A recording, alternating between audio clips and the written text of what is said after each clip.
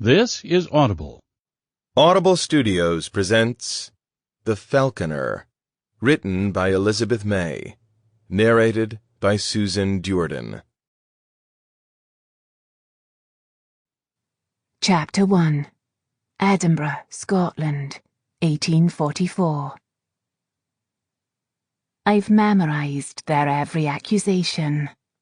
Murderess! She did it! She was crouched over her mother's body, covered in blood. Behind me, several ladies are gathered close, gowns touching, heads bent as they murmur. A common sight at every ball I've attended since coming out of mourning a fortnight ago. Their comments still sting, no matter how often I hear them. I heard her father caught her just after it happened. I jerk away from the punch dispenser. A panel opens on the gold cylindrical device's side. A metallic arm extends, takes my porcelain cup from under the spout, and returns it to the table. You can't believe her responsible, another lady says. She's standing far enough away that I only just catch her words above the other discussions in the crowded ballroom. My father said she must have witnessed what happened, but surely you don't think... Well, my brother was present at her debut last year, and he told me she was completely covered and elbow-deep in...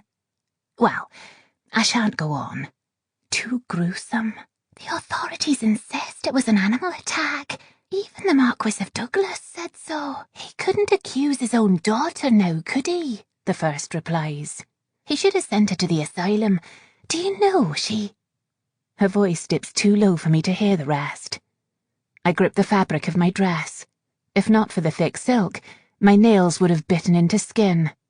It's all I can do to keep myself from pulling out the pistol hidden beneath my petticoats. You're fine, I tell myself. You're not angry. They're just a bunch of ninnies, not worth being upset over.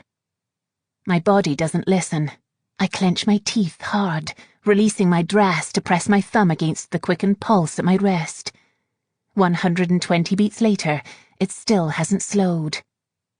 Well, a voice next to me says, are you going to take some punch, or glare at the contraption for the rest of the evening? My friend, Miss Catherine Stewart, regards me with a reassuring smile. As usual, she looks absolutely beautiful in her rose-pink silk gown. Her blonde curls, all perfectly in place, shine from the overhead lights as she leans in, plucks a fresh cup from the table, and passes it to me. My breathing is a bit ragged, audibly so. How utterly annoying that is. I hope she doesn't notice. Glaring at inanimate objects has become my new favourite pastime, I say. She scrutinises me slowly. Oh, I thought you might be listening to the chatter at the other end of the refreshment table. The gaggle of ladies gasp collectively. I wonder what transgression they have made up for me this time. Other than the obvious one, of course. No, best not to think about it. If I do, I might resort to threats of bodily injury. I might even pull out my pistol, and if I do that, I'll really be put in the asylum. I place the cup under the spout and shove the machine's button much harder than necessary. Steam spurts from the top and punch pours out, filling my cup almost to the brim. I remove the cup and sip. Dash it all, not even a hint of whiskey yet. Surely someone has snuck in a flask to save us all from the tedious chatter.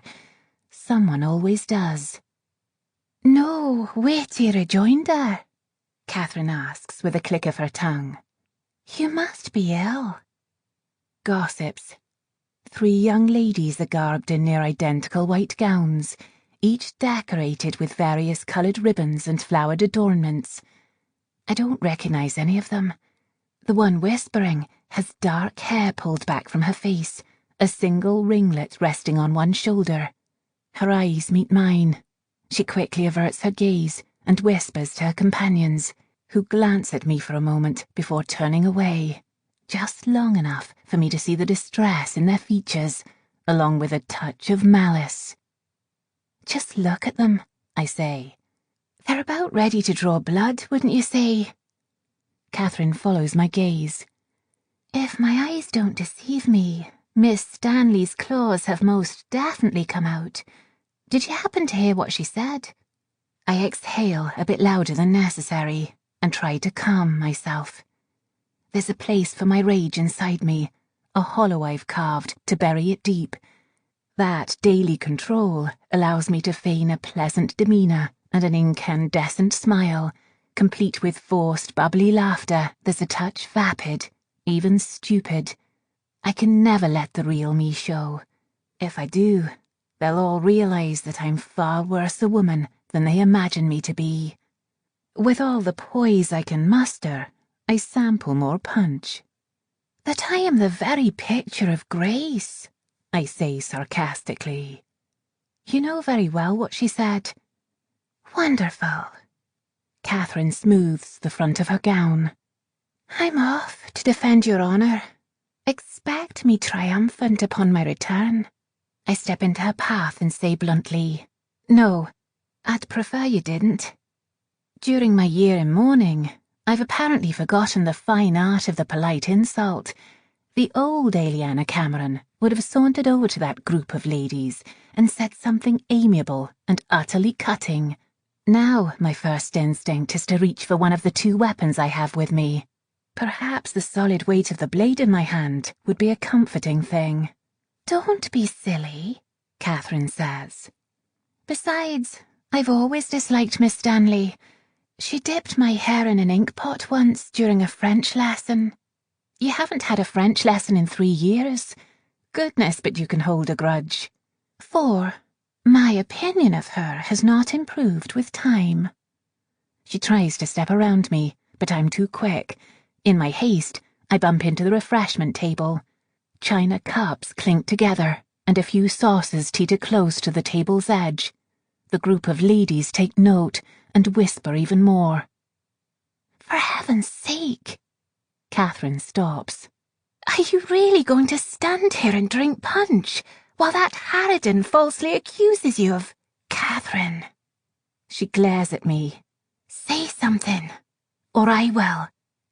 None of them, including Catherine, realises that the rumour isn't inaccurate, only understated. I've committed murder exactly 158 times in 12 months. My tally now grows almost every night. And what would you have me do the next time? I ask. Shall I confront everyone who says the same? She sniffs. It's ridiculous old gossip that's soon to become stale. People like Miss Stanley refuse to let the topic die because they've nothing else to discuss. No one actually believes the horrid rumour. I shift from the table then. The Hepburns' ballroom is crowded with groups of people milling about, enjoying refreshments before the next round of dances begins. A crystal chandelier hangs in the middle of the room, newly outfitted with electricity since the last time I was here. Floating lanterns drift about just below the ceiling, each glass casing decorated with its own distinct ornate design. Their inner mechanisms hum as they hover above the crowd. Shadows from the tinted glass play along the floral patterned wallpaper. As I study the groups of people in their fine dresses and tailored suits, more than one head swivels in my direction. Their gazes are heavy, judging. I wonder if those who were there for my debut will always see me as I was that night. The blood-soaked girl who couldn't speak or cry or scream. I brought misfortune into their tidy, ordered lives, and the mystery of my mother's death has never been solved. After all, what sort of animal slays as methodically as the one that killed her? What daughter sits next her mother's corpse and doesn't shed a single tear? I've never spoken a word to anyone about what happened that night. Never displayed any outward signs of grief, not even at my mother's funeral. I simply didn't respond the way a guiltless girl should have. Come now, I murmur. You've always been a terrible liar. Catherine scowls in the direction of Miss Stanley. They're just being hateful because they don't know you. She sounds so sure of me, certain that I'm innocent and good. Catherine did know me once, the way I used to be. Now, there is a sole individual alive who truly understands me, who has seen the destructive part of me that I conceal, because he is the one who helped create it. Even your mother suspects me of some involvement, and she's known me since I was a bairn. Catherine smirks at me. You do little to improve her opinion of you. What with you disappearing at every assembly she escorts us to. I have headaches, I say. A good lie the first time, but suspicious by the 7th. Perhaps try a different affliction next time. She sets down her empty cup. Immediately, the dispenser's arm picks it up and places it on the conveyor that returns dirty dishes to the kitchen. I'm not lying, I insist. The headache forming at my temples right now was caused by Miss Stanley. Catherine rolls her eyes. The orchestra at the back of the room strikes a few practice chords on their fiddles. The Strathspey is about to begin, and the dance card that hangs from my wrist is surprisingly full. Aristocrats are nothing if not hypocritical. They have invented a crime and condemned me for it, yet the business of our acquaintance continues uninterrupted.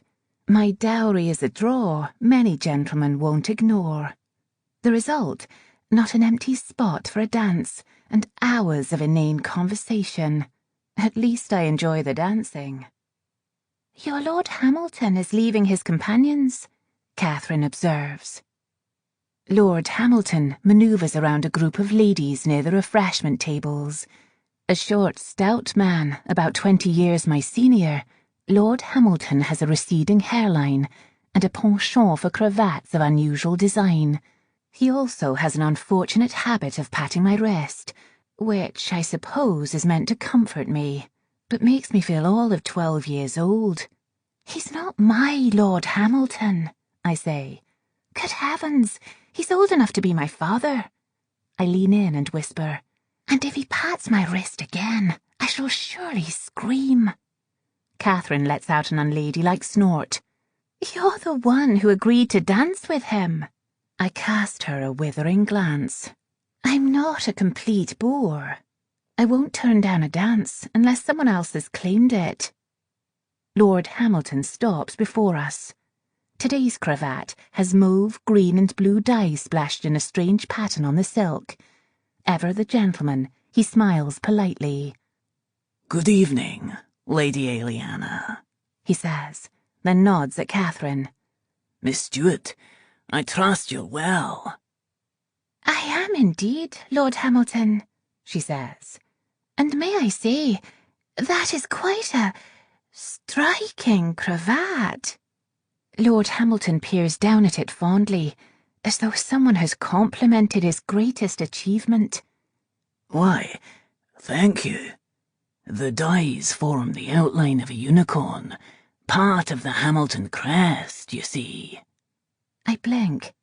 If anything, it resembles a sea creature of some kind. Catherine, however, simply nods. How wonderful. It suits you very well, I think. I remain silent. I'm so terribly out of practice with social niceties that I might actually tell him the mauve splashes look like tentacles.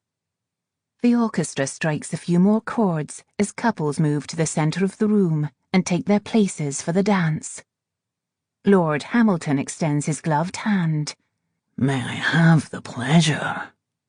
I place my fingers in his palm and, hell and blast, he pats my wrist. I distinctly hear Catherine's stifled giggle as she is led off by her own suitor. I glower at her over my shoulder as Lord Hamilton and I walk to the dance line. He deposits me at the end and stands across from me.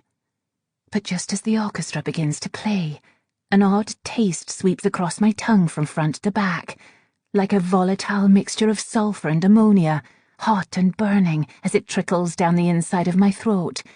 A vile swear almost escapes my lips.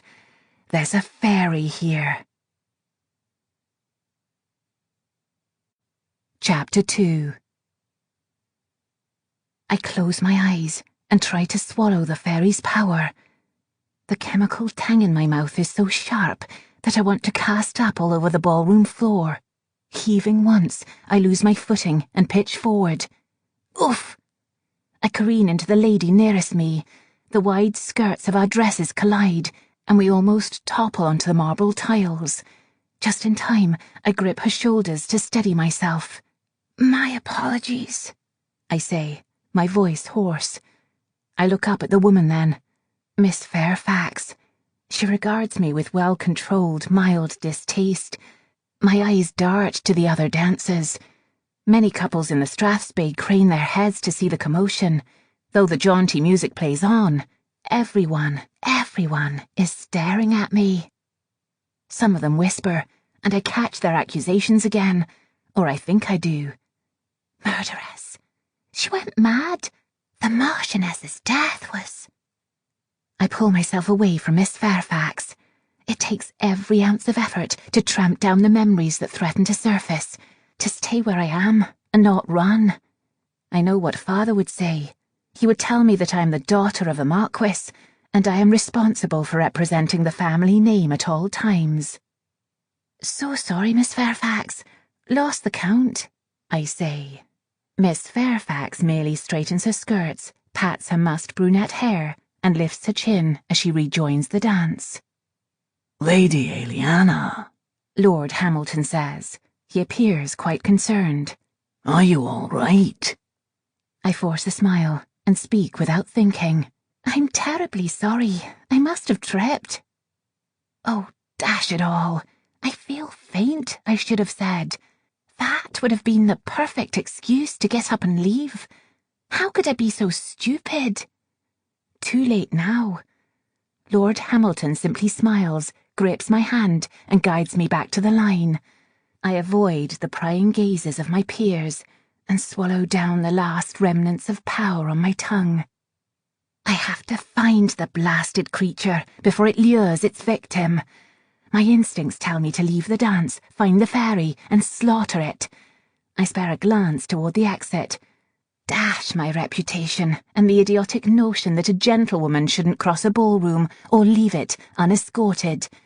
I feel the dark part inside of me stir and rise, desperate to do only 3 things: hunt, mutilate, kill. Oh, I want to, more than anything. The fairy is nearby, just outside the ballroom. I step out of the Strathspey and head toward the door. Lord Hamilton intercepts me and asks a question. I can't hear it over the pounding need, my murderous thoughts. Responsibility, I remind myself. Family, honour, damnation. I reply to Lord Hamilton's question with a simple, "Of course." He smiles again. I feel sorry for him, for all of them. They think I'm the only monster in their midst, but the real danger is the one they can't even see. Fairies can select their victims and compel them with a small push of mental influence, then feed from them and kill them. 5 minutes. That's all I need to find the creature and shoot a capsule into its flesh. Only a little time unobserved to... I grip Lord Hamilton's hand hard. I've been out of society so long, and the hunt has become second nature. I have to hush my barbaric thoughts, or I'll act too soon and lose myself. My etiquette lessons repeat in my mind. The daughter of a marquis does not charge out of a ballroom. The daughter of a marquis does not abandon her partner in the middle of a dance. The daughter of a marquis does not hunt fairies. "Don't you agree?" Lord Hamilton is asking, pulling me back into the dance. I shake myself. Of course. I actually manage to sound reassuring. Lord Hamilton pats my wrist, and I grit my teeth against a violent response as we circle another couple. The Strathspey seems to go on forever. Left foot hop, right foot back, left foot into second position, instep third position, right knee bent second position, over and over again. The music doesn't register anymore. It has become a background of screeching strings, and the dance is only halfway over. My hand brushes the side of my blue silk dress, right over the spot where my lightning pistol is hidden. I envision myself hunting in the corridors, taking aim. Calm, I tell myself. I study the fine details of the room again, the mosaic lanterns that continue to float over our heads. Above them are the clicking brass cogs and wiring along the edge of the ceiling, all of it connected to Newtown's electricity system. I focus on the clicks, on mentally reciting my lessons. Propriety, click. Grace, click. Smile, click. Kill, click. Helen blast. The fiddles screech on. Lord Hamilton says something else, and I manage to smile and give a non-committal nod. I try again. Politeness, click. Modesty, click. Civility. At last the music stops, and I turn to Lord Hamilton. He offers his arm without comment and leads me to the perimeter of the ballroom. I eye the door again. I say, Lord Hamilton murmurs. Where is Miss Stewart? I shouldn't leave you alone. Thank heavens Catherine is nowhere to be seen. She is one less person I have to excuse myself from. You're forgiven, I say in that charming voice I hate. If I might beg your pardon, I must take my leave to the ladies' parlour for a few minutes. I touch my temple lightly. A headache, I'm afraid. Lord Hamilton frowns. How dreadful. Do allow me to escort you. Once we reach the double doors that exit into the hallway, I stop and smile. There's no need for you to leave the ballroom, my lord. I can find the parlour on my own. Are you certain? I almost snap at him, but force myself to breathe deeply and regain some composure. My desire to hunt is pounding, unrelenting. If it consumes me, politeness won't deter me. I'll want nothing but blood and vengeance and release. I swallow. Indeed. Lord Hamilton doesn't appear to notice a change in my behaviour. He simply smiles, bows from the waist, and pats my wrist again. Thank you for the pleasure of your company. He turns to leave, and I step into the hallway, breathing a sigh of relief. At last. As I tiptoe down the corridor, away from the ballroom and the ladies' parlour, my mouth tingles when the fairy power returns. My body is growing more used to the taste after its initial violent response, and I recognise the particular breed it comes from. A revenant. I have only ever killed 4 revenants, and never on my own, so I haven't yet grown as accustomed to the potent taste of their power as I have to that of the other breeds of fae I kill more often. In my limited experience, they have 3 vulnerabilities: an opening along the thoracic cage just over the left pectoral, an abdominal cavity with a slight soft spot in otherwise impenetrable skin, and a rather subpar intelligence. Revenants make up for their weaknesses with solid muscle, which makes them difficult to kill. Then again, I do love a challenge. I reach into the small pocket sewn into the folds of my ball gown and pull out a thin, plaited strand of Shelligfleur. A rare, soft thistle, nearly extinct in Scotland. Shelligfleur gives me the ability to see fairies. The thistle was almost entirely destroyed by fairies thousands of years ago to prevent humans from learning the truth, that the plant is a fairy's only true weakness. Oh, they all have some spots on their bodies that can be punctured by an ordinary weapon, but it could still never severely injure one of them. Shelligfleur, though, is deadly enough to burn their fey skin and even inflict a mortal wound. I use it in the weapons I make to hunt them. I tie the Shelligfleur around my neck and start forward again. My muscles are ready, relaxed, honed from 12 months of grueling training with Kieran. My techniques have improved during the nights when I have slaughtered fairies without his help. Kieran claims I'm not ready to hunt on my own. I have proven him wrong a dozen times. Of course, he doesn't know I've been disobeying his direct order not to hunt alone. but I have a distinct tendency to disobey him whenever the opportunity arises. The taste of the fairy's power leaves another strong pulse against my tongue. It must be somewhere around the next corner. I stop abruptly. Brilliant, I mutter. The corridor leads to the bedrooms. If I'm caught inside, there would be no preventing the ensuing scandal. My reputation is intact only because the rumours about me haven't been proven. Being caught nosing around the Hepburns' private quarters would be a real issue my already questionable reputation can't afford. I shift on my feet. Perhaps if I'm very quick. Eliana! I whirl. Oh, hell. Catherine and her mother, the Viscountess of Castles, stand in the corridor behind me, by the double doors leading into the ballroom. As they approach, Catherine stares at me with surprise and confusion, and her mother, well, she regards me with blatant suspicion. Eliana, Catherine says again when they reach me. What are you doing over here? Both women share the same shining blonde hair and wide blue eyes, though Lady Castle's gaze is shrewd rather than innocent. She has the keenest ability to notice even the smallest infraction in propriety, nay, even the merest hint of disgrace. Dash it all. This is bad, being caught heading in the direction of the Hepburns' private wing. This isn't where a respectable woman would be. Or, at least, she wouldn't get caught here. That's the important bit. Catching my breath, I say hurriedly, breathing hard for emphasis. Lord Hamilton is very quick on his feet, you know. Catherine looks very amused. Oh?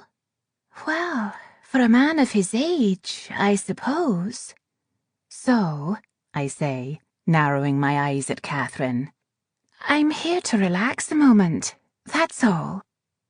My dear, Lady Castles says with heavy emphasis, you should relax in the ballroom, which is this way. She inclines her head toward the doors down the hall. The fairy power leaves a distracting pulse against my tongue.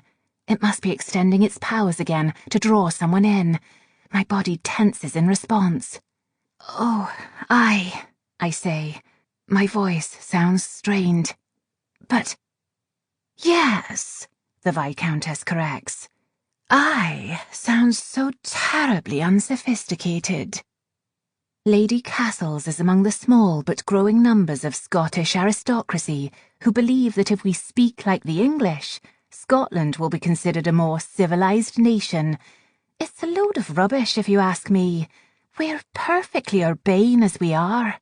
But I'd rather not debate the matter in a hallway while there's a bloodthirsty fairy on the loose. Aye, of course. Yes, I respond. Heavens, isn't there any way to gracefully extricate myself from this conversation? Mother, Catherine inserts herself between us. I'm certain Eliana has a reasonable explanation for loitering here. She turns to me. I thought you promised this dance to Lord Carrick. I have a headache, I say, trying to sound as innocent as possible. I was searching for the ladies' parlour to rest. Catherine raises an eyebrow. I return it with a glare. Well, do let me come with you, Catherine says. Ah, the ever-persistent headache, Lady Castles says. If you intend to nurse it in the ladies' parlour, you'll find that at the other end of the corridor. The Viscountess narrows her gaze at me. I have no illusions that if she had proof of my ill behaviour, Catherine would have been barred from spending time with me long ago. Lady Castles might be my escort to formal functions, but only because Catherine asked her to, since the Viscountess and my mother were friends. I can't imagine what on earth they had in common. Regardless, Lady Castles says, a lady ought never to leave a ballroom unescorted, as you well know, Eliana. Need I remind you that this is yet another breach in etiquette, being alone in an empty corridor? she sniffs. I fear your mother would be quite aggrieved were she still with us. Catherine sucks in a sharp breath. I clench my fists and gasp. Grief rises briefly inside me, quickly replaced by rage and the overwhelming desire for vengeance, for just one kill to bury the painful memory of my mother's death once more. Even my careful control has its limits. I must find that fairy before my need consumes me. Mother, Catherine says deliberately, if you could wait for me in the ballroom, I shall be there directly. When Lady Castles opens her mouth to protest, Catherine adds, I won't be long. Just let me see Eliana safely to the parlour. The Viscountess studies me briefly, lifts her chin a notch, and strides to the ballroom. Catherine sighs. She didn't mean that. She did. Eliana, whatever you're planning, be quick, or I may be unable to visit for 11 hours on Wednesday. Mother, I know. She thinks I'm a bad influence. She winces. Perhaps not the best. I smile. I appreciate you lying for me. I never lie. I merely embellish information if the situation calls for it. For example, I intend to tell Mother that this headache of yours is severe enough that you may miss a few dances. How very tactful of you. I pass Catherine my reticule. Would you hold on to this for me? Catherine stares at it. I do believe the ladies' parlour allows reticules. Aye, but carrying the reticule might make my headache worse. I press the purse into her palm. You know, someday I'm going to ask questions. You might even answer them. Someday, I agree, grateful for her trust. She flashes a smile and says, Very well, go off on your mysterious adventure, but at least think of our luncheon. Your cook is the only one who knows how to make proper shortbread. Is that really the only reason you visit? The blasted shortbread? The company is also quite agreeable, when she isn't having headaches. She departs with an unladylike wink and saunters through the double doors into the ballroom. Freed at last, I advance down the corridor again. My skirt rustles, its deep flounces fluffed by 3 stiff petticoats. Since I began training a year ago, I've become keenly aware of how limiting a lady's wardrobe is. The adornments are all beautiful and absolutely useless in battle. As I round the corner, the fairy power returns in force. I let the burning tang wash over my tongue. I thrive on the anticipation. This is one of my favourite parts of the hunt, second only to the kill itself. I imagine myself shooting it again, feeling the calm release at its death. Then, all at once, the taste tears out of my throat so fast, I bend over and gag. Damnation, I whisper. The abrasive absence of its power means the revenant has found its victim and is drawing in human energy. With another muttered oath, I gather my bulky skirts and petticoats, slip the stole off my shoulders to tie around my waist, propriety be damned, and bolt up the stairs. I glance about in dismay when I reach the top. So many doors. Now that the power has gone, I have no way to tell which room the fairy is in. I walk quickly down the hallway. The corridor is quiet. Too quiet. I'm painfully aware of every swish the fabric of my dress makes, every floorboard creak beneath my satin slippers. I press my ear to the nearest door. Nothing. I open it to be certain, but the room is empty. I try another door. Still nothing. As I palm the next handle, I hear a low gasp, the kind of breath someone takes with only scant moments of life remaining. I consider my options carefully. I have but a single chance to save the Revenant's victim. If I charge in, the fairy might kill the person before I shoot. Quietly pushing my petticoats aside, I draw the lightning pistol from my thigh holster. I grip the handle of the weapon as I nudge the door open to peek inside. Next to the 4-poster bed, in the corner of the room, the Revenant's behemoth form is bent over its victim.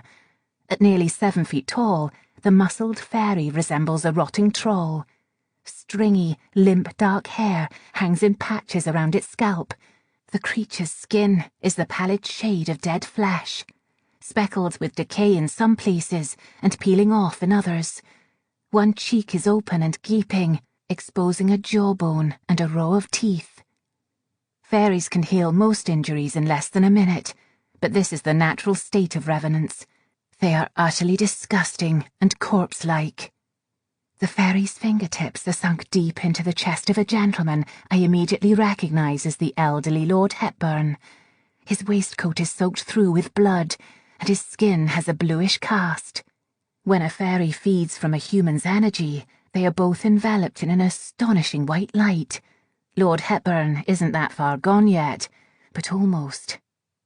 I hold my breath and ease up the lightning pistol until the sight is level with the revenant's pectoral, just over its thoracic opening. My grip tightens, my thumb tracing the ornate carvings on the handle of the pistol in a soft caress. Move, I think to the revenant, just a bit, so I don't injure my gracious host. The fairy doesn't move, and I don't have a clean shot. Time to intervene. I lower the pistol and step into the room, shutting the door behind me with a loud click. The revenant's head snaps up. It bears 2 rows of long, pointed teeth and gives a low, rumbling growl that makes the fine hairs on my arms stand straight up. I smile sweetly. Hello there. I detect some small movement from Lord Hepburn, and I relax slightly. Still alive, thank goodness. The revenant's black gaze tracks me as I move to stand near the velvet settee, but it stays where it is, still greedily drinking the poor man's energy. I need to force its attention to me again. Drop him, you ghastly thing. The beast hisses and I step forward. I said drop him. Now. My grip on the pistol tightens as the creature releases Lord Hepburn and rises to its full height. Now that the fairy has stopped feeding, the ammonia and sulphuric flavour is back, scorching. The creature towers over me, muscled and dripping with some repulsive clear substance I would rather not inspect closely. I'm filled with a familiar rush of excitement as the fairy snarls again. My heart pumps faster, my blood rushes, and my cheeks burn. Aye, that's it, I whisper. Take me instead. The fairy leaps forward. Chapter 3. I aim the pistol, but the fairy is much faster than I expect, a blur of movement. It knocks the weapon from my hand before I can shoot and slams me into the wall. Wallpaper tears. A vase on the shelf next to us falls. Over the sound of shattering glass, I hear the pistol skid along the floor somewhere. Helen blast. The creature opens its mouth. Its saliva drips onto my silk bodice. The rancid stench of decay with a hint of bare earth invades my nostrils. I can't help but gag. Snarling, the fairy pins me against the wall. My legs dangle. Claws scrape my middle and fabric shreds. I struggle. I have to free myself before the revenant can take my energy, but I'm caught between the wall and its massive chest. The fairy's muscles bulge as it tries to keep me still, slicing through my dress and undergarments into my skin, leaving small cuts that burn as though they've been cauterized. Then it sinks its claws into me. The fairy breathes in and rips energy from me. Pain blossoms within my chest and fans outward like needle pricks. Thousands upon thousands of tiny agonizing jabs all over my body. Falconer. The revenant growls, and those dripping teeth widen into a hideous grin. Falconer. The word is guttural. I only just understand it. Blood scorches under my skin. The pain is almost unbearable. The fairy's eyes are shut, its body growing ever more still as my strength leaves me. Stop struggling, I tell myself sternly. Focus. I let myself slacken in the fairy's arms. It drags me closer until my forehead rests against its slick neck. I pretend to give myself over, to appear close to death, as I desperately slither an arm from between us, a fraction at a time. It falls to my side, a dead weight. My body has become rock where it should be bones and flesh. In that moment, my blood goes from hot to the most numbing kind of cold. My teeth chatter. In shock, I realize my breath is visible, as though the temperature in the room has dropped. I clench my numb hands into fists. If I'm going to die, I'll die fighting. Never at the mercy of any fairy. Not like my mother. Strength resurging, I let out a fierce scream and slam a fist into the revenant's soft spot, its abdomen. The creature howls and staggers. I drop to the floor and crawl to put some distance between us. I try to stand, but stars dot my vision. My dress, the blasted, impractical, smothering dress, catches under my toe, and I stumble. I look up just as the fairy recovers. It launches itself at me again, and I manage to roll between its body. My temples are pounding, but I ignore the headache. I shove my petticoats aside to grip the handle of my ski-and-do, snug in its sheath along my other thigh, just as the fairy rears back on its haunches, then jumps. I spin low to the ground and have but a moment to aim for its soft spot again. I won't have another chance to surprise it. I sink my blade into the front of its massive torso. The fairy screeches and flails, knocking over what must have been an exceedingly expensive mahogany chair. The ski-and-do will only distract the revenant for seconds before its wound heals. Where in the blazes is that lightning pistol? My eyes dart around the room in search of it, ranging across carpet and furniture, and there! I spot the steel glint of my pistol underneath the dresser. Beside me, the fairy rises and gropes for the knife thrust into its stomach. I dive for the pistol, grabbing it as I roll onto my back to take aim. The pistol's generator hums as conductor spines rise along the top of the barrel. At the pistol's mouth, bluntly pointed core rods open like flower petals. The fairy yanks the blade out of its flesh with a yelp. It drops the ski-and-do to the floor and pulls back its lips, baring sharp teeth. A low, reverberating snarl escapes its throat, and it rushes me again. I aim for its pectoral and pull the trigger. The capsule of Scheligfleur in the pistol releases first, a split second before a strong bolt of electricity is pushed through the core rod. Both hit the creature square in its muscular, oozing chest. The revenant claws at the wound. A Fern-like Lichtenberg figure forms rapidly at the point of entry. I watch it bloom as the Scheligfleur is released into the creature's body. The massive fairy crumples to the floor at my feet, gasping. Breathing hard, I wait for the moment I treasure most, for the fairy to take its last breath. When it does, its power slides into me, smooth and hot and soft like silk across skin. I shiver as the ammonia and sulfur taste in my mouth ebbs, leaving the heat of power around me. I feel strong and untouchable and capable. An exquisite glow of joy fills me up and extinguishes my anger. For this instant, I am whole again. I am not broken or empty. The shadow self inside me that compels me to kill is silent. I am unburdened. I am complete. All too soon, the power fades, and so does the relief. And as always, I'm left with a familiar ache of rage.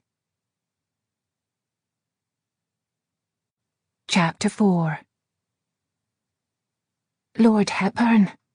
I pat his cheek once. Wake up. His injuries are worrisome. A younger person might survive them, but Lord Hepburn is 72.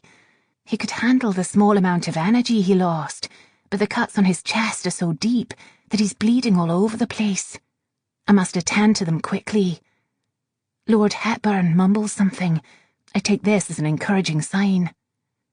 My lord, I say deliberately, trying to keep my voice down. Do you have a stitch kit? He groans. Confound it, I mutter. Wake up. His eyes flutter open. Miss Gordon. His eyes are glazed with pain as he squints at me. Oh dear, Gordon is his wife's maiden name. Some fairies have mental abilities that can make people see things, deceive them into believing whatever the fairy wants. It wouldn't surprise me if the Revenant made Lord Hepburn think he was sometime years in the past, meeting his future wife here. I say gently, it's Miss Gordon, and I would like to know if you have a stitcher kit. At my bedside. His voice is barely audible. Thank heavens, many wealthier families don't bother to keep one. They call a doctor to bring it for them. I rush to the table beside the bed. Next to the lamp is a small octagonal gold box. I kneel by Lord Hepburn again and place the box flat against his chest, just over his injuries. He gropes for my wrist and winces. I couldn't see. You're a tacker, I finish for him softly. I know. Now, this might hurt a bit. I twist the brass key at the base of the box and sit back. Panels at the top of the box slide apart, and stitchers deploy from the small opening. The wee mechanical spiders crawl atop his chest, spinning fine threads of human tendon through his injuries. I watch as his flesh is stitched back together again in perfectly straight sutures. It's not entirely painless. Lord Hepburn gasps and his thin body shudders, his hand clutching mine. Almost done, I reassure him. I don't know why I say it. It's not as if he'll recall me being here. He smiles slightly. Thank you. Moments later, he faints. I think of how I enjoyed the sensation of the Revenant's death instead of immediately aiding Lord Hepburn. How I tracked it, more concerned with vengeance than anything else. Some hero I am. I don't deserve his gratitude. The stitchers complete their task and return to the metal box. Once they are safely back inside, I remove the contraption from Lord Hepburn's chest and check his pulse. It's steady under my fingertips, another encouraging sign. I lift his torso and pull him onto the bed. I doubt he will remember much when he wakes. If he does, I hope he has the sense not to speak of an invisible assailant. I study myself in the mirror next to the clock and assess the damage. Heavens, I'm a walking fashion nightmare. Springy copper curls have loosened from my once stylish chignon, and the bodice of my dress and my corset are shredded, my skin visible underneath and daubed with blood. The Revenant sliced me deep enough that I'll have to stitch myself too. I glance at the clock on the far wall and swear silently. The assembly is almost over, and there's no time to stay and tend to my injuries. I'm sure everyone has noticed my absence by now. The best I can do is correct my hair and clothing, and perhaps cut one of the thick ribbons from the bottom of my dress to tie over the torn bodice before I return to the ballroom. With a sigh, I step over the dead fairy toward the door. No one will notice if I leave it here. Fairies decay to nothing in about an hour. Even if someone discovers the slumbering Lord Hepburn before then, it's not as if the fairy's corpse would be visible. I nod at my sleeping host. Apologies, my lord. I would tidy up, but I have other matters to attend to. When I return to the ballroom, the last waltz has begun. Catherine stands alone by the long case clock near the fireplace, her hair shining in the light from the lamp floating directly over her head. She shifts on her feet, watching the door, as though she'd rather be somewhere else. I find my way to the refreshment table. The levels in the punch dispensers indicate they're all empty. Humming the tune for the waltz, I settle next to Catherine, gathering my stole to hide any blood that might have seeped through the ribbon tied clumsily around my bodice. The headache's gone, I say. Catherine looks visibly relieved as she passes me my reticule. Thank goodness you're here. People have been asking after you, and Mother has been pestering me about leaving. I didn't know how much longer I could hold everyone off. You gem. I appreciate your efforts to keep my reputation intact. I nod toward the couples. Why aren't you dancing? You know my mother thinks the waltz is indecent. I watch the couples dancing. They spin around the room, bodies pressed together, close, intimate, the way dances should be. Your mother would find the sight of a chair leg indecent, I tell her. Catherine sputters a laugh, a satisfyingly indelicate sound. Eliana! What? I do believe the waltz has been acceptable for many years now. Oh, do tell her that, Catherine says dryly. I should dearly love to hear my mother lecture someone else about it. Where is the esteemed lady, anyway? I scan the room, using the opportunity to approach the remaining gentlemen on your behalf. I'm afraid my introductions have already been made. Catherine nods to a place over my shoulder. She's, glaring at you. I turn. Lady Castles is surrounded by her friends, the other matrons of Edinburgh whose daughters are yet to wed. They have no doubt been discussing their plans to ensnare the poor, foolish men of Edinburgh, but the Viscountess doesn't appear to be listening. Heavens, she could scare off a revenant with that scowl. I survey my crooked bow. Perhaps I look worse than I thought. Lady Castles is probably wondering yet again why she let Catherine badger her into becoming responsible for me at formal events. With a sweet smile, I wiggle my fingers at the Viscountess. Lady Castles couldn't look more appalled if I spat on her. I take it she's angry with me then. I grin at Catherine. You missed 5 dances. Of course she's angry with you. I hope your headache was worth it. It was, I say. Catherine studies my hair, my face, then the awkward state of my dress. Forgive me for being so blunt, but you look ghastly. Unconcerned, I wave a hand between us. Hair arrangement is not a great talent of mine, nor, apparently, is tying bows over my dress to hide my injuries. That's a horrible thing to say, I tell her. What if I'd just escaped a perilous situation? Catherine examines me from head to toe again. Barely, I assume. Your confidence in me is inspiring. I glance around. No one is paying us any attention. Some groups have begun to filter out through the doors, finished for the night. See?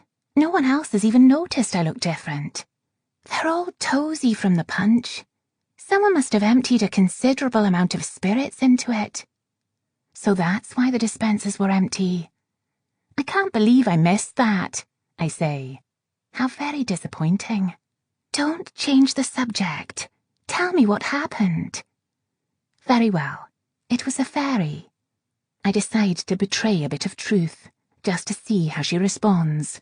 An especially nasty one, like the one you used to be afraid lived under your bed. Fine, Catherine says dryly. Keep your secrets. But I demand extra shortbread at luncheon in recompense for abandoning me half the night. Done. After a few long goodbyes among Lady Castles and her friends, she, Catherine and I take the air coach for the hour-long journey home from the Hepburns' estate in the countryside. Catherine attempts polite chatter, but eventually even her manners fail. Lady Castles stares austerely out the window the entire time. The only noises are the whisper of the engine and the flapping of the coach's wings as we slice through thick clouds. The coach is still silent when we land in Charlotte Square. As Lady Castles' coachman helps me onto the street, the Viscountess inclines her head toward me in silent dismissal. Clearly, she has not forgiven me. I nod back and, petty creature that I am, smile only at Catherine. Good night, Catherine. I'll see you at luncheon, Catherine says. Sleep well. Lady Castles huffs and pulls the window shut.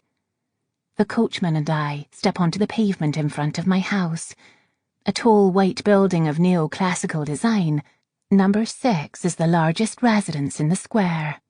9 windows grace its front facade, something my father is particularly proud of, despite how blasted expensive the window tax is in this country, with stone columns between the 6 upper ones. It's dark inside, except for the sliver of light between the curtains of the antechamber. A cold breeze picks up and ruffles my hair. I shiver and tighten the stole around my shoulders as the coachman escorts me up the steps and deposits me at the door. The door is always unlocked, so I have no need to ring for a servant. Thank you, I tell him. You can leave me here. The coach's engine starts with a shrill whistle and a chug as the wings along the side of the machine flap thrice. With a groan, it lifts off the cobblestone street. Warm steam blows toward me as the vehicle slowly ascends, disappearing into the thick rain clouds. Chapter 5. Boisterous laughter erupts from the basement as I step into the antechamber. The kitchen staff must be relaxing after their duties. All the other quarters are empty, since my father is rarely at home. A wee lantern on the far wall is lit, casting dark shadows around the hall. I flip the switch to turn it off and climb the staircase to my room, past the portraits of my ancestors. The painting of our family used to hang at the top, until my father put it in one of the other rooms after my mother died. The hook that held it is still there, stark against the light wallpaper. In my room at last, I pull the lever by the door to turn on the lighting mechanism. Gears along the ceiling click and purr. Hanging lights attached to the overhead beams flicker, then brighten. My room resembles the interior of a ship. The walls are panelled in teak, with small bulb lights between the wood panels. The helm from a Scottish schooner is mounted on the far wall, framed by mats of the Outer Hebrides and strung sea glass my mother and I gathered from beaches on our various holidays. The room has been built to my precise specifications. My mother used to sit for hours sketching the plans with me. This had been another of our projects, just one among many. It wasn't until after she died that I hired the crew to have it built, and even contributed a few hidden aspects of my own. As usual, it's a mess. My current attempts at engineering weapons to kill fairies are littered on the mahogany work table in the centre of the room. The rest of my arsenal is hidden in a locked trunk next to the red velvet settee. Wearily, I move to sit and pull off my slippers when there is a knock at the door. Aye? The door opens and my maid peeks inside. May I come in, Lady Eliana? Of course. Donna closes the door behind her. My father hired her 3 weeks ago to dress and help prepare me for social events. No older than 15, Donna is a shy lass with light blonde hair secured in a tight chignon tucked under her linen cap. A fair bit shorter than me, she frequently has to stand on her toes to comfortably reach the topmost buttons of my dresses. I stand, and Donna slips behind me and immediately sets to work unbuttoning my dress. If she weren't here, I would be tempted to rip the intolerable thing off and toss it across the room. Did you say something, my lady? God, did I speak aloud without realising? I rub my eyes. I'm just tired. Did you have a splendid time at the assembly? She asks. Oh, aye. Killed a fairy, my 5th this week. I clear my throat. Quite. Donna unbuttons more, then pauses. Begging your pardon, my lady, but was this ribbon here before? I don't remember. I added it, I reply quickly. If you could undo my corset, I can remove the rest myself. In my exhaustion, I had completely forgotten about the ribbons. Even the most discreet lady's maid might panic at the sight of my shredded bodice and injuries.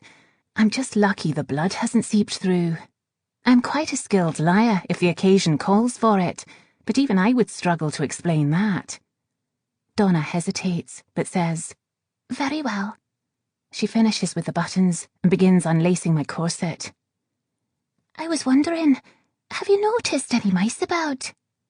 No. Do we have an infestation? Not precisely. Donna leans forward to whisper. I've heard scratching, milady, from your dressing room. Really? I reply dryly. If only that were mice. And I thought I heard singing, she mutters, low enough that she might have been speaking to herself. Singing? I go entirely still, and cold crawls up my spine. It's nothing, she says quickly. I'm sure I imagined it. I swallow hard. All the same, I'll have McNabb inspect my dressing room tomorrow. I'm tempted to give her a handful of notes, enough to last until she finds a new position, and tell her to get the hell out of my house and never come back to Edinburgh. Nay, Scotland. Donna finishes unlacing my corset. Just watch for the fairies, she says with laughter in her voice. My old mother used to tell me they sometimes reside in closets and dressing rooms. I heard stories of fairies myself when I was wee. No bairn in Scotland is raised without them, or without a healthy measure of superstition, but they have always been presented as nightmarish tales, certainly never as fact. Catherine's brother used to tease us with stories, tell us to sleep with one eye open, lest the fairies nab us from our beds. Eventually, I stopped believing in such nonsense, until I learned that all the stories are true.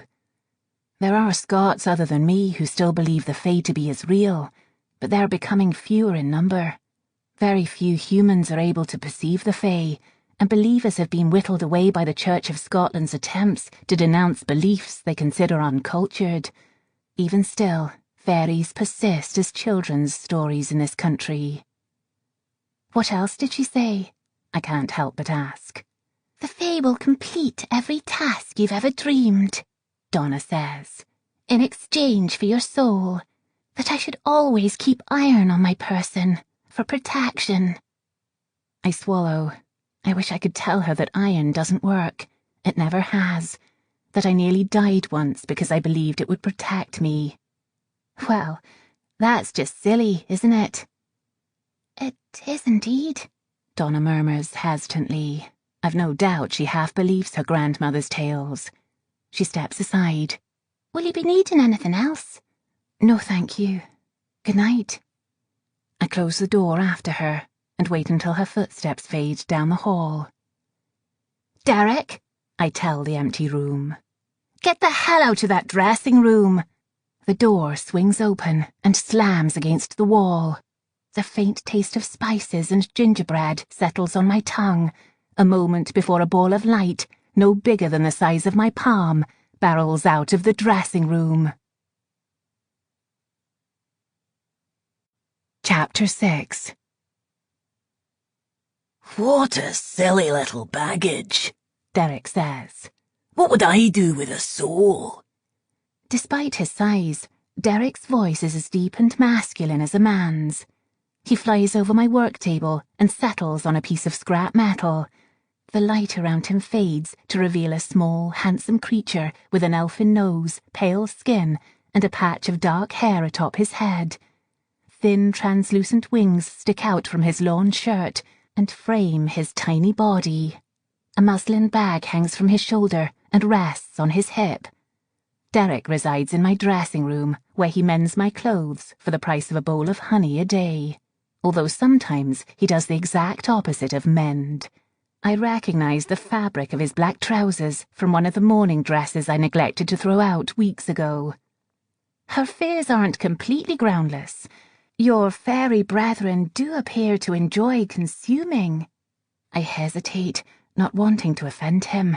He's small, but he can make quite a mess if he feels insulted. Ugh, that's disgusting. Human souls taste like porridge, you know. So much for offending him. Lesser Fae like Derek don't actively hunt humans. They could take energy if they wanted, but it would never be enough to kill or even seriously injure a person. If they were as powerful as the others, I wouldn't have let Derek live when I discovered him in the back garden a few nights after my mother died. I incline my head toward the door. Would you care to explain that? Wood panelling, he says. Very solid. Smells nice. You know what I'm saying. Donna can hear you. He simply blinks at me, clearly not at all troubled by it. I groan. I thought only men had the sight. You told me that. Derek shrugs. She doesn't have it. She's just a wee bit perceptive is all. I gathered that. No need to get huffy, he says. He brightens, and the halo around him glimmers gold. She can only sense me on occasion. Most other times, she's as ignorant of my presence as the rest of your kind are. I don't care. How long have you known? He picks up a loose cog from the table and examines it. A sennight? 7 days! And you didn't think to tell me. Derek doesn't look the least bit concerned, as though I've asked him why he didn't bother to tell me about the fabric he uses to make his trousers. I consider the worst possible situations. What if a fairy ever follows me home? What if it realises my maid can occasionally sense the fae? Sensitive humans and seers have more energy to take than a normal human. That lass is a walking target, and she doesn't even know it. I didn't think it was important, he murmurs, since I surely won't harm her. He slips the cog into his bag. Put that back, thief, I say. But... And all the others. Derek reluctantly pulls the part from his bag and tosses it onto the table. And another. And another. You won't release Donna, will you? Of course I will, I say. Good heavens, that poor girl should leave the country. I don't think they have fairies in the West Indies, do they? Derek eyes me as if to say, you bloody wish they don't. She cleans my home the best, he whines, drawing from his bag a gold button that looks like it came from my father's wardrobe. She uses this rose-scented substance when she cleans.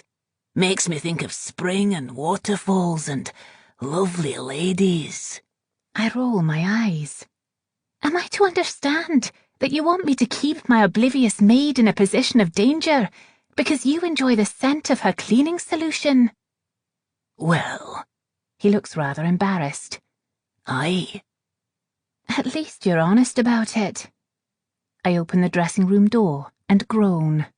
It's a mess of frills and silk, skirts and petticoats strewn everywhere. And no wonder you want to keep her here. Someone has to tidy this. Derek's wings buzz as he flies to my shoulder and perches there.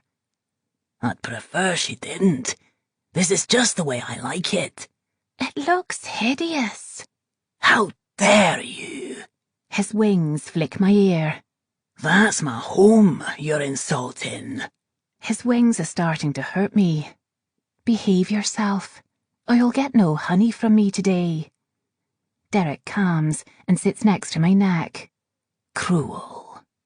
If he wanted, Derek could steal from anywhere. But it's my ready stock of honey and constant need of stitched clothing that keep him happiest. The small fae are menders, compulsively so. They've been known to steal worn clothing just to use their fingers. Derek says it keeps his sword hand quick.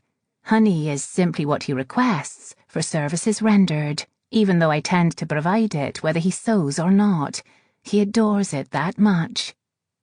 I'm perfectly wonderful to live with, and you know it, I say. Now, if you don't mind, I'm going to borrow your home to undress. Derek rises from my shoulder and flies back to the table. I assume he'll steal more parts while I'm distracted. I shut the dressing room door behind me and press the button for the light. Hardly any dresses remain on the shelves. The scent of roses clings to the air. I grudgingly admit that Derek is right. It does smell rather heavenly. Deftly, I untie the bow around my chest. Blood sticks to the fabric, and I wince as I step out of the many layers of petticoats and undergarments that have constrained me all evening. The thigh holsters securing my pistol and ski-and-do go next. My inspection reveals 5 superficial cuts and 4 deep others, running across the freckled skin just below my bosom. The deeper ones will require stitching. I brush my fingers along the healed welts elsewhere across my ribs. No one knows that underneath my beautiful dresses I hide a body that is scarred and cut and bruised. Old injuries are scattered across my thighs, my stomach, my back. They're my badges, my secret tokens of survival and victory, and vengeance. I can name the fairies that inflicted every scar, and I remember how I killed each one of them. With a sigh, I pop open the lid of my trunk and pull out my stitcher kit. I lie amid my scattered dresses and twist the key at the bottom of the box. The tiny mechanical spiders crawl across my chest and abdomen, mending my torn flesh. I close my eyes. I listen to their bodies move, the whisper of wee mechanical pieces interworking as tiny legs creep across my skin. They puncture me over and over, cauterizing and threading gossamer tendon through my sensitive flesh. Finally, I feel them finish and crawl back into the box. The dressing room is silent when I open my eyes and place the kit back in the trunk. My midsection is smeared with blood around 4 stitched wounds that will become new badges. I reach for fabric to wipe the blood away and draw an old, tattered tartan from beneath the dresses. Then I can't breathe. My eyes are wet and my chest aches. I shove the tartan inside the trunk and shut it with a loud thump, gasping for breath. Derek must have dug out the tartan from the back of the dressing room. I wish I could burn it, even if it is the last memento I have of my mother. I managed to salvage it before my father ordered her most personal belongings removed from the house. He said he couldn't look at them anymore, as though their presence gave him some hope that she'd return. I understood. Even this last reminder of my mother's life just makes her absence all the more glaring. So the tartan stays hidden, where I won't be tempted to hug it, or sleep with it, or wear it, in a poor attempt to pretend she's still alive. The pretending would only make reality all the more painful. I snatch a small handkerchief off the floor and dip it into the bowl of water Derek leaves out for me next to my rows of slippers. He always anticipates that I'll come home with an injury that requires cleaning. He's always right. I gently mop the blood from my skin and change into my nightdress. When I step out of the dressing room, Derek is sitting cross-legged on my work table, sifting through metal pieces, no doubt choosing which to steal next. "Get away from there," I say, flipping the switch for the fireplace. A spark under the coals sends flames bursting upward. I toss the bloodied fabric into the fire. Derek flies to perch on the back of the pink muckle chair near the settee. "But they're just sitting there, all shiny and unused." "How about another project to keep your fingers busy?" I hold up my ravaged ball gown. "See? It's completely destroyed, just the way you like." Light explodes around him. "What the hell happened?" Derek bursts out. "Revenant," I say. I toss him the dress, and Derek catches it easily by the sleeve. I know pixies are stronger than they look, but his effortless strength still surprises me. "You're welcome to work on it." I've finally learned never to say thank you when he mends my dresses. Fairies take heavy offence to gratitude. Derek drops the dress onto the settee and inspects the damage. "Almost had you, didn't he murmurs. Almost. I press my fingers against my new badges. They all tell stories, each distinct and significant. One of them, the longest scar, the one that spans the length of my spine, is the first I ever earned. It tells the tale of a girl who had just lost her mother and nearly died when she went out into the world armed with iron. A girl who was later remade into a killer. I sit in my work chair and pick up an old watch fob lying among the metal scraps. "I shot it, of course," I murmur. "Well done," Derek says. He holds up my dress to inspect it, and his wings flutter once. "Did you take its head?" He sounds hopeful. Small fairies truly loathe the larger fae for being so pathetic as to live off the energy of less powerful creatures. They consider it a weakness. "Of course not. What on earth am I going to do with a revenant's head?" He brightens more, skin glowing golden. "Take it as a trophy, put it on a stake, and display it in the back garden where everyone can appreciate it." "Derek, that's disgusting." I'm amused despite myself. "Do you think so?" He removes the needle and thread from his bag. "When I was young, we showed off our trophies, danced around them, and gorged ourselves on fruits." I don't know how to respond to that. Derek merely grins and begins to sew my dress. Ah, happy memories. I shake my head, and as I lean to pluck the turnscrew off the table, he adds, I have news. I go still, my breath catching in my throat. News. When Derek has something to share, it's always to do with the fairy who killed my mother, her latest murders. He has a network of tiny fairies, brownies and will-o'-the-wisps and bookaline, to name a few, who chatter, always willing to share information in exchange for honey. Lately, her kills have become more frequent, once every few days.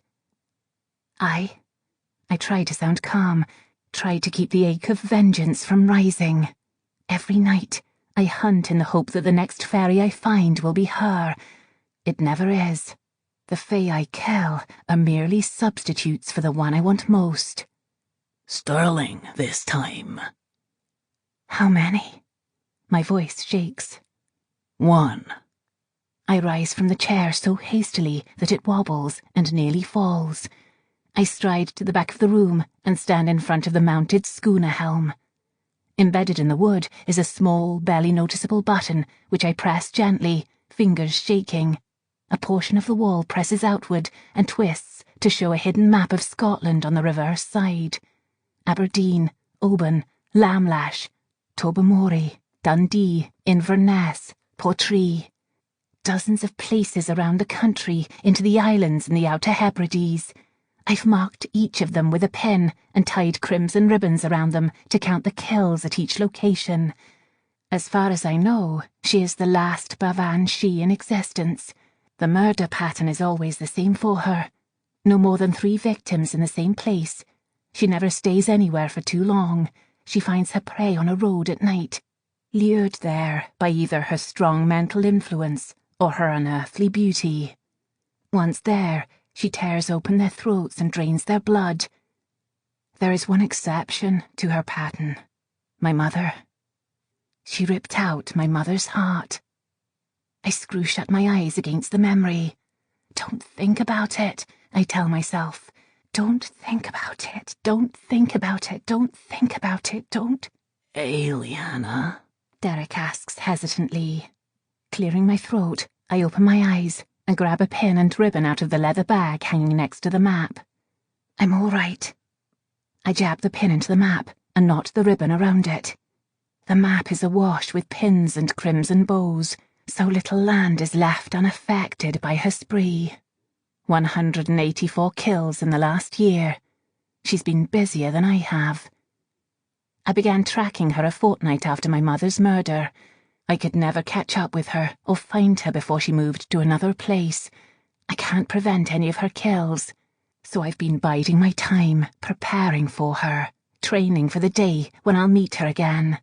She's been toiling away in the Highlands for the last fortnight, moving closer and closer to the city. It's only a matter of time now, and I have become very patient. Derek lands on my shoulder, wings gently brushing my cheek. They tell me she's on her way here. She is indeed. I smile and press the button to hide the map from view. I sit at my work table again and unscrew the fob's back casing. Once it's removed, I carefully lift out the middle section with its tiny wheels and wires still intact. Frowning, I study the 3 separate sections of the fob, how each part works and how they fit together. I slowly dismantle the mechanism, memorizing the position of each component as I remove it. Some parts are so wee that I have to wear my brass magnifying spectacles to see them better. Nearly every night, I find a new project. When my mother was alive, she used to help me build little contraptions for the house. Lanterns that turn on and off with a snap of my fingers, a self-delivering tea service, a floating metal hand to grasp the books on the highest shelf in the drawing room. I destroyed all of them when she died. I stopped making frivolous things. Now my scraps are turned into weapons, all from my own designs. Whenever one is destroyed, I build another. I never know in advance what I'll create. Sometimes I sit down with little more than a notion and build through the night to turn it into something real. Anything to keep me from sleep for as long as possible. This time it's in preparation for the Bavan-Shi. I reach inside a drawer and take out my journal. When inspiration strikes, I sketch until my fingers are black with charcoal, and soon I've designed the fob's parts and the additions necessary to turn it into a weapon. I do some calculations and write the quantities for sulphur, charcoal, saltpeter, and Schelligfleur on the corner of the sheet. Derek looks up from his mending. What weapon are you making this time? I smile. Oh, you'll see. It's going to be magnificent. When the Bavanshi returns, I'll be ready for her. I'll make her regret all 184 of her kills. Chapter 7.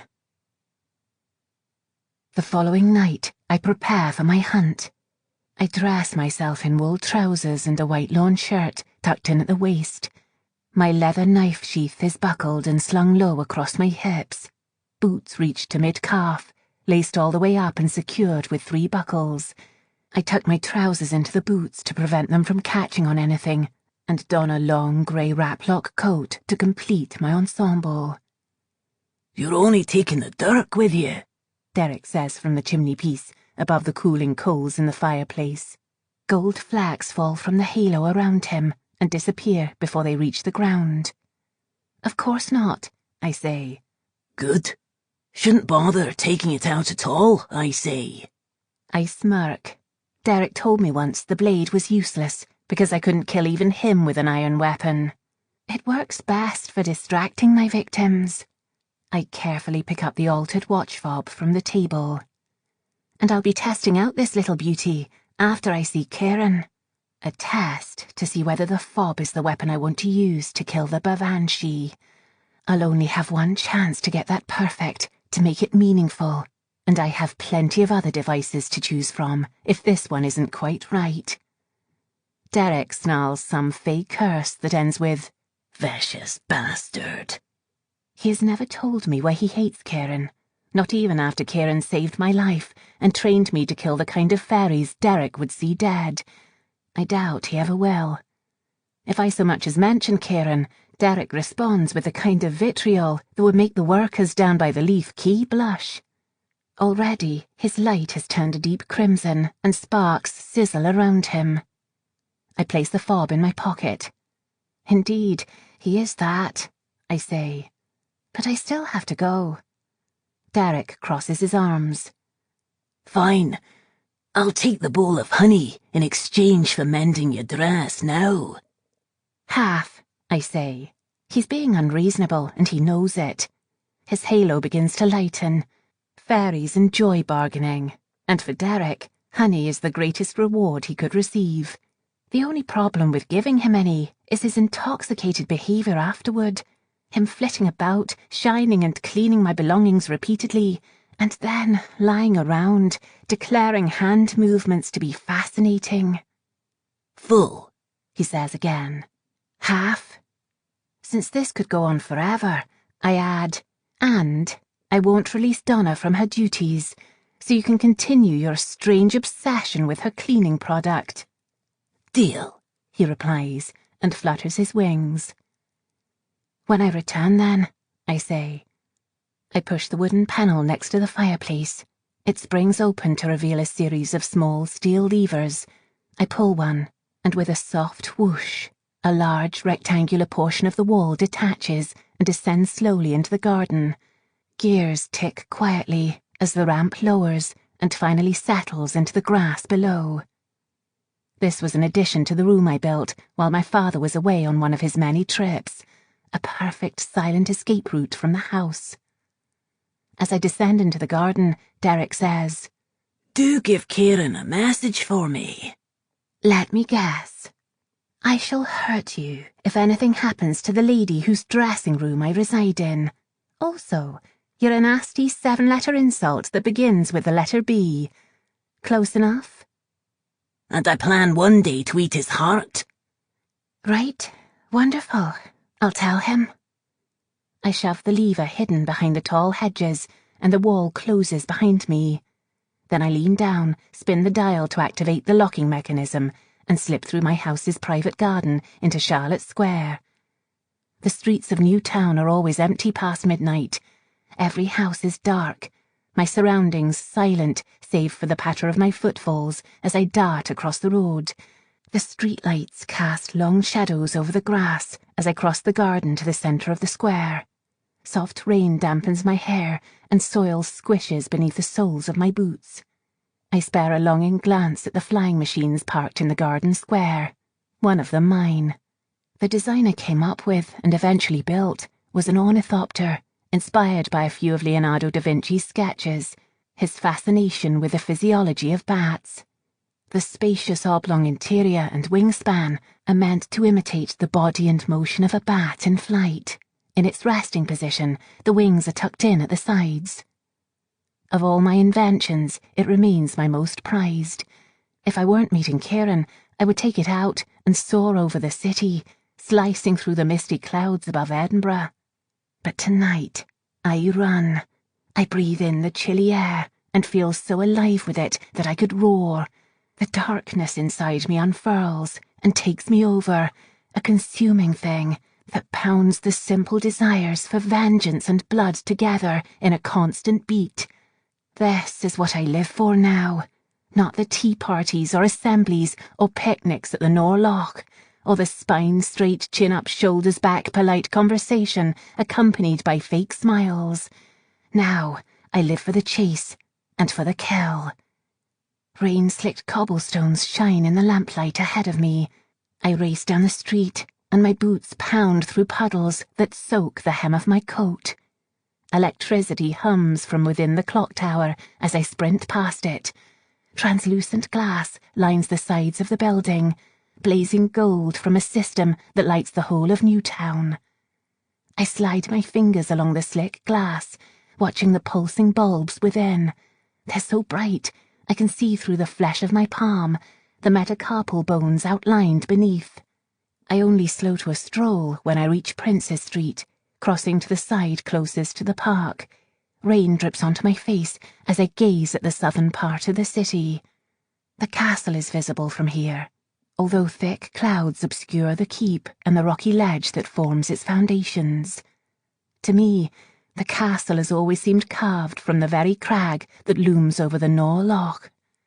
Though the loch has been drained and turned into gardens, I've only ever heard it referred to by its former name. Now, flowers, grass and trees separate the old town from the new. In the dark, the green space looks vast, empty, so far below street level that the lights miss it entirely. Beyond the park, the old town is scantily lit. Thick clouds surround the tall, cramped buildings clinging to the rocky crag. Flickering light spills from scattered open windows, from crude candles made of livestock fat. It's all those in Old Town can afford to illuminate their homes. They don't have electricity there. Gaslights line the main streets, their glow dimmed by a thickening dewy mist that wafts over the ground. Fairies frequent Old Town more than any other place in Edinburgh. There are so many hidden and cramped closes between the buildings into which they can lure their victims. When the bodies are finally discovered, the authorities think nothing of it. Many people here die of illness. Fairy killings are almost always attributed to a plague, spread easily through Old Town's dirty, crowded quarters. Authorities ignore the residents' talk of vengeful spirits and fairies and curses, believing them to be backwards and superstitious. I know better. I cross Northbridge, which connects Newtown to Old Town.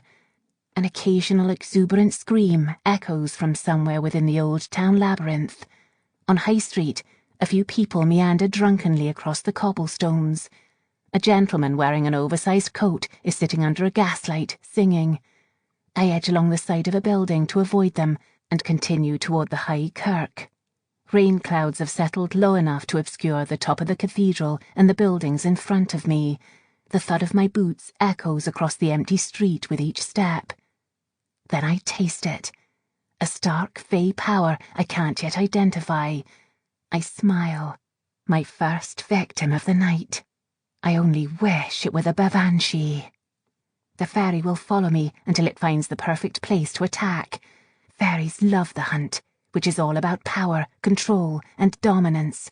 Everything builds to that moment when they realize I'm not the prey after all.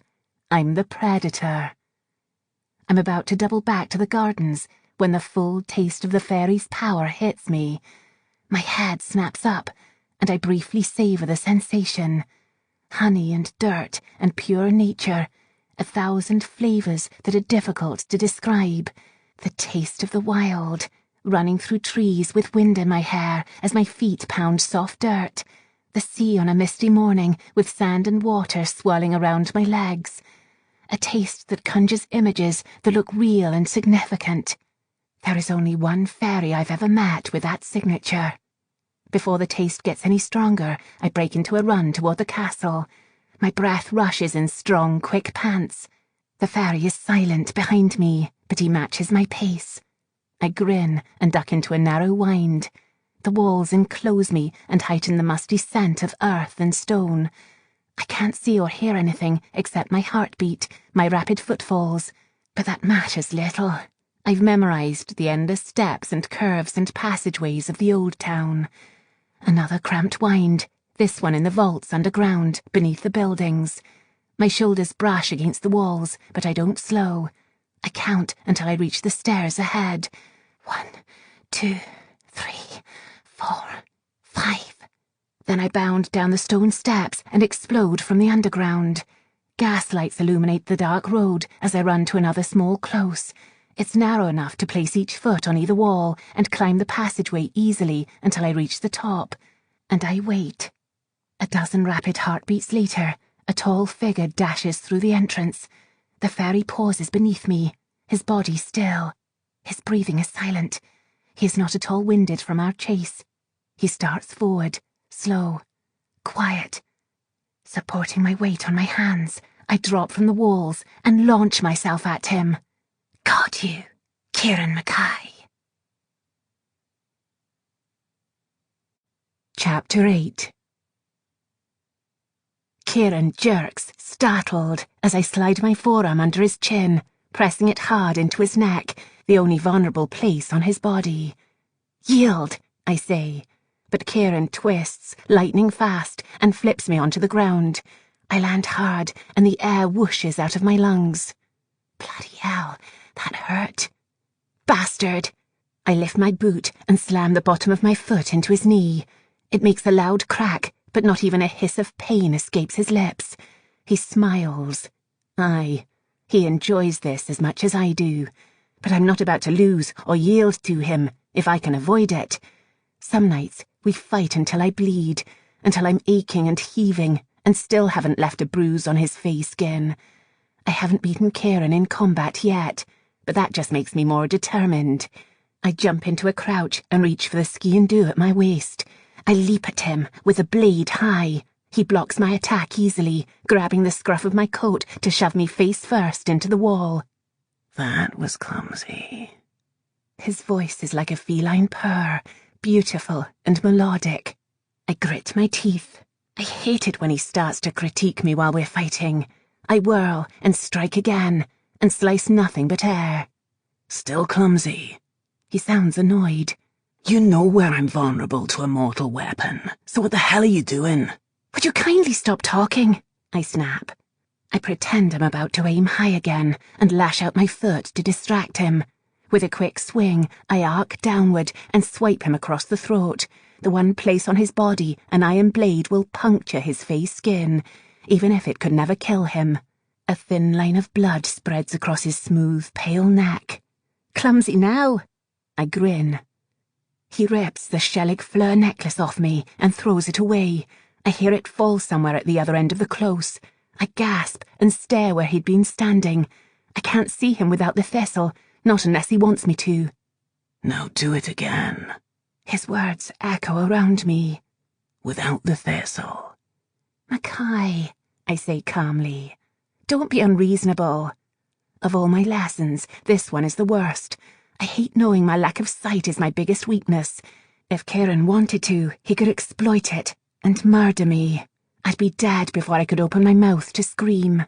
I don't give a damn about being reasonable, Kieran whispers. His breath is soft on my neck. There for an instant, and gone. I shove my hand out and find only air. Cut me again, he says. if you can. Mackay! His invisible hands grab me and slam me into the wall. My grip on the ski-endure loosens and it clatters to the ground. Warm blood trickles from my mouth. I clench my jaw against the pain. I won't give in to it. That's a lesson of his I've actually come to appreciate. I retrieve my knife, then spin to confront the empty close. The still lingering taste of his power indicates his nearness, but I can't tell where. How can I win a fight with Kieran if I can't see him? Silence. Kieran moves with sly agility, skillful and quick. He makes hunting an art. Not even his breathing betrays him. Experimentally, I strike with the blade and hit nothing. What do you feel? He's behind me. I whirl, blade raised, but he grabs my arm and shoves me again. When I swipe at where he was, he's already gone. Annoyed? Wrong answer, he says in that disembodied echo. Tell me what you feel, Cam. The shortened version of my surname is supposed to be practical, a quick single-syllable thing to call me when we're in the throes of a fight, a name he has come to always use. Now it rolls off his tongue in a single breath, almost a whisper, a dare. I search for some sign of his location, but find nothing. I could be alone with only the rain pattering on the rooftops for company. Tell me. How can I tell him I feel little else but rage? That it allows me to live day to day and hunt nightly for the fairy I want to kill most. Without it, I'm a void, a bottomless crevasse, empty. Kieran and I have little connection beyond our names. We battle, bleed and hunt together almost every night. He teaches me how to slaughter in the most effective, brutal ways possible.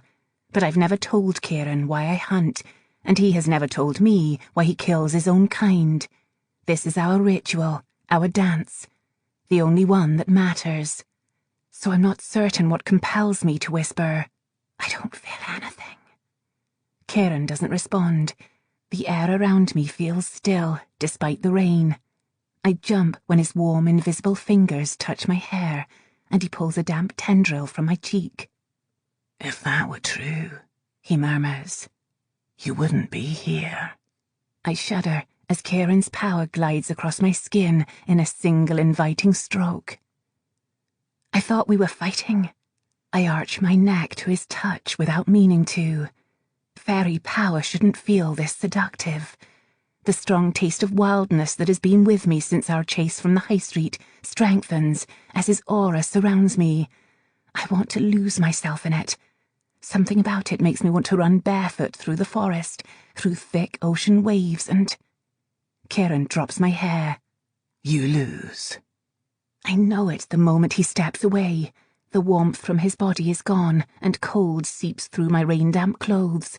Suddenly, his tall, lithe frame appears in front of me. You cheated. His lips curve into a smile that promises so many things I'd rather not contemplate. Are you really going to try that argument? You used your powers. I swear that I was nearly face-struck, an awful thing that happens to humans when they're in the presence of one of the Dina She. They become bewitched, lulled by power, and compliant enough to do anything a fairy wants. I'd rather die than have that happen to me. Even so, I didn't manipulate you, Cam. You yielded.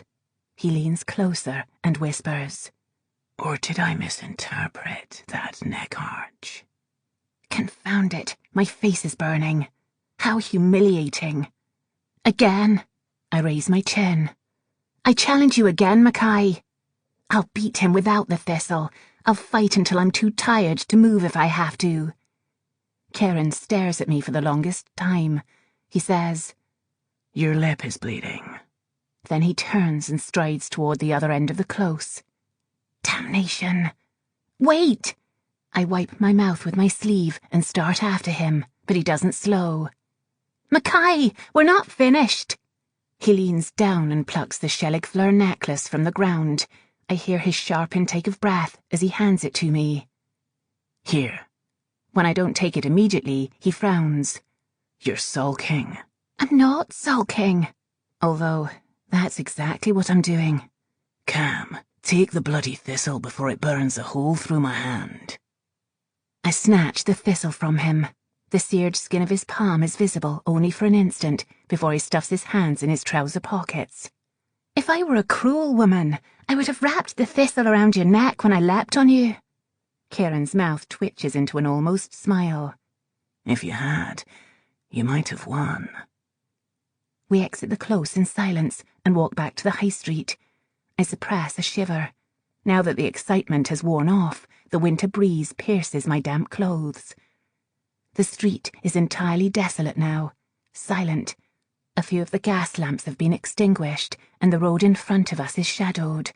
A baleful howl of wind gusts through the cathedral as we slip down the stairs to the cowgate. I don't like it when you do that, I say quietly. What? Take away the Shelligfleur. He doesn't spare me a glance. I know. Especially when I come close to winning. On the contrary, he says smoothly. That's exactly when you need it taken. I clench my jaw. I hate that without the necklace, I'm just as vulnerable as Lord Hepburn. Kieran proved that back in the alley. You certainly enjoy reminding me that I can't see without it, don't you? Enjoyment has little to do with it.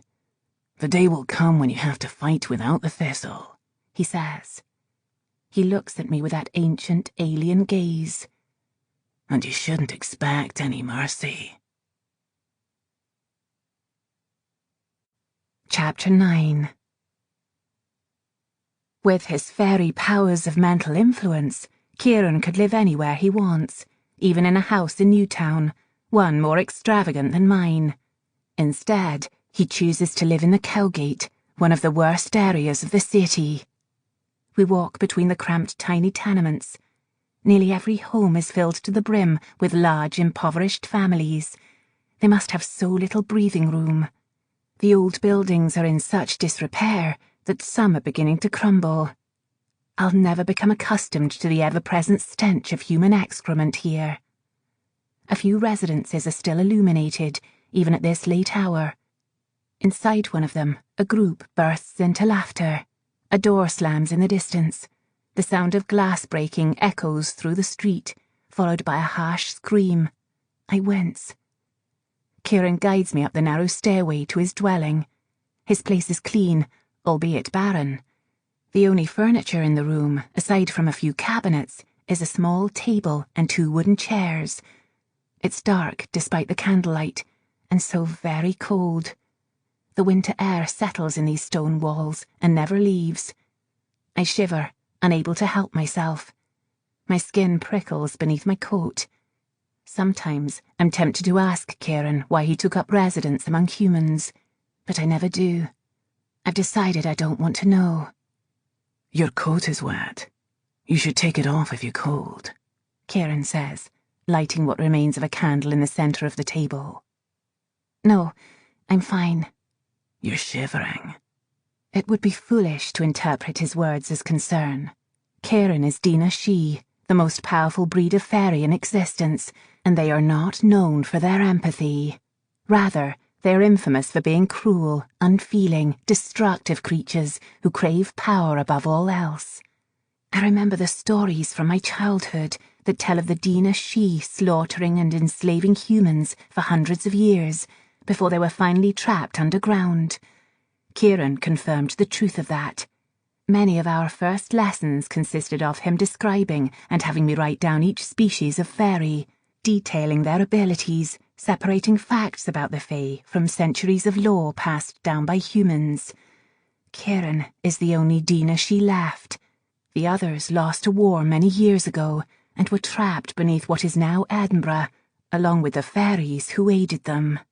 The breeds who fought in the battle were the strongest of the Fae, all ruled by the Dina Shee. The fairies I kill every night possess little power in comparison. They are the solitary Fae, unwilling to join the battle that entrapped the rest, so they've remained above ground, breeding and living on, free to feed on humans. I'm fine, I say again. Just let me have a fresh bundle of Shelligfleur, and we'll go. His shoulders tense when he reaches into a small cabinet, and I try not to stare at him. In such a dark, enclosed space, it's difficult not to. Kieran's skin glows softly in the candlelight, smooth and pale. His inky black hair sweeps forward to rest on his high cheekbones. His eyes are the colour of spring lavender, except not at all gentle. They are shrewd, fierce and unearthly. Fey or not, Kieran Mackay is damnably beautiful. I rather loathe that quality in him. He tosses me a wrap-lock bundle tied with twine. This is your third bunch in a fortnight. Blast! Of course he's noticed. It's useless once it dries, I say. And you've refused to give me a plant to cultivate, you cad. Chelicfleur stays fresh for only about 13 days in the winter time. Longer if I keep my supply outside. Past that, it's no longer effective. Another lesson I learned the hard way. That's how I received my third scar. I've tried to grow Chelicfleur myself, but all of my attempts were unsuccessful. I've even tried preserving and pressing it between airtight pieces of glass, but that doesn't work either. So now I'm dependent upon Kieran to supply it, and I'm still not certain where he finds it. He won't tell me. I'm not a fool, he says. Don't treat me like one. I shall endeavour not to. His expression hardens. You don't need as much as you use. Are you giving it to someone? I don't even dignify that question with a response. I might have broken his rule about not hunting on my own, but this is one rule I've kept. No one should have to see fairies or what they do to their victims. The sight is a burden, and I pity anyone who has the natural ability. Cam, he says with exaggerated patience. All you need to know, I say, is that it's for my protection. I open the wool bundle. Nestled in the centre are small stalks of thistle tipped with vivid blue flowers. The common thistle natural to Scotland is spiny, with sharp leaves and woolly hairs. This is different. It looks the same as other thistles, so untouchable, aggressive. But Chelicfleur is silken. The hair along the stem is soft as down. And if it hadn't been so soft and strong and lovely, maybe my mother would have used something different to plait into my hair when I debuted last year. I still don't know where she managed to find some. I wore white, and the thistle was the only colour on me that night. Just a pretty little adornment then. If my mother had chosen lavender, roses or heather, I would never have seen my first fairy. The first fairy. The Bavanshee's voice rises up from my memories, cheerful and musical as a spring bird at first, then edged with sharp notes of malice. Crimson suits you best. I suck in a breath and shove the wool bundle into my pocket. That memory is always there, always lingering, triggered by the slightest thing. I can't get rid of it, no matter how hard I try. Kenno Hairiku? Kieran asks. He pulls his chair to settle across from me. You know I can't understand you. What's wrong? I smile slightly. Sometimes he almost manages to sound like he means it when he asks me that. Do you care? Kieran shrugs. The closest he comes to betraying emotion is when he stabs something. He reclines in his chair and crosses his long legs in front of him. I try not to admire how magnificent he looks, how uncanny. I avert my gaze and focus on the shadows cast on the far wall by the flickering candlelight. How inhuman, I remind myself. I don't really, he replies. But you looked like you were about to cry. I don't cry, Mackay. I'm such a mess today. First that blasted moment when I almost gave in to his temptation during our fight, and now this. Where is a good ditch to crawl into when I need one? If you say so, he says, uncrossing his legs. A bit of advice, Cam. Until you can admit your weaknesses, you'll never beat me without that damn thistle. I glare at him. Shall we hunt, or would you prefer to waste time haranguing me? My words trigger something violent in that usually cold, detached gaze.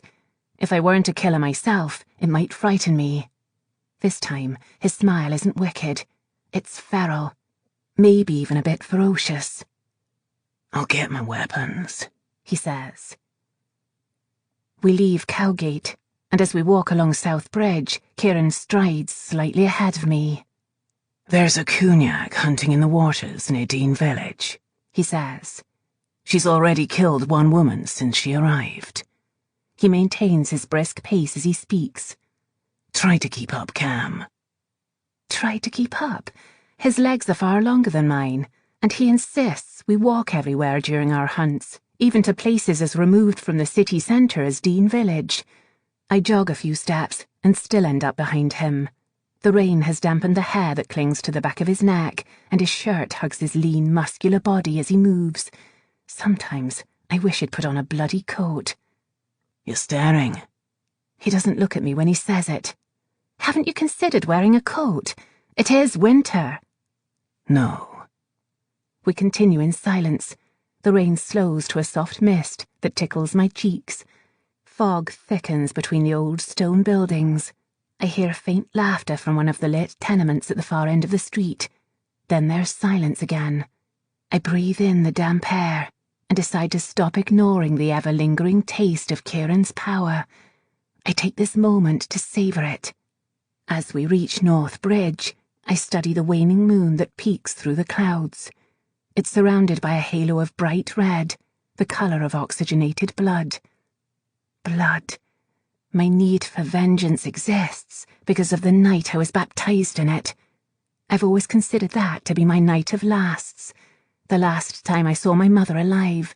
The last time I was a girl who had never seen violence. Now the darkness inside me wants little else than to kill again. I can't help but wonder if this is all I have left. The nightly hunt, all for that singular moment of intoxicating, all-consuming joy at the end. In my weakest moments after a kill, I want desperately to feel the way I used to. Happiness that came effortlessly. And, sometimes, hope. I break from a brisk journey to Dean Village to approach the bridge's balustrade. Do you ever think about your future, Mackay? Kieran looks surprised by the question. He stops next to me, leaning his back against a stone column. No, he says softly. I don't. Never? I'm immortal. He turns and rests his elbows on the balustrade. You consider the future, because one day you'll die. He looks up at the moon, a pensive, almost sad expression on his face. I don't have that uncertainty.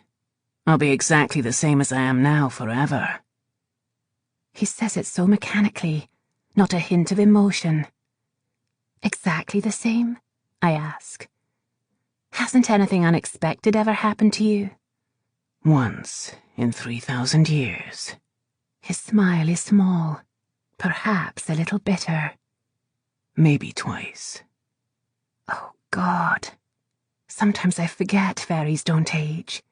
They simply exist, like trees or rocks. They can be killed, but if left alone, they remain unchanged. Perhaps this is why Kieran is the way he is. Thousands of years have scrubbed him clean, jaded him beyond measure. Kieran glances at me. Well, tell me about your future. I used to have plans for my life, but they don't fit anymore. That isn't what I want now. I used to daydream about the wedding and husband I would one day have. I remember describing the most elaborate ceremonies to my mother while she helped me tinker with my inventions, hands soiled with grease, fingernails torn. My fantasies were full of ivory silks and pink rosebuds, and a man who would love me unconditionally. Now, I no longer see a marriage or a husband or children in my future. There's no love. I see the same onyx expanse that my painful memories are stuffed into, dark and empty. Perhaps they never fit you. His eyes meet mine then. We all have to find out who we are, Cam, one way or another. There's such a clear hint of understanding there that for an instant I wish he would say some words to comfort me. useless though they might be. I almost tell him something else about me, something personal, just to see if he'll do the same. The unexpected taste of witch hazel and iron spread swiftly through my mouth. So sudden, I'm left gasping. Cam. Something moves behind Kieran, the stark glint of metal in the moonlight. I shove him out of the way, and a heavy warhammer swings right at me. Chapter 10. I bend my knees and duck. The hammer sweeps over my head so fast that the metal whistles. My assailant snarls, a low reverberating sound. I look up, and for the first time ever facing a fairy, I go cold with dread. The massive creature towers above me, lean and sinewy, with thick, muscular arms and hands big enough to crush me with a single blow. Leathery skin stretches over the sharply angled features of its face. Covering its cheeks, eyes, and the upper part of its nose is a dirty demi-mask made from a human's facial bones. Through the hollowed-out eye cavities, it watches me with a dark, ferocious glare. Something else attracts my attention, the thick, wet substance that glistens across the fairy's forehead. Blood. But that's impossible. I glance quickly at Kieran. He's standing in the middle of the bridge and doesn't look at all surprised. "It's the Red Cap," I say. "You told me they were—" The Red Cap charges me. It swings that hammer as if it weighs nothing, so fast that I barely have time to react. I spin my body and roll to the ground. The hammer smashes into the cobbles beside my head and stone splinters. I push to my feet, ski and do already in hand, my pulse racing. I'm not trained to fight a Red Cap.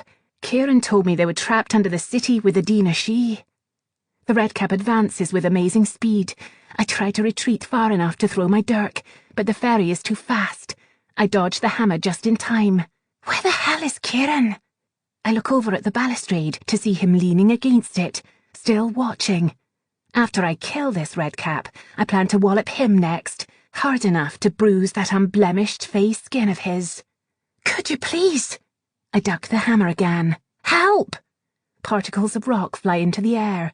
Kieran remains standing there, his arms crossed. "You look to me to save you. That is a mistake." "Damn you, Kieran Mackay!" I'm filled with rage. Save me. I never asked to be saved. I don't need it. I don't need Kieran. All I need is this anger that takes me over until I burn with it. I run at the Red Cap, my feet sprinting hard across the broken cobblestone road. The Red Cap charges too.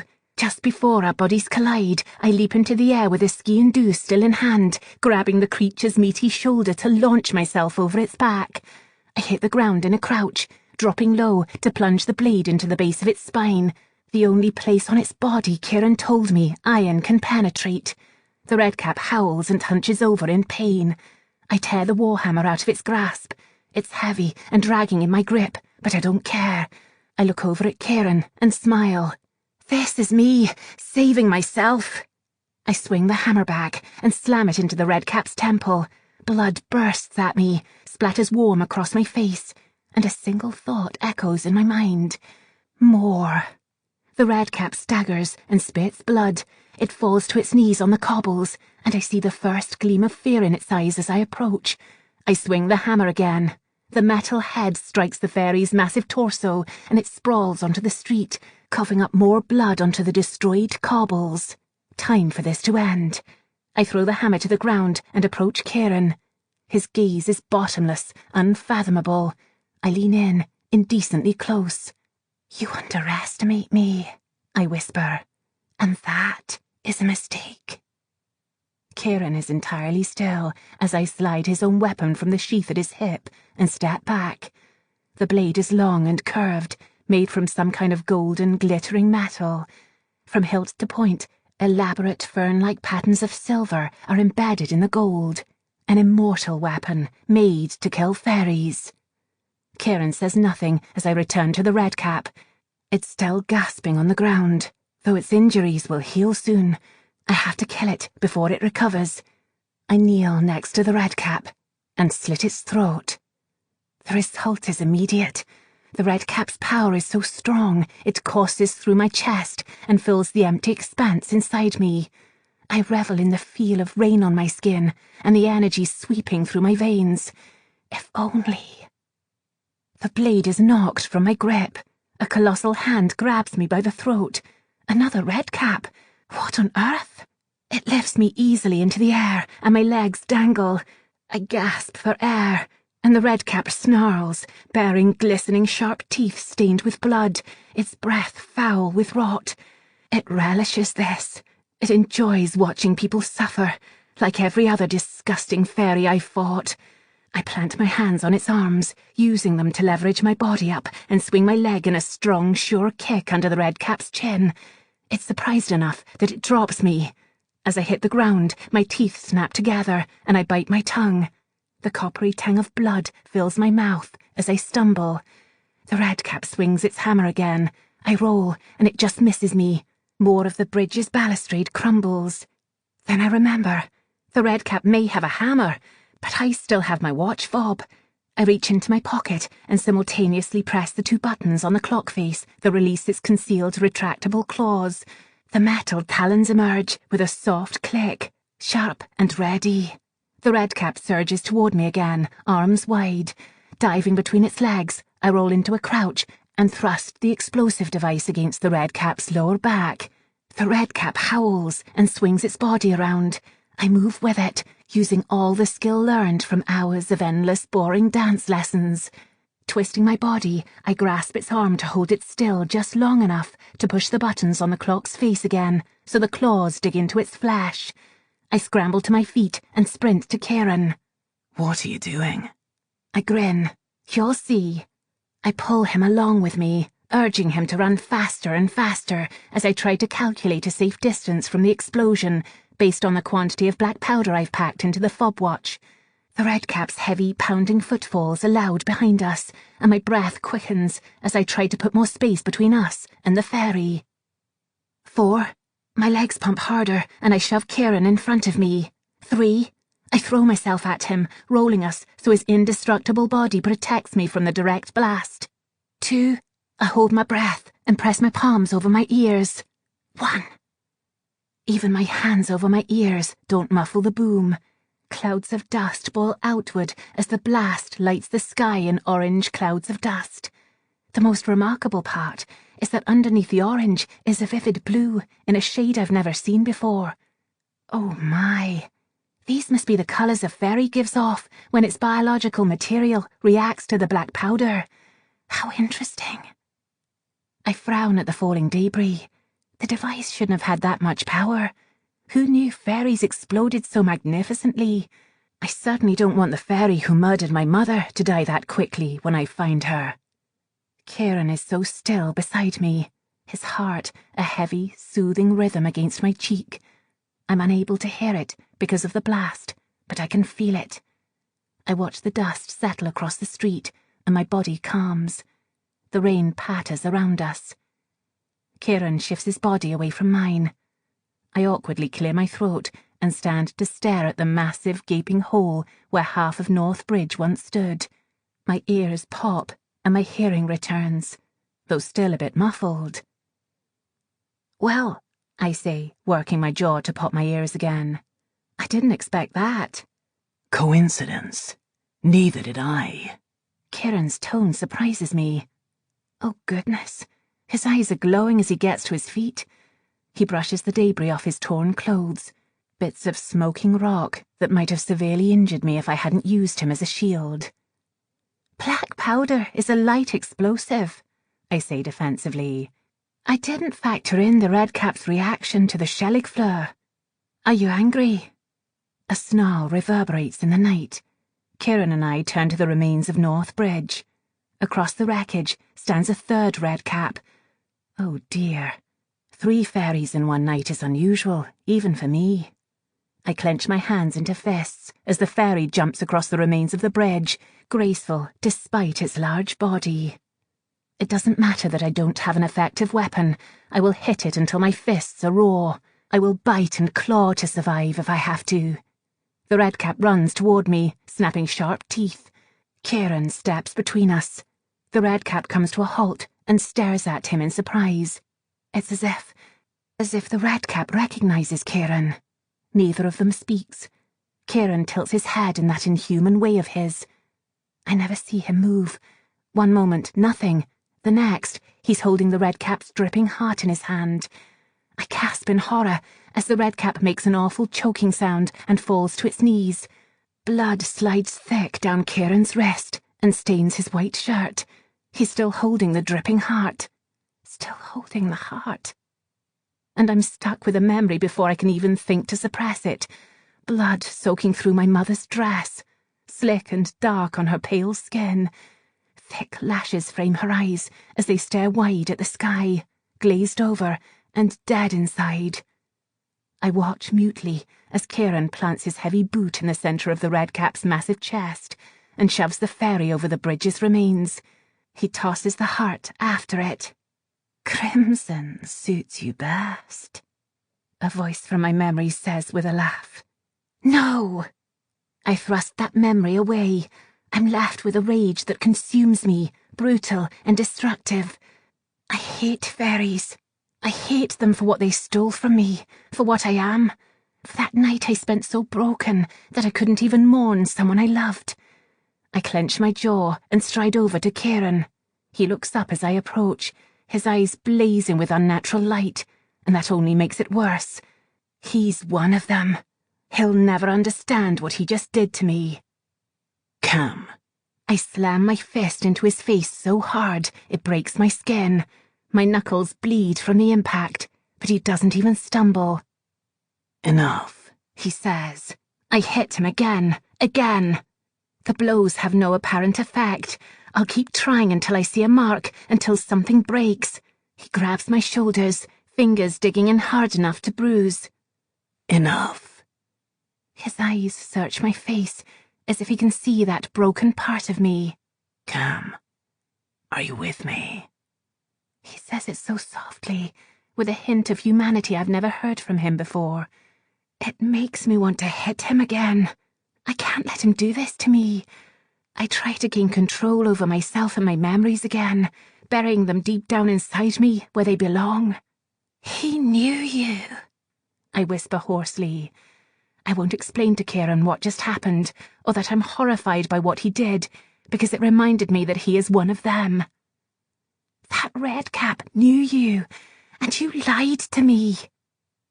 The near compassionate look is gone, and he's back to cold Kieran. His grip is so tight on me now that I almost cry out. A fúraiha huan. I don't speak your bloody language. I said you're a fool. Do you know what you've done? My breathing is quick and hard. Hit you. I lift my chin. Killed redcaps. That's what you trained me for. I saved myself. That, he nods to the bridge, was not something I taught you. Where the hell did you get that explosive? I built it, I say through clenched teeth. You always told me to do whatever was necessary to slaughter the Fae, and I did exactly that. He taught me that was all that mattered. Hunt, mutilate, kill, and survive. If I didn't already have the instinctual urge to murder, Kieran would have taught me that as well. His hatred for them mirrors my own. Let go of me, I say when he doesn't respond. He doesn't release me. Instead, he only pulls me closer. I receive the full effect of his burning gaze, and I shiver. You've been killing them, haven't you? His voice is low. Emotions thicken his melodic accent, and it surprises me so much that I'm not certain how to respond. He shakes me once. Alone, without me, when I explicitly told you not to. I've never seen him so out of control before. Whatever emotions he might feel are always so carefully reined in, coiled tight. I say, and I'll do it again whenever I want. How long, Cam? I'm startled by the severity of his voice. Just over a fortnight, just after the ball, when I was reintroduced into society. I went hunting with Kieran, and when we finished, he left me in one of the underground wines with a dead fairy at my feet. As I relished the last remnants of its power, I sensed another fairy come in with its victim. I couldn't resist. and I couldn't resist killing on my own the night after that, and the night after that. My new ritual. He laughs coldly. I recoil as he strokes my cheek with a long, graceful finger. I hope you have more of your little weapons, he whispers, his breath kissing my lips. Because now they will never stop hunting you. I can't breathe anymore. I flatten my hands against his chest and push him away. His smile flashes, more ferocious than ever. Then he turns and starts toward Carlton Hill. And who might this innominate them be? When it becomes clear that he has no intention of stopping, I move in front of him so he can't escape. You said the redcaps were in the mounds. I thought fairies couldn't lie. Sheeran, he corrects. He hates it when I call his kind fairies. No, we can't. Then how did they escape? It doesn't matter, he says, his jaw set. When we hunted together, I could disguise our kills as mine. Now you've hunted alone, and she knows there's a Falconer in Edinburgh. Falconer. That word again. I remember the Revenant's gaping smile as it ripped the energy out of me. Falconer.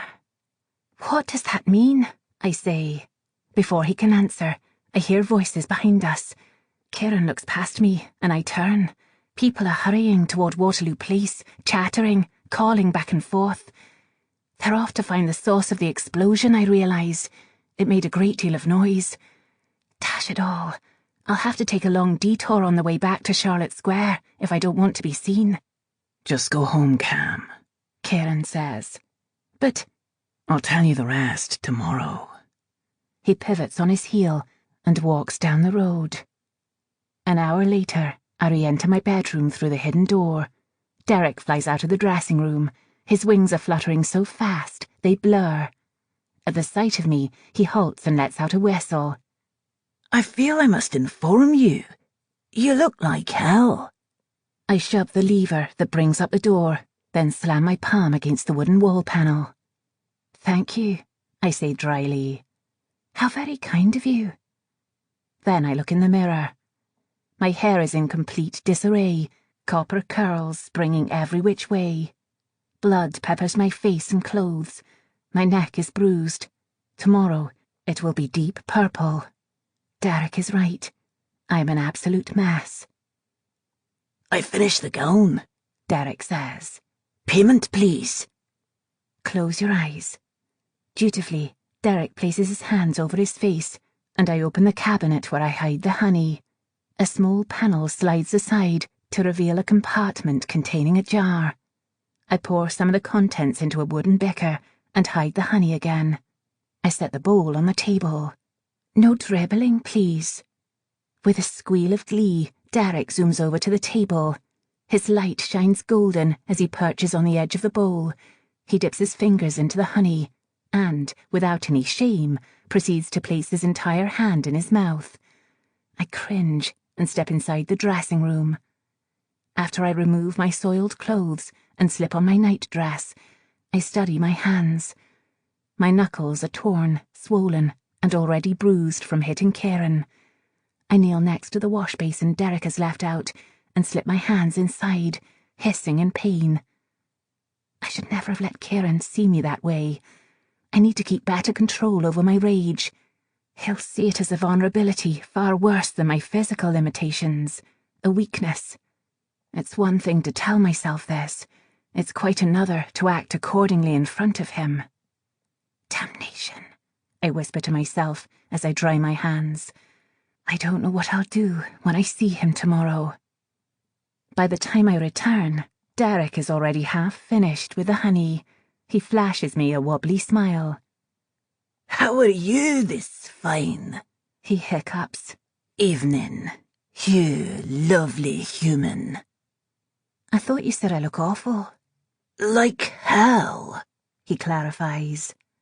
Like splendid, magnificent, beautiful hell. I drop my clothes into the wash basin to clean them. The water turns dark with blood and dirt. Now you're just being silly. Do you care? He waves a dismissive hand. I stare at myself in the mirror again. I wonder how my power would taste if I were a fairy. Ash and sandalwood, I decide. Things that burn. Maybe a hint of iron from all the fairies I've killed for my mother. Using a cloth, I begin scrubbing at the blood still splattered dark across my cheeks amid a vast number of light freckles. I look like a murderess, like death personified. Crimson suits you best. With a growl, I scrub hard enough that my flesh reddens and aches. No more memories, no more. The one Kieran triggered earlier was enough. I force my thoughts to the redcaps. I have to find out where they came from and how they slipped out of their prison before more escape. There's no possible way I could manage to fight multiple Fae in one night again. I already struggle with the solitary fairies I fight, and they weren't trapped underground for more than 2,000 years. The Fae that were must be angry and very, very hungry. I can't trust that Kieran will tell me everything I need to know. What he doesn't reveal might be essential to my survival. I won't make the mistake of waiting.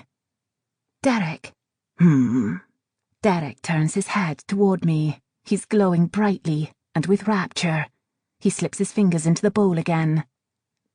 Have you ever seen a redcap? Derek grins with delight and laughs. Such hulking creatures, slow as molasses. Do you know, I once took my blade, danced around one, and sliced it to ribbons.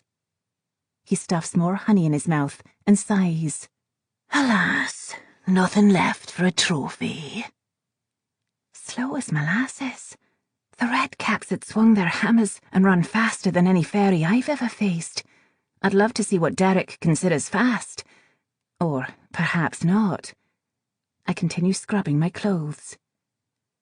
Do you know how it might be possible for some to escape imprisonment? It takes time, he sings.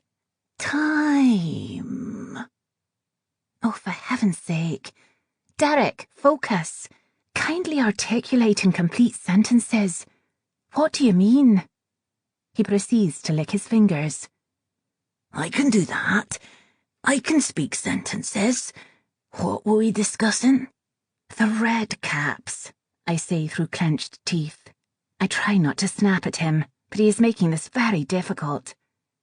How might they escape from beneath the city? Oh, that's happening now. How interesting. At my glare, he sits up straight and his wings fan. One can't have a functioning prison without a seal. Over time, the seal reaches the end of its life and begins to falter. Complete sentences. My stomach drops. What do you mean, the end of its life? Derek smiles gaily. Nothing lasts forever. A good thing, considering the number of intolerable people about. The clothes slip from my hands into the wash basin, and water splashes all over my nightdress. Derek, this is serious. He raises his hands. Bright side. If the redcaps were freed first, whoever built your prison had a plan in case it failed. A glimmer of hope worms its way inside of me. Really? Of course. It means the most power is being used to keep the strongest Shihichan inside the longest. So, the least powerful are released first. He gobbles more honey off his fingers. And their enemies can kill them off more easily and reduce the army's numbers before the more powerful ones escape. Brilliant plan.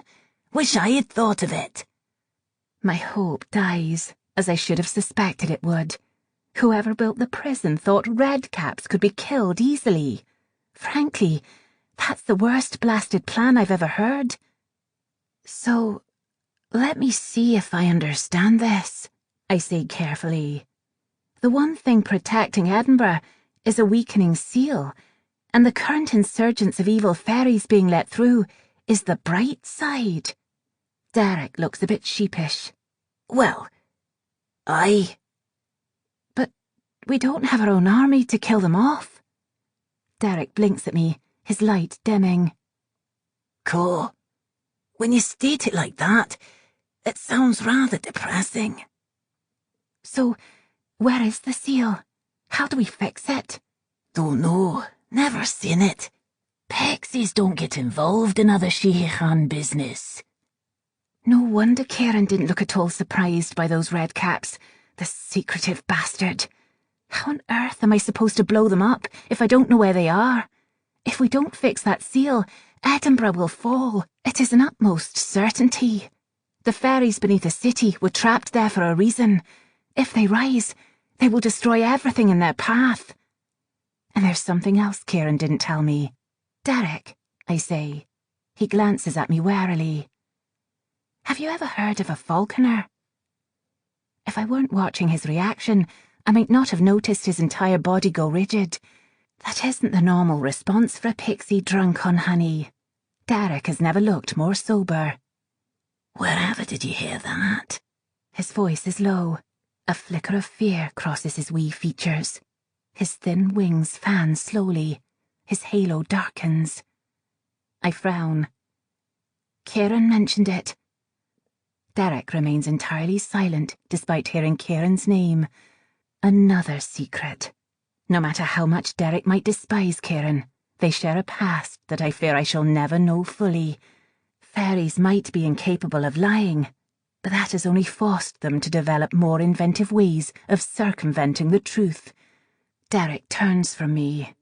It's someone who hunts with a trained falcon, of course. What else could it mean? Right, I say, not without a hint of sarcasm. He won't give me the truth. Not tonight. I'll have to wring the rest out of Kieran when I see him. I set my clothes next to the fireplace to dry. I'm certain that's what he meant. A lie in exchange for his half-truth. Chapter 11. I primp and dress myself to receive visitors the following morning, so Donna won't see my injuries. Silk gloves hide the cuts on my knuckles, and fabric tied at my neck conceals the faint bruising on my skin. The bow rests at my nape, below the loose chignon I managed to pin up by myself. It matches my day dress of soft green, one of the only colours in creation that complements my freckled skin. I walk downstairs, inappropriately carrying a cup of tea from one room to another. Sunlight, a rare thing in Scottish winter, shines through the drawing-room windows and into the large hallway. It's late morning, but the sun is already low on the horizon. Its light catches the chandelier, and tiny rainbows dance over the blue urn and coral-patterned wallpaper in the hallway. All I can think of is what Derek told me last night.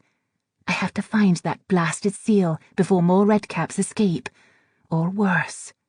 When Kieran shows up, I'll wring the information out of him. The Dina she would have been the most powerful of the creatures trapped inside, and I can't come near to besting even Kieran. If he won't help me fight them, I'll convince him to tell me what I need to know to defeat them. I'll do what I have to. The desire to kill again uncoils inside me, so strong and relentless that for a moment I can't breathe. I set the teacup on a table and reach into the pocket of my day dress. My fingers fumble over the tiny parts inside until I find my turn screw and the small automated valve I've begun to construct for a fire starter. I place a screw and twist. Tinkering like this helps me think, but the release from a kill would allow me to breathe again. It would ease the ache in my chest. Find the seal, then continue to track and prepare to kill the Babanshee, the same as every night. No, not yet. I place another screw, twist it. I must remain focused. It's time to socialize, to act the perfect lady. Time for sit up straight, shoulders back, smile. Lady Ileana. I jump, and my hand knocks the teacup from the table. It hits the Persian carpet with a muffled thunk, and tea spills onto the cloth. Oh my, I say to my father's butler. That wasn't very well done of me, was it? McNabb smiles under a full, sorrel-coloured beard. He leans his immense form down to pluck the teacup off the carpet. The china is dwarfed in his palm as he straightens. Not to worry, milady, he says. I had every intention of sending the carpet to be cleaned. How very timely. McNab bows. Is there anything I can do for you? More tea would be wonderful, thank you. Very good, my lady. He nods to the table closest to the door. Some gifts arrived this morning from your gentlemen admirers. Prominently displayed on the drum table are 4 bouquets of various flowers: roses, violets, tulips, heliotrope, heather, wildflowers. Expensive arrangements that can only be obtained from hothouses this time of year. The antechamber has never been bereft of bouquets or calling cards since I came out of mourning 2 weeks ago. The controversy surrounding my mother's death has only increased the interest in me, though I'm not certain that would be the case if I lacked a substantial dowry. I stare at those arrangements and quell the urge to throw them out the front door. They are part of a future I cannot control, where I exist as a wife whose foremost concern is producing bairns and being presentable on my husband's arm. My weapons will be replaced with lace fans and parasols. It takes every ounce of careful control to return my attention to the fire starter's automatic valve. I slip another screw out of my pocket, insert, twist, repeat. McNab clears his throat. I didn't realize he was still there. Will you require anything else, my lady? He asks. Shall I send some replies, perhaps? Just the tea, please. I'll take it in the drawing room. I pluck a calling card off the table. William Robert James Kerr, Earl of Linlithgow. I'm fairly certain Lord Linlithgow's prerequisites for a wife do not include trained for battle, highly aggressive, slaughters fairies. The front door opens, and my father, William Cameron, Marquis of Douglas, strides into the antechamber. I straighten in surprise. Father has been away at our country estate for more than a month, with not even a letter to inform me of his intended return home. I pocket the valve and grasp my skirts, forcing a smile. Good morning, Father, I say. My first instinct upon seeing my father used to be to embrace him. When I was young, I liked to imagine he would gather me into his arms and kiss my cheeks. I pictured resting my face against the broad wall of his chest and inhaling his soft scent of pipe smoke and whiskey. But Father never lived up to my daydreams. He always loved my mother more than me, and all his hugs and kisses and tender-hearted questions were for her alone. Those were the only times I ever saw him smile. Now, when he comes home, even those affectionate moments feel like a dream. What's more, he won't even look at me. The last time he truly did, I was covered in his wife's blood, a stained ghost of the daughter he once had. The worst thing is, I think he believes me a murderess.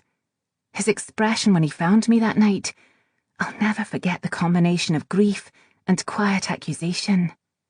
Later, when we were alone, he grabbed me by the shoulders and asked me what the hell had happened. I kept silent, even when he shook me so hard that my head pounded and my neck ached. I never shed tears for the woman he loved so much. I never gave my father the answer he wanted most. Some insight into what happened. He just left me with my maid, who helped me scrub off all the blood. And when he told the chief constable that my mother had been killed by an animal, I suspect he did it to save his reputation, not mine. Father stiffly removes his hat and smooths his dark, ruffled hair. Good morning, McNab. McNab takes Father's hat and helps him remove his damp coat. Ileana.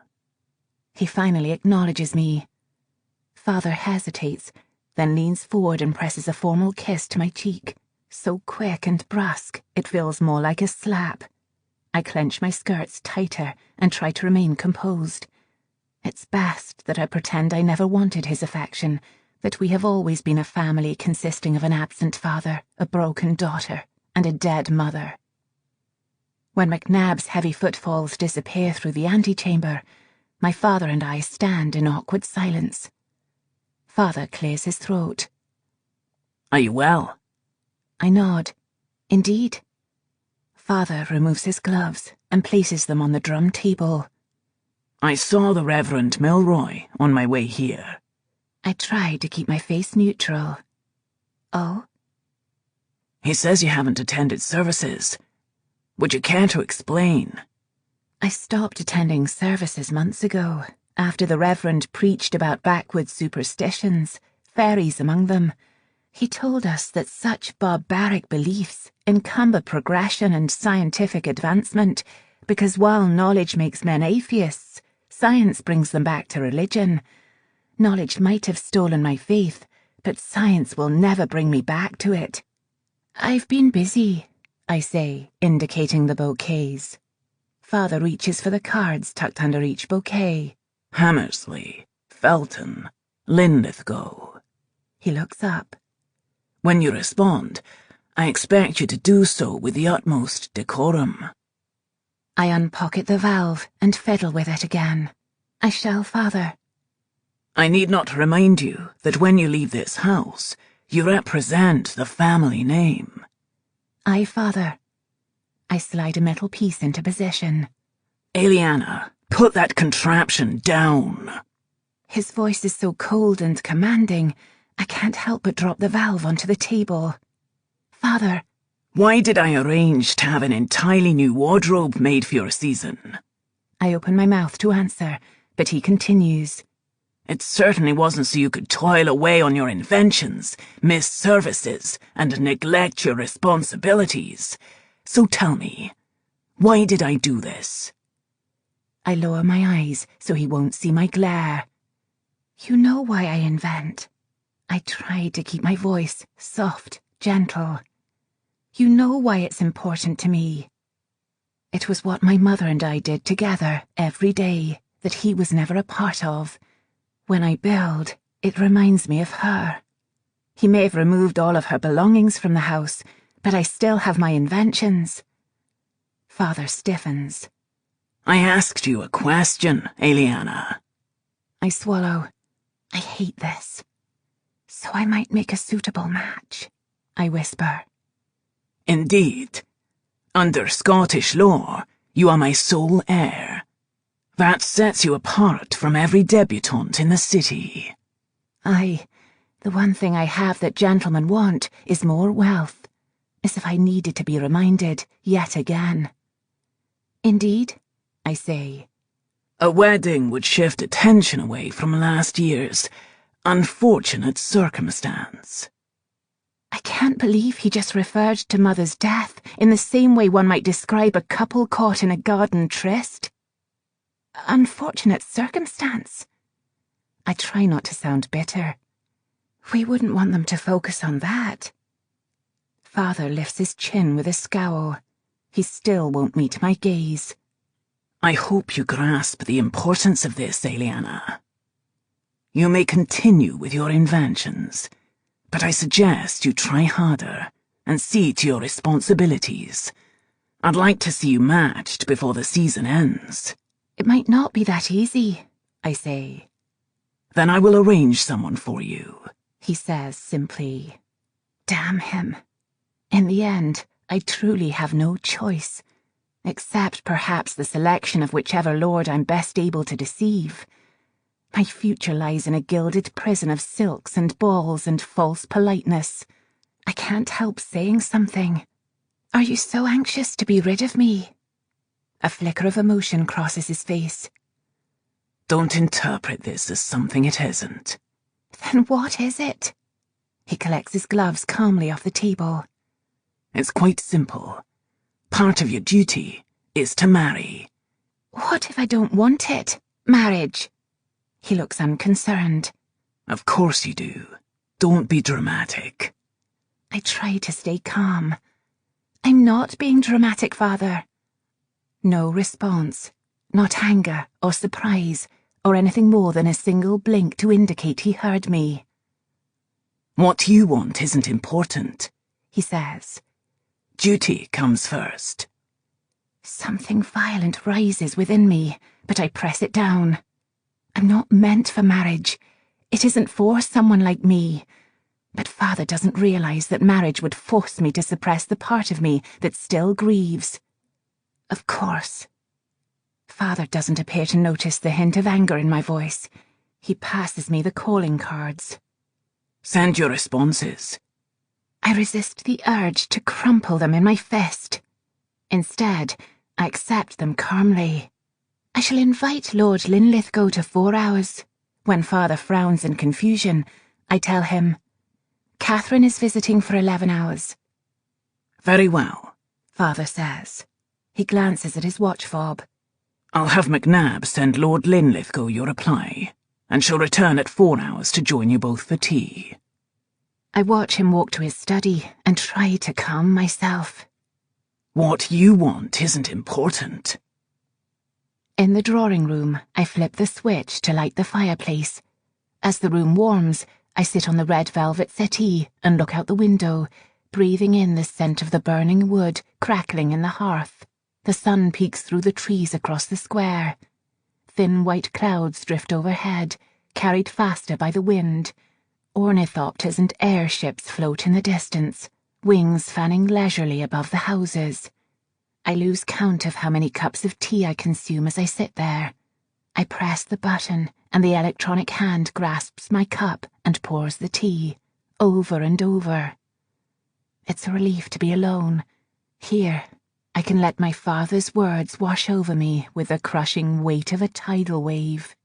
What you want isn't important. What you want isn't important. What you want, Lady Eliana. McNabb pushes open the drawing room door. Miss Stewart is here to see you. Thank heavens. Do let her in, McNabb. A moment later, Catherine rushes in, her soft pink muslin gown rustling against the doorframe. Her hair is slightly wind-blown, her pale cheeks are rosier than usual, and her blue eyes are bright. Where's your escort? I ask with a frown. Oh dear, don't tell me your mother came. Good God, no, she exclaims. I had to sneak out to see you. Do you have any idea what's happening out there? Not the faintest, I reply, and press the button on the dispenser. Hot tea pours into the cup I'm holding, and I add a splash of milk and a sugar cube, as Catherine prefers. I nudge the saucer to her side of the mahogany tea table between us. Catherine removes her shawl and settles on the settee across from me, smoothing her skirts. Princes Street is a complete disaster. Do you know, half of Northbridge was destroyed? I wince. I had been hoping to escape all reminders of my destruction last night, but I suppose I should at least look surprised. How awful, I reply. What on earth could have happened? She takes a sip of her tea. Apparently, there was an explosion late last night, though what caused it remains a mystery. The force has been called in to investigate and inspect the damages. I freeze. I didn't even think to consider who might have been hurt as a result of my actions. Please tell me no one was injured. I can barely say it. No one, thank God. Catherine leans forward and takes my hand. I'm sorry. I didn't intend to distress you. I exhale in relief and give her a feeble smile. Thank you. Do continue. There's not much more to tell. Everything between South Princes Street and Waterloo Place has been cordoned off. She cringes. Traffic was so terrible. I nearly got out of the carriage and walked. I would have made it here faster if I had a blasted ornithopter. I nod. I'm one of the few individuals fortunate enough to own a flying machine. Though I built my own, it is an invention reserved for only the wealthiest families in Edinburgh. Only a few engineers in the country are qualified to manufacture them. I assume your mother responded in a panic, or else you wouldn't have slipped out of the house without an escort. Catherine nods calmly. She tried to use this as an excuse for me not to come to luncheon. Naturally. Naturally. And when that didn't work, she brought up what happened to Lord Hepburn. She eyes me and sips her tea. Oh dear. I had forgotten about poor Lord Hepburn. I do hope he's recovered from those nasty injuries without too much difficulty. What about him? Have you not heard? The poor poor man was attacked during the assembly. I feign shock. Attacked? What do you mean? Whoever it was cut up Lord Hepburn's chest, although he was found with stitcher sutures. Isn't that strange?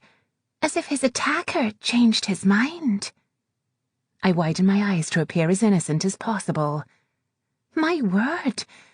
Does he remember anything? Such is an insane woman who fought off an invisible attacker and then stitched him up and left him on his bed. Does he remember that? No, Catherine says. Inconveniently not. Well, good.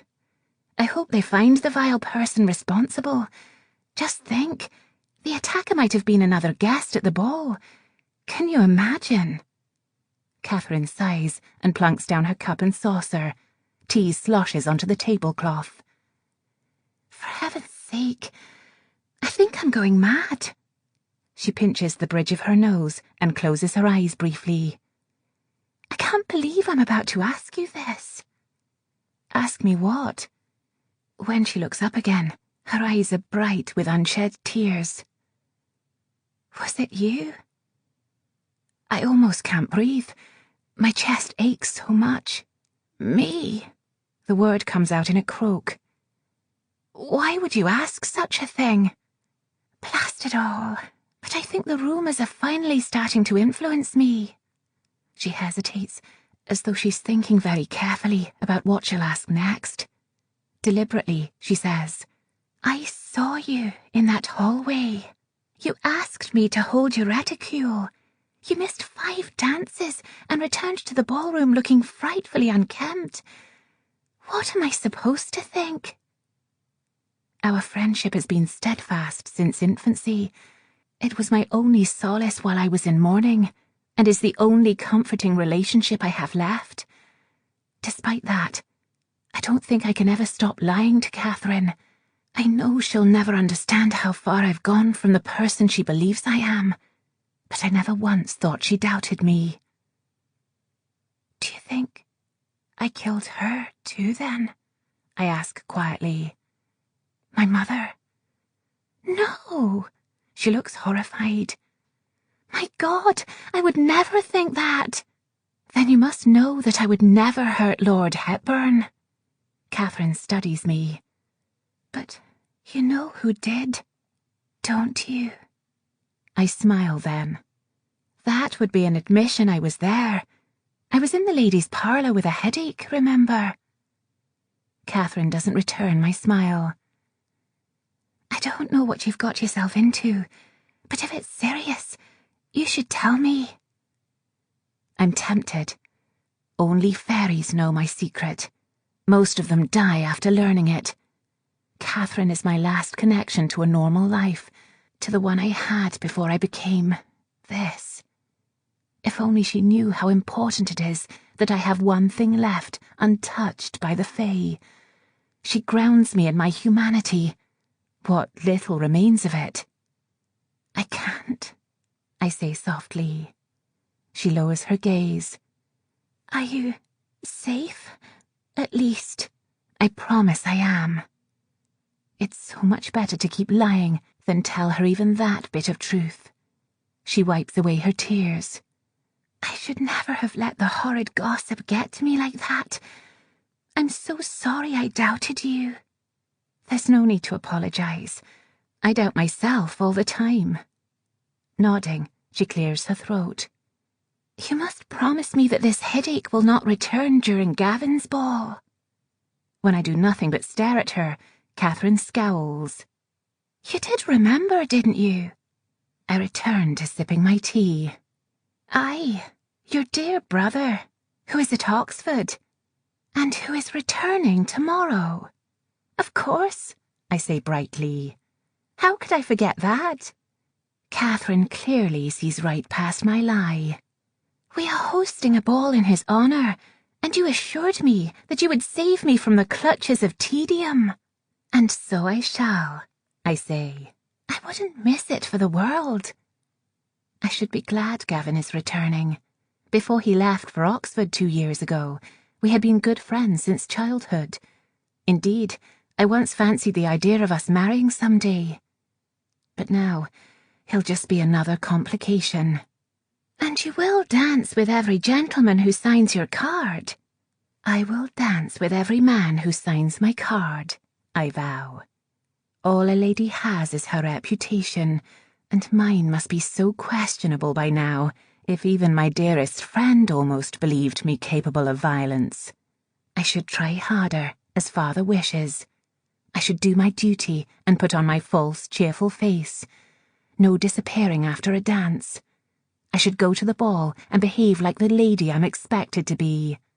Unless, of course, a fairy shows up, and I have to save yet another elderly gentleman from its clutches. Catherine beams. Now, I believe I was promised shortbread. The primary reason you're here, I suspect. I glance out the window. Shortbread, and then a jaunt to the park. We might not see the sun again until spring, after all. After luncheon, Catherine, Donna and I leave the house and set out toward the centre of Charlotte Square, where my ornithopter is parked. Mine is the only one still there, so the other families must have taken their own flying machines to avoid the traffic. I glide my fingers along the structure. When I built it, I made sure the metal boning was light and sturdy enough to flap exactly like bat wings. Spanning more than 30 feet when extended, the wings are positioned with interworking steel gears that revolve and twist to keep the machine in flight. The steel and wooden planked interior took the longest time to build. The small cabin has a retractable rain visor for inclement weather, though I prefer to fly with the top down. 2 people can sit comfortably inside on the moulded leather seats, but Catherine insisted on bringing Donna along as our chaperone, so we will be a bit crowded today. We mustn't call too much attention to ourselves, or word will get back to Mother, Catherine says as she tosses in her reticule. I'll be in enough trouble already with her as it is, for not taking my maid with me. I just know she's going to lecture me on etiquette again. No need to explain, I say. Father already lectured me on that very subject. Catherine pauses. So, he's returned then? She says it lightly, but with a hint of disapproval. Aye, just before you arrived. Oh dear. What did he say? What you want isn't important. Nothing of consequence. I nod to Donna. Don't you think people will notice that Donna is a wee bit young for a proper chaperone? Catherine assesses my maid with careful scrutiny. Donna gulps and clutches her shawl tighter around her shoulders. Catherine sighs. May I? She plucks the shawl off Donna's shoulders. You know, this would be much easier if one of us had invited a female relative for the season. I lean against the ornithopter and close my eyes. By no means is it warm, but the sun feels so lovely on my skin. She would have to be one of yours then. My family has generations of single children, and my grandparents are dead.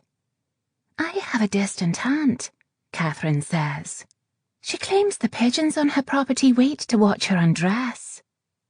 Oh, well, that's not surprising. Pigeons are quite dastardly creatures. Catherine plops the shawl on Donna's head and wraps it around, so the lass's features are mostly obscured. There, that might be enough to fool people from a distance. Let us hope we are not approached, then, I say. I can't see, miss, Donna mutters. All the better. You need only be able to see your feet so you don't trip over anything, Catherine replies, and pats Donna's shoulder reassuringly. Perfect. I open the ornithopter door. We've rendered Donna mostly blind and partially disguised her as an old woman for the sake of a bloody walk in a public park. Catherine nods, not at all fazed by my horrid use of the English language. The things we do for sunshine. I step back to let Catherine and Donna inside, then stroll around to the driver's side and hoist myself in. Our skirts take up most of the free space in the cabin. Donna is squeezed in the middle, her tiny frame huddled even smaller. There now, I say. Is everyone ready? Donna gulps. Lady Eliana, are you certain this is safe? heard stories. Safe as houses, I interrupt cheerfully. I built it myself, remember? Donna sinks back with a weak, "Aye, my lady." I smile and flip the switches to turn the machine on. Steam rises from the front vent and Donna jumps. I bite back a laugh and settle into my seat. At least she isn't aware that she's sitting on the hidden weapon cache. I rest my hands on the helm, salvaged from a schooner ship just like the one in my bedroom. The wings extend outward from their resting position to their full length, flapping in loud, smooth whooshes. We begin to hover just above the ground as the wings beat faster and faster. Then I shift the gear level next to me and push my foot down on a second pedal. The machine rises smoothly and flies over the houses in Charlotte Square. "Would either of you like some tea?" I ask. Both ladies shake their heads. I turn the ornithopter in the direction of the castle. "Well, I would. Could you get me a teacup from the compartment beside you, Catherine?" Catherine opens a wooden panel and removes a porcelain teacup. She passes it to me, and I place it under the steel spout in front of Donna. I press another button, and warm, already steeped tea pours into the cup. The scent of heather fills the cabin. I pick up the cup and sip. Perfect. "Oh my," Catherine breathes. "Look there." She points just over my shoulder. I turn and gasp softly. From the skies, we can see every bit of the destruction of North Bridge. Half of it has fallen into the valley below, with a broken portion still left hanging. A large throng has gathered, lining the streets to view the bridge. Steam-powered carriages crowd the road, hardly any room between them. On the old town end, just beyond the bridge, traffic is being redirected to Newtown via Lothian Road. No small detour, that. The whole city is a mess of traffic and pedestrians, all because of me. "What do you think could have caused that?" Catherine asks. We pass an automatic flying machine with a banner advertisement waving behind it. I focus on the words to concentrate on something other than my destruction. Bass's East India Pale Ale. This season's ale is in excellent condition, both in bottle and cask. I have no idea. I hope they don't notice how my voice shakes, how intently I'm staring at the sign, rather than at the sight below. "Do you think it could happen again?" Catherine asks. I return my attention to Catherine. "Of course not." I sound false, the way Kieran does when he pretends to be concerned. "Perhaps it has something to do with a malfunctioning carriage. Combustion is a tricky thing." I smile at her. "Fear not, we won't be blown to bits." Catherine and Donna appear satisfied with that. I steer us past Castle Rock. Even in sunlight, the castle is dark and imposing, a startling contrast to the greenery below. The park is almost empty, a surprise on such a lovely day. I'm stricken by the realization that everyone must have gathered on Princes Street to gawk at the disaster. I find a clear patch of grass toward the east end of the Nor Loch, just below the cliff. The wings give a single, quick flap as the ornithopter lands. "Thank heavens," Donna mutters. After a last sip of tea, I grab my parasol and open the door. The three of us stroll from the ornithopter through thick trees that surround the base of Castle Rock. Damp grass squishes with each step we take. The breeze here is brisk, but not terribly cold. This is one of the few winter days we will have when it's bearable enough to take an afternoon walk. The sun sets too early at this time of year for many outdoor activities. Already it's dipped below the treetops. Shadows behind the trees are growing longer and noticeably colder than the bright patches between them. The park is quiet, not even birds or other animals about. The three of us are completely alone.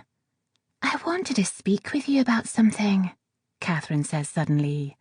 I open my parasol and rest the pole lightly against my shoulder. Distant rain clouds have begun to blow our way. We don't have much daylight left. Catherine hesitates and glances at Donna. Donna lowers her head and immediately slows her pace to give us more privacy. "If Donna hears anything," I say to Catherine, "she will be perfectly discreet." Catherine blushes but nods. I know you don't like to discuss it, but have you at least thought about marriage? What you want isn't important. I look down at my feet. The tops of my slippers are stained with mud. I say. I smile ruefully. I've concluded it isn't for me. Donna gasps from behind us. At my surprised look, she drops her head. Quite sorry, milady. That's all right, I say. Unfortunately, my father feels differently. He says I'm to be engaged before the end of the season. When I brought up potential difficulties, he claimed I was being dramatic. Well, Catherine says dryly, he has all the sensitivity of a tea table, doesn't he? Duty first, remember. Father's oft-stated precept. Catherine lets out a breath of disgust. So he's decided to be interested in your life now, and to think it only took him a year to acknowledge you. I dislike her mother, she dislikes my father. Unlike my own, Catherine's father loved her, and he showed more affection toward me than I've ever received from mine. He died 4 years ago, when I was 14 and Catherine was 13. My darling friend, your sarcasm is beginning to show. She smiles grimly. He deserves it. No arguments from me. We continue walking, passing the ivy-covered ruins just below Castle Rock. The cliff face blazes orange from the setting sun peeking through the trees. The clouds are surging ever closer. As I breathe in, I smell the first hint of damp air that indicates it's going to rain soon. So much for our pleasant sunny walk. I must know, Catherine asks. Would you think less of me if I said I wanted to marry? Not at all, I say softly. I wanted it too before I became what I am. Do you have a particular gentleman in mind? Catherine flushes. Well, Lord Gordon and I have danced a few times, and he recently visited for 4 hours. She sighs. I find him most agreeable. If I was still the girl I used to be, this would have been my life. Courtships, deciding my best match, wondering about when I'd marry. For a small, petty moment, I envy Catherine. She can share her life wholly with someone, completely fulfilled. She won't need to lie to her husband or slip out of the house at night to quiet a need for violence. Unlike me, she can love someone without pretense. I try to sound more cheerful than I feel. That's wonderful. And your mother? Mother considers him unsuitable. I snort. That's preposterous. He is an earl, after all. It's not his title. It's because he's what? She looks around, as if to be certain there is no one but my maid in the vicinity to hear us. He's English. I feign shock. My God!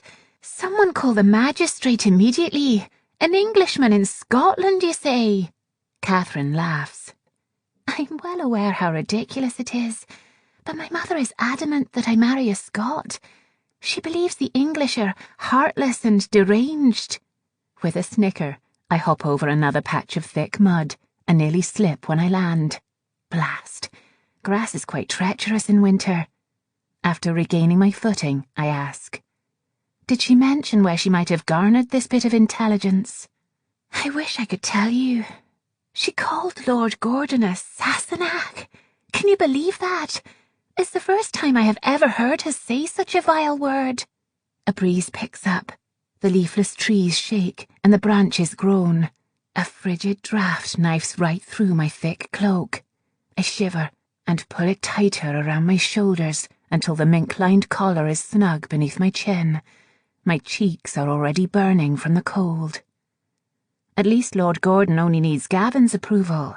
His return home is more than convenient. Catherine brightens. Then Mother can finally focus on finding him a match, instead of expending all efforts on me. I bite back a laugh, imagining how her brother would respond to that. My goodness, he'd be horrified. Poor Gavin. The dear fellow has no idea what's in store for him when he arrives. She regards me briefly. I remember a time when you intended to marry him. I made a choking sound at the back of my throat. Really, Catherine, you're misremembering. What nonsense! You used to write in your invention sketchbook, Lady Aeliana Stuart, Viscountess of Castles. She smiles slyly. I suppose you'll have to change that to reflect his new title now, won't you?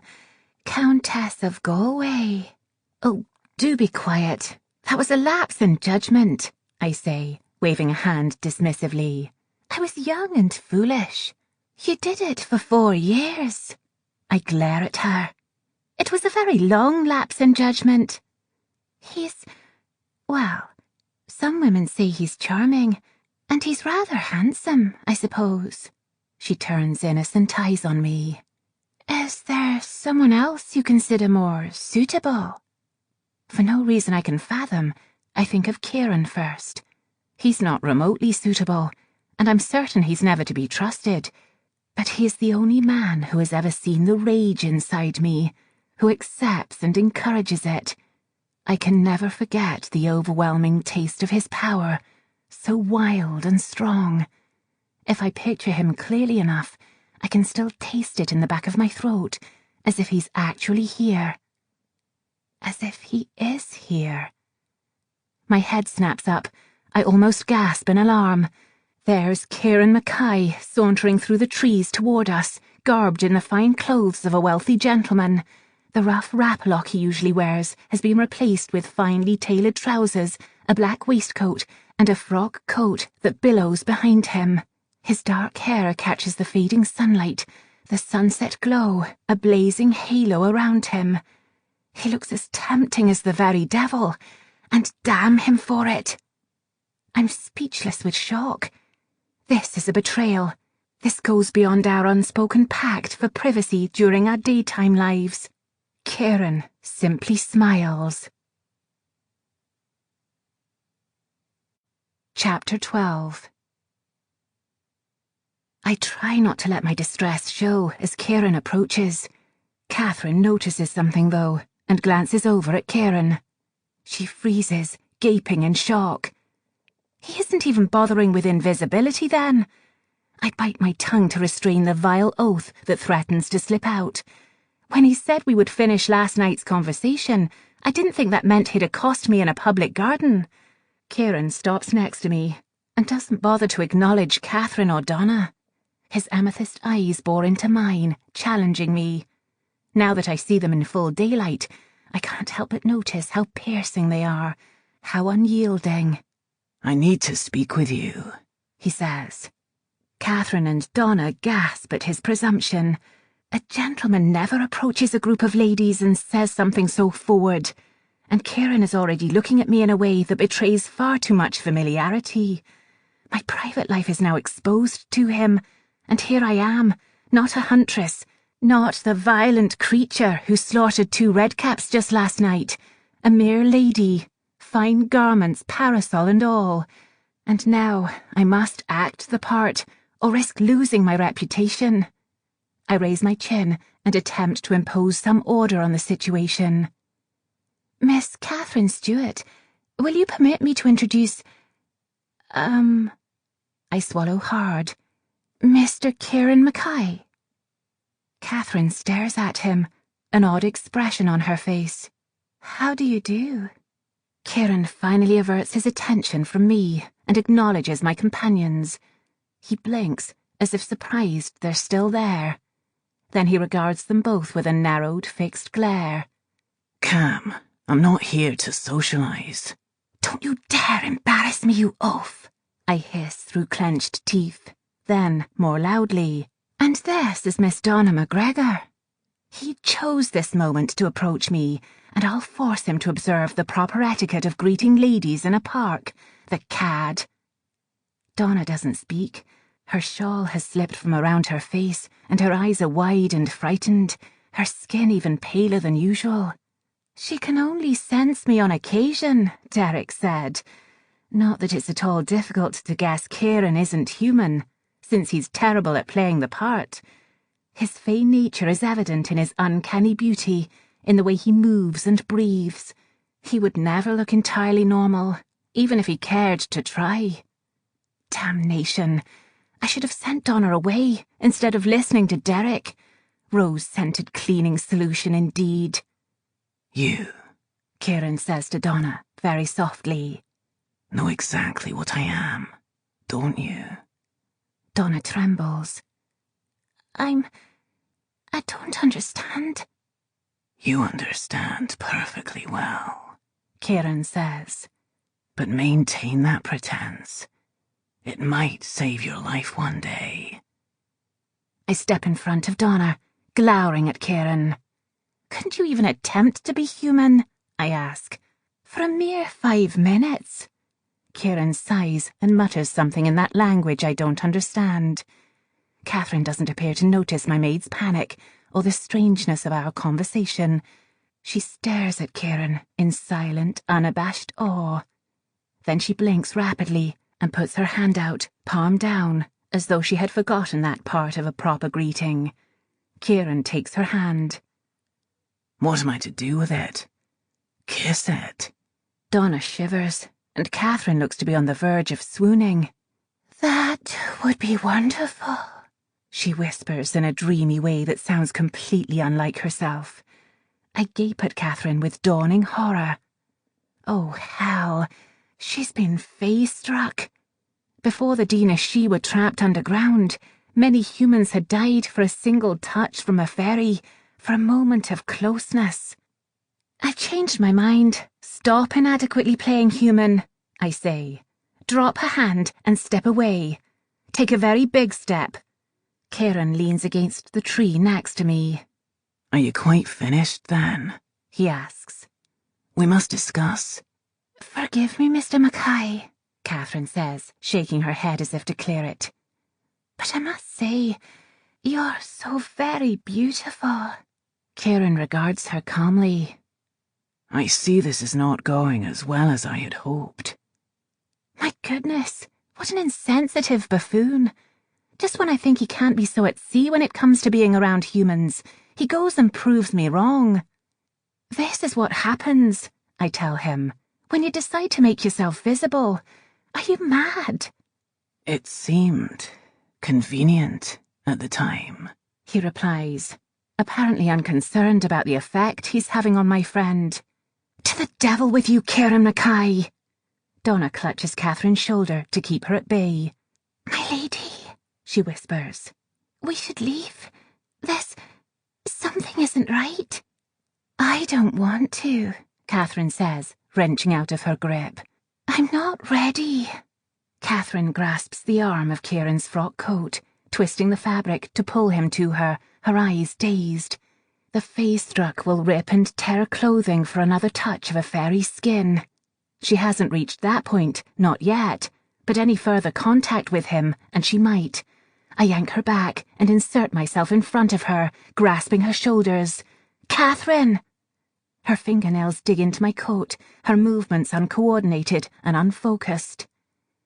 Beautiful, she breathes, never taking her eyes off Kieran. Fix this, I snap at him, or I shall never forgive you. Leave, he tells my companions without averting his gaze from mine. Now. The burst of power that comes from him, usually so tempting and magnetic, cramps my stomach, a nauseating churn that doubles me over. It's a taste so heavy that I almost heave from it. Without hesitation or a word of farewell, Donna and Catherine turn and stroll across the grass in the direction of Princes Street. Their movements are calm, as if nothing is amiss. They wander through the trees and out of sight. What did you do to them? I compelled them to return home, he says. They won't remember me. Is Catherine? She's fine. The effects of seeing me will wear off. I throw my parasol onto the ground and scowl at him. It takes all my effort not to strike him. What were you thinking, coming here? Kieran tilts his face to the sky. The final remnants of sunshine lights his skin with a golden glow, both strange and lovely. Such magnificent weather, is it not? Stop staring at him, you ninny. I tear my gaze away. How dare you do this? We had an agreement. He pushes away from the tree and circles me, as if cornering his prey, his feet as silent on the grass.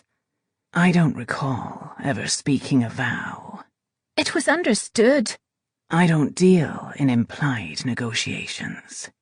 Kieran glances behind me. Am I to understand you don't want us to be seen together? I snort. Of course not. Especially now that you've deprived me of my chaperone.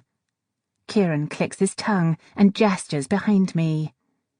So, you should be concerned about them, then. I whirl. A couple strolls in our direction, a chaperone not far behind. They have yet to see me, but a lady of my reputation and social standing should not be alone in a park, and being spotted alone with a man would surely make things worse. With a gasp, I tear off a glove and grab Kieran's bare hand. Hide us, I whisper. I'll consider it. Shall we bargain? I'm tempted to pick up my parasol and beat him with it. You've ruined my afternoon. At least do me this service. Kieran smirks and laces his fingers through mine. I'm amazed at how smooth they are, how warm. There now. His words are low, barely audible. You're hidden. His eyes are depthless, as though they hold an endless expanse of space, deep and dark, except for the gold flecks, cinders burning within the infinite abyss. Kieran's age is reflected there. He has seen centuries come and go, seen countless people live and die, the birth and destruction of whole civilizations. He is a living relic. The couple pass by us, laughing and chattering. I'm struck with sudden shame that Kieran has to hide me from my peers, and that I even need him to. When did I come to care so much for his opinion of me? I want so badly for him to see me as the huntress, and not the lady, never the lady. The nights we hunt are the only times I've ever felt on equal terms with a man, even if he isn't one. I should be angry at him. I should scold him again for coming to me like this, for forcing me to reveal the side of me I didn't want him to know about. Instead, I blush with embarrassment, and I can't even begin to comprehend why. Unable to meet his eyes anymore, I look away. I never wanted you to see me like this. Like what? Me, in this blasted dress. I'm the high-born daughter of a marquis. I must look like I've never touched a weapon in my life. I shouldn't have told him this. Now I'll appear weaker than ever. I am the wild creature he saw fight, kill, and survive only last night. Dresses conceal my brokenness. They cloak the savage creature that lives inside me and thrives on anger. I am a wolf in sheep's clothing. His response surprises me. Trifling matters, Cam. It changes nothing. Do you think these clothes hinder my ability to use a blade? They're no impediment. I almost laugh. Try fighting in a corset and petticoats. He smiles wryly. I scan his undeniably expensive outfit. I know quality fabrics when I see them. Where did you even find those? The shopkeeper gave them to me, he says. Under the influence of fairy powers, I presume. She-Khan. Fairies? Kieran smirks. I wanted the clothes. He had them. I asked for them nicely, and he tailored them for me. Now they are well fitted. Must we discuss the morality of it? Morality? In all my worry over him finding me this way, I had completely forgotten the real reason he needed to speak to me, and I go cold again. Our genial moment has passed. Aye, Mackay, I drawl. Let's discuss morality. Like the morality of failing to tell me about a seal that, once broken, will unleash fairies that could slaughter thousands of humans. Kieran at least has the decency to look a bit uncomfortable, though his only tell is a slight shift of his gaze. "Someday I'll cut out that pixie's tongue," he mutters. At least he was honest with me. I look around. There is no one else in sight, just Kieran and me standing in the middle of a circle of trees. Good. I release his hand and put my glove back on. "The seal breaking is an inevitability," Kieran says, stuffing his hands into his pockets. "It'll happen when the lunar eclipse occurs on midwinter. In 6 days. 6 days, I whisper, almost unable to say the words. I go cold, and it's suddenly too hard to breathe. That's too soon. If the Fae manage to escape, how will it be possible to save the city? An entire human army couldn't defeat the Fae. Even a few more escaped redcaps could wreak untold havoc. I can't stand against them if that happens. Not on my own. I can't save everyone. We have to find the seal before that happens, I tell him. Reactivate it somehow. He shakes his head. "The seal can only be reactivated during the eclipse. All the Shirun will have slipped through by then." "But there must be something we can do," I say. "We have one chance." He is so quiet, I can only just hear him over the breeze. Around us, the trees rattle, and dead leaves tumble through the grass. "You have to be there to reactivate it," he says. "You're the only one who can." Chapter 13. Surely I must have heard him wrong. "I beg your pardon." Kieran shifts closer, removing his hands from his pockets to brush his fingers against mine. His power tingles through my glove, warm and soft. It would be a reassuring gesture if it hadn't come from him. Kieran doesn't comfort. He never has. "Last night, you asked me a question. Do you remember?" "What is a falconer?" I whisper. Maybe I shouldn't see where this path leads. Perhaps it is best to keep it simply a word and not learn the truth behind it. Let myself pretend that a falconer is precisely what Derek said it was, that he didn't half lie. No, I can't do that. Father may think that I play with my inventions and neglect my responsibilities, but he's wrong. This is my responsibility, my burden. I won't run away from it. I won't. Kieran lifts my chin. "Cam, you are a falconer," he says. But what does it mean? He shakes his head. "Tell me what you feel, and I'll tell you what it means." Kieran's palm presses against mine, warm enough to be felt through my glove. The backs of his fingers stroke my cheek, and traces of his power glide along my skin and roll off like drops of warm water. The taste is exquisite, like silk flower petals that brush up and down my tongue.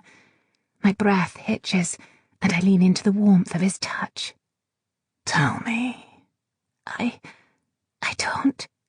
"You do," he says. "You feel power." I sigh. "And you've sensed the Shirun since the first one you ever saw, haven't you?" The first fairy. The first one, the first one, the first one. I shove away from his touch so hard that I almost lose my footing. Cold puddle water soaks through my stockings. I won't remember. But I can't stop the memories that gather and crash against me. Blood coats my white dress, stains and slicks my skin from fingers to elbows. Lying prostrate in a thick pool of it on the cobblestones, I'm baptized in it, created, reborn. My stomach constricts with a thick, painful taste of iron. Crimson suits you best. Crimson suits you best. Crimson suits... No! I slam the palm of my hand into Kieran's nose with so much force that I hear bone crack. I have to escape that memory before it consumes me. before I become that helpless girl who let it all happen. I run. I dash past the nearby stand of trees and begin to round the base of the castle's cliff. The once distant clouds have gathered swiftly overhead, and rain begins to mist around me. My feet ache with cold through my slippers, but I ignore the pain. I'll never be weak like that again. Never. I can't let myself. Hands grab me from behind, pulling at my cloak. I stumble and nearly fall in my attempt to escape. My feet falter as Kieran roughly turns me around. Cam, he snaps, gripping my shoulders. Blood drips from his nose to his lips. He's bleeding. Your nose, I manage. He touches his fingers to his face. His eyes meet mine, and some emotion I can't name flickers in their depths. Approval. Don't you understand? He says. You're the only one who could do this. No other human alive is capable of it. I twist out of his arms. I have no idea what you're talking about. You do, he says. Think back to... I don't want to. My emotions are out of control, and if I don't rein them in, I might hurt someone. I might hurt him. I breathe deep. I don't want to remember. Don't force me to do that. My voice is despicably thin, high-pitched. It sounds as if I'm begging him. His eyes search mine. Cam, this is what you were born to be. Shavakar, he says. Falconer. I shake my head and swipe at my cheeks, now dampened by the mist. The word should have stayed a word. I can accept being made into a fairy killer, but that I was born to do it, that it's a gift I've had all along and never knew about. Believing I was weak that night last year is easier than knowing I might have had the strength to save my mother and didn't know it, that I let her die. Kieran sighs, with exasperation or pity, or perhaps a combination of the two. You sense Shihan power. You fight almost as fast as I do. You're stronger than other humans, and you heal more rapidly. He touches his nose. You did this. With more training, you could again. And when you kill a Shihe, he continues relentlessly, its power goes through you. How do you know that? I whisper. You're not the first Falconer I've met. His gaze softens, and for the first time since I met him, I see sorrow there. Who has Kieran lost that he should feel so strongly? He drops his eyes, and the sadness is gone. But you are the last. The last? There are only a certain number of humans born with the ability to kill the Shihan. Always women. Always passed from mother to daughter, he says. Your line is the only one left. Don't you think that if my mother were a Falconer, she would have known about it? With both hands, I try to shove him, but he doesn't even budge. Don't you think I would have? No, he says. Your line's power became latent. Generations of women would not have known. That ignorance saved your family from being killed, but made your abilities more difficult to trigger. That's why I'm not naturally visible to you. I see. I say the words faintly, because I don't know how else to respond. Do you? He pins me with a hard stare, one that I swear sees right through me. Cam, the Falconers have been tracked and slaughtered for centuries, even with their powers inactive. When you began to hunt alone, your kill signature became obvious to any Shihan who knew what to look for. My spine prickles with dread, raising the hair along my skin as if brushed with cold fingertips. Generations of women. Generations. Tracked and slaughtered. My mind repeats his words over and over. Are you listening to me? Now they know you're the last of your line, the only one left who can reactivate the seal. If you go out again, you have to take the pixie with you, so they can't find... Stop, I breathe. Kieran frowns. What? My fingernails dig so hard into my leather gloves, I feel them against my palm. I told you my mother was murdered by a Bavanshi, I say tightly. This is why, isn't it? Kieran stiffens. Aye. I straighten, pull my shoulders back, and yield to the anger again. It steals my grief, it absolves my guilt. I put the memories where they belong, in the empty place inside my heart, just like that. I need to leave. Time to go and plan a slaughter of my own. I think I'll take the Bavanshi's head when I find her, make a trophy out of it, just like Derek always encourages me to. After all, she must have taken my mother's heart for the same reason. That's why she never killed her other victims that way. None of them were Falconers. I step away from him then, in the direction of the ornithopter. The sun is almost gone now, and the storm clouds fill the sky, thick and dark. The soft mist has turned into a light rain. My clothes are damp already. By the time I return home, I'm certain they'll be drenched. Cam. Whatever you have to say can wait. I'm surprised by how calmly I speak. My voice doesn't break or betray my anger. I have an appointment at 4 hours with one of my suitors. Don't, he says. Don't do this. Life of a lady, Mackay, full of tea parties and dancing and husband hunting. He looks me up and down. Do you think me so foolish that I can't see what you intend to do? My cheeks burn. You don't want to get in my way, Mackay. If what you've said is true, that bloody nose is the least I'm capable of. I stride away from him then. I pause only when he calls my name, but I don't turn around. At least take the pixie with you if you go out again. A Shihike powerful enough can track you if you don't. And I think I hear him whisper, Be careful. Chapter 14. Ileana, I was going to tell you, Derek says. Really, I was. I pull my legs under me as I sit at my work table. Metal components of one sort or another are strewn all around me. I place the final screws into the valve for the fire starter I began making yesterday. My mind is almost entirely focused on my tasks, on preparing to kill the Bavanshi. As for when the seal breaks, one thing at a time. I have a lot to do before then. 4 hours with Lord Linlithgow had been incredibly strained. I sipped tea and sat with the perfect poise I had been taught since childhood. Father nodded at me with approval because I spoke only when necessary, like a good gentlewoman. We discussed things that took little effort for me to lie about, watercolours and dancing and stitching, that I enjoyed reading, but of course not too much, because I mustn't imply I'm a blue-stocking. We discussed our plans for Hogmanay, which Lord Linlithgow said would be spent with his sister in the country, so they could celebrate the new year together. Lord Linlithgow said all the appropriate things and listened politely. A perfect gentleman, the product of what must have been impeccable etiquette lessons.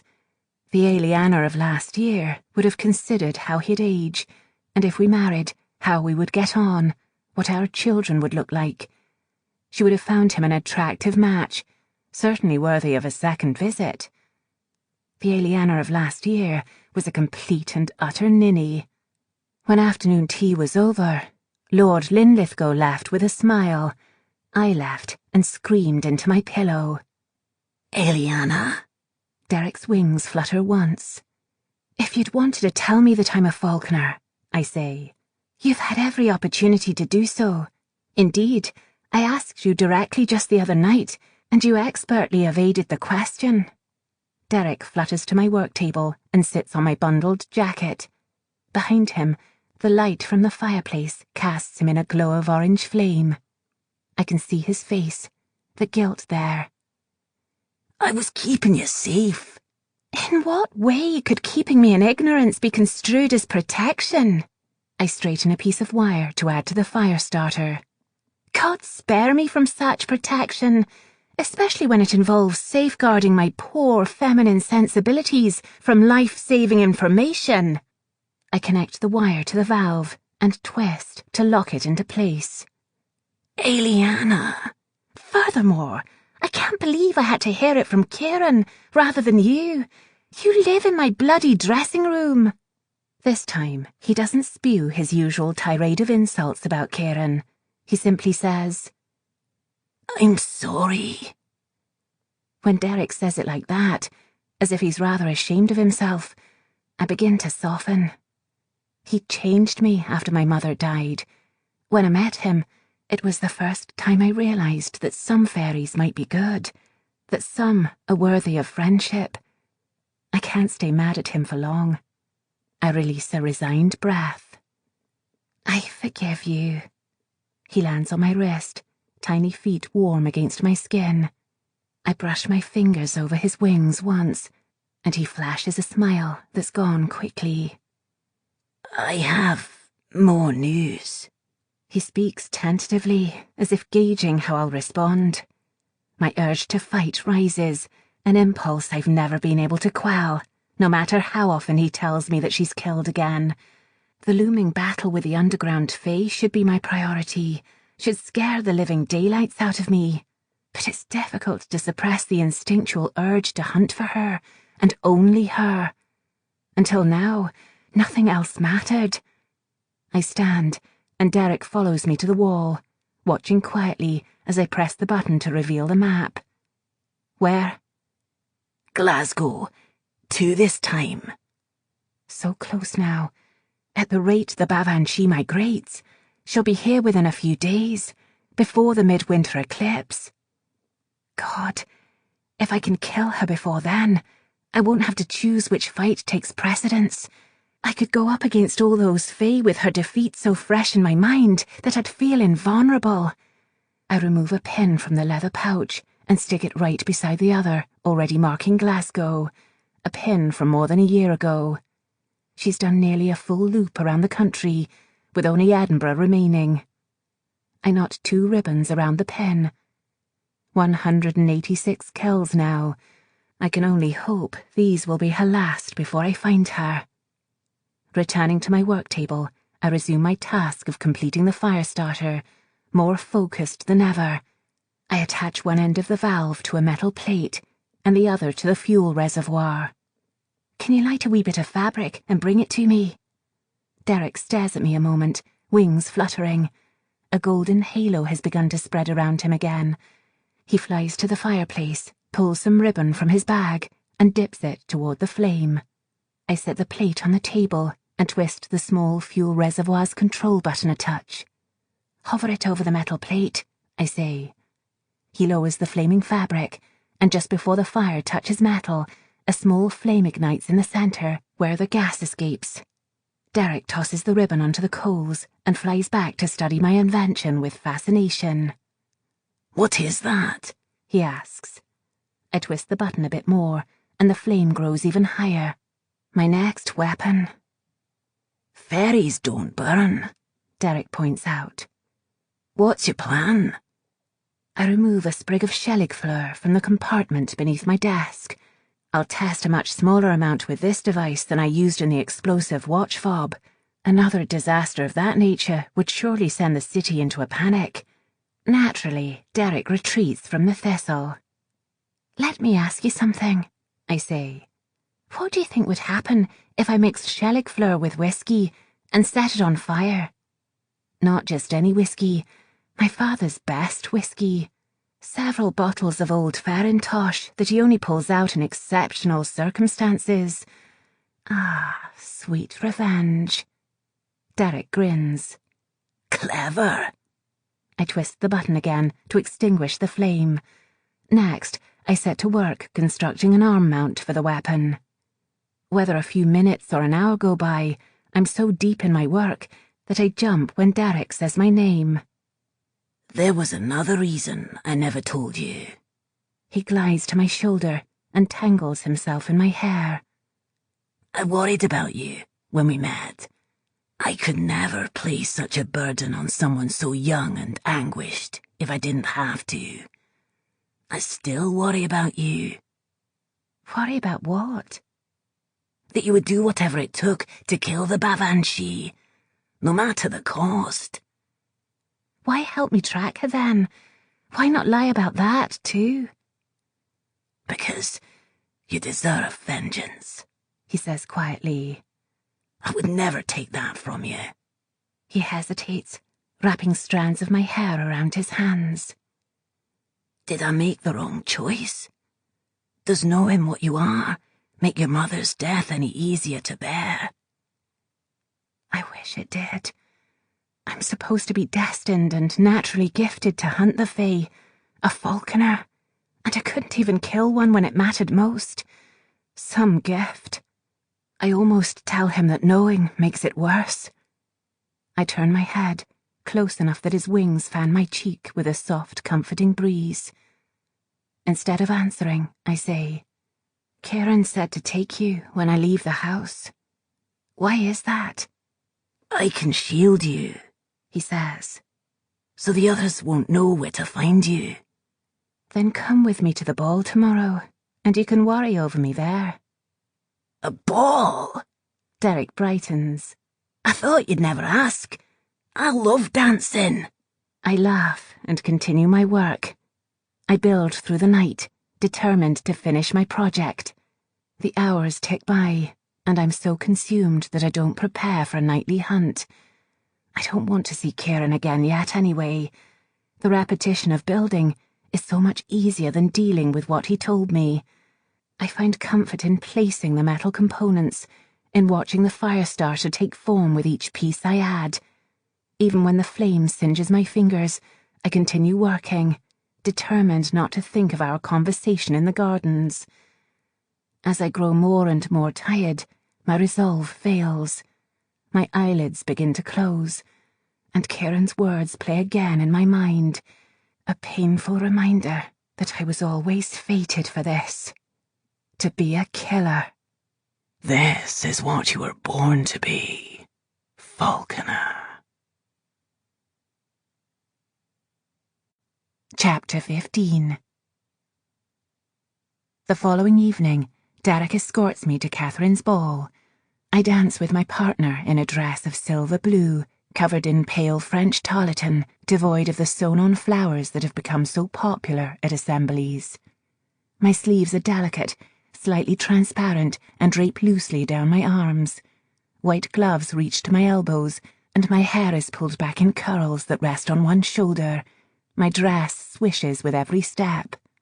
Good God, Derek says. I cannot believe I agreed to accompany you. I take back my words. Human dancing is dull. When is he going to throw you over his head? I smile at my dance partner as I grasp his hand in the reel. I've already forgotten his name. Lord F. something. He has barely spoken to me, even when I tried polite conversation. His long face appears stuck in a perpetual scowl. And when are they going to serve the bloody food? Derek's wings tickle my ear as we form a circle again. Your friend intends to starve us, doesn't she? How can she starve the guests at her own ball? Shut up, I mutter out of the corner of my mouth. I regret bringing him as much as he regrets being here. I beg your pardon, asks the woman next to me in the reel, blinking wide blue eyes. Lovely dance, I remark cheerfully, isn't it? I grasp Lord F's hand and twirl away, my slippers whispering over the hardwood floor. The walls are decorated with beautiful tapestries of scenes from the Scottish Highlands, and candles atop extravagant candelabras light the room. Though electricity and floating lanterns are commonplace among the rich, Lady Castles has always shied away from technology. The steam-powered carriage is the most advanced invention on her property. The dance ends, and Lord F escorts me from the centre of the room to the refreshment table, where Catherine is standing. He bows. Thank you for the pleasure of your company. Then he turns on his heel to go and scowl at someone else. I breathe a sigh of relief.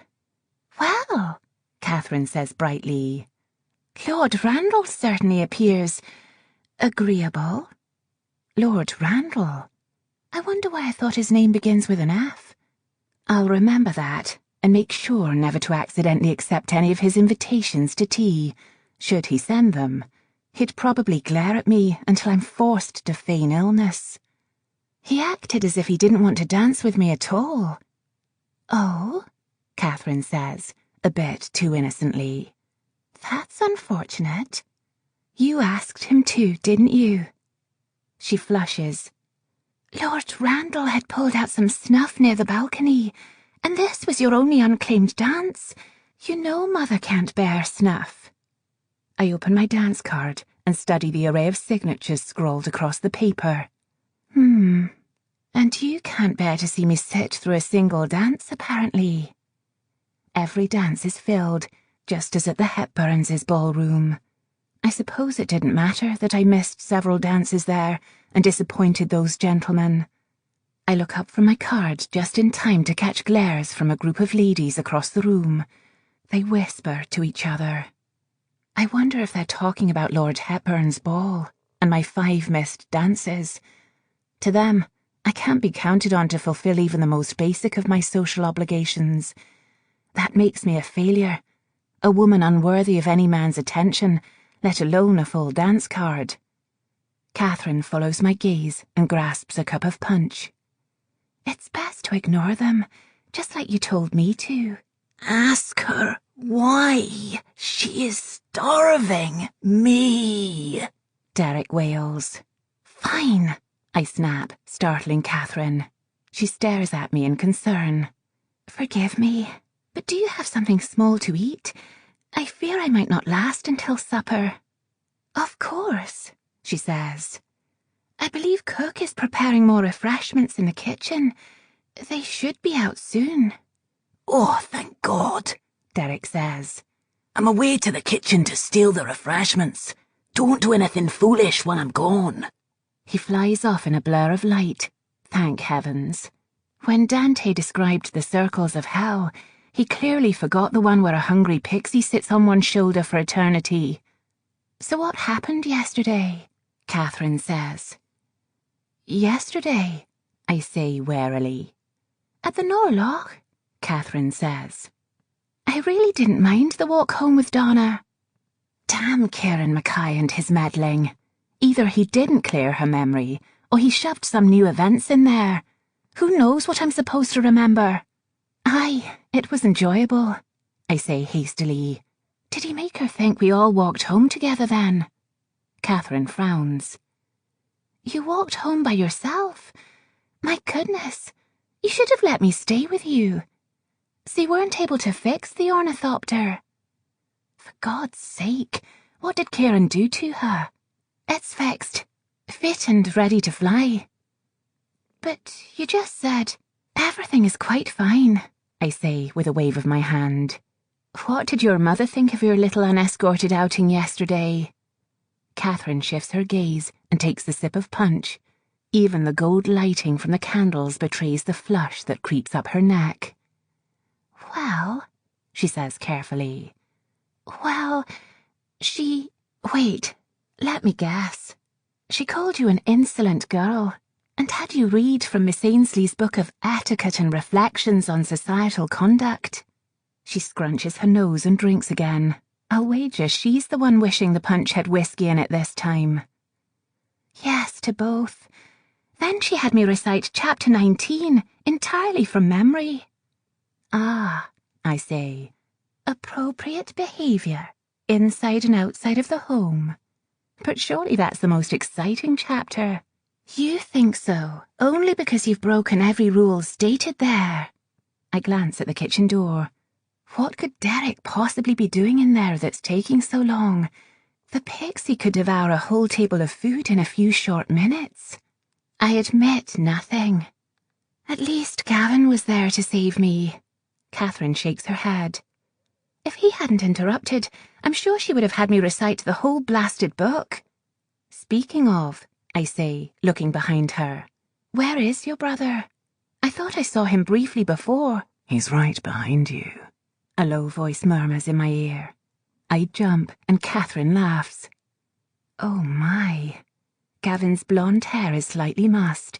His wide blue eyes are as lovely as ever. In a mere 2 years, he has managed to grow much taller than I remember him being, almost Kieran's height. I have to tip my head back to look at him. His smile is slow and rather charming. All grown up, I see. His voice betrays a hint of an accent that he must have picked up at Oxford. I realise I've been staring, and I blush. I hold out my hand. "Gavin," I say. I allow myself that familiarity. Or should I call you Lord Galloway now? A distant relative of Gavin's passed just last year, leaving Gavin with an earldom, a fortune to add to what he inherited from his father, and a few other properties in Scotland. It's strange to hear him referred to as the Earl of Galloway now. You can call me whatever you like, he says, releasing my hand. He glances at his sister with a teasing smile. though I rather think Catherine should use my title. Catherine scowls. "Don't you dare bring that up again." She looks at me. "He took me shopping this afternoon, and it was all Lord Galloway this and Lord Galloway that. I've never seen him look so smug." I don't often get to abuse my new title at Oxford, he explains. "My," I say with a smile. "How unfortunate for you. You've been mistreated, you poor thing." Gavin smiles at me in the same charming way he always has, as though he never left at all. There's something comforting and utterly familiar about having him here, as though I'm back in a time before my mother died. Until now, I never realised just how much I missed him. He leans against the back of a chair set up by the drink table. I sense you're not entirely sympathetic to my plight. "Of course we're not," Catherine says. "You vile man." Do you see how she treats me, Eliana? She's downright vicious. "Vicious." I laugh and ladle some punch into a porcelain cup. Lady Castles doesn't even have a dispenser like normal households. "This from the boy who used to put ink in our tea." "I had almost forgotten that," Catherine says. "It was really quite awful of you." Gavin looks somewhat chagrined. I was 12. You were girls, and therefore an entirely different species. "I went home with black teeth. That was the worst part," Catherine agreed. "I couldn't smile the whole day." You spoke much less, and Eliana could only visit again when the ink washed off, Gavin says cheerfully. So you see, goal achieved. "Really, Gavin? You are such a—" "Catherine!" snaps the approaching Lady Castles. She looks as severe as ever, lips pressed into a hard line. She gives me a brief, frosty glare, a look that clearly says she holds me responsible for her daughter sneaking away yesterday, then returns her attention to her daughter. "I hope you were not about to insult your brother." Especially when he controls your weekly allowance, Gavin adds. Imagine walking past all those lovely shops without a farthing to your name. "You wouldn't dare." "Galloway, stop teasing," Lady Castles says. "You are not about to take away your sister's allowance." At that precise moment, Derek barrels through the ballroom doors, bright as ever. He hovers over my shoulder and lands gracefully on my bare skin. His wings graze my neck, and he hiccups once. "Glorious lady," he stretches across my collarbone. "I have consumed," hiccup, "wondrous, splendid, beautiful honey, and it was," hiccup, "magnificent." I almost groan aloud. Gavin's eyes flicker to Derek's perch on my shoulder. He couldn't possibly have seen. Gavin's attention shifts to the couples beginning to congregate in the centre of the ballroom. No, I must have imagined it. The first waltz of the night is about to begin. I place my cup of punch on the table and glance around for the gentleman who signed my dance card earlier. Gavin bows. I believe I should like to dance this waltz with you. Would you do me the honour? "Galloway," Lady Castles hisses. "this is most improper. I don't recall the waltz being on the list." I added it. My house, my rules. He meets my gaze. You wouldn't deny your gracious host, would you? I already promised the waltz to someone else. Gavin leans over and plucks open the dance card dangling from my wrist. Ah, Milton. You should definitely dance with me instead. He's never been any good at leading. Galloway! Lady Castles is apoplectic. That is exceedingly impolite. Let Ileana dance with Lord Milton, and stop your foolery this instant. Derek giggles into my ear. She's silly. So silly. He pats my ear. Ileana! Ileana! Can you hear me? I know you can hear me. You can hear me. You're hearing me. Say something. Smile. Twitch. Cough once. Just then, Lord Milton approaches me and bows. May I have the pleasure? Change of plan, Gavin says, easing himself between Lord Milton and me. I'll take it from here, Milton. He claps Lord Milton's thin shoulder as if they were old friends. Lord Milton coughs slightly and straightens, looking quite shocked. I beg your pardon. Gavin smiles. I'll take this waltz with the lady. Dancing, Derek cries. I love dancing. Tell him to toss you over his head. I resist the urge to reach up and flick him off my shoulder. My God, how much honey did he eat?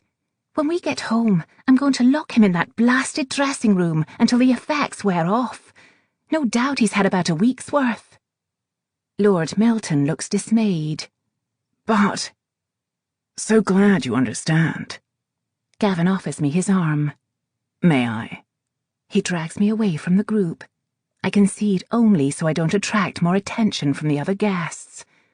We stand across from one another in the dance line. I glare at him, but Gavin simply flashes his disarming grin, bowing from the waist. He takes my hand and we begin our waltz. Gavin must have practiced while he was away. We used to dance around the drawing room of his house, he and Catherine and I. Gavin would step on my toes or twirl us into a table or cause me to trip over his feet. Now we move well together, each step smooth and graceful. His hand is firm against my back. I swear I can feel its warmth there through my dress and his gloves. People are already staring at us, and I'm sure they're whispering about me again. I grit my teeth and try to focus on the dance, wishing it to end soon so I can excuse myself. Gavin whirls me around, and I look everywhere but at his face. His shoulder seems like a fine spot. I cannot believe you did that, I finally say. I'm really sorry, he says. I came off as an arrogant arse. Indeed you did. Is that what they teach you at Oxford? He laughs. Direct hit. Gavin might be able to joke about this situation, but I can't. I have to behave properly for at least a few balls this season, before the gossip about me becomes even worse. This is an opportunity, perhaps my last, to have some control over my future, to match myself with someone I may grow to like with time. Who knows what kind of man my father would choose for me? My goodness, it might be some terribly overbearing lout twice my age. It's not funny, Gavin. Forgive my impulsiveness, then. Gavin flashes another smile. Your dance card was full, and I wanted a conversation. Derek giggles. Whirling! I love to whirl. Ask him to whirl faster. I see lights.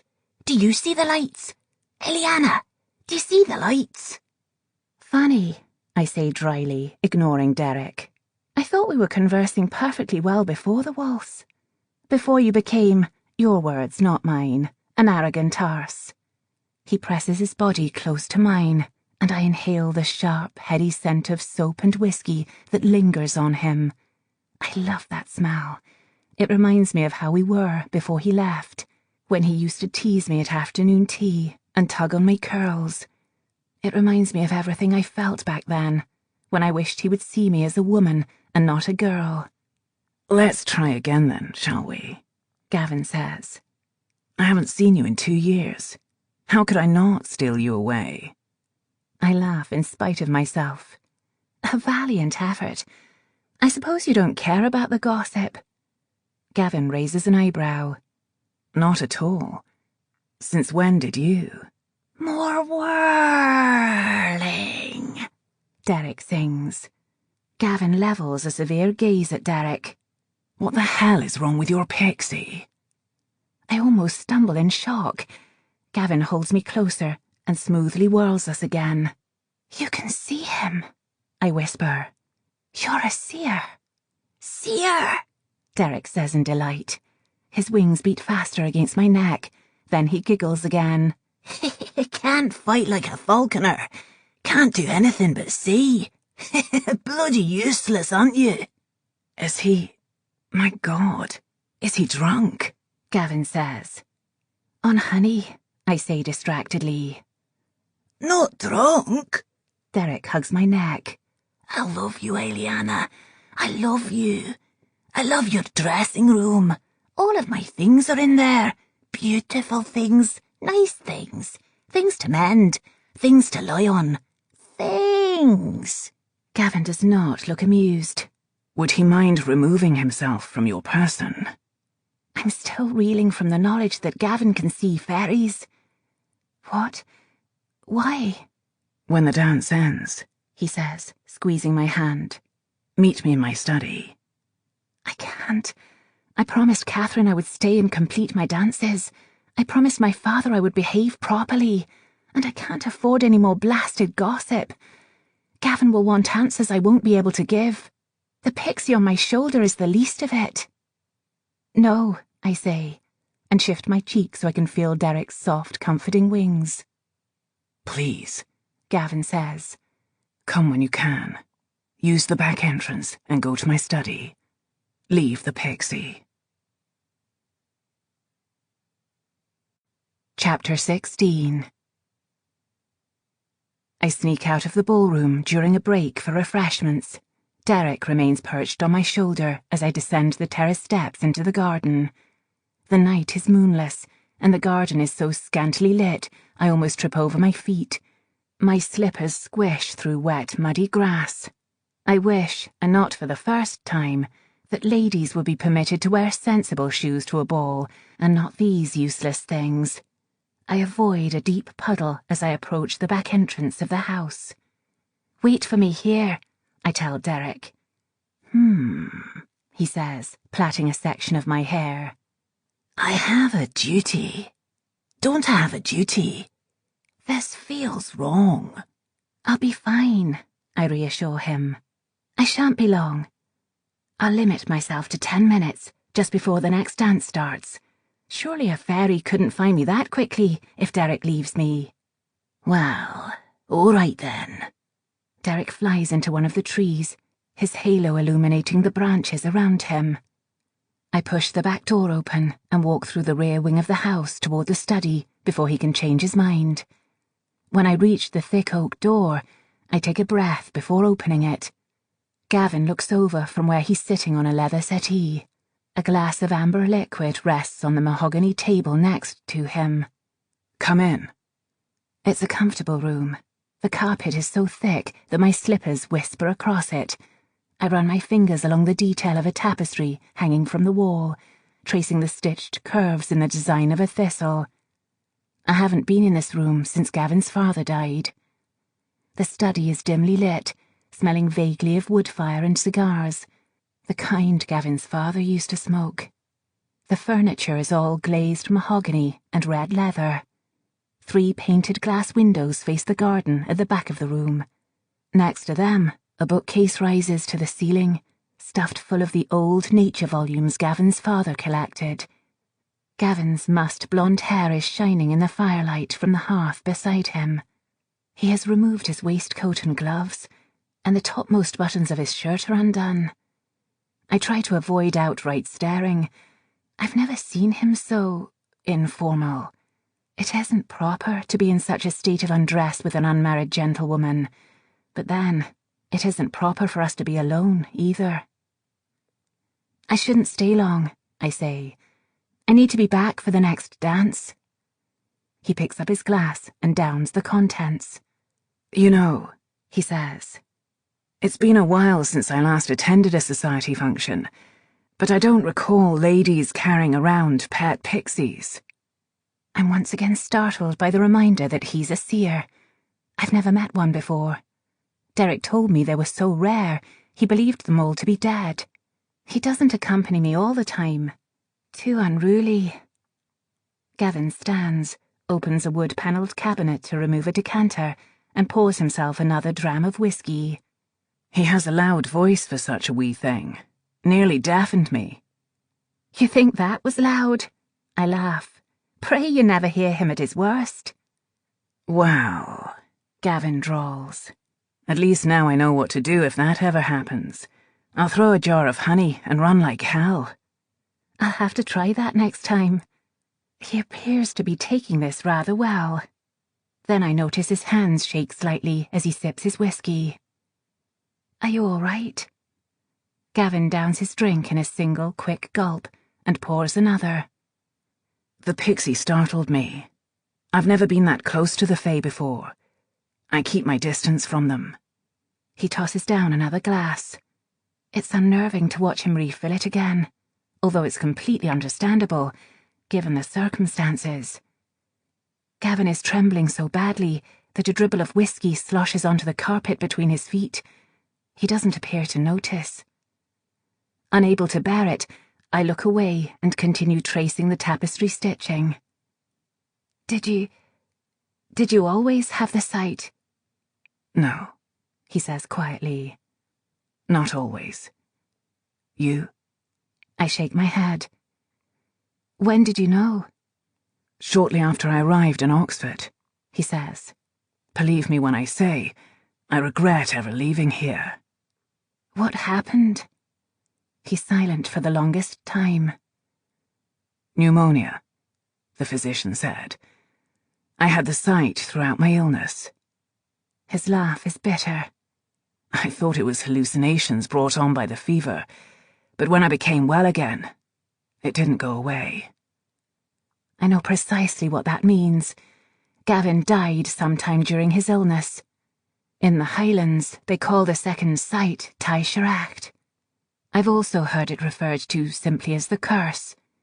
The potential for the sight is quietly passed down the male line, dormant until the ability finally manifests. Something that happens very rarely. The sight can only be awakened when a potential seer dies and is brought back to life. Derek once told me that when one dies, he is able to experience the other side, to see beyond the veil of the human realm. If brought back to life, he becomes a Taisher, a seer, one of the cursed. I would never wish it on my worst enemy. No one even told me you were unwell. No one knew. At my frown, he says, I couldn't write. Not to you, Catherine or Mother. What could I say? That rather than studying, I spent half my time poring over superstitious nonsense to find out what was wrong with me. Perhaps you should have come home. Yes, brilliant idea, he says, scowling at me. And what did I find? My oldest friend in possession of a pixie, despite the rather disturbing fact that the Fae kill humans without remorse. I push away from the tapestry. Derek is my friend. The Fae don't have friends, he snaps, slamming the glass down onto the table. I jump, startled. That pixie will betray you. It's in his nature. They're monsters. I've seen... He stops and shakes his head. The silence between us stretches vast, filled only by the crackle of wood from the fireplace. I want to say that I know what horrors he's seen, because I've witnessed them all myself. I sit on the leather couch across from him. Tell me why you asked me to come. Eliana. Tell me, I say again. I almost reach out and grasp his hand, but stop short. It wasn't just to chastise me. No. His fingers trace the rim of the glass, along the pattern etched there. It was to caution you. If you keep that pixie, you're already too deep in their world. You should get out now. Get out now? It's too late for that. I'll never get out, even if I decide I want to. They'll find me, hunt me down to the farthest reaches of this earth, because I'm apparently the sole person alive who can fight them. Gavin doesn't know that I'm in this until I'm dead. What's it like for you? I whisper. He stares into the fireplace. I have visions of the kills before they happen. See the events as if I were there. He finally looks at me. I feel what they do, over and over again. I die each time. I swallow the lump in my throat. I knew Sia's had visions, but not how real they could feel. I've never seen Gavin look so haunted and vulnerable and utterly alone. All of them. My voice almost breaks. I almost ask if he saw my mother die, if he was forced to live through what I witnessed that night. God, I hope not. Only one of us should be burdened by what happened. No, he says. The visions are limited by distance. I should be relieved, but I'm not. The manner of my mother's death was but one example of the ways in which the Fae kill, and they can be so creative in their torture. I'm sorry. Such an inadequate thing to say. Gavin refills the glass and sits down across from me again, saluting me with his drink. I appreciate the obligatory, unnecessary apology. It's the best I can do, I'm afraid. I don't know how to comfort someone. I can't reassure Gavin with words or empathetic expressions. I don't have the words, and I've lost all ability to be gentle. Gavin shifts closer, leaning over the table between us. Your turn. I changed. After my mother died. When I'm calm, it's easier to distance myself from the memories. I can pretend my damage is less serious than it is. I can be simple. I don't have to tell him that if I let go even for a second, the guilt and pain from that night becomes so unbearable that they could crush me under their weight. Gavin pauses, whiskey halfway to his lips. His gaze softens. Catherine wrote and told me. My sincere condolences. He drinks again. But you're evading the question. What the hell are you doing with a fairy? I told you. He's my friend. Are you purposely being obtuse? It's the only answer I have, Gavin. He's been gone 2 years, and I'm not obligated to tell him anything. My story won't fit into a 10-minute conversation anyway. Gavin's jaw ticks. Fine, if that's how you want to leave it. He throws his head back and downs another glass. I'm surprised by how sober he still is after all that whiskey. Does that help? Dulls the visions, he says. Would you like some? I hesitate. I've had whiskey many a time, but I'm not one to drink to excess. I always have to be alert and ready to fight at a moment's notice. But perhaps it could help soothe my anger, suppress it for just a while, so I can pretend I'm not really broken. Gavin pours more whiskey and hands me the glass. The liquid burns when I drink, leaving behind a warmth that scorches down my throat. Oh, this is good, I say. This tastes different from my father's stock.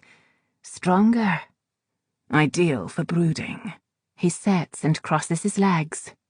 And it makes society events more tolerable. It might even work for unruly pixies, too. I ignore his obvious attempt to shift the conversation back to Derek. After all, Kieran is a master at switching topics, and I have learned from the best. Best stuck up. I foresee many more such events in your future. Do you? Indeed. I take another sip. Lady Castles has plans for you. Gavin pales. What do you mean? What plans? She intends to marry you off this season. Congratulations. Words that could strike fear in the heart of any bachelor with a title.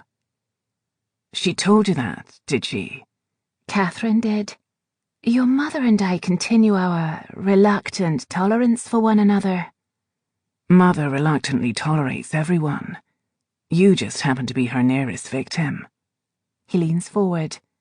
Tell me, which poor lass has she deemed a suitable match? None yet. Do you have any idea of your mother's requirements? I'd be shocked if she found anyone who fit them. Just a moment. He closes his eyes and takes a swift drink. All right, let's hear them. I take another sip myself, then put down the whiskey and tick off each finger. Fluent in French and Latin, adept at the pianoforte, dances well, comes from a family of good breeding, preferably Scottish, stitches competently, possesses a modicum of intelligence, but not more than you, is pleasing to the eye, and, most importantly, sufficiently terrified of her future mother-in-law. Now I've run out of fingers. There you have it. Gavin blinks. You didn't include wins every game of croquet, reads to the orphan children, and tames kittens. If I had more fingers, I would have, I assure you. If this woman exists, I'm not sure whether to be impressed or apologetic. Both. Definitely both. He laughs, and his eyes meet mine. For a moment, he looks so much like the boy from my childhood that I fancied myself in love with. Then I see past the smile and realize he's not that boy. Not anymore. There is a sorrow that hasn't left his gaze since the moment I walked through the door. We'll never be the same, he and I. We've seen too much ever to be the people we once were. We can't go back. I'm beginning to wish we could. I missed you, he says suddenly. I missed you too. You never visited. Fewer Fae in England. He rubs his eyes. The visions are worse the closer I am to Scotland. I visited Mother in York over a year ago, and didn't sleep at all. I doubt I'll be here long. Then why did you come? To see Catherine properly matched. Mother convinced me to stay through the Hogmanay festivities, but I intend to leave after the new year. I reach forward to grasp his hand. When you return to Oxford, write to me this time, I tell him, or I'll worry. A shrill howl pierces the air. As one, Gavin and I turn to the window. The howl wasn't normal, too high-pitched to be an animal. What was that? I whisper, moving to look through the window. I'd rather not find out, Gavin replies. We should. The second howl is closer, louder than the first. The taste of smoke and dust settles quickly in my mouth. Dryness enters my lungs, and I heave in air. I bend and cough until my throat aches. Eliana! Gavin grips my shoulder. Get away from the window, I try to say, but the words come out strangled, barely understandable. Desperately, I shove him. He stumbles back and hits the tea table. Then something smashes through the window, and glass shatters around me. Chapter 17. A massive creature with a gleaming black mane crashes into me. I grasp soft fur as my back hits the carpet and burns as I'm dragged along. Fallen shards of glass slice my flesh. I slam into Gavin's wooden desk and I bite my tongue so I don't scream. A hound is on top of me, larger than any I've ever seen. If I were on my feet, it would have been as tall as my chest, standing on all four legs. Dark fur ripples and shimmers in the dim firelight, alternating hues of violet, green, and red. Its eyes glow crimson. A couchee. The seal has broken further, and now the hounds have slipped through, just as Derek said would happen. I remain still as the hound carefully sniffs me, as if to make sure that I'm the person it's looking for, the person it's been sent to kill. Eliana! Gavin sounds so far away, as if he isn't in the room anymore. I grip its fur, digging my fingers in. I know it'll kill me as soon as it confirms who I am, and I have to get it off. But the hound is too heavy, a good 17 stone of solid weight on top of me. My corset, even loosely laced, is already restricting my breathing, and the fairy's heavy body makes it worse. My heartbeat fills my ears, the rhythmic thump growing ever louder, louder. The Coo-Shee draws in one more breath, then opens its eyes and snarls. Now it knows who I am, what I am. Its teeth are pointed, sharp as blades at the tips. I hitch a breath, unable to move even if I wanted. The hound's irises blaze a bright, burning red. Saliva drips onto my skin, those teeth scant inches from my flesh. My restraining hands digging into its neck are all that's preventing it from tearing into me, and only barely at that. I channel all the strength I have, drawing on the gift Kieran's told me is my birthright as a falconer. I close my fists in a harder grip. The heavy fur is tough, thick as armour. Something slams into the hound and knocks it off me. "Gavin!" I gasp. The Coo-Shee shakes Gavin off its back, hard enough to throw him against the bookcase. It sways, and volumes fall to the ground. Gavin slumps to the floor and tries to push himself up, but his shoes skid on the glass from the broken window.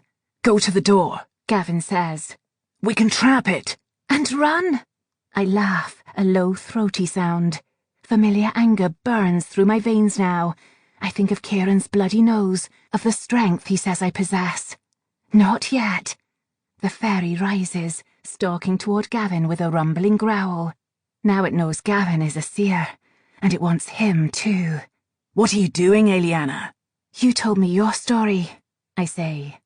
This is mine. Muscles bunch in the Coo-Shee's haunches. As it leaps at Gavin, I throw myself at it, wrapping my arms around its middle. We crash hard to the floor. The wooden legs of the settee groan as we roll into it, collapsing onto its side. I reach for my skirts and pull aside layers of petticoats, tarlatan, and silk to find my ski-and-do. My fingers grip the hilt as the hound's snout comes down fast, teeth bared in a vicious snarl. I strike, thrusting my blade into the Coo-Shee's belly, where its armour-like fur is thinnest. I try to sink it to the hilt, but then I hear a hard metallic crack. In shock, I pull my arm back. The Coo-Shee's fur snapped my blade in half. Before I can do anything, the hound lifts its snout and releases a shrill howl. I stagger and almost fall as the thin, high wail resonates through my skull. I press my hands over my ears to muffle the noise, but it doesn't work. Glass shatters. Shards from the other windows and the whiskey decanter clatter to the floor. My legs buckle. I sink to the carpet and glass cuts into my knees. I open my mouth to scream, but no sound escapes. Just when I think I can take no more, the howling stops. I gasp and pull my hands from my ears. My gloves are wet with blood that must have come from my ears. In that second's distraction, the Coo-Shee leaps for me again. I throw myself to the ground. I'm not quick enough. The hound's razor-sharp claws slash my back, tearing fabric and skin. Bloody hell! The hound careens into the desk behind me, and the wood cracks under the impact, splintering right down the middle. "Gavin!" I call, pulling myself into a crouch behind the fallen bookcase. He's hiding behind one of the overturned settees. "Are you hurt?" My ears are bleeding. I have a nasty headache. I'm trapped in a room with a murderous fairy, and I blame you. That's fair. I curse myself for being so unprepared. I took Derek's protection for granted and left my weapons stashed in Lady Castle's garden. My fingers brush the Shelligfleur necklace at my throat. This is all I have, the only object on me that can hurt a fairy. As the Coo-Shee turns to leap again, I yank the necklace off. "Eliana!" Gavin says. "Don't!" Before the Coo-Shee can move, I throw myself at it. We collide hard enough to squeeze all the air from my lungs. Back on the ground, I try to get my arms around it, but the Coo-Shee bucks me off, strong paws hitting me square in the stomach. I double over, and it rakes my shoulder with its claws. I bite my tongue, blood erupting in my mouth. I go after it again, grappling with the creature until I manage to roll us, so I'm on its back, with the Shelligfleur grasped tight in my fist. I wrap the plaited strand around the Coo-Shee's neck and pull hard. The hound lets out a single gasp, then a tiny whimper. The coochie bucks against me, trying to sink its teeth into my arm. Shelligfleur burns through the fairy's thick mane, and the stench of scorched fur and flesh fills my nostrils. I pull away and tighten my hold on the impoverished thistle garrote until its body begins to weaken. Its muscles relax as it gasps for air again. When I'm sure the fairy is too weak to fight me, I unwind the thistle and pry open its mouth. Before I can change my mind, I shove the necklace inside. The moment the Shelligfleur leaves my fingertips, the fairy disappears from my sight. Invisible teeth slash open my gloves and scrape along my skin as I pull my hand out. I judge where its snout is and grip it to hold its jaw closed. The fairy barely struggles before it dies. As I slide off the coochie's back, its power fills me. Release. It's like the light, joyous sensation of flying, of being lifted away from the world, away from pain and guilt and death, to a place where I'm convinced I'll never hurt again. I'll rise until the oxygen leaves me, until... Eliana, a voice whispers. If I had been standing, I would have fallen. The ache of anger settles in my chest, where my memories are, my guilt. They retreat inside the crevasse within me again, and the lightweight flying joy is gone. I open my eyes to see Gavin standing above me. He sighs with relief. I thought you were dead. I'm a difficult lady to kill. He grasps my hand. I pride myself on being a calm individual, he says, his breath visibly laboured. And I rarely resort to hysterics. But when the situation calls for it, what the hell was that? I killed a coochie. Surely you didn't miss it. When you said you weren't running, I assumed you had a plan. I did not realise that plan was a fight to the death. What else is there? I hiss in pain as Gavin pulls me to my feet. You're hurt, he says, drawing my forearm toward him to inspect my injuries. His fingers graze the spot where the coochie's teeth scraped. These wounds will become my newest badges. I scan the room and wince at the damage. Sorry about your study. I'm shocked no one came running, with all the noise we must have made. Nearly every piece of furniture is broken. Splintered wood lies all over the floor, mixed with broken glass from the windows. Almost the entire collection of nature volumes is now strewn about the room. The only thing unaffected is the fireplace. Logs are still aflame and glowing. I consider it a victory that I didn't end up getting burned. You can't hear much of what goes on in this part of the house, he says. And I'm sure the music helped. I've never been so relieved that Mother insisted on hiring an orchestra. He looks at our feet, where the dead hound would be, if I could see it. At least they couldn't hear him. I was certain the damn howl would burst my ears. As Gavin inspects my injury more closely, I say, it's not really a howl. That's its power. Our human ears just interpret it as sound. Ow! It poked at my blasted cut. Sorry, this looks deep. Well, don't poke at it, I tell him. It hurts like the devil. Do you have any stitchers? Mother doesn't keep them. I sigh. Of course not. Aren't you the least bit concerned that some random fairy attacked us? Or that you're bleeding all over my study? Not the least bit. And these are not the first scrapes I've endured, I assure you. Nor are they the worst. He blinks. You know, I don't find that particularly comforting. It wasn't meant to be. I pull out of his grasp and wobble to an upturned settee to perch there. I told you my secret, he said, but you kept yours from me. What else are you hiding? You were gone 2 years, and you returned yesterday. Why should I tell you anything? Gavin stalks over and grasps my gloved arm. I bite my lip to keep from crying out because it hurts so badly. He reaches into a trouser pocket and produces a kerchief. He regards me silently as he wraps the injury on my arm and ties the cloth. Isn't it a burden? He asks. It was for me. He and I both have to play parts, to pretend to be the people we once were. Both of us might be broken in some way, but the difference is that I'm a killer.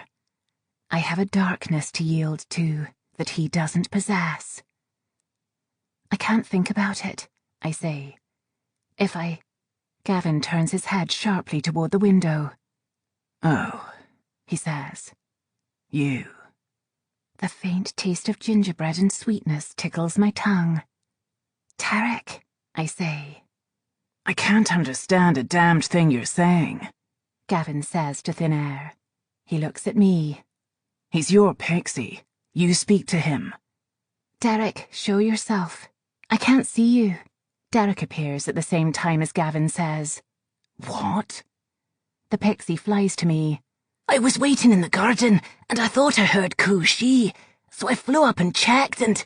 He starts blathering rapidly in his own language, as if he's entirely forgotten he should be speaking in English. His wings whir, each word punctuated by heavy buzzing. Repeat that last part in English, I say.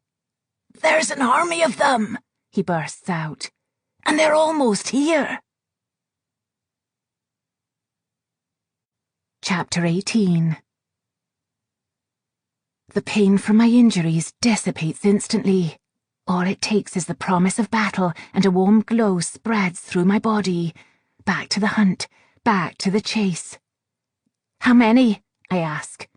24, Derek says. maybe 3. I shut my eyes briefly. The weapons I brought with me won't be enough to kill that many. Find Kieran and tell him I need help. Try not to insult him while you're asking. Derek doesn't argue for once. What about you? I stride to the window, an easy escape route now the painted glass is shattered. Thank heavens Gavin's study is at ground level.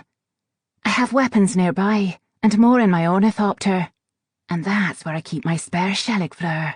Kieran might take it away during my training sometimes, but I've never lost it in a fight before. Derek flutters to my shoulder.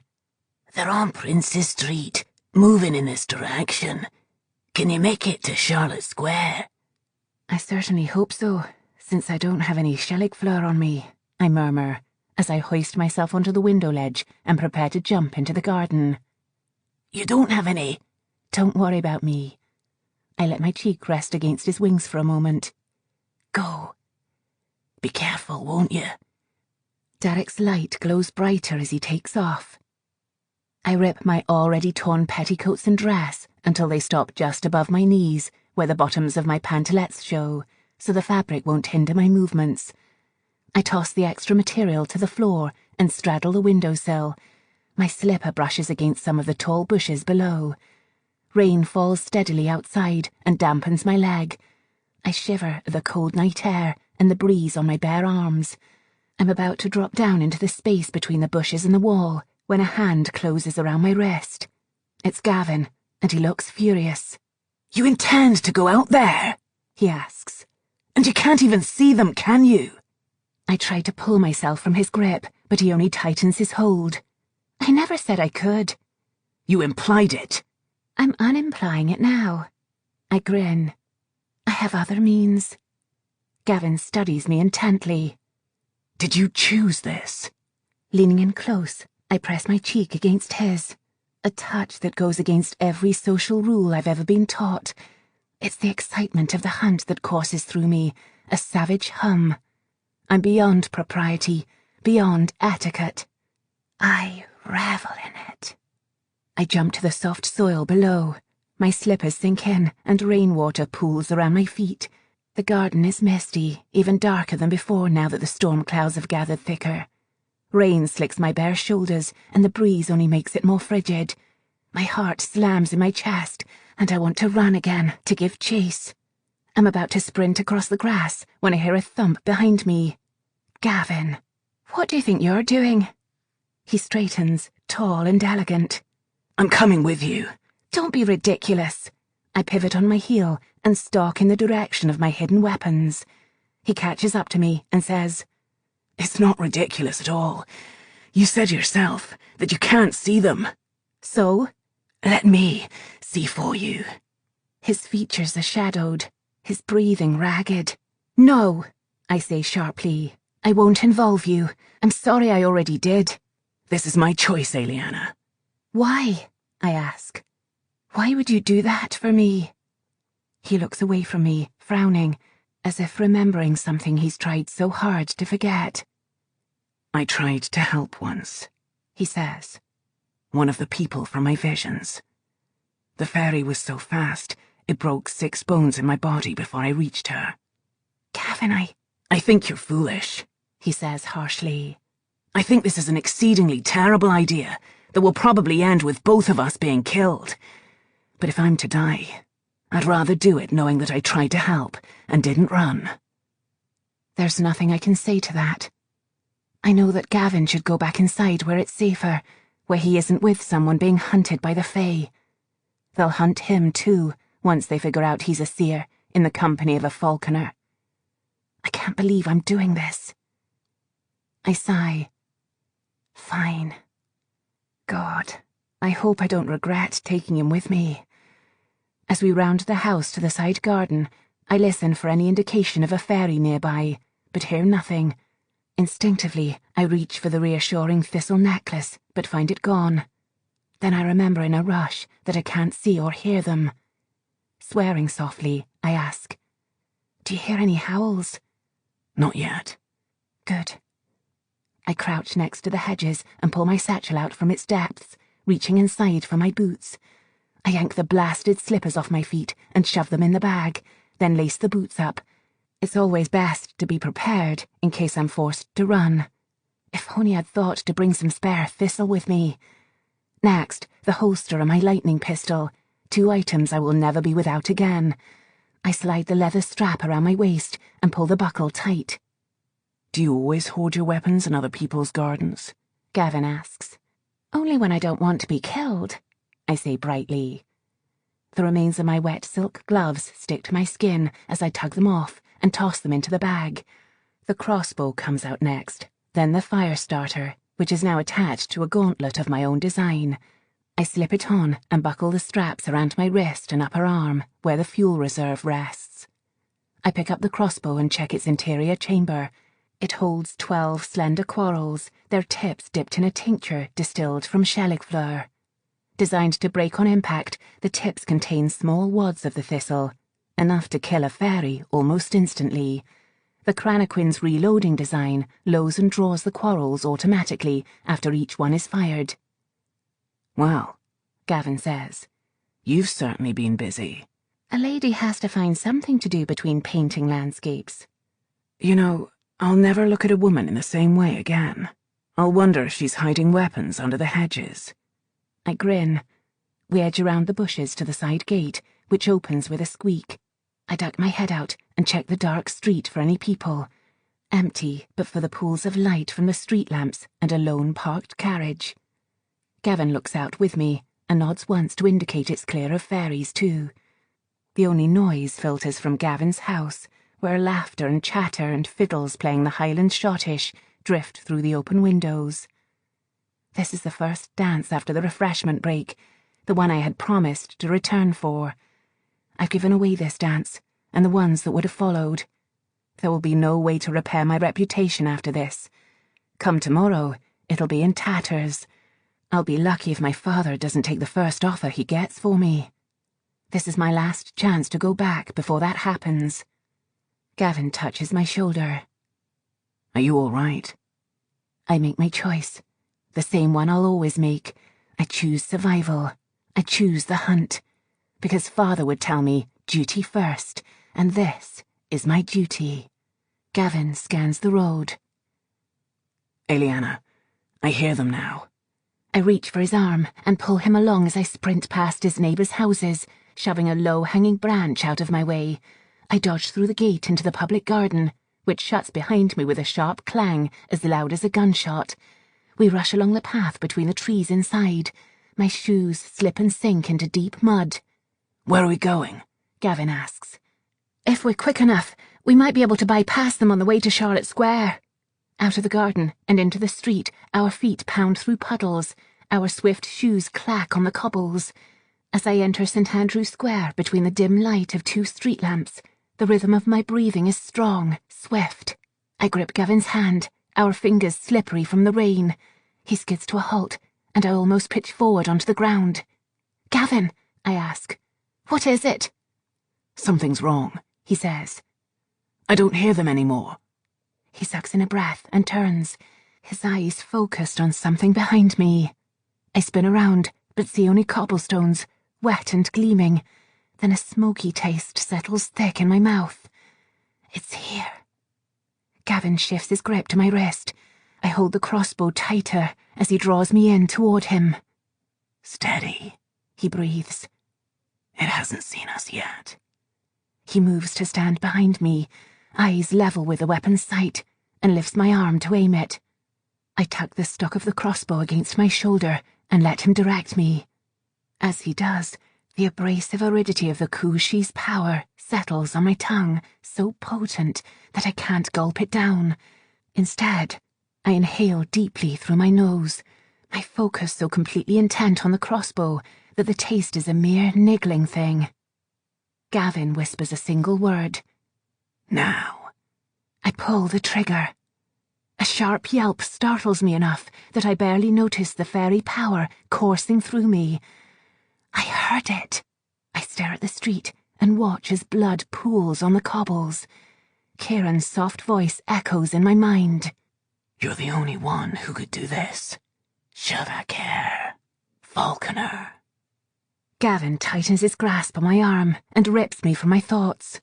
"Come on." I follow his lead, and we race by the white stone residences in St. Andrew Square, all of them dark, save for a few lights in the windows below street level where the servants will still be working. Gavin pulls me through a break in the bushes that leads to the garden in the centre of the square. Branches tug and snap. My skirts rip even more. We race past the fluted column of Melville's monument and back into the street. Gavin stops again, and I almost smack into him. He pulls me in front of him and repositions my arm to shoot. "There," he whispers. He's so close, his breath tickles my ear. I pull the trigger.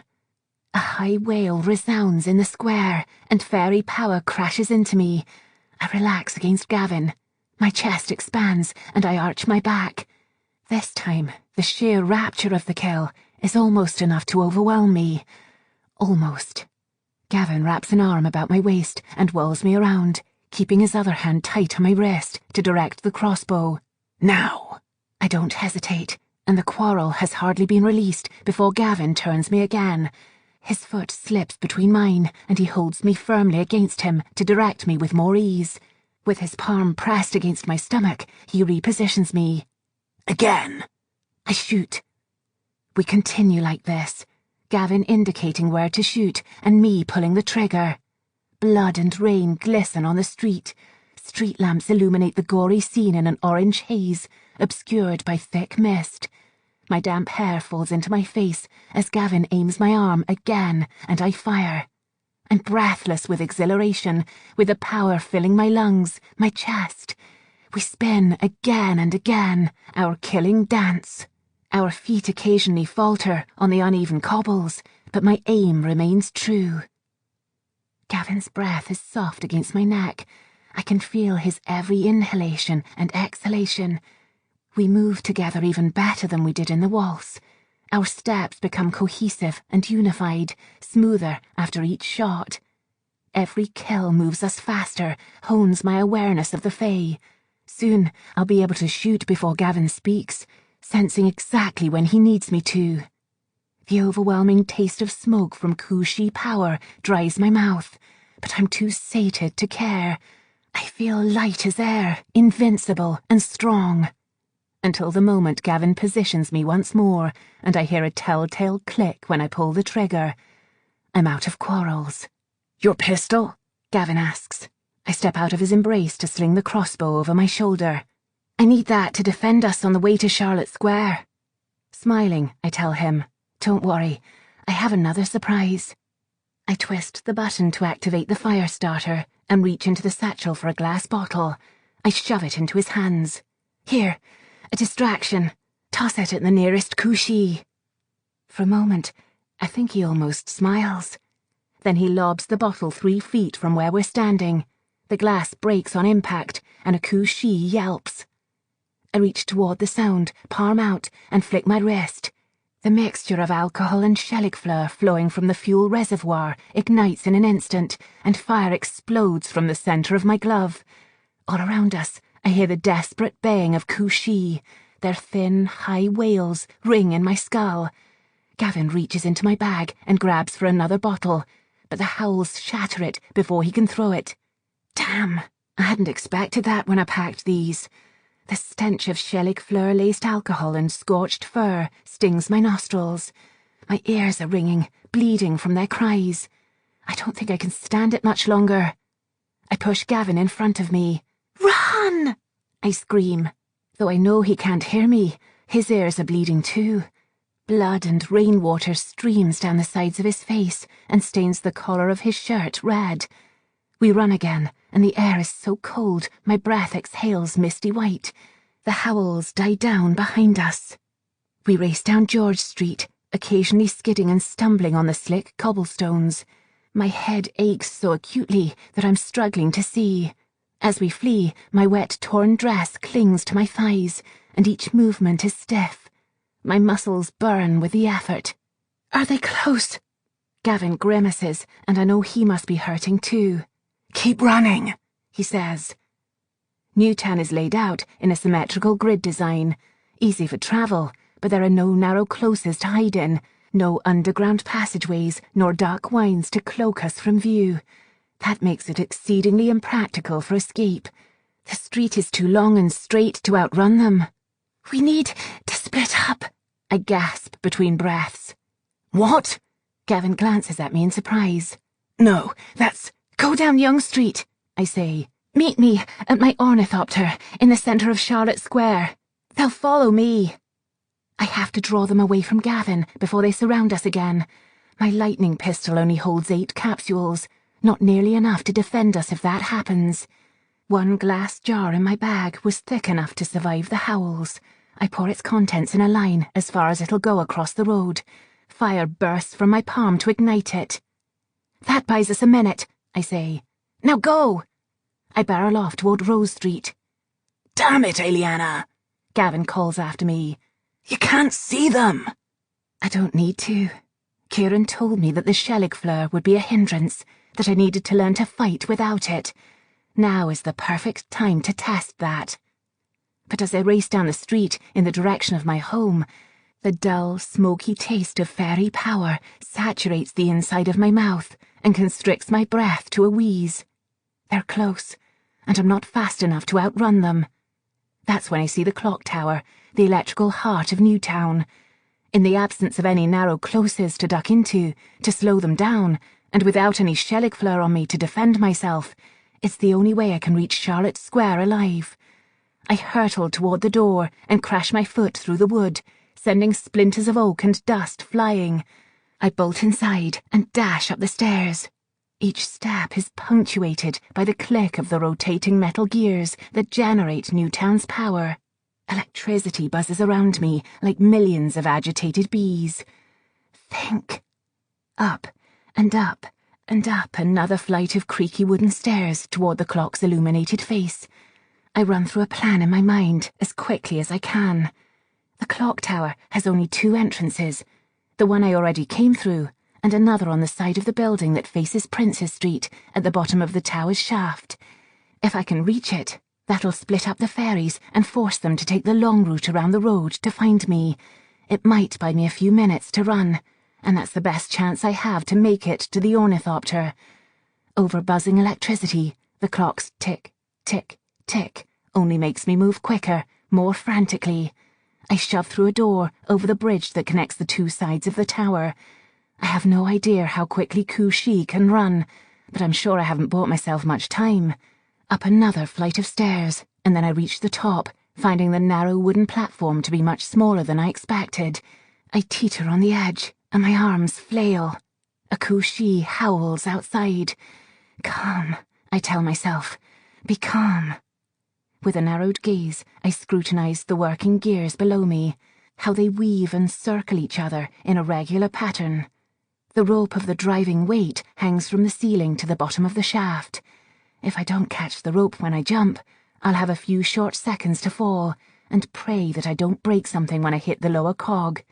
If the fall is longer, well, that won't be a pleasant outcome either. I look behind me. Tick, tick, tick. Time is running out. The taste of fairy power is so pungent in my mouth that it hurts to swallow. I tear more fabric from my petticoats and wrap my single bare hand. The taste grows, a burning dryness that spreads inexorably down my throat. Tick, tick, tick. I'm gasping for breath now. If I don't jump soon, the others will be waiting outside the other door to tear me to shreds by the time I get down there. I don't have a chance of fighting them blind. There are too many. Something snaps at my dress. Invisible teeth or claws shred the material around my thighs. I cry out and kick reflexively. My boot connects with the fairy I can't see, and it yips in response. Tick, tick, tick. Too late to change my mind and run back down the steps, so I whirl and throw myself off the platform. Chapter 19. My grasping fingers close around the rope of the driving weight. Friction burns through the fabric wrapped around my hand, and I grit my teeth as I slide down, coming to a halt above a massive rotating gear. My legs dangle in the air, toes barely brushing the thick metal below me. The biting pain in the palms of my hand is almost enough to slacken my grip. The muscles in my arms bulge with the effort of keeping me in place as I stare down at the turning cog below my feet. It moves in and around smaller cogs, revealing a small opening during each rotation. Beneath it is another flat cog that spins. In, around, out. There's the opening. I follow the pattern until I memorize it, until I'm certain I'll get the timing right. At the precise second the opening appears, I release the rope and let myself fall. The moment I'm airborne, I close my eyes. The first person I think of, completely without reason, is Kieran, of his rare, almost smile, and those brief, extraordinary glimpses of vulnerability that he shows when he momentarily loses control. My body crashes hard onto the metal cog in a graceless heap. Helen blast, it hurts. I struggle to my feet and stand unsteadily at the edge of the cog. As the cog rotates, I notice another opening below, through which I can see the wooden floor at the bottom of the clock tower. Another drop, not terribly far at all. I scan the walls of the shaft to see if there is anything to help me climb down. A series of metal bars project from the tower's interior wall. When the gear circles again, I leap. My hands close around one of the bars, and I swing my body to the next, then to another, and drop to the wooden floor in a crouch. My teeth click together hard from the impact. For once, I'm grateful to Kieran for the endless practice fights. If he hadn't trained me so ruthlessly, I wouldn't be at all able to plunge down clock towers or ignore the pain of landing. I get up, like he always tells me to. The maintenance door is where I thought it would be. It takes me 2 tries to kick it open until the hinges groan and the wood cracks. Dust flies into my face as I hurl myself outside and suck in the cold night air. Across the road, I spot the scaffold-covered ivory monument in memory of Sir Walter Scott at the edge of the Nor Loch. Princess Street, finally. Almost there, I mutter. The muscles in my legs ache in protest as I race toward Charlotte Square. The rain is falling even harder now, spilling from my hair onto my forehead as I pass blocky white buildings containing small stores. My breathing hitches when the smoky dryness overwhelms my mouth again. The hounds bay once more, so close. I never thought they would find me again this quickly, and my fire starter won't be as effective in this kind of rain. But I still have my pistol. I jerk the weapon from its holster. The conductor spines rise and the core rods open as I spin and aim for a spot that makes the taste in my mouth scorch my tongue. Praying my instincts are correct, I pull the trigger. The invisible hound yelps, and I grin in triumph, watching as the electricity snakes outward from the invisible point. I would savor the kill, but I don't have time. I dash up the street, breath heaving, and the welcome sight of my ornithopter encourages me to run faster. Gavin is already inside. Eliana. He sounds relieved to see me. I sling the crossbow and satchel off my back and toss them inside. Then I jump into the leather seat, flipping switches to start the machine, and press my feet down on the pedals for an emergency takeoff. The ornithopter lifts quickly with a strong flap of its wings. On the ground below, the hounds howl, their frustration echoing across the square. I only hope that Derek and Kieran can kill them, since I couldn't. Rain batters the metal-boned wings as we rise over Charlotte Square. I tilt my face to the falling droplets and exhale a long breath. My body relaxes. We soar through the misty skies over Edinburgh. Clouds cloak the buildings in Newtown, but the orange glow of city lights filters through. The air is colder up here, wetter. It seeps through my soiled dress, and I shiver. I stare at the hazy city below and let my muscles slacken, content never to move again.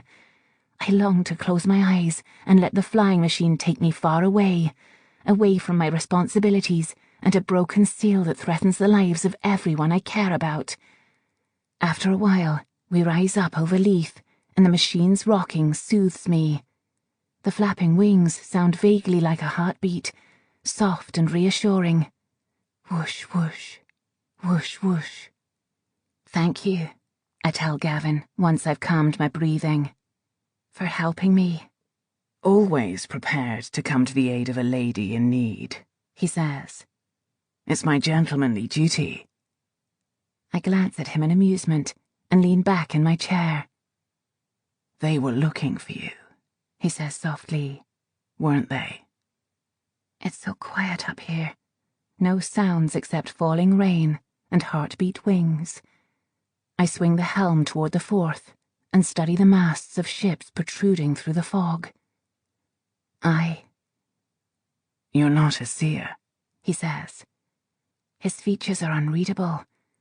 I wish I could understand what he's thinking. It would help me decide how much to tell him, how much danger I'm willing to put him in. Gavin stares out at the calm sea fog, his breathing shallow. I don't know a damn thing about you anymore, do I? It hurts to swallow. My throat tightens, and I think I might choke on my response. I'm the same person I've always been. I don't know why I feel compelled to lie to him. Gavin has seen the Fae. He knows what they do to people. He helped me at great risk to himself. Yet I want him to look at me the way he did earlier at the ball, before Derek came back from the kitchen, without a question in his eyes, with a certainty that I am precisely the same woman he left 2 years ago. Instead, I'm sitting in a dark flying machine, wearing the torn remains of a gown that's covered with blood and dirt. I lost count of how many Fae I just slaughtered. I'm a ruined girl who made her choice. This is who I am, a night creature who thrives on death and destruction. No, he says. You're not the same person. So what are you, Eliana? I deserve to know after that. I unbuckle the fire starter from my arm and jerk the gauntlet off my hand. I toss it into the back of the ornithopter. What are you? I don't even deserve to be a who anymore. He must think I'm no better than the creatures I hunt. I'm human, I snap. That's what I am. Just like you. Like me? Gavin says. I would never have been able to move as fast as they do. I can't fight like that. You killed those things without... He sucks in a breath. I'm sorry. I didn't intend to sound accusatory. My anger fades. I grasp the hem of what remains of one of my petticoats and tear off a section to bind my injured hand. I understand. You've been quite calm, all things considered, I say. A mere facade, he says, waving a hand. It wouldn't be very manly if I screamed like a wee bairn, would it? Not very. We're both silent again. I continue steering the ornithopter higher above the mist, closer to the stars. What happened? He asks. He shared everything with me, told me what it means to be a seer. I responded by changing the topic and keeping my secrets. I treated him the same way I do Kieran, the same way I treat Catherine. What kind of woman does that make me, that I don't trust anyone anymore? Not even the people I love. My mother, I say quickly, before I regret it or change my mind and lie again. She was killed by a fairy. That's why I'm like this. I hear his breath catch. Not an animal attack, then? No. I try to stop the memories from resurfacing, to keep them in the empty space where they belong. Not an animal attack. And now, you enjoy killing them, don't you? He says it so quietly, I almost don't hear him. My cheeks burn. I'm surprised by how ashamed I am of that admission. If this were Kieran, that fact would have been a point of pride. But Gavin must be realising that his childhood friend has traded femininity for brutality, that the lass he knew is utterly gone. You're what the pixie called you. What was it? The word that changed everything. A Falconer. This doesn't change anything, you know. I still care for you. He sounds hesitant now. But you scare the hell out of me. Under normal circumstances, my chest might ache at his words. Gavin's childhood friend was the very epitome of proper. She had no secrets, experienced all the appropriate emotions. She would have run from the fairy when Gavin had asked her to. She would have relied on him to protect her. My apathy ought to be an impenetrable thing, a wall that keeps me safe and protected. I shouldn't care what he thinks. I want to pretend that he's a silly boy who simply doesn't understand me anymore. Except he isn't a silly boy, and this truth is as sharp and painful as a blade. I don't blame you, I say. His gaze feels heavy in the darkness. This is going to kill you, hunting them. That may be, I admit, but I can't go back to what I was, planning for parties and marriage. That's not for me anymore. Hunting is in my bones, the voice in my head that commands, the force that drives me. It is a part of me that will never leave, not until I die. I don't think, he says, it's for me either. I almost tell him I'm sorry, like I did in the gardens. I'm sorry for getting you involved. I'm sorry you feel like you need to protect me. I'm sorry you can't go back either. But I don't. I'm about to try something light and cheerful when Gavin grips my hand. Gavin? There's something behind us. Chapter 20.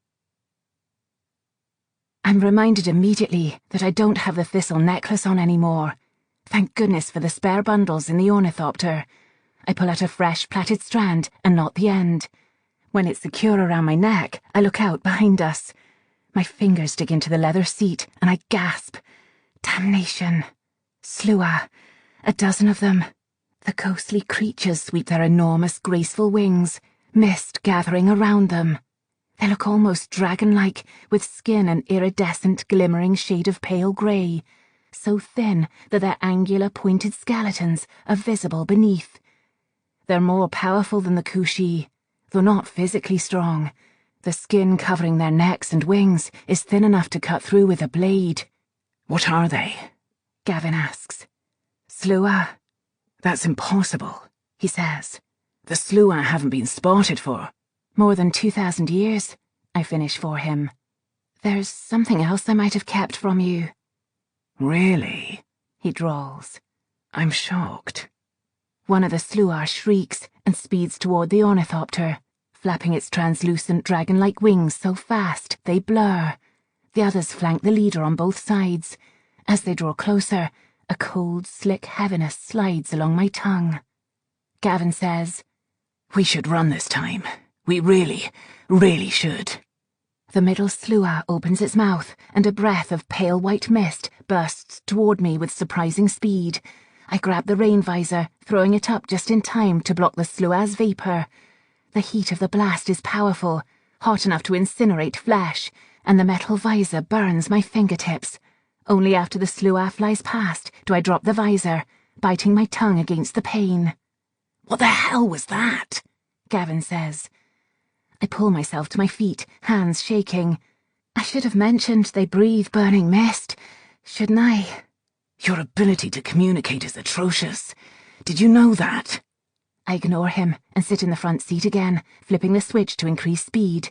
As the wings flap faster and faster, the machine begins to strain with the effort it takes to fly this quickly. I have never tested the ornithopter under such extreme conditions, but the engine should hold. The ornithopter shudders under my feet, a little more than usual, but continues to fly smoothly. The acceleration puts us slightly ahead of the sluagh, but we're still not moving fast enough to outfly them. I shove the pedals to the floor with my toes. The machine jolts, and the wings flap harder.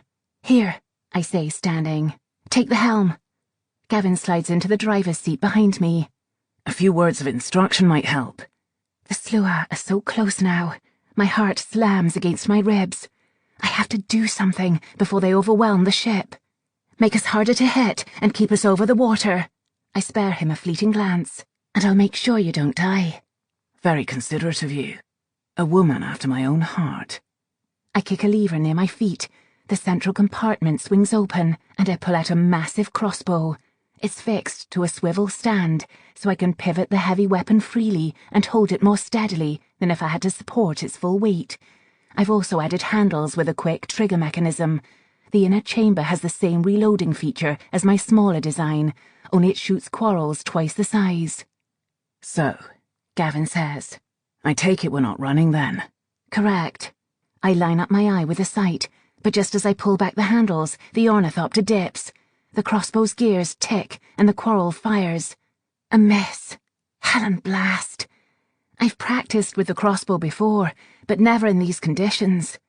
Steady, Gavin, I say. I'm trying. Do you realize how long it's been since I've flown one of these? I smile grimly and focus my gaze through the sight again. The ornithopter shudders and swings, but I move with it. I breathe deep. On the exhale, I release another quarrel. It hits the sluagh right in the neck, a perfect shot. The sluagh screams and explodes in a burst of light. The resulting mist surrounds the flying machine, swirling and coating everything in a blast so frigid that the raindrops on my arms freeze. The sluagh let out angered, deafening squawks and begin to circle the machine in a frenzy, lustrous eyes bright and glowing now. There are so many of them. I swivel my crossbow to aim, but they're too fast. They clamber around the machine, and I duck as one tries to claw at me with its talons. Suddenly, they dive at us. "Hard left!" I scream to Gavin. The ornithopter lurches, and I almost lose my balance. The sluagh scream again and swoop toward us for a second pass. They are agile, swift. One of them blows more mist at me. I barely duck in time. I struggle to stay on my feet, to stare down the crossbow's sight, aiming for the sluagh that tried to claw me. Breathe, I tell myself. Steady. I pull the handles again. The quarrel flies into the air, lightning quick, and strikes the sluagh. The ferry explodes, and cold mist blows into me. The sluagh dive again with piercing shrieks, wildly flapping their wings. Talons grasp at my clothes and slice my bare shoulders. I drop into a crouch. All I can see are veiny, flapping wings. Before I can get back to the crossbow, one of them hurls itself at me. I brace myself for the heavy impact, but it goes through me, and I feel as if my soul is being torn from my chest. I try to draw a breath, but the inhalation becomes a gargle at the back of my throat. My throat closes, and cold constricts my lungs, spreading under my skin and freezing my heart. The sluagh reappears above me, arcing its body to swoop down again. Gavin! I manage to turn my head. The ferry is flying toward Gavin, who is turned away, because he trusts me, trusts that I'll save him. I move, biting back a scream at how much it hurts to move through the ice. I leap through the sluagh's frigid body and slam into Gavin, pinning him to the floor of the ornithopter as the sluagh glides over us. For a second, I rest my cheek against the slick, wet skin of Gavin's neck. My body aches, and I shiver from the cold. Your knee is digging into my spine, Gavin says. You're welcome, I murmur. My tongue is heavy. I pull myself to my feet and stumble, my muscles protesting the sudden movement. My vision is dotted, unfocused and blurry. I close my eyes hard and shake my head once. If Kieran were here, he'd tell me, stand up and move. A second spent dwelling upon pain is enough time for an enemy to regroup. Are you all right? Gavin asks. Fine. I grab for the crossbow and swing the weapon around on its stand, blinking through the stars in my vision to take aim. I yank the handles back. Another miss. I swear softly and try to still my body, clenching and unclenching my freezing fingers to make them warm again. Calming myself, I look through the sight. A slua screeches and heads straight toward me again, flying so fast I barely release another quarrel in time. It slices into the slua's neck, and the creature erupts into white vapor. Fairy power flows into me, warm and soft. My body is so charged, so energized, that my blood runs hot again. I aim the crossbow, swiftly firing one quarrel after another. I kill with such efficiency that the slua are unable to come near the flying machine. Gavin turns the ornithopter in circles, and my wet hair whips at my face as I shoot another slua. My sodden petticoats cling to my thighs, and rain slaps my skin. Ice from dying slua coats my arms. And each time I kill, my agility improves. My mind becomes clear. Murder is the simplest thing for me in the world, uncomplicated by emotions. It's just me and my victims, hunter and prey. My chest expands with triumph, with utter elation. My mind chants a single word as I kill, a benediction, a prayer. More. Only one slua remains. It circles through the clouds, a wary ghost. My quarrels are gone, and I have only my pistol left. My victim needs to be much closer for me to shoot accurately. I know what I have to do. The slua sweeps underneath us, still cautious. I reach into the middle compartment shelf to pull out a canvas bag and draw my lightning pistol. Eliana, Gavin says. The slua rises toward us, preparing for an attack. I smile at Gavin, breathing so hard from my kills that I think my lungs might burst. I pull my arms through the pack straps. You take care of my bairn. He blinks. I beg your pardon. My ornithopter. I step up onto the seat and fling myself into the sky. Air rushes around me. Gavin screams my name, his voice echoing through the clouds. What's left of my skirts flutters upward as I gain momentum, and I have to shove them down to see. I hold the pistol out in front of me and point the barrel at the slua's head as I plummet. Steady now. I pull the trigger. The slua bursts apart in a cloud of electricity and mist. Cold, thick fog surrounds me as I fall through it, and ice adheres to my skin and hair. I pull the cord attached to the pack on my back. Silk material billows above me and jerks me skyward. I close my eyes, shoving my pistol into its holster as I glide over the water. The sea laps below me, comforting, rhythmic. A soft breeze caresses my cheeks as I descend. I take that last moment of calm to feel the fairy's power wash over me, tickling along the inside of my skin in a soft electric current that weaves its way through my body. I let myself relax in the comforting embrace of my parachute and listen to the waves, to the hiss of wind and patter of rain around me, until I have no choice but to land in the water. So I grab the latches attached to my parachute and sink as close to the surface as I dare, before pulling on them to release the canopy. I fall the last few feet, and it's like hitting stone, so frigid that I gasp and almost suck water into my lungs. Then I'm pulled under, dragged down and down by the Forth's ever-changing current. I fight and kick above water to heave in air, opening my eyes to gaze up at the low, heavy clouds and the onslaught of rain. I can barely move my limbs, but I force my legs to tread, to stay afloat any way I can. I fight against the current. My legs buck and cramp. I swallow, and the saltiness makes me gag as I'm sucked under water again. I kick myself back up and look around frantically for land. A short distance from me is a rocky beach. Swimming there is excruciating. The heavy, waterlogged material of my dress floats around me and pulls me down. It is an encumbrance, a test of my strength.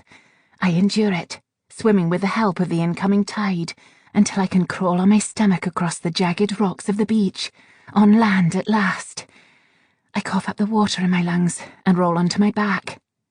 Rain sprinkles my face, sliding down my cheeks. I press my palm to my chest and feel my heart thumping steadily within. Alive, still alive. I watch the clouds glide overhead, their rapid movement dizzying. I'm uncertain how long I lie there. Time ceases to matter. All I care about is the organ beating firmly beneath my fingertips.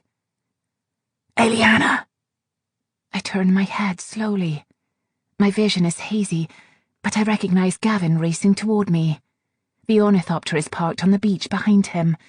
I never even heard it land. Eliana, thank God. He kneels beside me. Are you hurt? No, I croak, licking salt off my lips. But I'm just going to lay here a moment. My words are slurred. See? Hard to kill. Gavin swears softly as he removes his frock coat and lays it on top of me.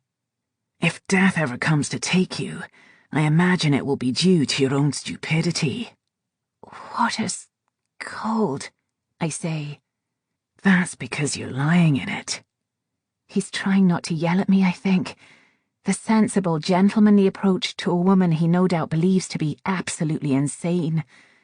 I smile wanly and study the way his blonde hair curls into the collar of his filthy shirt. A memory flashes, unprovoked, of the day he left for Oxford. The silly vow I made to myself that when he returned, he would never treat me as a second sister again.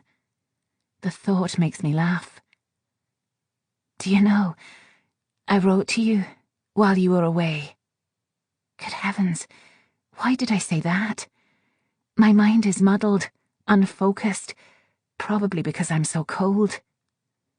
Gavin glances at me, startled. I beg your pardon. Letters, 5 of them. I never got any letters. I laugh again, rather drunken sounding, and shift my bottom on the sharp rocks. A wave barrels in and completely drenches my legs again, but I still don't bother moving. I think I'll pass out if I move. Never sent them. What did they say? Dear Gavin. My teeth chatter around the words.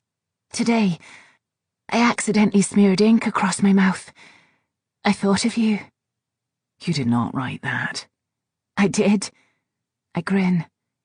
If I wrote one today, it would say, Dear Gavin, today I saved your life. Please remember that before you reproach me. He pulls me into a sitting position. Another wave comes in, and I begin to shudder uncontrollably. My teeth click together so hard that my jaw aches. As I recall, he says, pulling his coat more tightly around me. You tackled me from behind. So? How do I know I was in real danger? Maybe you just wanted a bit of a cuddle. I narrow my eyes. Indulging in fantasies now, are we, Galloway? My fantasy at this precise moment is to enjoy a dram or two. I could use the drink. He glances at the flying machine. I don't suppose you have a whiskey in your ornithopter. I don't drink and fly, and even if I had some, you wouldn't be allowed any. Harpy. Cad. I'm still sitting in water. Would you like me to help you up? My legs probably wouldn't work. The swim to shore took so much effort. I doubt my body will listen to me anymore. I say, a little uncertainly. No, thank you. I plant my hands down on the devilishly sharp rocks and manage to stand on shaking legs. My legs buckle. Oh, damnation. Gavin grabs me around the waist. I have you, he murmurs. I raise my eyes to his, but it's too dark to see him clearly. He is so quiet, his breathing as slow as the waves that lap around my legs, as rhythmic as the rain falling around us. How can he be so calm about all this? I was the one who brought destruction into his life. Now he'll never be able to hide again. Not here. He'll never be safe around me. If my shaking legs would have allowed it, I'd have released his shoulders then. I don't blame you if you never want to see me again after tonight, I say. Why wouldn't I? Because, I say a bit helplessly.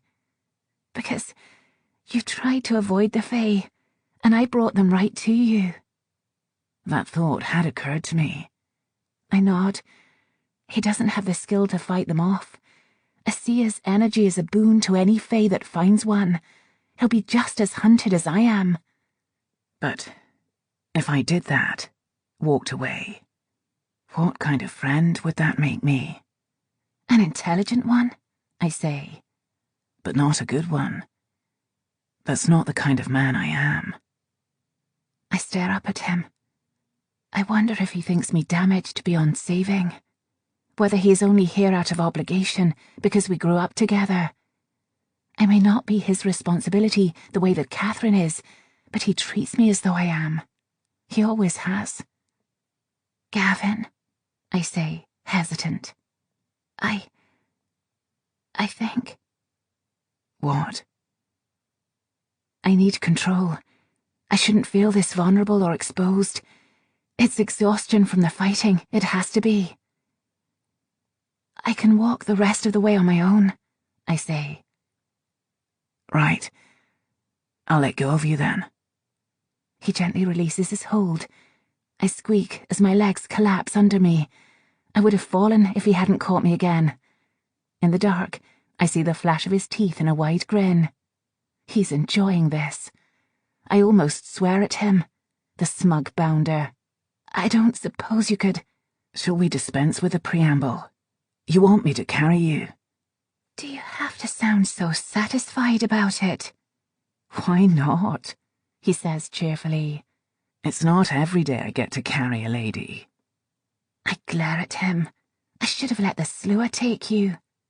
Ah, but then you would be left alone on this beach, cold and wet, with no one to swing you up in his strong, waiting arms.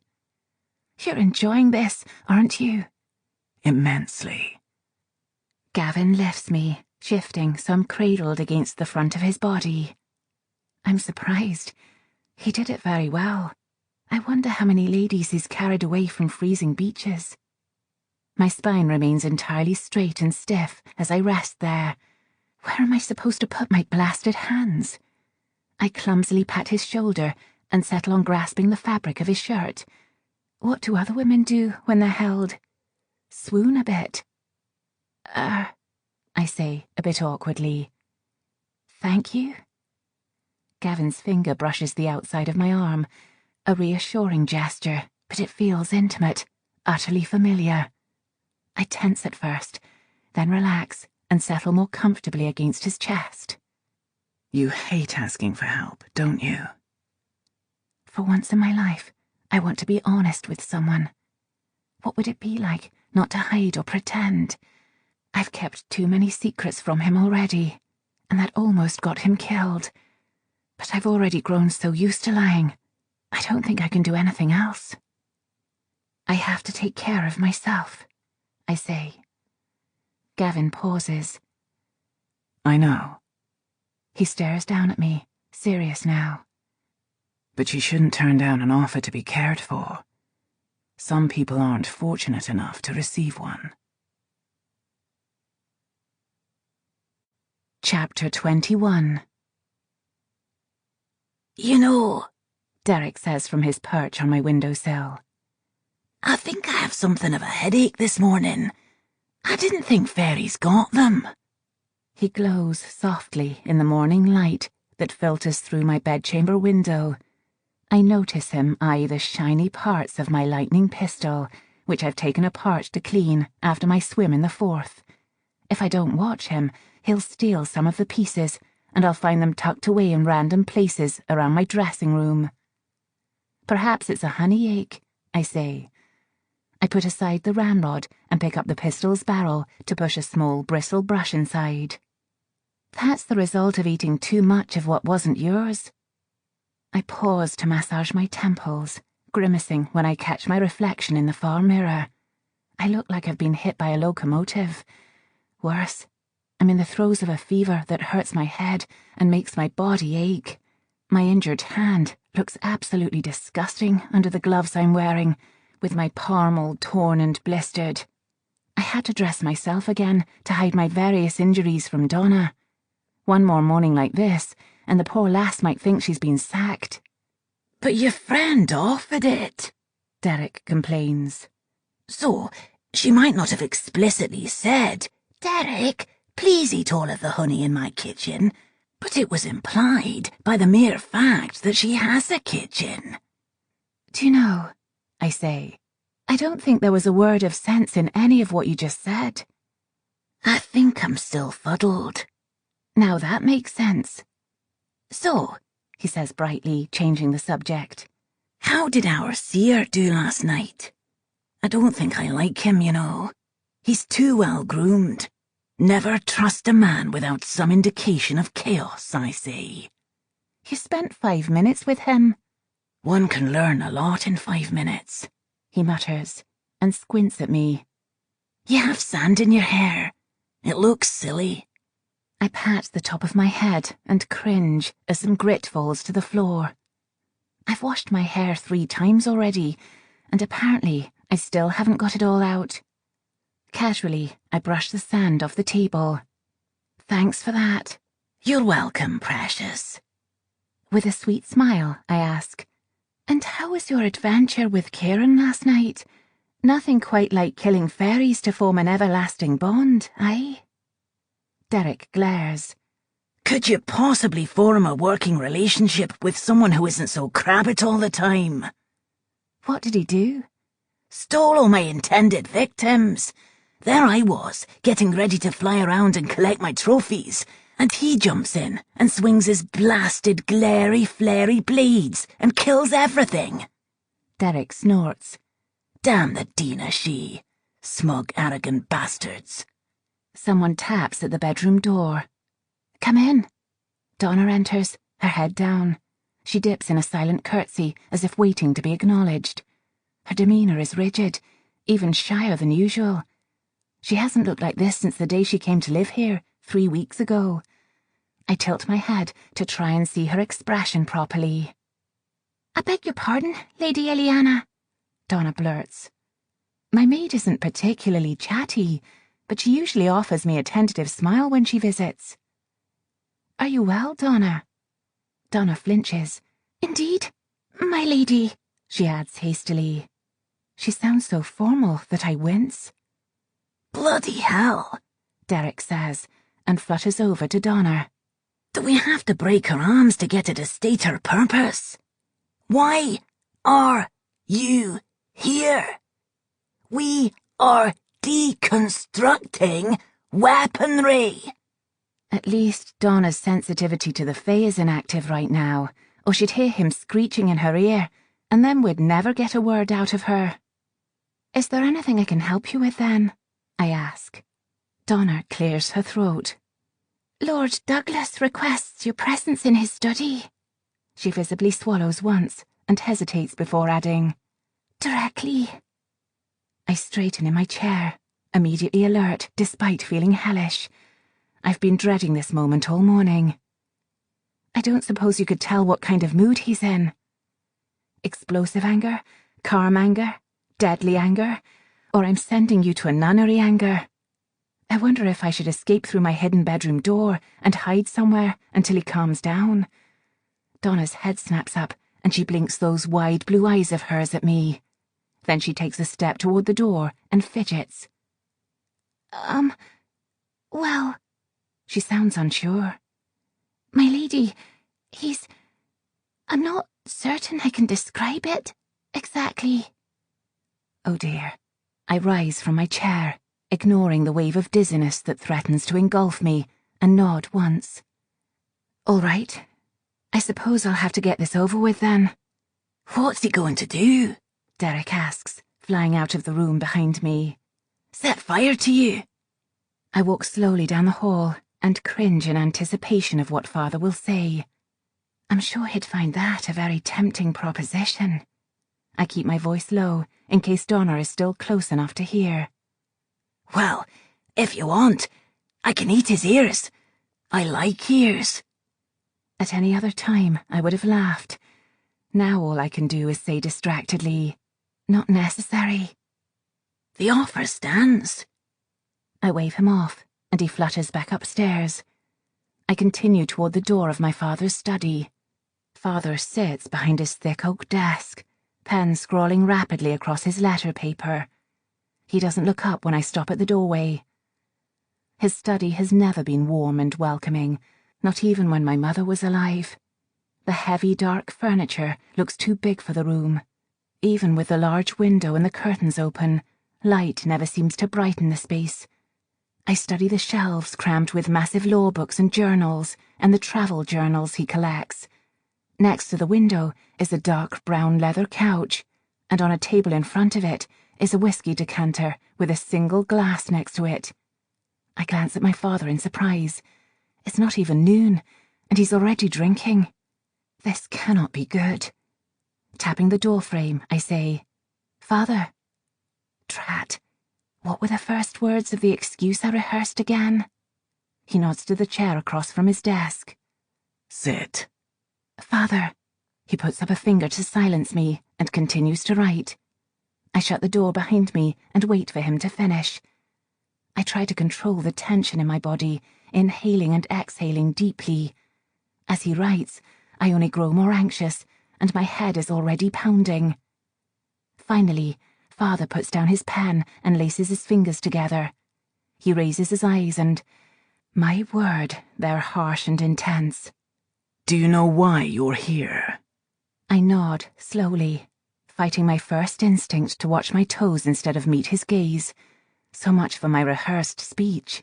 How is it that, in the matter of a few minutes, he can make me feel like a mere child? Of course you do, he says, his voice hard. It has occurred to me that I have been far too lenient with you since Sarah died. I gulp. I don't. Father stands, and his wooden chair creaks against the floorboards. I wince. I've indulged you, he continues, without acknowledging my interruption. I've given you an allowance without any objections to your spending, ignored the gossip about your unconventional hobbies and your improper behavior. He walks to the window and looks out.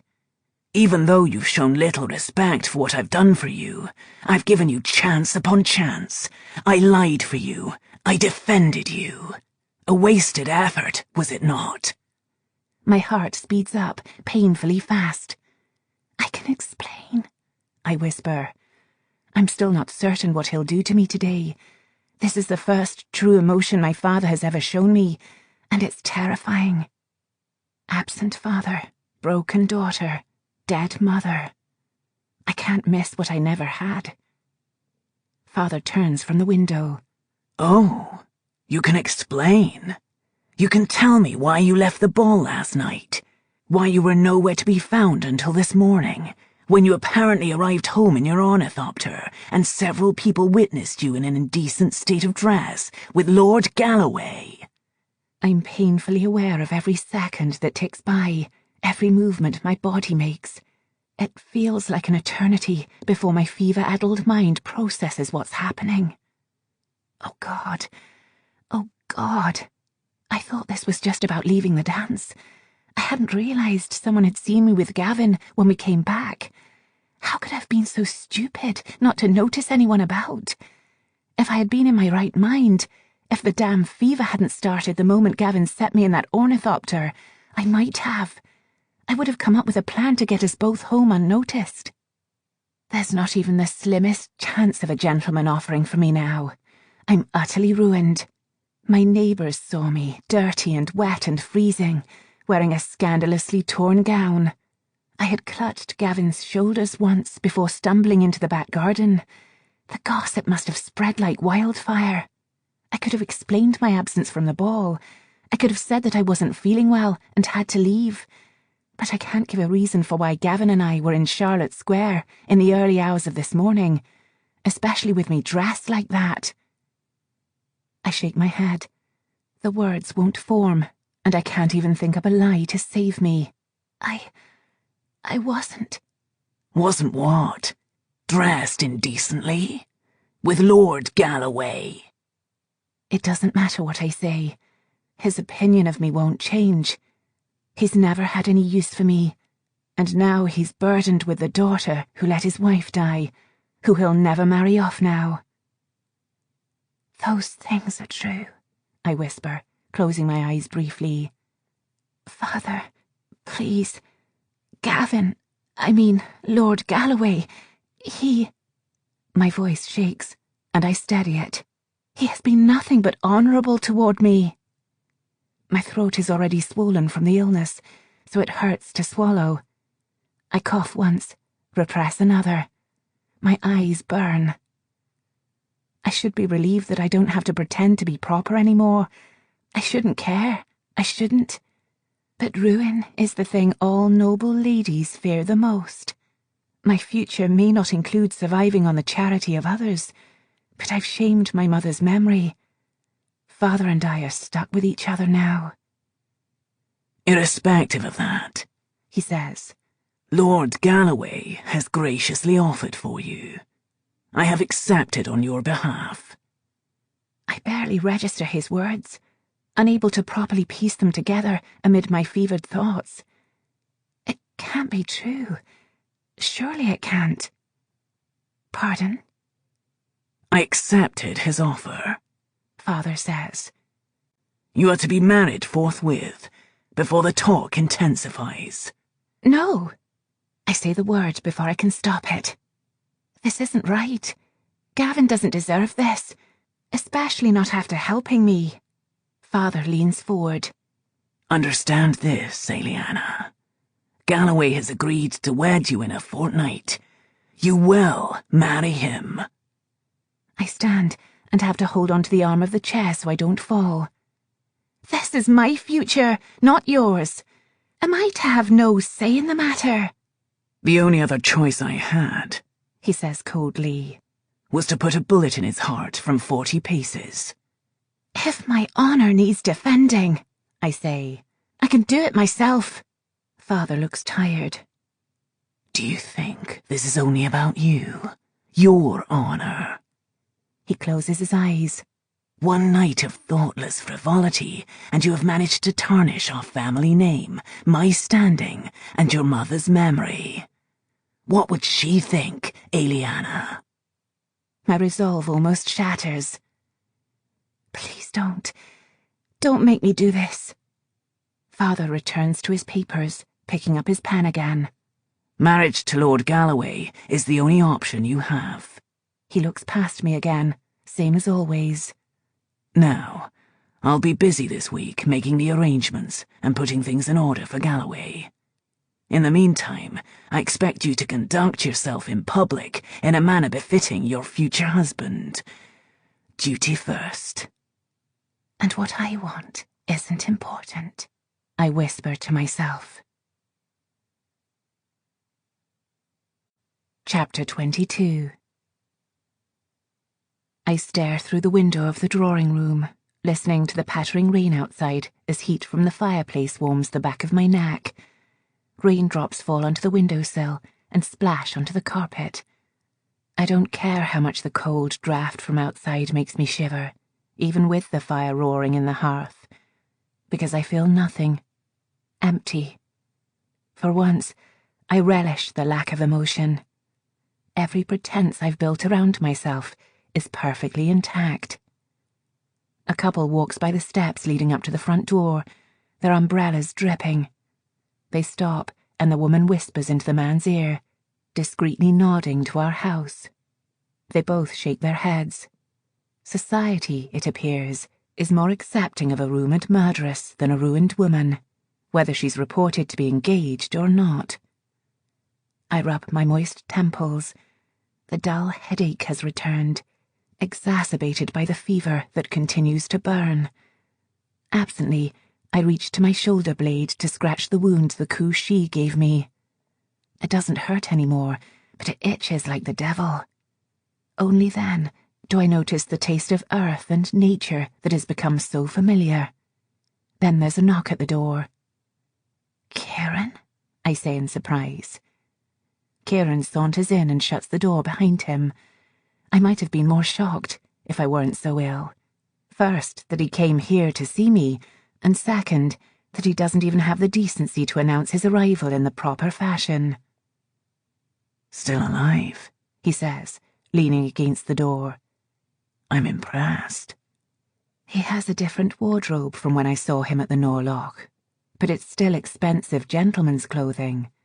Immaculate black trousers, white dress shirt, black overcoat. No hat. That would be too proper for him. All his clothes are soaked through, his hair clinging to his forehead, but he doesn't even appear to notice. "What are you doing here?" Rethinking that, I put up a hand before he can respond. "Actually, don't answer. Just get out, Mackay." I should be more furious than I am that he kept my heritage from me, that he never told me about the seal or the danger the city was in, but I can't summon the anger I would have felt. My father has just laid out my entire future for me and stolen what little choice I had left. I'm in no mood to deal with Kieran right now. He doesn't appear to be at all surprised by my reaction. "I came by for a visit." "I don't want you here." Without any preamble, he strolls over to the fireplace, picks up one of the small vases from the chimney-piece, and inspects it. I almost tell him to put the bloody thing down and explain himself, but I bite my tongue and watch him. He doesn't look remotely uncomfortable being in my home, or touching things without asking permission. "That's unfortunate," he says. "Your pixie told me you accept visitors during the day." Damn Derek. I should never have sent him to Kieran last night while under the influence of honey, the little traitor. I sip my tea and watch him study the ornaments as though he's never seen such things before. I recant what I said. I give you permission to cut out his tongue. "What a generous offer," he murmurs. "Didn't it occur to you," I say, "that I have a butler who will happily announce your presence? Being invisible doesn't give you leave to sneak inside someone's home. It's called courtesy, Mackay." Kieran sniffs one of the vases. I frown. What is he doing? Is this some strange fairy habit I'm not familiar with? "Your butler," he says. "Large chap with a beard. I introduced myself to him, told him I was here to see you, and then I compelled him to go away so he wouldn't interrupt us." "I've noticed that's becoming a habit of yours." Kieran holds up the vase. "Why do you have empty pots on your chimney-piece?" "They're decorative." He regards it with what might be disappointment, but it's too difficult to tell with him. "Seems a waste. Do you know, they're quite useful for storing viscera." I choke on my tea and cough. Then, unable to stop myself, I bend over and keep coughing. My throat is thick and swollen, and it's painful to swallow. I put up my hand in indication of an apology. "Are you ill?" Kieran asks, setting the vase on the chimney-piece. I nod and recline against a pillow when the spasm passes, wiping the dampness from my burning forehead with a kerchief. I fell into the fourth. "That doesn't sound like a well-thought-out plan." "There was Slua." Kieran is quiet for a moment. "Ah." "Ah," I snap. "I nearly die, and that's how you respond. Ah." Kieran shows no response to my outburst. He regards me calmly, detached as always. "I told you to keep the pixie with you," he points out, sitting on the settee across from me. "You look terrible." "We don't all possess indestructible face skin," I say. I almost expect him to smile. He taught me to wear my cuts and bruises with pride, was the first one to call them my badges of honour. Instead, I see the briefest flash of something in his eyes. Guilt? It's gone before I can truly tell. It's odd and uncomfortable when Kieran displays any kind of emotion. I've become used to him as cold, impassive, but every so often he expresses something deeper, and I wonder if his emotions are really that fleeting, or if he just wants to deceive me into believing they are. No, I can't think about that. There I go, treating him as if he experiences emotions the same way humans do. Why are you really here? I ask bluntly, despite how impolite it is. It isn't just a visit. If you must know, I came to make sure you weren't dead. I almost cough up my tea in shock. My goodness, Mackay, were you worried about me? Please say no, like you always do, so I don't make the mistake of humanizing you again. Kieran's expression betrays nothing. Do you pine for my concern? Certainly not. He looks amused. No? Then what do you long for? Vengeance is what I desire most. The only thing I've craved strongly enough to kill for. After all, it's the oldest motivation in the entire world. People might think it's love, or greed, or wealth. But vengeance gives you life. It strengthens you. It makes you burn. I don't answer him. Instead, I ask, "What about you?" Kieran smiles. This time I can't tell if it's genuine. Looking for something redeemable in me, Cam. Looking for the reason you hunt. What stirs those fleeting emotions that I so rarely catch? Shouldn't my enjoyment of it be reason enough? Except, that's not it at all. I've watched Kieran kill. This is as personal for him as it is for me. But if he doesn't want to tell me why, we have far more pressing matters to attend to than our own vendettas. I reach for the tea and sip to soothe my aching throat. We need to find the seal before Tuesday, Mackay. Kieran moves to sit next to me, alarmingly close. Though I know he doesn't care at all for the rules of society, indeed, he doesn't even appear to be aware of them, I can't help but be a wee bit startled when he acts with such familiarity. Old habits die hard and all that. We'll find it, he says. But make no mistake, we'll have to fight to close the seal again. We'll have to prepare for war. I almost stop breathing. To the Dina Shi, conquest is never their only goal. Kieran told me that they were known for slaughtering the strongest of their enemies, keeping the rest alive to feed on.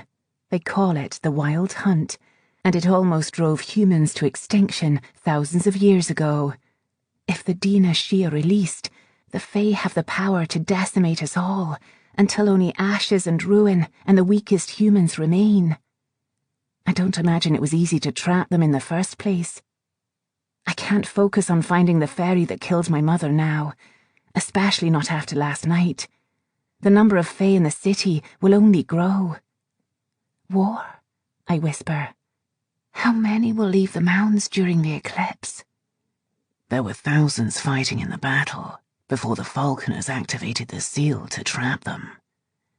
It sounds as if you were there, I say, suddenly realizing. Weren't you? If I hadn't been watching him so carefully, I might have missed the emotion that flickers in his gaze. Something almost sorrowful. I was there, he says, very deliberately. For most of it. And just like that, he relaxes, as if he's realized exactly how much he's given away. The Falconers killed many, but I expect hundreds will escape from the mounds on Tuesday. Maybe more. Kieran's voice is as calm and dispassionate as ever. I almost ask about the battle 2,000 years ago, how he escaped the same fate as the rest of the Fae who fought. But he's back to being closed off, and I'm certain he won't tell me. You're just being pessimistic with that figure. I ask. Kieran blinks. No. I plunk my teacup on the table and almost spill its contents. Isn't that going to make this a rather one-sided fight? 2 against hundreds? Good heavens. I'd think with the amount of power you all possess, fairies might observe some of the niceties of battle. I wave a hand. Fight fairly and all that. It's a stupid thing to say. I know the Fae will do whatever it takes to destroy and conquer, and they do nothing fairly. But Kieran doesn't realise I'm trying so hard to pretend that I have hope, that I'm wishing for a different outcome for us all. Because for us to survive, we'll need an army of our own, and we don't have one. We did not gain dominion over every continent by being polite, he says coldly. Make no mistake, when the Dina Shi come, they will annihilate everything in their path. People will die. Your friends, your father, that blasted pixie included. They will tear this city apart, and, in the end, they will burn you from the inside out. I never said a thing about fairness. I taught you better. God, how Kieran brings out the monster in me. All he has to do is imply that I'm naive, and rage burns me hotter than my fever. You make no mistake, I say. I won't let any of that happen. Kieran's lip twitches, his usual almost smile. Train to survive, Cam. Else you'll lose. We've been training for a year. The almost smile is gone. He's back to looking at me like I'm a complete idiot. You've made me bleed once. The other Falconers would have prepared their entire lives for this battle. My head starts to pound. I swipe the sweat off my brow. Do you see anyone else here, Mackay? I'm all that's left, and I'm as prepared as I'll ever be. I failed at doing everything expected of me. My reputation, my future, both are out of my hands. I won't allow Kieran to let me doubt the part of me that seeks vengeance. That part will stop at nothing until the Fae are decimated. He leans toward me, eyes never wavering from mine. Then show me. Prove it. In an instant, I forget all etiquette and manners. I disregard my illness. Kieran has challenged me. He wants proof. I'll show him. I attack. Our bodies collide and we're on the floor. We crash into the legs of the table and teacups clang together. I shove aside my petticoats for the ski and deux at my thigh and strike right for his throat. Kieran smacks the blade out of my hand, sends it careening across the carpet. Damn him. Try harder, he tells me. Try harder. I smash my fist into his face. I roll off him and scramble for the blade. Friction from the carpet burns my elbows. Before I reach it, Kieran drags me back. I deliver a hard kick to his shoulder and lunge for the blade again. My fingers close around the hilt and I launch myself at him. We slam into the wall and the bookcase next to us shakes. My blade is firmly pressed against his throat. You wanted proof. My voice is raspy. There it is. We breathe together, our bodies so close. I can feel the pulse at his neck and its cadence matches my own. His gaze meets mine, and I swear there's pride in his eyes. Kieran is proud of me. My vision clouds then, and dots flash in front of my eyes. I stumble. My grip on the blade falters and it clatters to the floor. My skin is blazing so hot that it hurts, and my legs barely hold me. I cough and cough and cough so hard that my entire body shakes. Kieran steadies me, his hand pressed firmly against my back. Cam, your skin is burning. He lifts the hand from my back, and his fingers come away bloody. And you're bleeding. I lick my scaly, chapped lips and manage to speak. We just fought. Of course I'm bleeding. My words are slurred, as though I've downed a quarter bottle of whiskey. This isn't something I did, he insists. He tries to turn me, plucking at my day dress to get a peek at my back. I push at his chest. What are you doing? Stop being ridiculous and turn around. No! I smack his hands. Stop this at once, Mackay. You're being difficult. You're grabbing at me like a vile drunkard. I smack his hands again. What do you intend to do? Use your fairy wiles on me. Kieran glares at me. Let me see it, Cam. I'm perfectly all right. It's just one of my injuries from last night. It's bad enough that blood is soaking right through whatever it is you're wearing. Now turn around. I sigh with exasperation and walk to the couch. I sit with the back of my dress facing him. Fine. There. Are you happy now? Kieran settles on the couch with me, his body warm behind my own. I need to unbutton your dress. I beg your pardon. My cheeks burn from either the fever or embarrassment. It's hard to tell. Thank goodness he can't see my expression. You must be joking. My powers do not extend to seeing through a lady's clothing. I say a mental prayer, hoping that this ends quickly. Fine, I relent. If you must. When he unfastens the first button, I begin to shake. This is too intimate. Just when I think I have myself under control, that my facade is impenetrable, he does something new to shatter it, to remind me that I'm still human, and that no man has ever touched me like this. But he's not a man, I remind myself. Another button, another, then another. I try to slow my racing heart, but I'm unsuccessful. I have always been taught to keep a strict physical separation from men, even while dancing. Gloves and clothing are a shield. Helen blast. I should have worn a corset and chemise, but the wound had scabbed over, and the fabric made it hitch. Without Donna to help me dress, I was too tired to bother with the necessities. I hold my breath as he spreads the fabric apart. His smooth, warm fingers brush my skin, and I close my eyes. I hope he doesn't notice how his touch makes me shiver. God, but I want to lean into him, to have his hands press against me. A small relief amid the pain. He's not a man. He's not a man. He's not a... Damnation. He certainly feels like a man. Does it hurt? His voice startles me. I shake my head, not trusting myself to speak.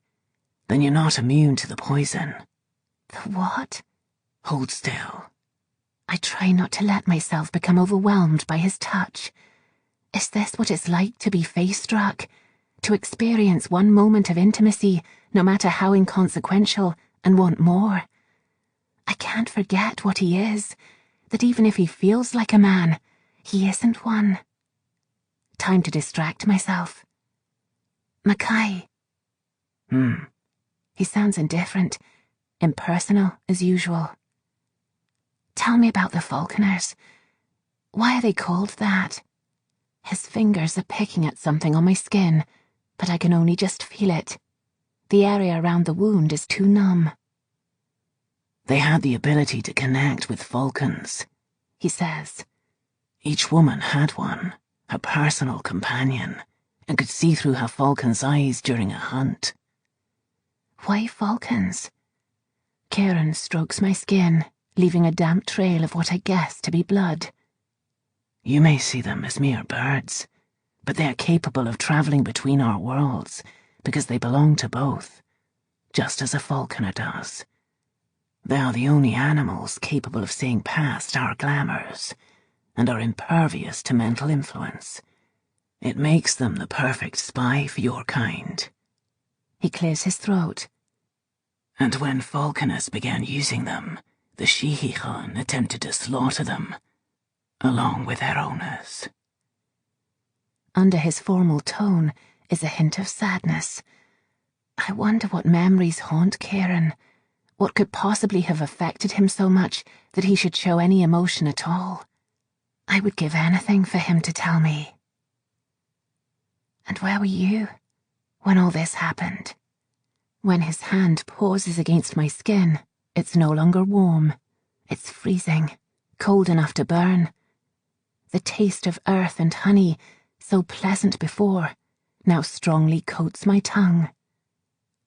That, he says, is not what you truly desire to ask. I keep myself still.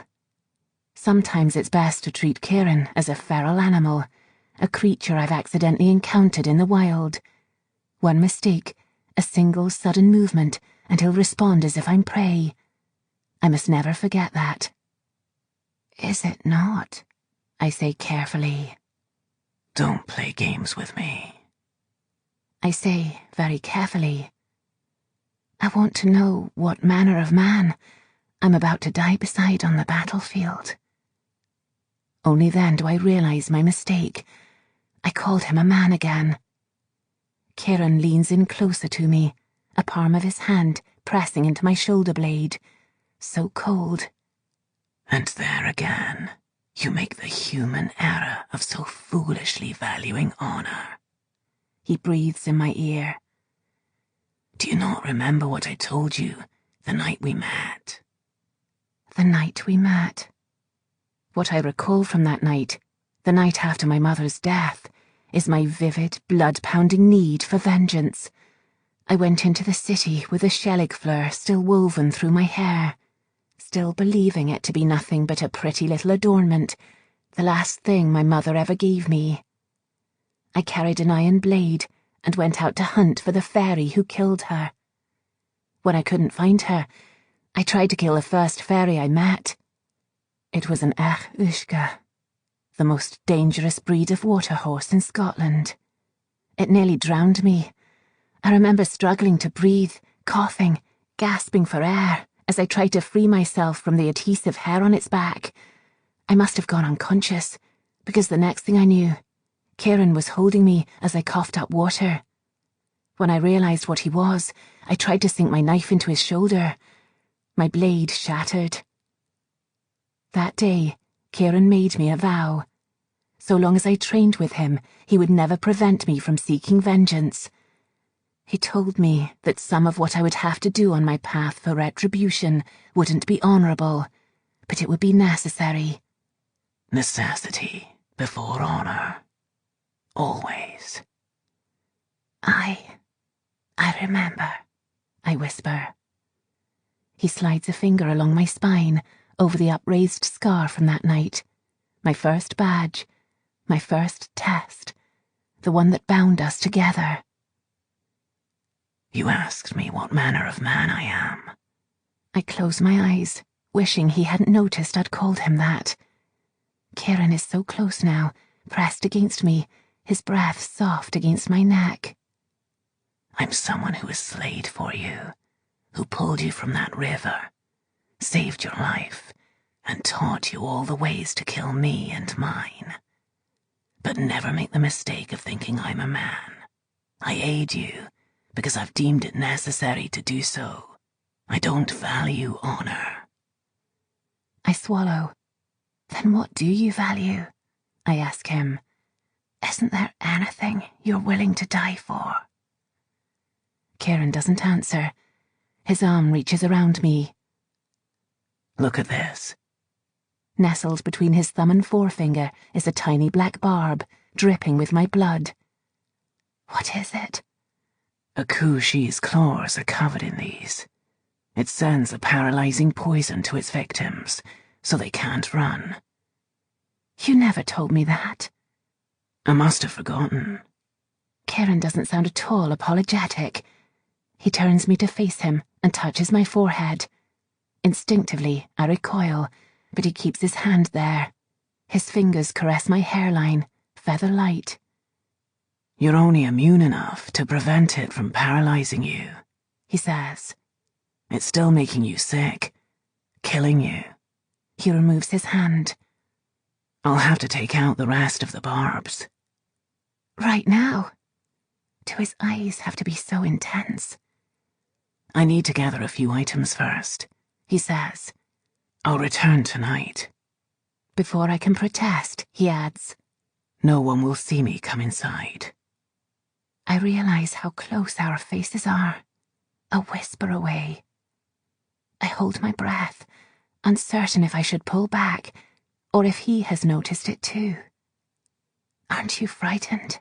I ask. "Of the Dina She escaping the mounds? Of dying?" I don't know why I ask him. It's foolish. And yet, I have to know if he fears what will happen as much as I do. He frowns. No. "Isn't there anything you fear?" I want to understand him, to prolong this. He's always dauntless and inscrutable, yet his rare flashes of emotion betray something deeper, a part of him as yet untouched by apathy. "Aye," he says. The back of his hand slides across my cheek, cooling the skin there. I move closer. "Tell me, tell me, tell." Before he can say what he means, a sharp voice cuts through the silence. "Get the hell away from my fiancé, you bastard!" Chapter 23. Gavin stands in the doorway, blue eyes blazing, until he looks at Kieran, really looks, and all the blood drains from his face. A very bad word slips softly from his lips. Dash it all. It's one thing to catch me carrying a pixie around, but quite another to find me in a rather compromising position with a Dina She. I shift my body to make sure Gavin can't see that my dress is open at the back. That would make this situation a great deal worse. "Fiancé," Kieran repeats with a raised eyebrow. "Oh, hell." Gavin breathes the words, and I only just hear them. I glance from Gavin to Kieran. My face burns. "Well," I say. "Well, this is awkward." Kieran's lips curve into a smile. Not the genuine, almost smile I've come to recognize, but one that scares the daylights out of me. Gone is the impassiveness of mere moments ago. "And he's a seer." His statement holds a hint of a threat, spoken in that melodic tone I've come to dread. He laughs, and all the fine hairs on my arms rise. "Such a rare creature to find these days." Gavin takes a single step back, face pale and awash with sheer panic. For a moment, I think he'll run, until he looks over at me. His body goes still, and I know then that he won't leave me alone here, even if I wished it. Damn him for trying to protect me again. He meets Kieran's dark gaze. "Don't get any ideas, Fairy," he says. "I would be of no use to you." "Gavin," I say, "please just—" "On the contrary," Kieran says, ignoring me. "This is an opportunity I never anticipated." In an instant, he rises to his feet and grabs Gavin by the throat, lifting him off the ground so his legs are dangling. "Mackay!" I move to help Gavin, but Kieran's power freezes me in place. My limbs are heavy and unresponsive. The stark taste of earth saturates my mouth, sliding thick down my throat. Gavin chokes and gasps for breath. A memory flashes. My mother coughing up blood just a moment before death. All while I stood there and watched, too petrified to move. I did nothing then, the same as now. I fight against the power that holds me. My fingers dig hard into my gloved palms until my hands are stiff and aching. I try to curse at Kieran, but can't. My body can make only the barest of movements against his abilities. "How very timely this is," Kieran murmurs. "I thought every seer was either dead or in hiding, and yet here you are. Now, what visions do you have for me?" He touches a finger to Gavin's temple. Gavin gasps. Then his eyes glaze over and his head lolls back. I will my tongue and lips to move. "Let him go." Kieran doesn't even spare me a glance. This is the terrifying Kieran, the monster under his beautiful skin. "Means to an end, Cam. I told you. Necessity before honor. Have you learned so little? Kieran's power is growing stronger, becoming a heavy presence in the room. The temperature has dropped noticeably, and soon I'm breathing white air, and my fingers are numb. His power forces its way inside me, a heavy combination of dirt and mud, and the overpowering tang of iron. Dots pulse in front of my eyes as I struggle to draw breath. I know there is at least one vision that keeps a seer awake at night, he says. It will tell me everything I need to know. Show it to me. The furniture has begun to lift into the air. The vases on the chimney-piece float away from their places, and the settee I'm on is suddenly weightless. My feet leave the ground as it hovers above the Persian carpet. Gavin has gone limp in Kieran's arms. Please be all right. Please be all right. Stop resisting, Kieran murmurs, pressing his fingers more firmly against Gavin's temple. You're trying to distract me. Then he smiles. How sad for you. You couldn't have saved the girl, you know. That is a certainty. Now give me the real one.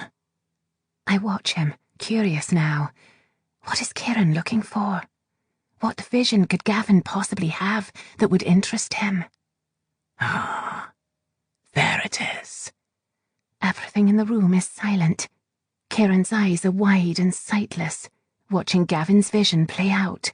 The furniture in the room sways gently in the air. Books float off their shelves, and the entire tea service drifts past me. The taste in my mouth is so thick that I can barely swallow. Finally, Kieran says, I see. He releases Gavin. The settee drops to the floor and almost throws me to the ground. My chest and throat ache from the deluge of power. Vases shatter at the back of the room. Teacups fall around me, a few saved by the thick carpet. Books lie scattered all over the place. Gavin gasps for breath on his hands and knees. You bastard, he manages. Finding my body back under my control, I go to Gavin and grip his shoulders to steady him. When I look at Kieran, I'm surprised by his expression. It isn't smug or arrogant or proud. His brow is furrowed with a hint of concern, quickly gone, replaced by his usual indifference. Gavin shakes me off and rises to his feet. He snarls a word at Kieran that makes my eyes widen. If you touch me again, he says, I'll kill you. Kieran slowly looks Gavin over, head to toe. You're just a seer. He smiles that unpleasant, terrifying smile. I could snap your neck before you raised a hand against me. Mackay, stop it. I'd hit him. If I weren't so blasted sick, I would never have let this happen. Do you love him, Cam? Kieran asks. Does he fit your ridiculous notions of honor? Is he someone worthy enough to die next to? Gavin lurches forward. I can't imagine why she hasn't killed you already. Trust a fairy and die. Every Scot knows that. Find a seer and cut out his eyes, Kieran says. Every fairy knows that. Enough! I step between them. Sit down, both of you. Surprisingly, they sit across from one another in silence. Gavin scowls at Kieran. Kieran simply stares back. At least a minute ticks by, and they both remain quiet. Neither one of them is going to tell me a thing. What was in the blasted vision? I'm finally forced to ask. It's pointless to ask him, Cam, Kieran says. A seer's mind, a feeble thing such as it is, has difficulty piecing together visions too far in advance. Too many outcomes and choices that have yet to happen to see it clearly. He looks at Gavin. I knew which connections to make to view the whole thing. Yours is a gift wasted on the useless. Gavin leans back on the settee, crossing his legs. Sheer bravado, but quite convincing. Tell me, are all the Fae raised to be such arrogant cads? Or does it come naturally? Try not to provoke me, Kieran says. Any use you might have had has now expired. Gavin looks at me.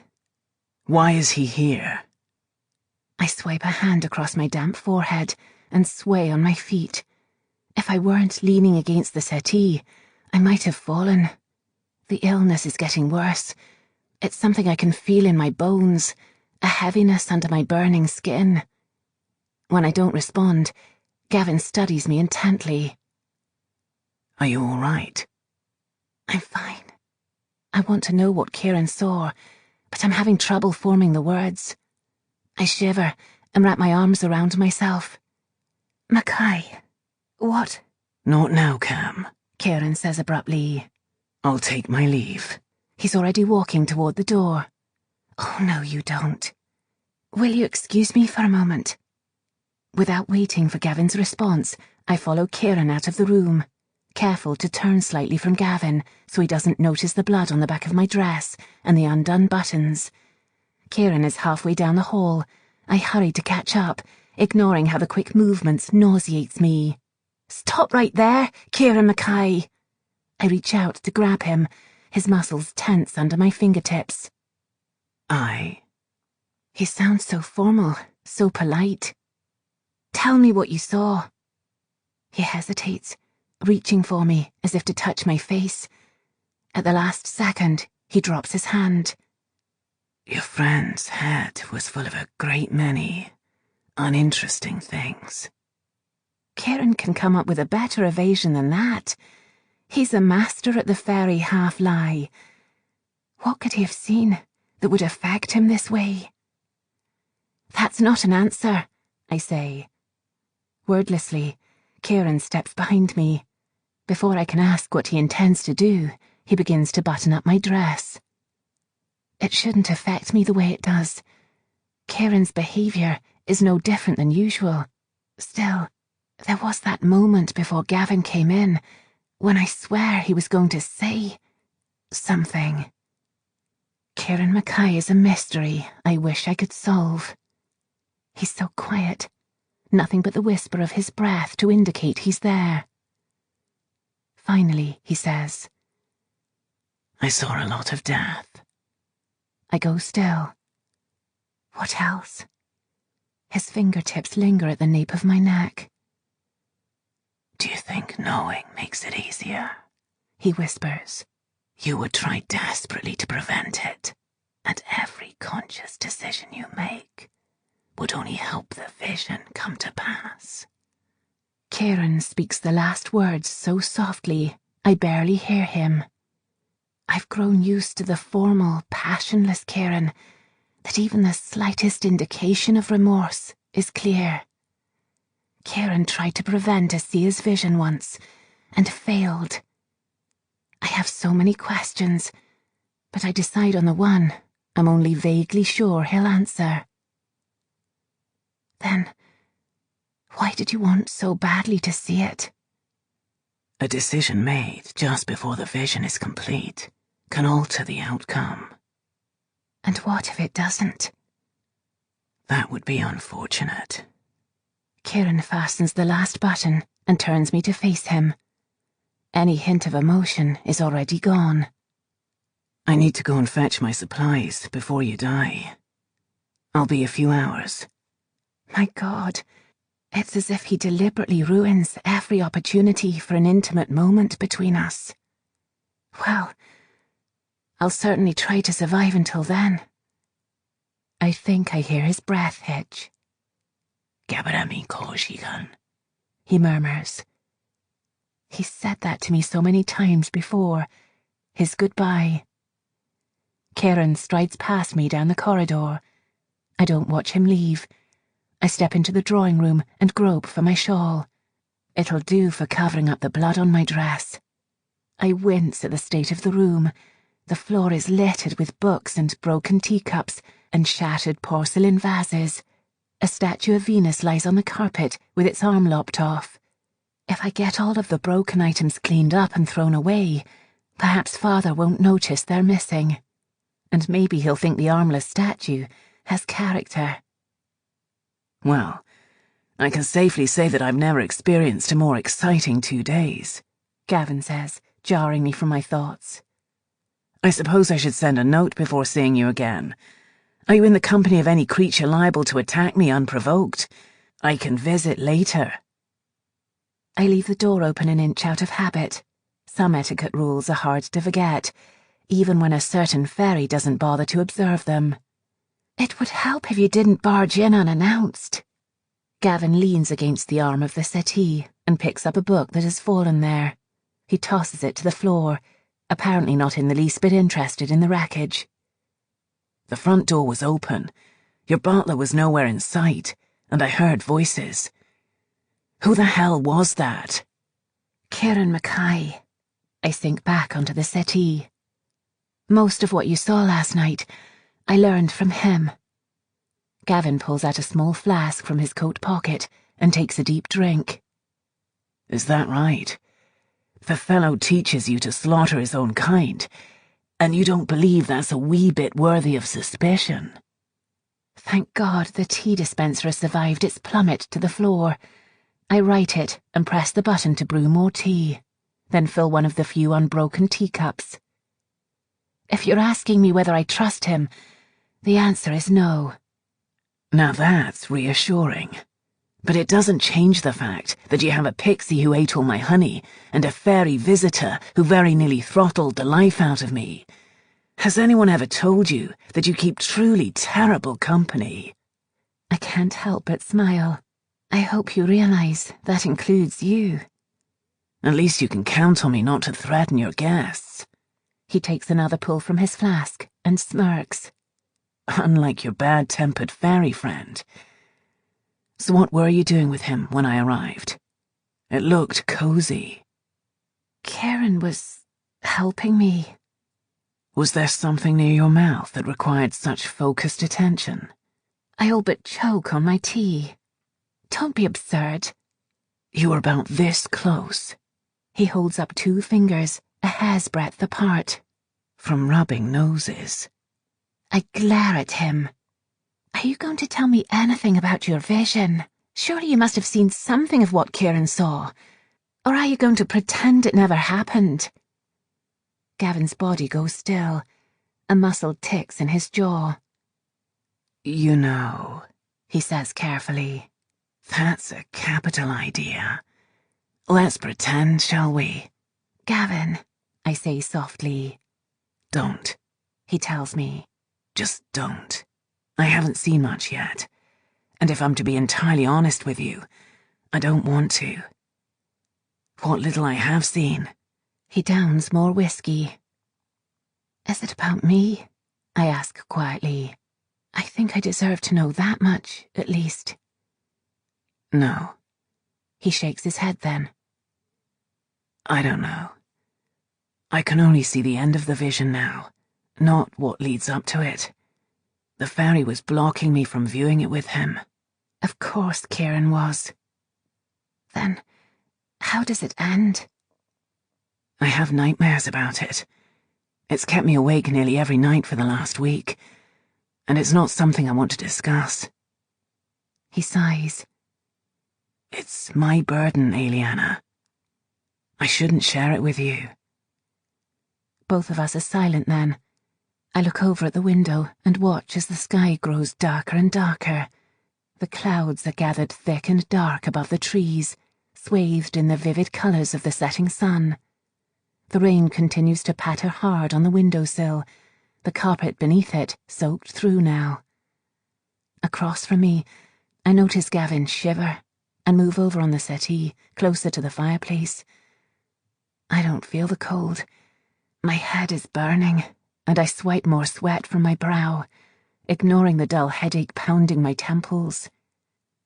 Finally, I bring up the topic I've been dreading. You called me your fiancé. You offered for me. I did, he says softly. I reach over the table between us and take his hand. You were under no obligation to do that. He doesn't look at me. The dark clouds are reflected in his eyes as he watches the rain fall. I was in a position to save your reputation, so I did.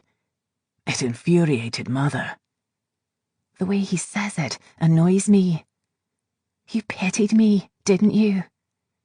Gavin shakes his head and absently strokes a finger across my wrist. Is that what you think? That I did this out of pity? What am I supposed to think? You're my friend, he says, eyes searching my face. Do you truly believe I could leave you like that? Wouldn't you have done the same for me? He would risk his life for my reputation, that fragile, superficial thing I've managed to shatter beyond repair. He knows the implications if we marry. Alone as a seer, he could go into hiding somewhere, the way the others did. But staying with me, we would never be free of the Fae. Gavin's sight doesn't come with the Falconer skills I have to defend myself, and I won't always be around to protect him. If we ever have a bairn, I say quietly, you know what would happen?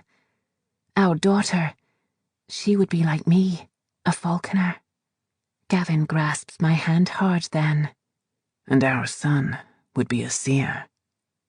We stare at each other, with the full weight of our circumstance weighing down on us.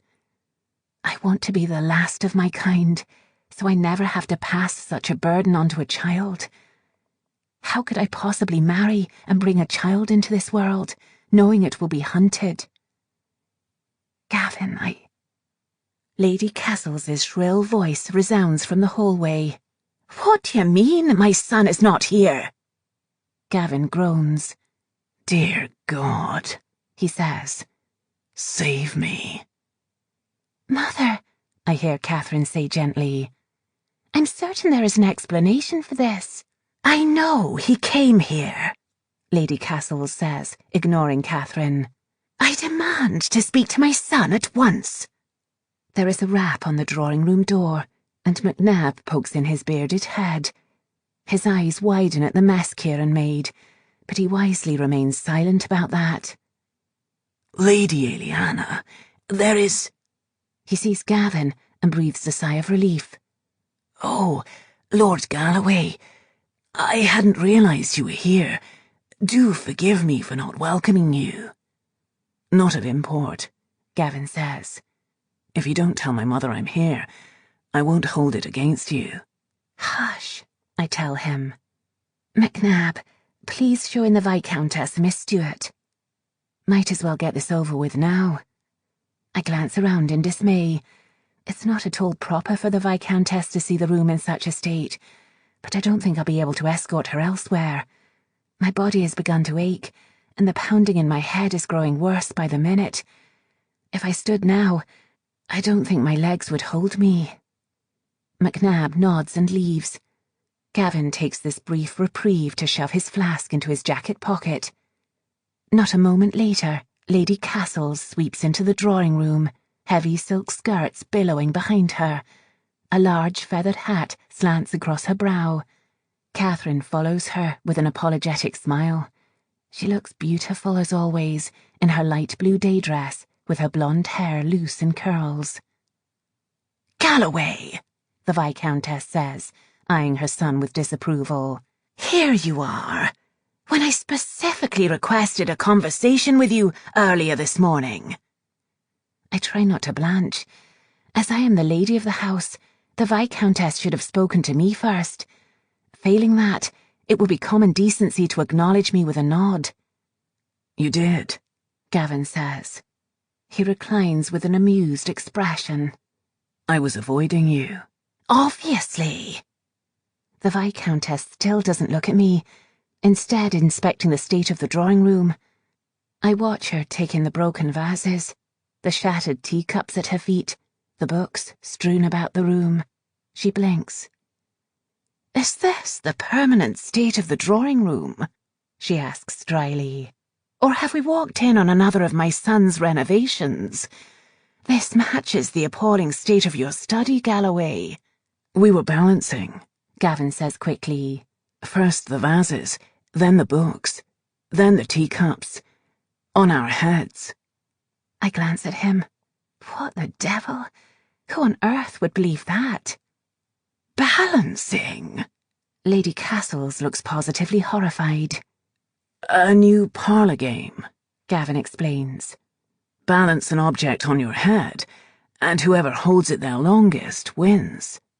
He glances over at the broken objects. Perhaps, in retrospect, a rather messy pastime. I suck in air as a wave of nausea hits me. I'm determined not to let the Viscountess see how vulnerable I am.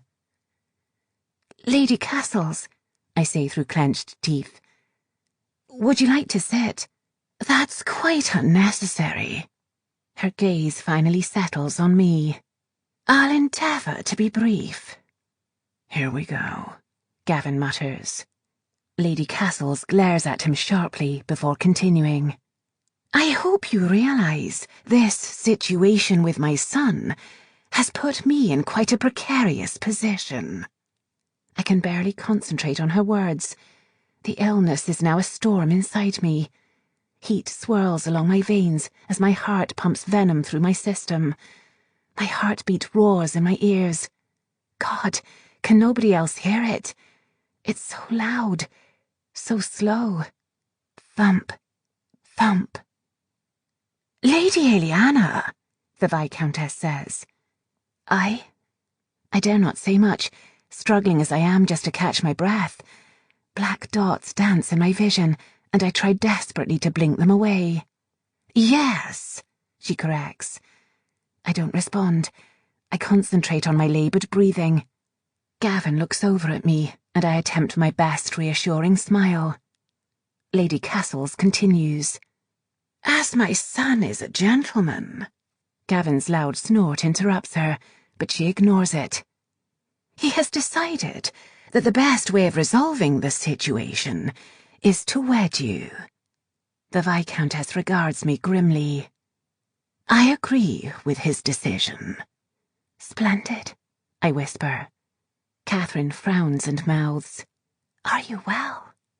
I nod, a mere shift of my head, because that's the only movement I can manage. Catherine doesn't look convinced. The Viscountess goes on, and I try to listen, but I must appear distracted. Eliana, have you heard a word I've said? I beg your pardon, Lady Castles. I swallow and offer the Viscountess a wan smile. Please, do continue. The Viscountess draws back her shoulders. As I was saying, I also agree with your father that this will have to be settled quickly. The Stuart name is old and renowned, and as you have an impressive dowry and lineage, I'm willing to concede to this match. After all, I refuse to see my family's reputation tarnished because some foolish girl seduced the only remaining Stuart heir. My head snaps up at that. Foolish girl. Rage simmers inside me, and my defences begin to crumble. That carefully composed and maintained facade of calm is failing me. My polite pretense almost slips. Mother, Catherine says aghast. That is not at all appropriate. Is that what you think happened? I speak carefully, with more control than I feel. Over on the settee, Gavin turns his head to me. He must hear the change in my voice, the undertone of anger creeping in. His eyes widen a fraction. In fear, I realise. He knows what I'm capable of. You scare the hell out of me. Last night, it hurt to hear him say that. I find those same words empowering now. To be feared is an elixir. I can be terrifying, strong, untouchable. In that world, I don't have to worry about reputations or marriage. I think we are far past what is appropriate, Catherine, Lady Castles replies. Eliana has already attracted excessive attention, so my motive is to mitigate the inevitable gossip as much as possible. If we have the ceremony in a fortnight, there will be less talk if a child is born early. Gavin chokes low in his throat and stares at his mother in shock. Catherine perfectly mirrors his expression. I stand. My cheeks burn with the fever, and anger I can no longer suppress. Out! Lady Castles's jaw drops. I beg your pardon? Was I not clear? Get the hell out of my home. Even Catherine turns to me, mouth agape. Eliana, she gasps. I never show this side of myself in public, but I can't hold it back one moment longer. My body trembles from the venom in my blood, and my carefully maintained mental control is disintegrating. My rational thoughts are fading. Gone. There is only anger, my hot skin, my pounding head, my roaring heart, and people in the room who need to leave. Go. Now! I say it with more force. Lady Castles draws herself up. I was willing to set aside our differences for the sake of my son, but I see I was not at all wrong about you.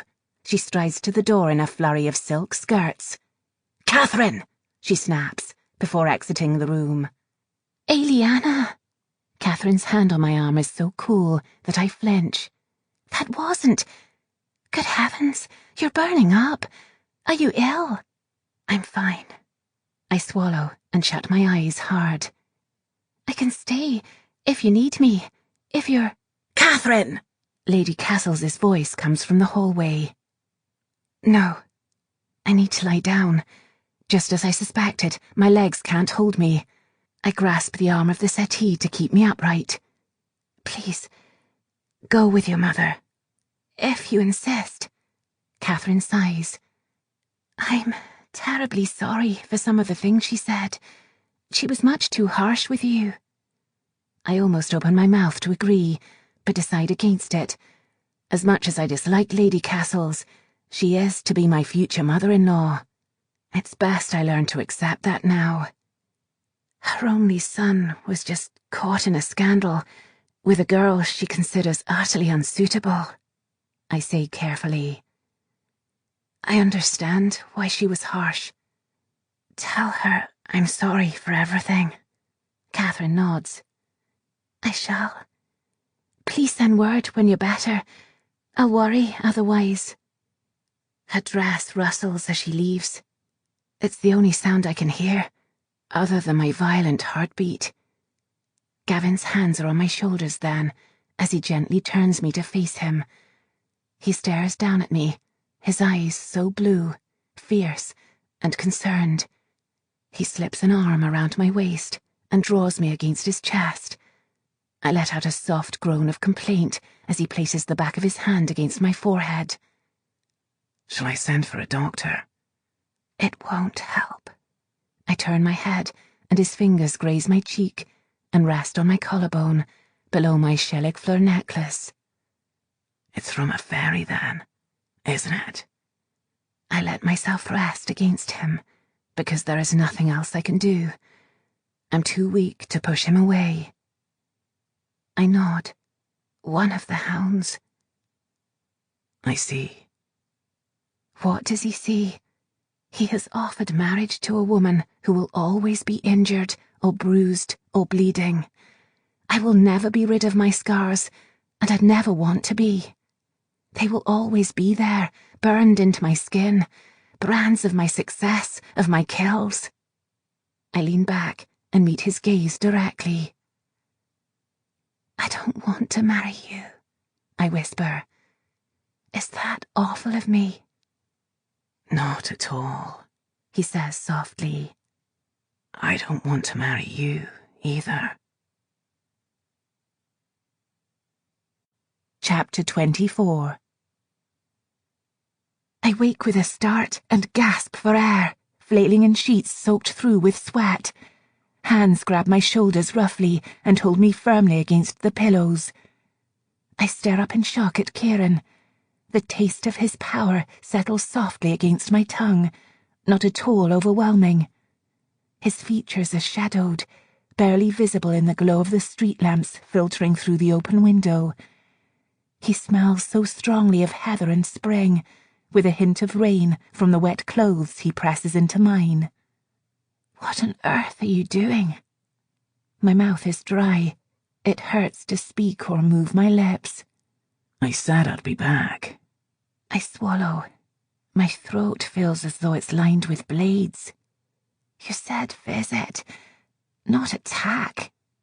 Kieran releases me. I tried to wake you. You were thrashing in your sleep and scratching your wounds. I reach for the button in my bed, and the lights near the door turn on with a click. A soft glow illuminates the room, and Kieran's shining skin, swathing him in a gleaming halo of gold. My gaze drops to his lips, and I think about this afternoon. The way he stroked the scar running down my back, my body pressed against his after our fight. No, don't think about it. I should move away from him, farther away. I whip the counterpane off my legs and try to stand. It takes 2 attempts. I stumble, but manage to catch my fall by gripping the bedside table. Well, I say, my voice shaky. Here you are. I look at him again and lose all rational thought. In my bedroom. Oh, hell. Oh, hell. I did not consider this thoroughly when he told me he'd come here. This isn't something my etiquette lessons covered. Miss Ainsley's book has no chapter entitled What to Do When a Gentleman Visits a Lady's Private Quarters. Kieran settles on my bed, and regards me with his usual inscrutable expression. He shouldn't be here. Surely he knows that people don't just sleep in. Are you feeling all right? He asks. I'm fine. Is he supposed to be that beautiful? Damnation. My head hurts. Tea, I blurt, grasping the first fragment of Miss Ainsley's lessons that I can think of. Do you like tea? Would you like me to brew some? I have it all the time with visitors. Oh my goodness, what is wrong with me? Cam. Which is not to say, I continue, unable to stop now, that I have visitors to my bedroom all the time, who are fairies. I wave a hand at the dressing room. Except Derek, who is out. Dash it all. I should never have sent Derek away. In anticipation of Kieran's arrival, I told him to see if his contacts had any new information on the Bavanshi, a task that generally keeps him out all night. He could have been right here, telling Kieran to get off my damn bed and stitch me up already. And he won't be back for a while, you know. I grip the table to steady myself. So, blast, I can't even think properly anymore. Terribly sorry. I forgot what I was talking about. Kieran is lounging on my bed, looking downright entertained. We're alone, without the bothersome Pixie, he says. And you're asking me about tea for a reason I can't fathom. Alone? Who knows what I'll do, considering what's wrong with me. I might do something ridiculous, or say something regrettable. Well, more regrettable than what I've already said. A sudden onslaught of cold strikes me. I hug myself and stumble to the fireplace with my teeth chattering. Warmth, that's what I need. That will make everything better. I stumble for the switch to light the fire, but my fingers are too numb to work it. My legs buckle, but Kieran is there. He wraps his arms around my waist and stares down at me, his body motionless. God, but his eyes are magnificent. I can see every fleck, every star shining within them. Your eyes glow, I murmur. Do you know they glow? Like a bloody street lamp. Shall I take that as a compliment or a criticism? An observation. A soft sigh almost escapes my lips, but I catch myself. What in the blazes? Am I face-struck? Let me go, I tell him before I can stop to truly consider it. I tried to push him away. If I'm struck, I'd rather not be so close to him. What if I become some mindless beast and start pouring at him? Your legs don't appear to be working, he says. He presses his palm briefly against my forehead. Your fever is worse than before. I should take out the barbs now. How can I have a fever when I'm this cold. I want so badly to lean into him, to wrap my arms around him. He's so warm. I should pull away. I should. I don't. You can't be near me right now, I tell him. I think I'm face-struck. Why did I say that? Have I been robbed of all my blasted senses? He stares at me. No, you're not. I am. Kieran's gaze is dark and glittering as he leans in. Is that what you think you feel? Face-struck? His lips brush my cheek and my breath catches. Do you crave me, Cam? He whispers. Do you ache for me? I shiver. I almost grasp his shirt and press my lips against his, just to see if he'll kiss me back. No, I tell myself. That would be a mistake. I pull away from him, as much as I can with his arms still around me. Are you trying to make this worse? The fever might have lowered your inhibitions, but you're not face-struck, he says.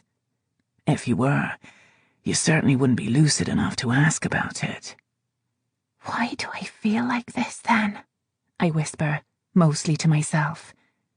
Why else would I want so badly to be close to him, despite everything I know he's capable of? I shouldn't be thinking about kissing him or touching him. I should be thinking of the best ways to guard myself against him. Are you certain you haven't accidentally done something to me? Like with Catherine? You're a Falconer. I would have to force you under my influence. He looks down at me then, unreadable as ever. And that is a line I would not dare cross with you.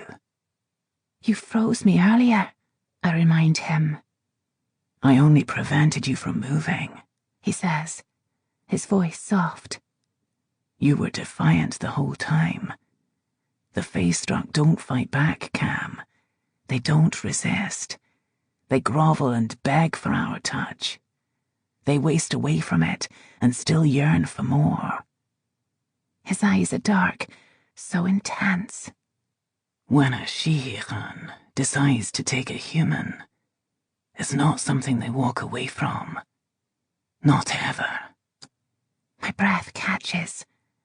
Have you done that to someone before? I don't have an admirable past, Cam.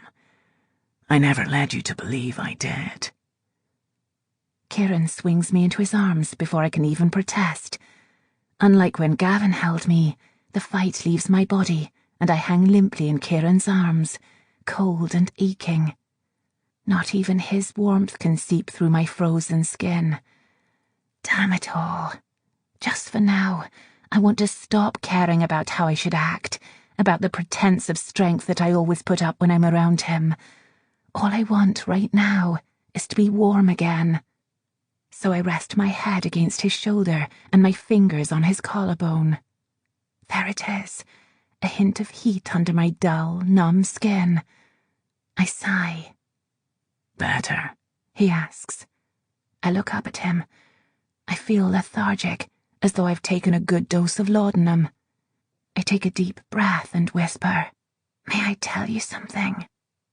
Kieran shifts me in his arms, which only draws me closer. He seems unsure what to do with me. All right. I press my cheek against his rough, wrap-lock shirt. My sense of decency is lost. Warmer. I need to be warmer, to feel something through the numbness. Sometimes, I almost forget you're Faye. Do you? He sounds genuinely curious, maybe even a bit surprised. I close my eyes.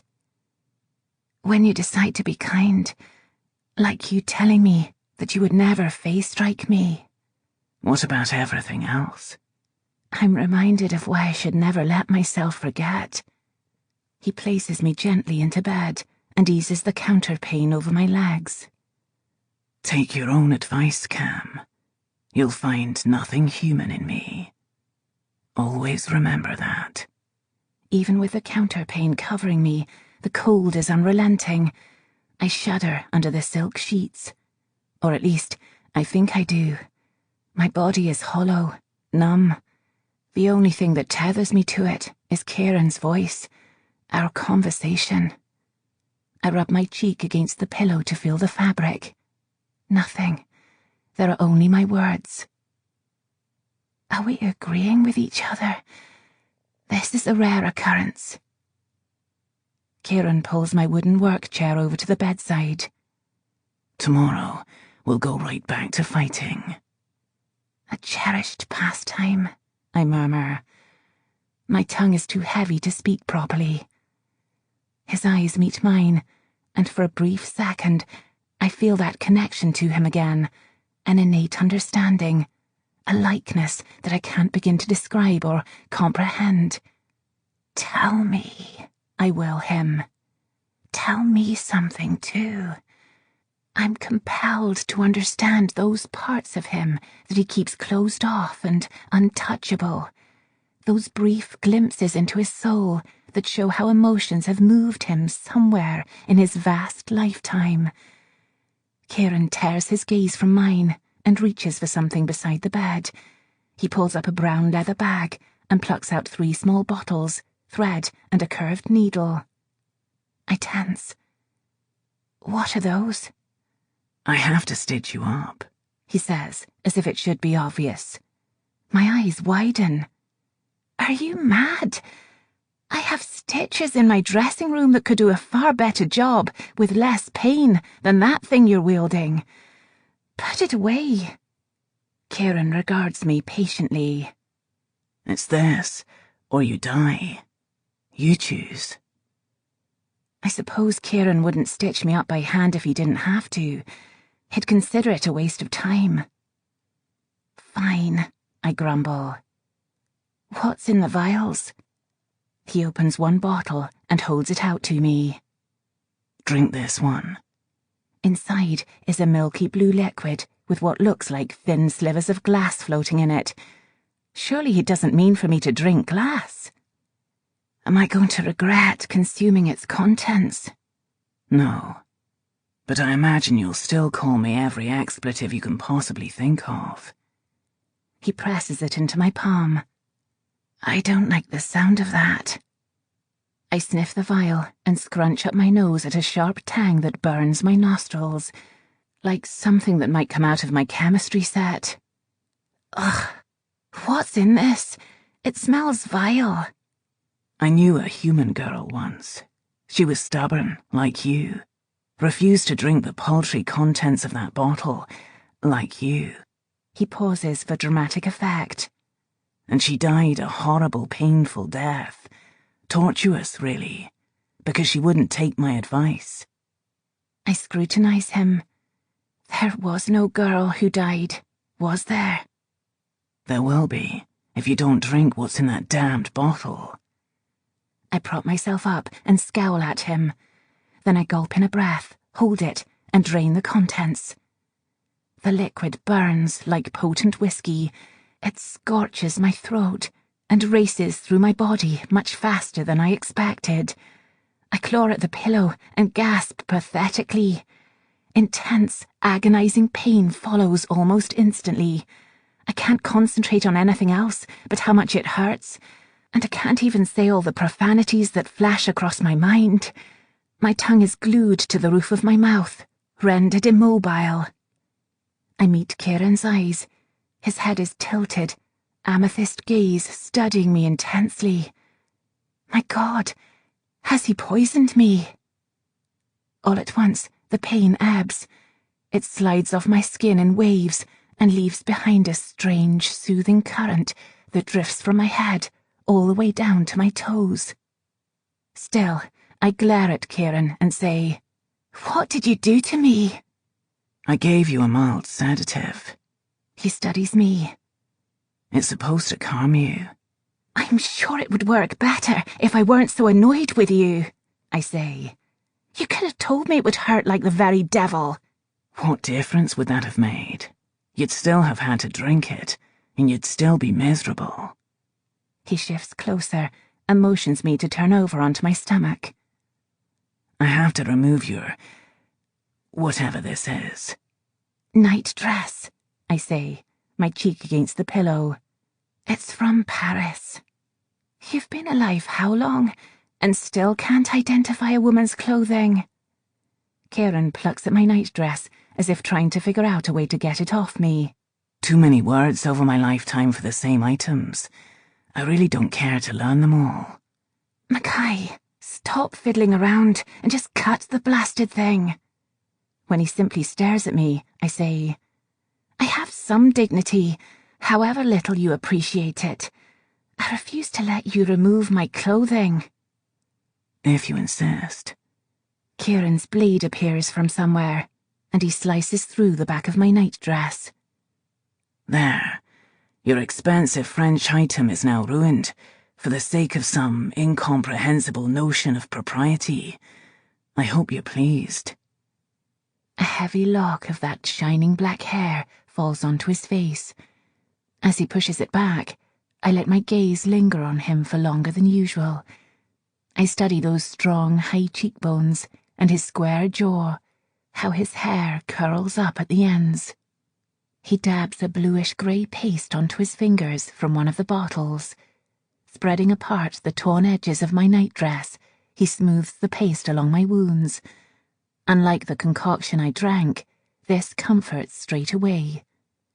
I close my eyes and, just this once, in my ill state, I allow myself to briefly take comfort in his touch, the way his fingertips linger along my spine. I begin to understand why people seek intimacy, why they long for it, why it compels them to forget every awful, destructive memory they've ever had. What did you dream about? Kieran asks. I'm so surprised by the question, I don't know how to respond. What? Kieran plucks a pair of forceps from his bag. Your dream. The one you were having when I came in. Kieran doesn't realize there is only one dream, one nightmare, a perpetual reminder of my failure, my weakness. I thought we weren't going to make this personal, I say. Dreams are personal.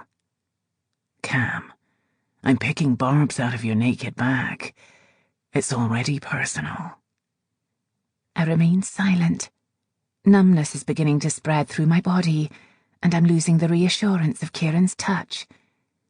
If I close my eyes, I'll fall asleep. I'll have to relive the nightmare either way. Before I change my mind, I whisper, My mother. I dreamed of her murder. Despite being unable to feel his hands, I sense Kieran stiffen next to me. You saw it happen. I whisper. Now he knows my darkest secret, the memory that tears down every wall of carefully maintained control until all that's left is the dark part of me that kills. I can't help but be drawn into the nightmare again. I spin in a white dress, in an assembly room filled with bright candelabras and lamps, surrounded by people in black coats and pastel skirts and puffed dresses. The fiddles play an upbeat schottisch that I dance to until my feet ache. Then I'm outside, breathing in the cool night air. I hear the sounds of a struggle, a muffled scream. I peer through the garden bushes that overlook the street. There's a figure lying in the rain, her white dress spread around her on the cobblestones, now soaked crimson. Another woman is crouched next to the still body, her eyes bright and glittering an unnatural green in the glow of the street lamps. I watch blood slide down the long, pale column of her throat. Her lips peel back in a fierce smile of pointed teeth that I'll remember for as long as I live. Because I know immediately what this woman is, and that all the stories from my childhood are true. Fairies are real, and they are monsters. The fairy uses her blade-sharp nails to cut into the dead woman's chest, and she rips out her heart. My eyes shut tight as I repress that memory again, shoving it deep inside where it belongs. I'm sorry, I say. I'm not certain what I'm apologizing for. I haven't told him anything, really. Not even how that night when he ripped out the redcap's heart brought me back to the part of my nightmare where the fairy looks down at my mother's corpse and says something to her that I'll never forget. Crimson suits you best. Kieran leans down and presses his forehead against mine. I don't pull away. Make the thoughts stop, I will him. Tell me you're just as broken as I am. Famille Duchamp. He breathes, his lips so close to mine. Do you think we could exist without moments of vulnerability, of regret? He brushes a hand over my bare shoulder blade. Without them, you wouldn't be calm. I never thought he would understand. The people who had been there after my mother's death, the ones who still spoke to me after it happened, reassured me that things would get better, that I'd get better, and with enough time, everything would be all right. But nothing is all right, and I am not better. Time won't fix me. Time allows me to become more skillful at hiding how much I hurt inside. Time makes me a great liar. Because when it comes to grief, we all like to pretend. Kieran picks up the needle and dips it into the third vial. He must have touched my wounds again, because he asks, Can you feel that? No. Good. He leans over me and begins the delicate process of sewing up my injuries. As the minutes tick by, I watch him from under my eyelashes. He frowns in concentration while he sews. Eventually, my eyes grow heavy, but I fight sleep. Mackay, I say, what's the point in stitching me up to save my life when we're likely to die on Tuesday? Why are you on my side? Kieran smirks. Ah, the pervasive idea of absolutes. When did I ever say my side was yours? We hunt together, I say. We save people. We're about to go into a war with unfavourable odds. It certainly looks like we're on the same side. We save people. I'm not even certain why I added that. It's my delusion that our nightly slaughter spares human lives, and that makes it acceptable, somehow. In reality, I'm selfish. I'm more consumed by a need to kill than to save another person. I wish I weren't. Kieran's laugh is sharp, abrupt. Tell yourself whatever you'd like, but don't speak for me. I'm not benevolent. If I've done anything good, it's because of my damned vow. I blink hard, trying to clear my clouding vision. Your what? His focused, patient demeanour is gone in an instant, and now his eyes burn, so exquisitely fierce that I can't look away. I have never seen such raw violence in a mere expression before. Then, just as quickly, the wrath is gone, replaced with apathy. I killed humans every day, he says coldly. Until I spoke a vow. I stare at him in surprise. A fairy's vow is immutable and everlasting. To break one results in the worst pain imaginable, long and agonizing, before the fairy finally dies. It is not something to be taken lightly. Why would you do that?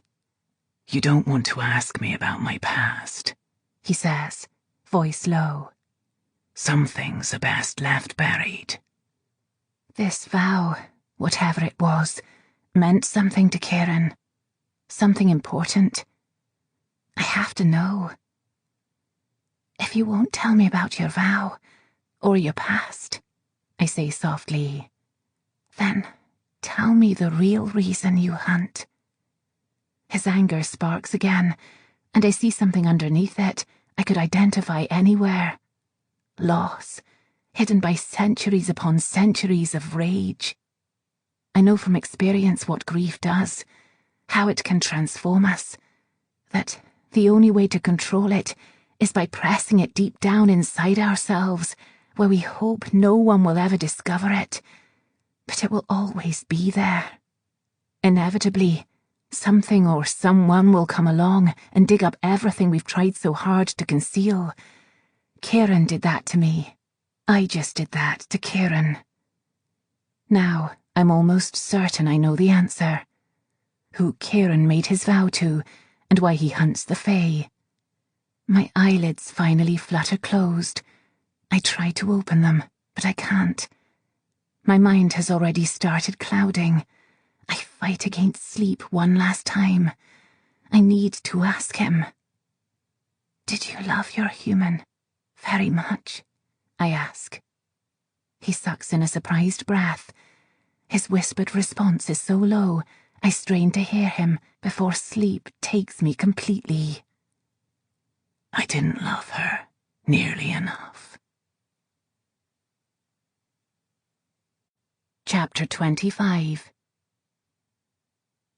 I wake at the sound of a chair scratching against the hardwood floor. I stir and open my eyes to see Kieran about to leave my bedroom. Skulking out with no goodbye, I ask. Kieran freezes and turns his head. I didn't want to wake you. Liar. I shift experimentally and am relieved to find the numbness gone.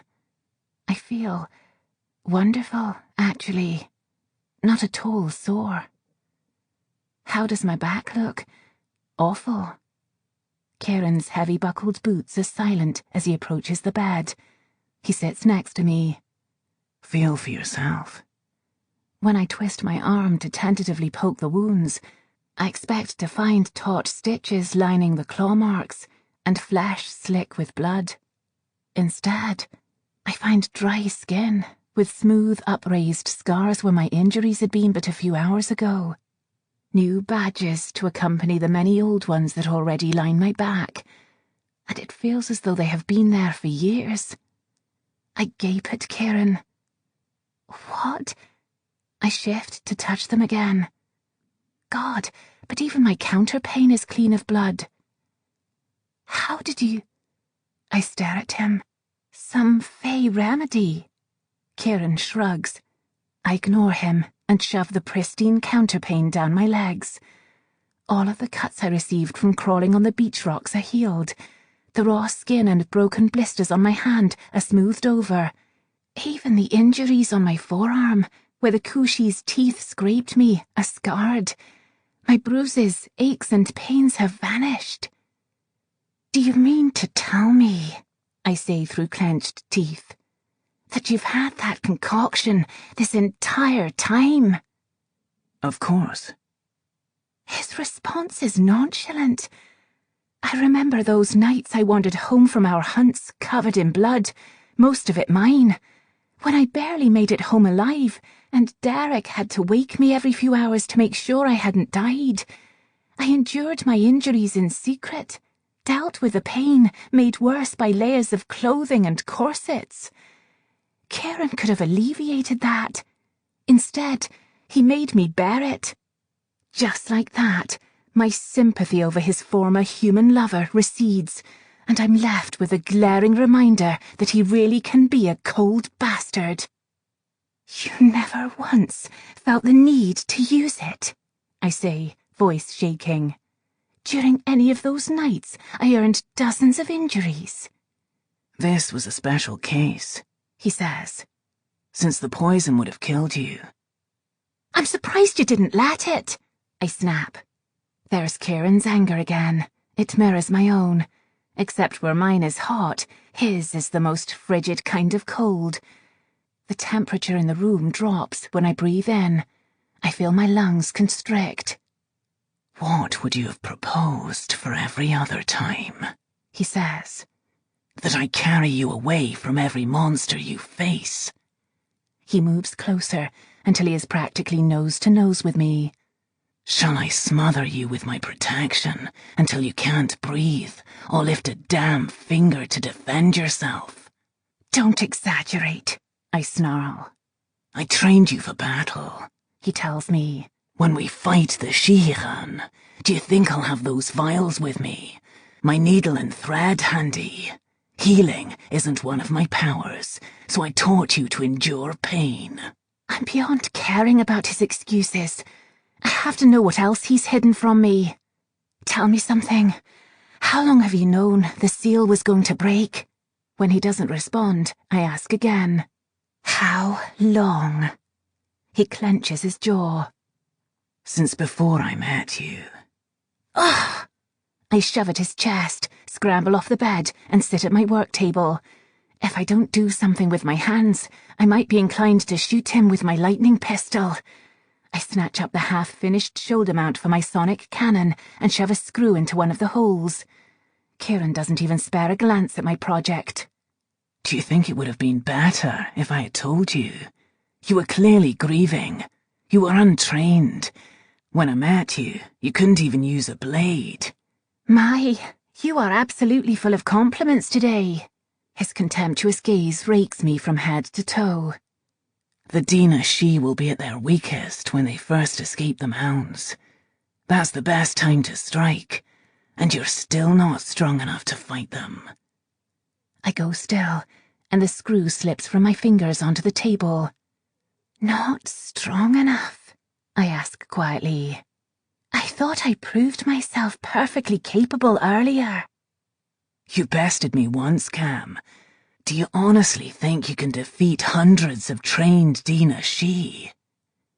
I barely understand anything he says beyond the sting of not strong enough. Not strong enough? Just when I think I have myself under control, he strips it all away, and I'm left struggling with a creature inside me that wants nothing more than to fight him until we're both exhausted and bruised. No, he says. Not yet. I snap. I grab the lightning pistol off the table. The core rods fan open as I aim for an extremity I know he can heal, and I pull the trigger. Kieran is much faster. He blocks the shot with his hand, grasping the capsule tightly in his fist. He stares at me calmly. For about a second. With a hiss of pain, he opens his fist, and the metal capsule drops to the hardwood floor. A Lichtenberg figure forms on his palm, snaking up his wrist from a burn at the center. He stares at me in shock, a startling display of emotion from Kieran. I lean back in my chair, my anger sated. I believe I've proved my point. Again. My shot wouldn't have killed you, but I imagine that's still quite painful. I don't know what I expected from him. Annoyance, perhaps. Maybe for him to frown in displeasure and call me a fool again. What I didn't expect was for him to start laughing. Not the melodic, too beautiful fey laughter that he uses to intimidate me, but genuine laughter that dimples his cheeks and actually makes him look human. What's so funny? Kieran straightens. When you picked up that pistol, I never expected you to shoot me. I smile and laugh too. Didn't you always say, never to draw a weapon unless I intend to use it? So you do listen to what I say? When it suits me. Kieran surprises me by moving too fast again, shoving my chair back from the table. Then he leans in, his arms on either side of me. That might have amused me this time, but try it again, and I'll break your pistol. I match his stare. Break my pistol, and I have about 15 other weapons that will do the same job. His grin is slow, downright seductive. I knew it since the day I pulled you out of that river. What?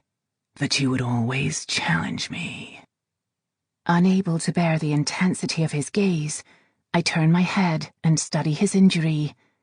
The burn on his palm is healing over, and the Lichtenberg figure is slowly disappearing back down his arm. I frown as the fern-like pattern reveals a brand on the inside of his wrist. I don't remember ever seeing it before, or perhaps I've just never paid enough attention to notice. The design is burned into his skin, the scarified flesh upraised, an elaborate series of swirls intertwined with each other, delicate and intricate. Whoever designed this had been painstaking in its detail. The shape is something I'm unable to identify, a symbol I've never seen. Only fey metal can leave permanent scarring, and even then, only faintly. To make scars like these, the lines would have had to be traced over and over again with a sharp, burning hot blade. It must have hurt a great deal while it was being carved. Compelled, I reach out to touch it. Kieran wraps his fingers around my wrist. What are you doing? Your brand. What does it mean? Something flashes in his eyes, an emotion I can't identify. After a second, it's gone. He releases me. It doesn't mean a damn thing anymore. I'm beginning to realize how much our secrets define us. A few days ago, he and I would have hunted together and returned to our respective lives, the same as always. Now, our boundaries are fading, and we grasp those last few secrets we still do have, because bearing one's soul is so much more difficult than pretending. All right, I say calmly, tugging my hand from his. As if realizing he's betrayed some emotion, he straightens and stares down at me. Come with me. I blink. Where? Must you question everything? I say. It delights me to annoy you whenever possible. His mouth quirks upward. I've noticed.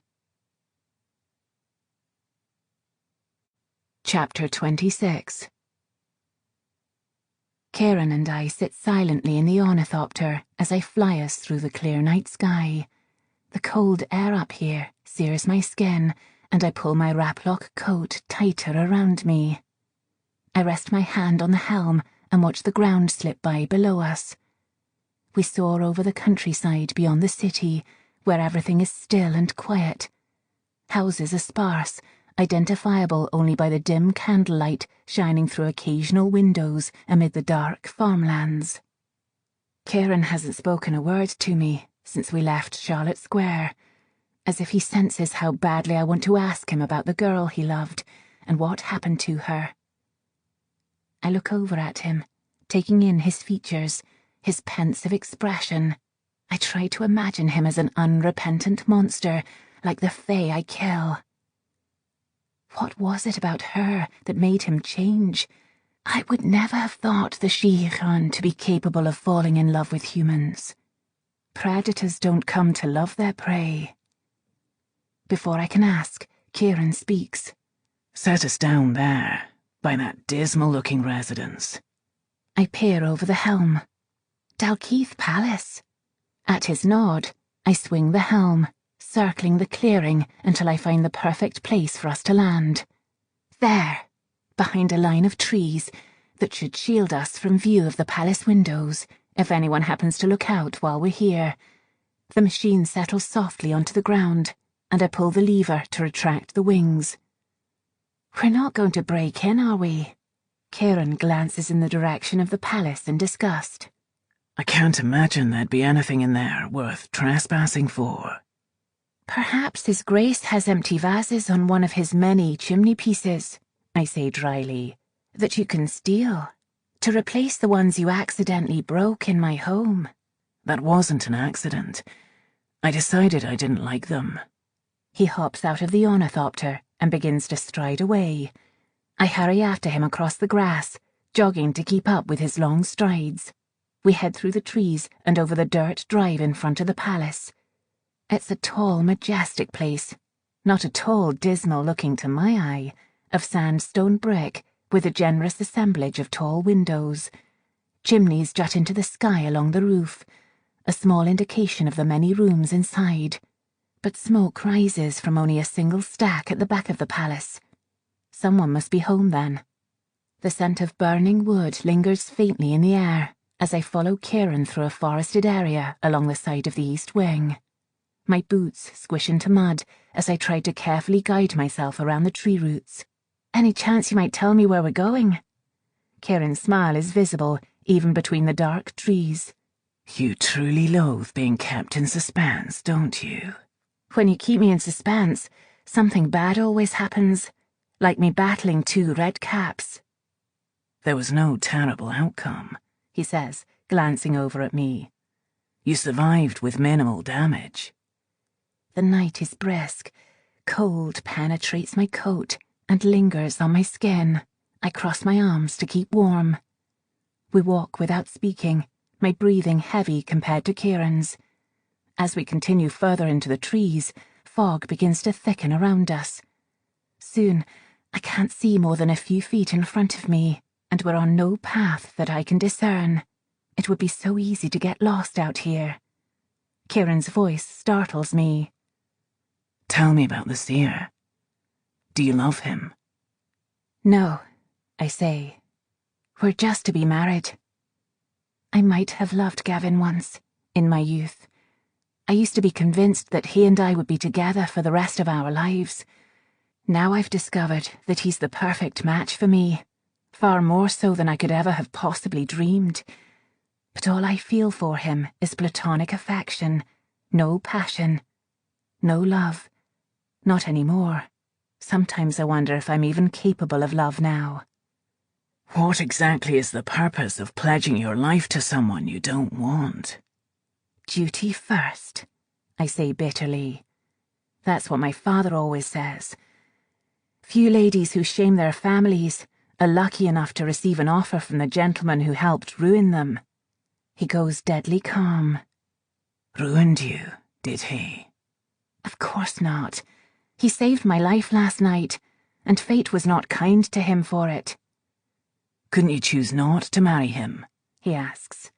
If you didn't want it. Women in my world don't have many choices, Mackay. My life has already been decided for me. Such a prison you live in, he murmurs, without a hint of sarcasm. I wonder how you breathe. The fog finally dissipates as we approach a clearing. We step through the long grass, and I tilt my head back, studying the stars. Can you name them, Eliana? I hear my mother's voice from those nights we spent in the garden reciting the constellations.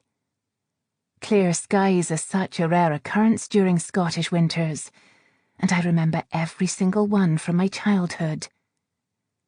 Invention is my hobby, and astronomy was my mother's. Every time I look at a cloudless night sky, I recall her pointing to each of the constellations with her long, graceful fingers and repeating their names. I realise I've stopped walking and hurry after Kieran. Sorry. The moon is so bright, it illuminates everything as we advance through the clearing. A sudden taste bursts on my tongue, surprising me. It's not the overwhelming flavour of fey power that I'm used to, but something of a different kind. A subtle hint of terracotta, accompanied by the scent of spring and salt, as if we were closer to the sea. I scan the clearing for the source of the fragrance, which only grows stronger as we walk, and my attention is drawn to the massive yew tree rising from the middle of the clearing. It towers over us, branches splitting off in every direction. Heavy roots stick out of the ground. It's the tallest tree of its type I've ever seen. I peer into the branches. I don't remember hearing about His Grace having a yew tree of this size on his property. Surely someone would have mentioned it. It isn't until I touch the trunk and the taste intensifies that I realise the tree is its source. Why on earth would a tree have such power? It's hidden from humans, Kieran says, stepping up beside me. You can only see it because you're wearing the thistle. He lays his palm flat against the trunk. What are you doing? He almost smiles. You didn't really think I brought you all the way out here just to see a tree, did you? Before I can respond, he slams his fist against the trunk. A jarring boom resounds, and the ground shakes under my feet. Lightning scatters wide across the cloudless sky, blindingly bright. A bolt strikes the centre of the tree with a vivid flash. I stumble back, closing my eyes hard against the onslaught of light. A loud reverberating crack startles me enough to risk opening them again. I watch as the tree trunk splinters right down the middle. Branches bow to the ground on either side, leaving a gaping hole in the heart of the tree. Roots pull out of the soil and curl around each other, shaping themselves into steps. Between the two halves of the tree, a mirror forms and undulates like water. I see my reflection there, obscured by ceaseless ripples. "What is it?" I whisper. "The Clomshad," Kieran says. "Let me show you." A fairy passage. My hand automatically reaches for the lightning pistol in its holster at my waist. Why would he bring me here, if not to fight? I meet his eyes then. I wish there was some indication of his intent there, no matter how small, but I find nothing. With a shiver of anticipation running down my spine, I follow Kieran up the rooted stairs. At the top, I pause to check my weapon once more before I step through the portal. Beyond the Clomshad is a loch. Kieran and I are on a sandy beach, surrounded by trees that tower so high they touch the thick clouds overhead. The loch itself is still as ice. Mist curls off the surface of the water to flow around my feet and up my legs and arms. The air here is electric, so alive I could swear I hear it whisper, but so softly that I can't make out the words. I watch the soft, pulsing glow of the loch as the surface gleams and changes colours, from aqua to dark crimson to glittering gold. The stars are visible between the clouds. God, I've never seen them so bright. They glitter in elaborate alien constellations, swirling as though blown by a breeze. The air is fragrant, floral, sharp, and sweet at the same time. And the taste here, it's like Kieran's, with the same wild fierceness of his power. Where are we? Kieran's eyes are luminous, even more uncanny than usual, and his exquisite skin glows softly, as though kissed by moonlight. It's as if I'm finally seeing him clearly, the way he should be. He has never looked more beautiful, or more inhuman. "The Sivru." No wonder everything looks so different here. We're in the fairy realm. I draw my lightning pistol, expecting hostile fey at any moment.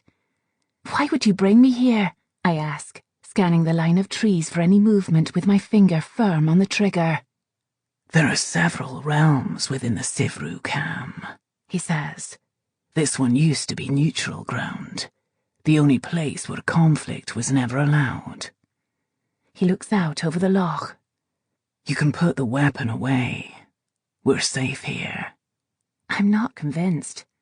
"I know how this works, Mackay," I say. "I've heard the stories. Fairies bring humans here for what feels like a few hours, but when they leave, years have gone by in the human world." Kieran almost smiles. "I'll keep track of the time. You'll be home by morning." With a resigned sigh, I holster the pistol and step forward. My boots sink into the soft sand at the water's edge. Fine. So what's beyond the loch? "The two largest territories, Seelie and Unseelie. They've been abandoned for 2,000 years. He frowns as if he's remembering something long forgotten. "After the war, the only Shihi-Khan left behind here were those from the smaller realms that had refused to fight. Most of them crossed into the human realm after the others were imprisoned." Those are the creatures I kill almost every night. With the strongest fae trapped, the weaker solitary fairies had their pick of any humans they wanted. A veritable banquet. No wonder they didn't want to stay in the Sivru. What will happen to this place? "I imagine those in the mounds will return to their home realms, if we're unable to trap them beneath the city again." If we fail, he means. I can barely allow myself to contemplate it. If I do, the burden will become more than I can handle. A terrible, crushing thing. 2 against hundreds, with no way of evacuating the city. We are all that stands between the fae and complete destruction. The very thought makes me want to run and never look back. "Aren't you worried?" I ask. Shouldn't we be finding the seal or amassing weapons? We ought to be preparing Mackay, not wasting precious hours in the human world by being here. Kieran glances at me, detached as ever. I've seen my share of battle, and I faced worse than what we are about to do. Do you know the most vital thing I've learned? What? I ask, exasperated. He inclines his head toward the beautiful scene before us. To take in all of this, every calm moment you can. Breathe in the sight so deeply that the memory becomes a fundamental part of you. Sometimes it will be all that's left to ground you. I brought you here to give you that. I wonder what memories ground Kieran, that he'd want such a thing for me. He's always been ruthless in our training, never once leading me to believe he held any reverence for serenity. I almost inquire again about his past, about the woman he once loved, but as I watch him, I decide against it. He gazes pensively out over the loch, and there's a sadness in him that speaks to my own grief. Sometimes the memories we cling hardest to are the ones that hurt us the most. Why haven't you gone back to your realm? Kieran stiffens. This beach is as close as I can go. The beach? I look at the inviting water, now glowing such a warm, vivid teal that it reminds me of descriptions of the Mediterranean. What happens if you go farther? Sorrow flickers across his face. If I hadn't been staring at him, I would have missed it. I'll die. I'm surprised by his answer. What? Why? His mask slips back into place, stern and unyielding. It's a sacrifice I made, Cam. I can never go back there. I step away from him before I ask anything else. I'm tempted to say something reassuring, but it feels patronizing to console someone who has seen so much, who knows firsthand just how harsh the world can be. Sometimes words simply fail. I lower myself to the sand and yearn to touch the water, but I don't want to be insensitive. It wouldn't be fair to Kieran. Go on, he says. I don't mind. I smile slightly and softly brush the surface of the water. It undulates under my fingertips, sending delicate ripples across the entire loch, lit up like lightning ferns. How strange and lovely. You never told me how you avoided being trapped under the city, with the others, I say. Kieran settles next to me on the sand and crosses his long legs. No, I didn't. It's an unremarkable story. The water is cool when I sink my hand in and wiggle my fingers into the smooth, luscious sand beneath. I love the way it slips across my palm, how it glitters like starlight. There is a long silence between Kieran and me as we watch the ripples cross the water. I do as Kieran said to, and let myself remember the time before all of this, before we met. I think of home, of my past, naming constellations on clear nights. Spring, when heather colours the garden. Travelling to my father's country estate outside St Andrews. Lying with Mother in the grass on lazy afternoons. Watching clouds rush overhead so rapidly it was dizzying. Mother used to see the shapes of flowers in the clouds. She'd spot snowdrops and primroses and irises.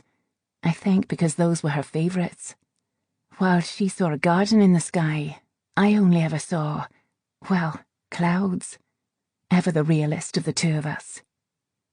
Mackay, I say, do you think, if I had never worn the Shellig fleur, that I'd be normal? I trace my fingers along the surface of the water again, like my mother. Her abilities hadn't been triggered, so she never felt compelled to hunt the Shihichan. Kieran shakes his head. Unfortunately for you, the seal breaking would have interrupted any normal life you might have led, he says. You would still have to fight. You never had a choice. Hunting the Fae had always been the one thing I thought I had control over. I choose when, where, and how they die. I choose my weapons and how long I allow myself to delight in fighting before I finally end their lives. But now I know the truth, the real reason I hunt. You never had a choice. I wipe my wet palm against my trousers and say bitterly, no choice at all, I. Haven't any active falconers ever stopped hunting? Kieran leans back on his hands. A few tried. In the end, they couldn't avoid their true nature any more than you'd be able to. He looks over at me, eyes swirling amethyst and molten silver, like nothing I've ever seen before. Unless I'm wrong. When you imagine yourself years from now, is it the seer you're with, or is it you and me planning our next slaughter? I avert my gaze. I won't answer that. He already knows the truth. What's in the nature of the Shihikai, then? He stares at the water intently. The Shihikan have become consumed by their obsession with obtaining power. They've lost everything else they ever cared for. Don't they have power already? Ah, Cam. Power is immeasurable. He breathes out the words as if he knows from experience just how intoxicating it is. It's thrilling, seductive, a craving that becomes an ache inside, a need that is never sated nor forgotten. Every fairy I've killed brings me physical relief, respite against guilt. In the rapture of their deaths, my memories cease to exist, and all that's left is the lightweight joy of power. I'm no better than the Fae. We both kill for a single moment of relief. How can I ever admit that to Kieran? I live for the hunt now. It's not just about survival or vengeance anymore. It's become an addiction, too. When I close my eyes, I can so easily imagine power surging through me, as startling and blissful as the rush of it in those first few seconds following a fairy's death. There it is, the same hard pump of blood through my veins, the electric current that raises the fine hairs all over my body, the feather-light feeling as if I'm floating off the ground. Except, this time, I swear I can hear my mother humming under her breath, the same light way she used to. I'm gripped by the memory, by the soft lull of her voice, by the power coursing through me that's so strong my chest aches with it. With a smile, I murmur, I wish you could hear her. A ridiculous thing to say, but the words slip from my tongue with little resistance. The singing is so soothing, I could fall asleep to it, right here on the beach. Hear who? I nestle my cheek against my knees and ignore him. It's vital that I hold on to the memory. I'm afraid that if I lose it, I'll forget the sound of her voice. Cam! Kieran snaps, grabbing my shoulders. A light, airy laugh shatters my calm. My mouth fills with the grotesque tang of iron and blood, and it feels as if it's being forced down my throat. I cough and gag into Kieran's shoulder, then shove him away so I can retch onto the sand. All that comes up is saliva. Kadamar, a familiar silvery voice says. I knew I'd find you here. She laughs once more. And you brought your falconer with you. I freeze. The blood in my veins turns to ice, and I can't breathe. I am the girl I used to be again, weak and helpless. My mother's corpse is lying on the cobblestones. My hands are coated with blood, and I can't get it off, and I scrub and scrub and scrub, but it won't come off, and my dress is ruined, and I'm tainted, and crimson suits you best. Crimson suits you best. Crimson suits you best. Crimson suits... No! I growl. Not that.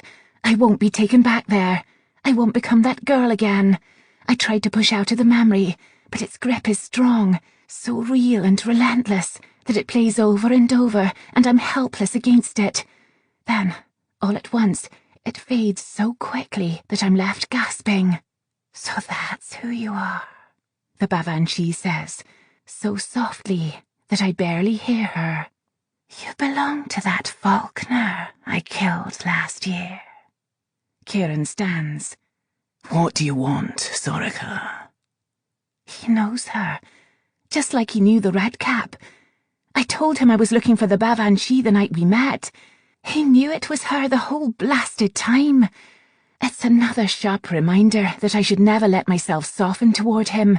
He's not trustworthy. What do I want? She asks lightly. Why don't we start with a proper greeting? It's been a long time, Ariel. Don't call me that again, he says. Ever. I've never heard Kieran so quietly enraged, no matter what I've said to provoke him or how much I've tried his patience. Sorika clicks her tongue. You might be content to forget our past, but I'm not. I won't ever be content, he says. Not until you're dead. Don't bandy idle threats, Katamach, Sorika says. You're still bound by your vow to me. Fergakre, always and forever, remember. Vow? He made her a vow. She speaks again, says something in their language. Her sickeningly saccharine voice draws me back to that night, to the moment I first heard her. Crimson suits you best. Kieran growls something in the same tongue, and Sorika laughs. I feel her eyes on me then, heavy and judging. Poor thing, Sorika murmurs. Is your Falconer afraid? Little girl, she calls. Open your eyes. No, I can't bear to look at her. I can't. Didn't you hear me? I said, open your eyes. Her commanding tone forces me to obey. I stare at the fairy who murdered my mother. The Bavanshi is more frightening than I remember, and more beautiful. Sorika hovers above the centre of the lake's icy surface, tall and pale and flawless as marble. Her white shift billows and flows around her in a breeze I don't feel, the material so soft and fine that it looks like smoke. Her eyes are unnerving, cold and unblinking, vivid as emeralds. Then Sorika's lips curve into a hellish smile, the one that haunts my nightmares. My chest tightens and I can't breathe. Desperately, I try to suck in air. I feel Sorika in my mind then, a determined and merciless presence. I try to fight against her, but she's strong. She's a weight pushing me down, down, until my memories assault me, and I'm nothing but the traumatized girl inside me who witnessed her mother's murder. I am beside my mother's body again, and I can smell blood. Cold rain penetrates my dress, tinting it red where the fabric clings to my legs, chilling me to the bone. The blood smells and feels so real, so thick on my hands that I swear it stained my skin. I drop to my knees and heave, clawing at the sand to get it off, tears blurring my vision. Sorika! Kieran snaps. He sounds so far away. The memories stop. I'm in my own body again, out of the blood-soaked dress. I breathe hard and don't try to stand. It's taking all of my effort not to collapse entirely. So this is your champion, Sorika says contemptuously. She can't even withstand the most basic mental influence. She killed every Shihike you sent, Kieran says, raking her with his gaze. Bested by a girl of 18, with only a year of training. How pathetic she must make you feel. Sorika's eyes burn, the colour intense even from here. If you recall, I was the one who drove her kind to extinction. You've never been very good at keeping them alive, have you? Kieran's knuckles are white around the hilt of his blade. Tell me why you're here. She ignores him and looks at me again, studying me, reading me so intently that I wish I could disappear. What a sad creature you are. Nowhere near as strong as your distant ancestors. That's Katamach's fault, you know, she says sweetly. Don't, Kieran says. Now is not the time. Oh, I think now is the perfect time. Shall I tell you why your mother couldn't see me? Little Falconer. Why she couldn't fight back. He suppressed the abilities of the Falconers who survived the war, so their children's abilities never manifested, and I couldn't track them. For centuries I looked, but in vain. She smiles. Until I happened to see your mother, weak, helpless, and untrained, because of him. She never stood a chance against me. Oh God, I want him to tell me that it isn't true, that Soraka is just lying because this is a game to her. But he doesn't. He won't even look at me. That's enough, Soraka. Kieran's voice is a powerful thing. It resonates across the entire lake. Just tell me why you're here. If you insist, she says. I have a message from my brother. At Kieran's startled expression, her smile turns a bit smug. The underground isn't entirely closed off, Kadamach. Some of the walls are thin enough to speak through. Loonrock wants you to know that he asked me to call off my soldiers. Apparently he thinks your champion worthy of battle with him. She pauses, and I can feel her gaze on me again, hot and probing. We disagree. I rise to my feet and seek the vengeance inside me, and feel nothing. Not the destructive creature inside me that craves violence or the need for release. Simply nothing. She's stolen it from me. She's certainly different from your other pet, Falconer, Soraka says. A shame how that turned out. Kieran's hand tightens around the hilt of his blade, but he doesn't draw it from the sheath. Is that all you came to say? No, but I'd rather discuss this. Soraka smiles mockingly. What was that girl's name again? I never bothered to remember. Finish your message, he says with deadly calm. Or I'll send my blade straight through your heart, vow or no vow. I see your patience hasn't improved. Soraka tilts her head.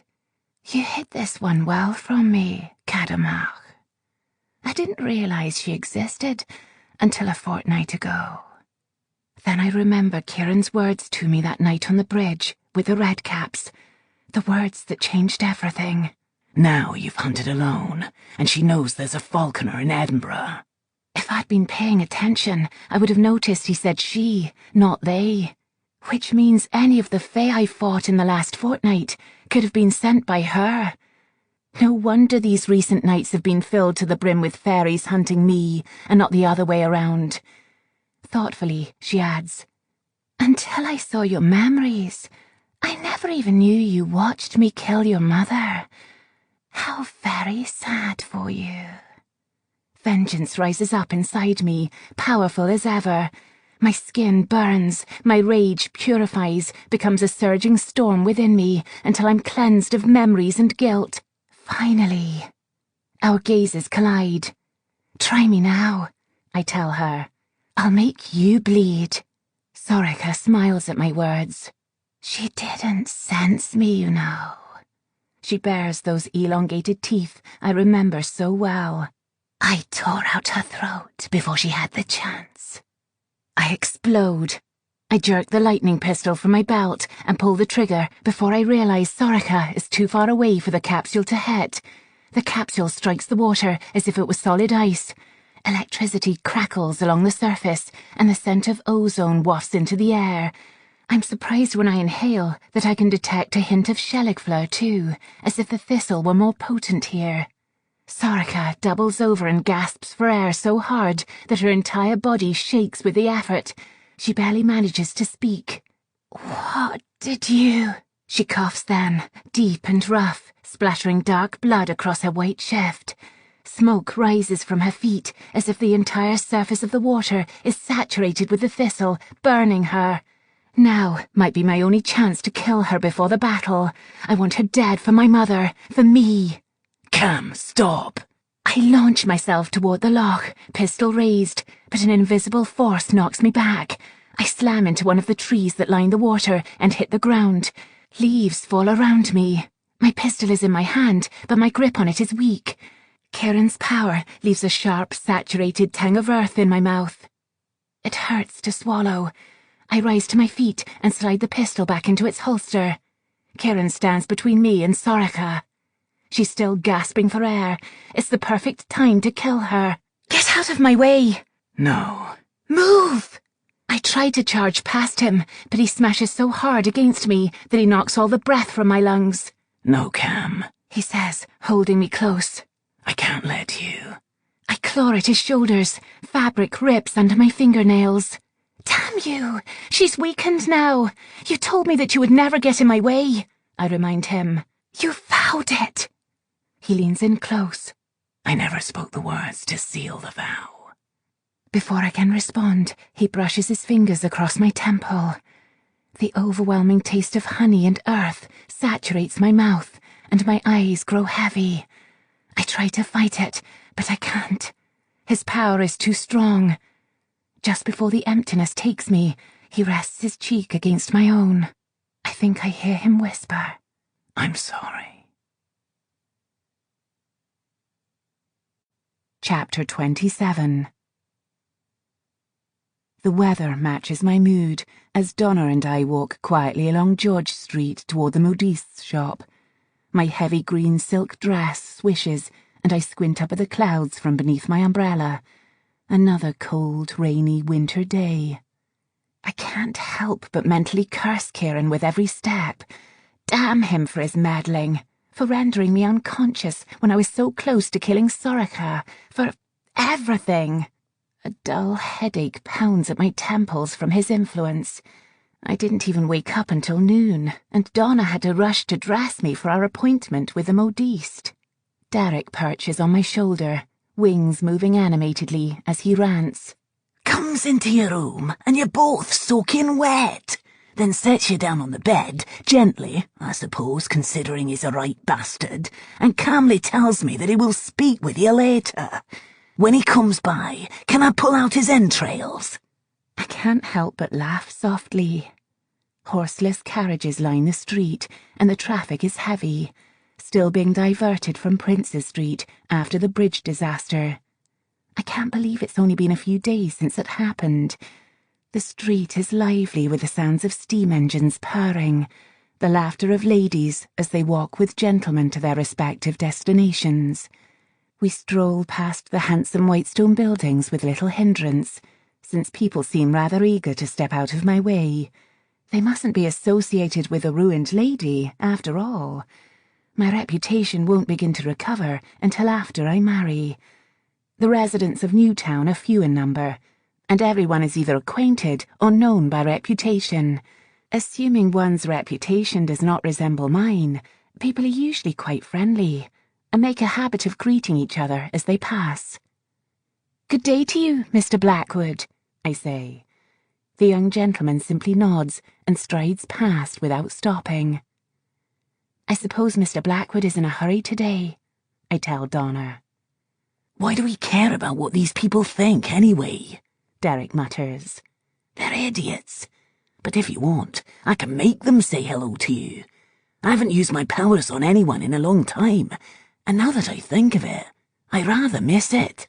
We should be polite, I say pointedly through gritted teeth, though I don't feel amiable at all. Just being honest. Thankfully, it isn't much further to the modiste's. I step into the shop and collapse my umbrella as I look around. The shop is warm and bright in comparison to the drab grey outside. 2 velvet settees sit in the middle of the room, a tea service betwixt them already prepared. Beyond them are 3 mirrors framing a stool where customers can view themselves from every angle. The wallpaper is a rich burgundy that matches the Persian carpet underneath the furniture. Derek snorts. No honey with the tea. What kind of establishment is this? Above us float the globe lanterns that are so popular these days. One hums a bit too close to my face, and I nudge it gently back up toward the ceiling. Lady Eliana, I didn't hear you come in. Miss Forsyth, the modiste, bustles out of the back room. An older woman, about 51, Miss Forsyth is the premier modiste in Edinburgh, and Father has called on her to design my wedding dress.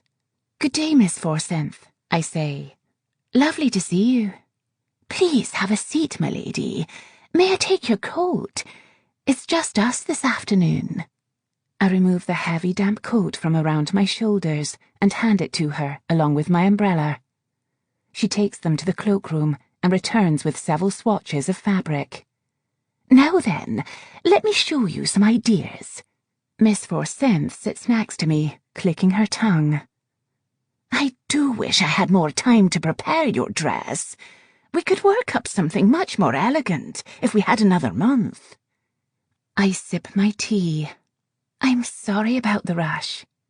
Smile, nod, be polite, be proper, Eliana, because proper Eliana apologizes even when she doesn't have to.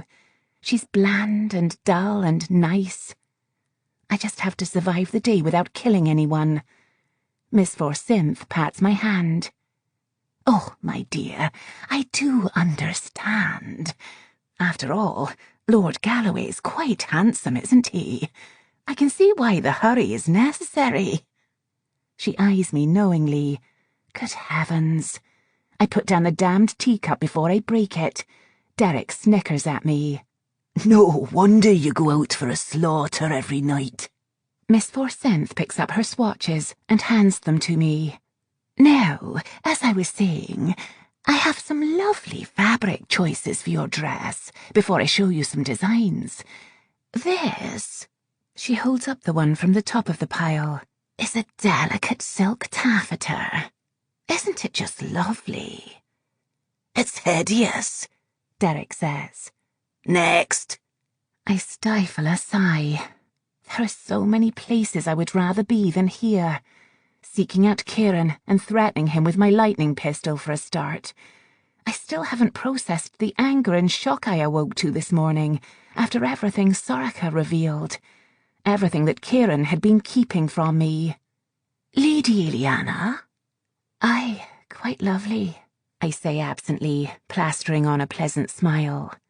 Or look at this ivory silk, she says, pulling out another swatch. It would go so beautifully with your colouring. Donna nods her approval, but Derek buzzes near my head. Is she kidding? Ivory? Does she want you to look sallow? Why don't you tell her to shove off, and they weren't marrying that bloody bastard? Blue, I say firmly, interrupting Derek's rant. I think I would prefer blue. Miss Forsyth blinks in surprise at my outburst. Blue? That's certainly quite old-fashioned. Ivory has become a popular choice among modern brides. Her Majesty herself wore it at her wedding, and looked very beautiful indeed. How splendid for Her Majesty. I, however, would prefer blue. Do you have this in blue? I don't want to spend a minute longer in this place than I have to. The modiste purses her lips, wrinkling the corners of her mouth. Of course. Marvellous choice. She forces a tight, partial smile. Shall I show you some design choices? Damnation. She brings out some drawings and samples of other dresses. I nod at the appropriate intervals, barely comprehending her words. I must have agreed to something, however, because before I can make an excuse to leave, she escorts me to the back room to take my measurements and pin fabric on me. I stand on a stool in the centre of the room, and Donna steps up on her own stool to unbutton my day dress. She pulls the sleeves of my dress down my arms, revealing my chemise. I glare at Derek, who's grinning wickedly. He sits on the chimney-piece and wiggles his fingers at me. Oh, fine, he says, as I shake my head subtly. His wings fan behind him as he turns away. Why must you always ruin my fun? I stand stiffly as Miss Forsyth takes her measurements. My lady, could you raise your arms, please? I lift my arms, a mute doll. 3 days. 3 days until midwinter. 3 days until the world ends, and I'm doing this. I suppose it's appropriate. If I live through the battle, I will go right back to this, to being a plaything, a show horse for people to stare at and gossip over. I'll still have to marry Gavin in a fortnight. I'll still be forced into my neat little cage where ladies are never supposed to feel anger, where they must always be accommodating and complacent, no matter what grief they suffer under their pleasant demeanour. What you want isn't important. Miss Forsyth pokes at my upper arm and glances at me in surprise at the muscles there. Ladies are not encouraged to engage in the sort of physical activity that might make our bodies look less feminine. By the time the modiste finishes measuring and pinning, I'm stiff from holding still for her. Before I leave, she says, "In a few days' time, I shall stop over at your house for the first fitting." She pats my hand. "Fear not, my lady. You will make the most beautiful bride in Edinburgh. The blue is a lovely colour on you." I grit my teeth in a farewell grimace that I hope passes for a smile as I step out of her shop and into the rain. Most beautiful bride indeed. If only that were my foremost fear. I wonder if I'll survive, if anyone will survive, to attend my wedding. Later, at home, I stand in front of my hidden map of Scotland, studying the path of Sorcha's kills. 186 kills. No one will know how they really died, except me and Derek.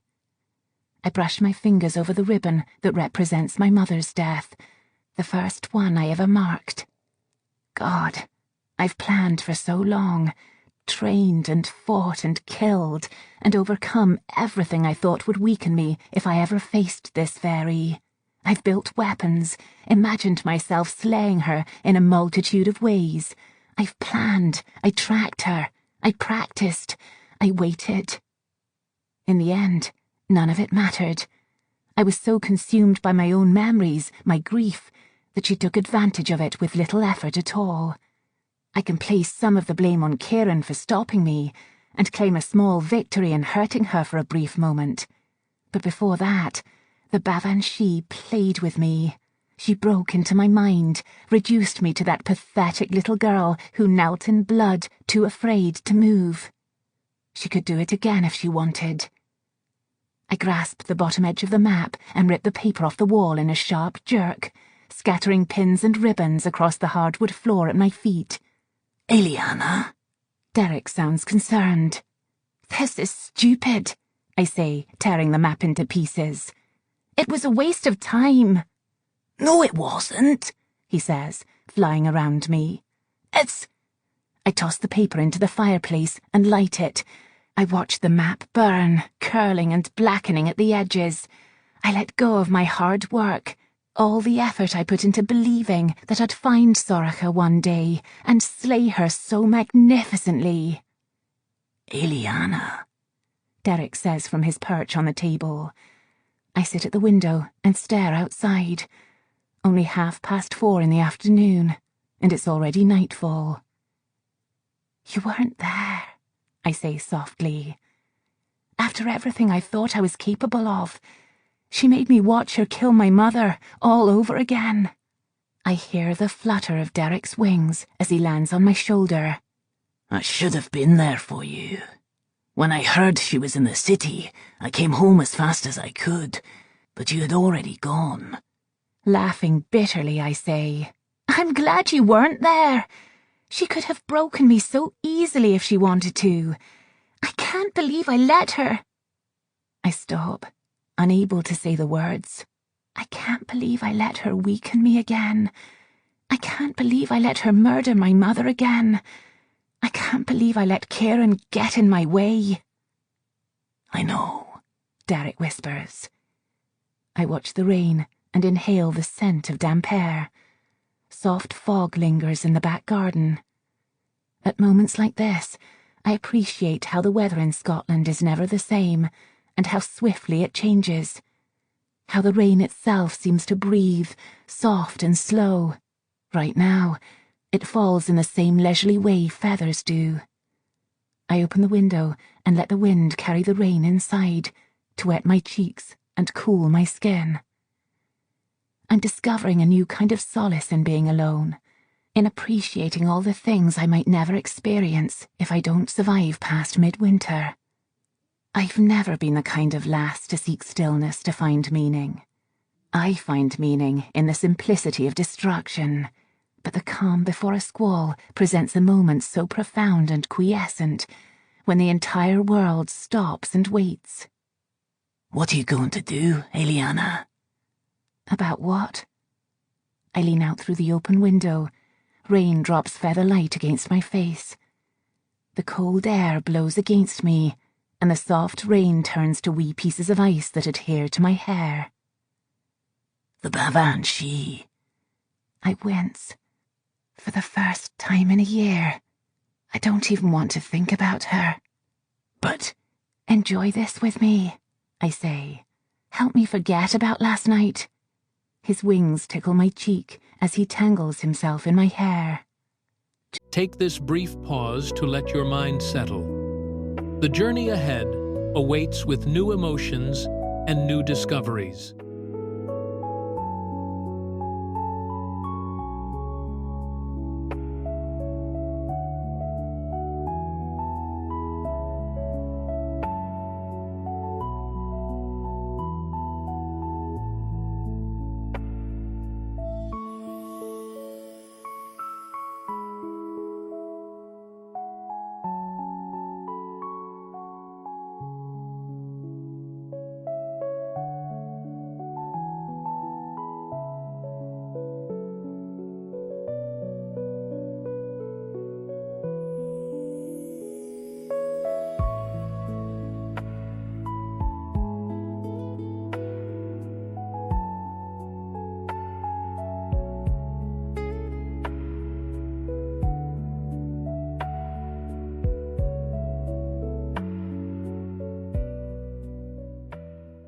just one thing, he whispers. Don't ever let her break you. If he were my size, I would have hugged him. Instead, I lift a hand and stroke the silky softness of his wings. His tiny cheek presses against mine. Together we sit and watch the rain fall. Chapter 28. Past midnight, I'm about to leave the house for a hunt when I sense the subtle tang of Kieran's power emanating from the hallway. Blast! I hope he isn't visible for the servants to see him strolling about. I don't need another problem to add to my ever-growing list. I know you're there, Mackay, and you can go right back out the way you came in. The doorknob twists and catches on the lock. Kieran swears softly. Open the door, Cam.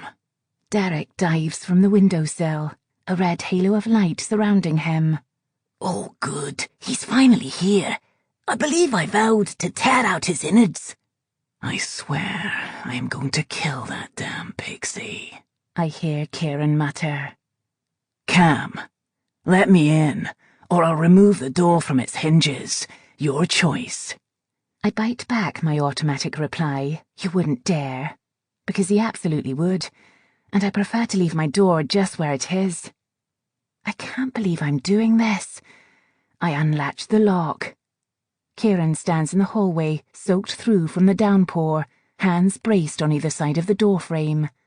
His dark hair clings to his pale cheeks, and his shirt is nearly transparent from the rain, revealing his smooth chest rising and falling with his quick, ragged breaths. I'm surprised to hear his breathing. Usually he is so silent, every part of him still. What do you want? I ask bluntly. I have no energy for politeness. Kieran glances behind me. Are you going to invite me in? Or shall I continue to drip all over your hallway carpet? I lean aside to let him pass and close the door behind him, then lean my back against it. Make this brief. I'm terribly inclined to shoot you again, and this time I'll aim for something vital. Derek lands on my shoulder. Again? He sounds indignant. How did I miss that? You were out, I say. Damn, he mumbles. I should have loved to see it.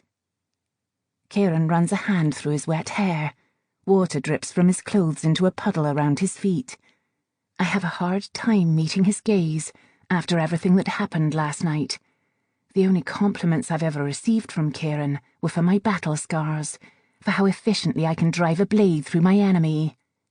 Now he's seen how broken my mother's death has really left me, and when it mattered, he took away the thing I wanted most. His vow meant nothing, and worse, he made his own promise to Sorcha and stopped me from killing her when I had the chance. That won't be easy for me to forgive. Kieran draws his shoulders back. He's so tall, he towers over me. I'm not here to apologize. Wonderful. Thank you for confirming what I already assumed, I say. There are 2 exits out of this room. Choose one. Derek chuckles. What a glorious comeuppance. Kieran's glare is scorching. Stay out of this. No, Derek says. Careful, Pixie, He says. You forget what I am. Derek swoops over to Kieran and hovers in front of him. His halo is so bright now that none of his features are distinguishable.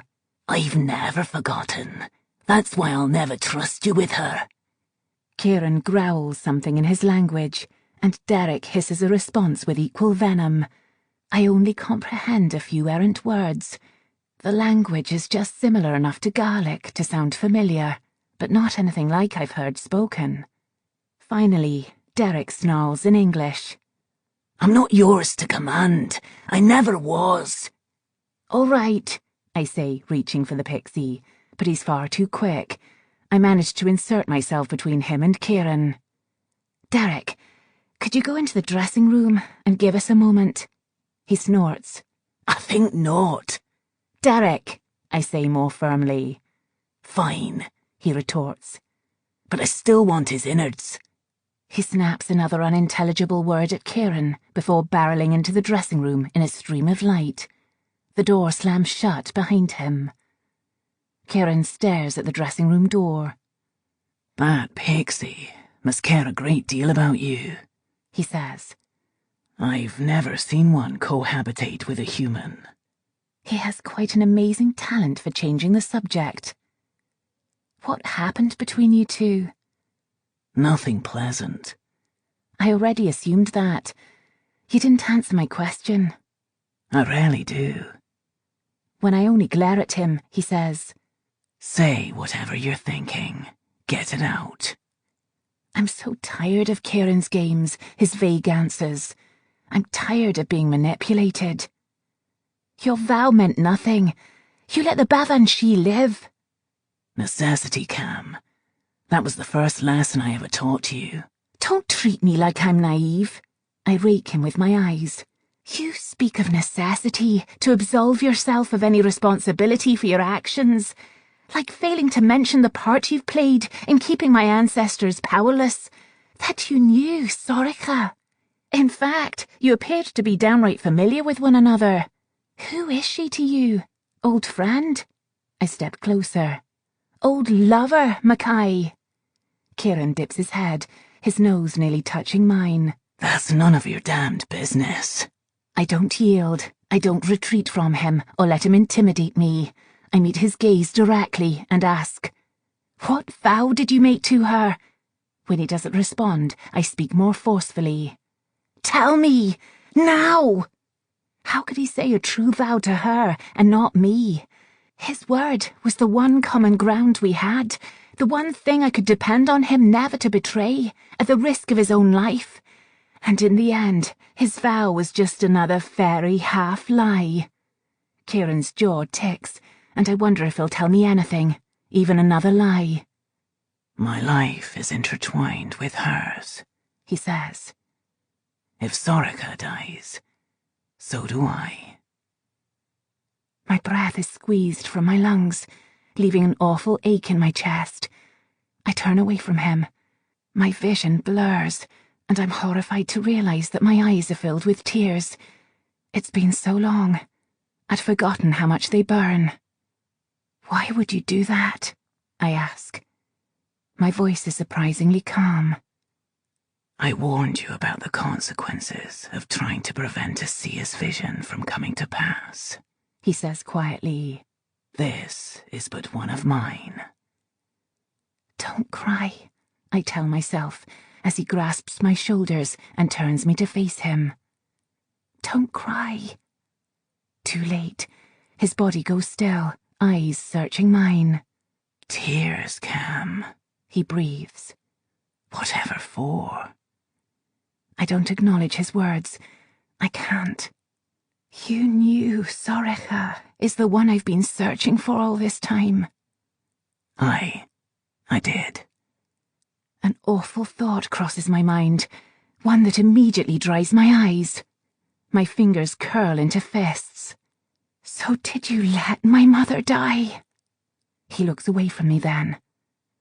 By the time I tracked Sorcha to Edinburgh, she had already found your mother.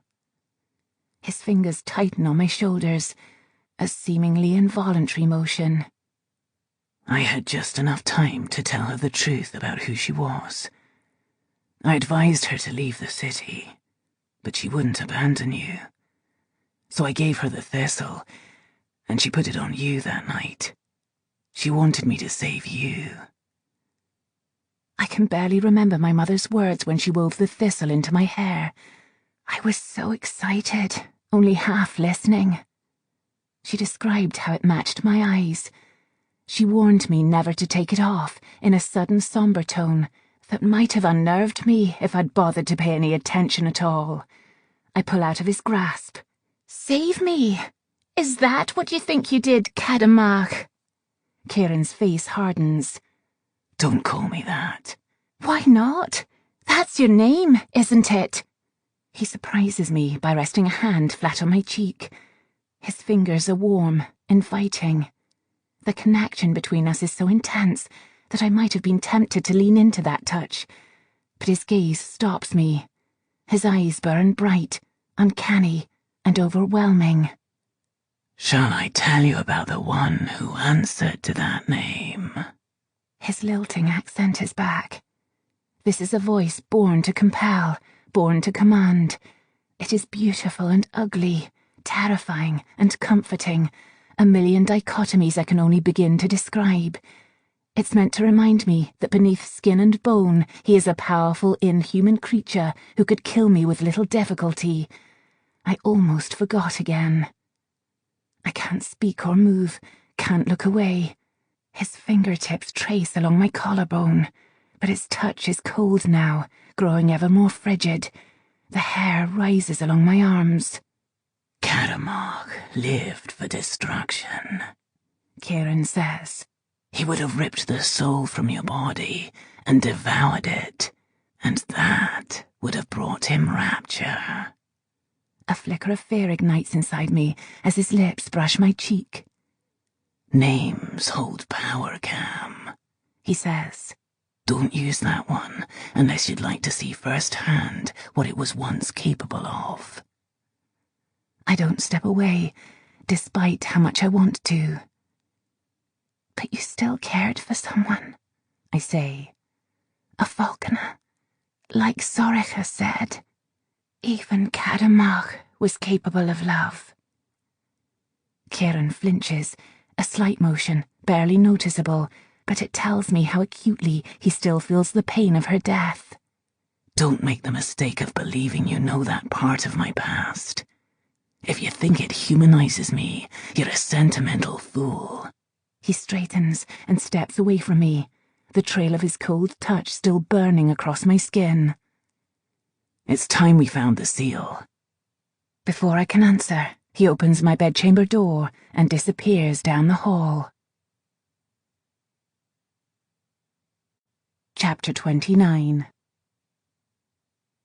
When I round the front of my house, I'm surprised to see my ornithopter parked in the middle of Charlotte Square again. You brought it back from Dalkeith, I say to Kieran. How on earth did you figure out how to fly it? I watched you yesterday. Kieran reaches into the front seat and pulls out my lightning pistol and holster. I thought you might want this. Gratefully, I take it from him, and secure the holster around my hips before seating myself at the helm. So let me see if I have this right. We're looking for a 2,000-year-old seal that's completely hidden from fairies. Sheehan. Fairies. We have no idea what it looks like, how big it is, or even where it is. It's in what is now the Queen's Park. He interrupts again. The last battle took place there, and it's directly above the prison. So we have the general location, which happens to be approximately 3 miles in circumference. Brilliant. That's just brilliant. I start the machine. The massive wings deploy and flap, and we're soon airborne. I breathe in the rainy air and turn the ornithopter toward the south end of the city. You should be able to sense the device once we're close enough, Kieran says. When they activated it, the Falconers charged it with their power to ward off any Sheehan who happen upon it. How can I be certain what to look for? Kieran stares off into the darkness beyond the ornithopter. You'll know when you find it. I sigh in frustration and gaze out over the city. Below, candlelight flickers in the tenements of Old Town, and gas lamps cast deep shadows along the streets. Thin fog rolls along the ground and between buildings, coating the roads in ghostly white. The closer we get to Holyrood House and the Queen's Park, the more the light dims, until there is only darkness below. The faint outline of the rocky peak of Salisbury Crags comes into view. As my eyes adjust to the darkness, I focus on the steep hills across the valley.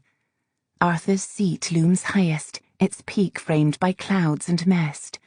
I steer the helm toward the dark meadow directly below it. Rain beats against the machine's wings as we swoop down and land on the grass.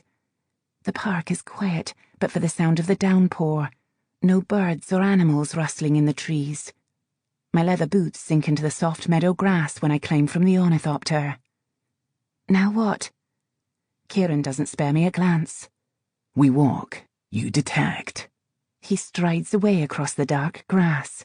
I dart after him and stub my toe against a rock. Could you please slow down for the girl with the useless human night vision? Kieran stops. Apologies, he says, though he doesn't sound at all as if he means it. I feel his heavy gaze on me, despite the darkness, and I still find it difficult to look at him, more so now than ever. He saw my tears. In a single moment, I was forced to give up on vengeance, on ever killing Sorika, or risk losing him. I never realized how much I had begun to care for Kieran, or that it would hurt so badly. I wonder what awful fate he tried to prevent by making that vow to Sorika. What would be worth connecting his life to hers for eternity? What would you have risked to kill Sorika? He says before I can speak. And answer me honestly, Cam. Would you have given up your life? I glance at him in surprise. Of course not, I say. The lie rolls off my tongue with such ease. I've become so good at deception that there are moments when I almost believe them myself. A lie is best told with a single grain of truth, a factual hook on which to hang the falsehood. That's what makes them so easy to maintain. I saw your resolve, he says quietly. I watched you decide that little else mattered to you except vengeance. And do you know what I thought? What? I whisper, almost afraid of what he'll say. I made you the same as me. I look away, toward the slope that leads up to the crags. Rain drops onto my face, and I don't bother to wipe it away. My chest is so tight, my heart heavy. I had stupidly, inexplicably hoped he would tell me that I was strong or magnificent, that he'd show the same pride in me that I saw the day before yesterday in the drawing room when I held the knife to his throat. But he didn't. I'm like him. I'm a monster too. For the briefest moment, I wish I was the girl I used to be. I'd wear frivolous white dresses and attend dances and never worry about anything ever again. But I had to destroy the girl who wore white dresses because she wasn't capable of murder. And now I have to live with my choice. My laugh is rough, bitter. I should resent him for everything he's done. His lessons have been branded inside me until I've become what I am now, this vengeful, destructive creature. But I can't. This is all I have, and there's no turning back. I made my own choice, Mackay, I remind him. It was a choice I knew you would make, He says. I saw your rage the night we met. I understood it all too well. We walk swiftly down the narrow path in the middle of the Queen's Park, both of us silent. I shudder against the cold and tug my coat cuffs down over my hands. Useless. My clothes are already sopping. I tilt my head to gaze at the sky, letting the rain slide down my face. The clouds are silver, low-hanging, and dark at their bottom edges.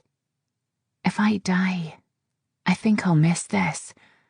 I'll miss the stars and constellations my mother loved so much. I'll miss home. I wonder if Kieran does too. Mackay. Hmm. Do you ever...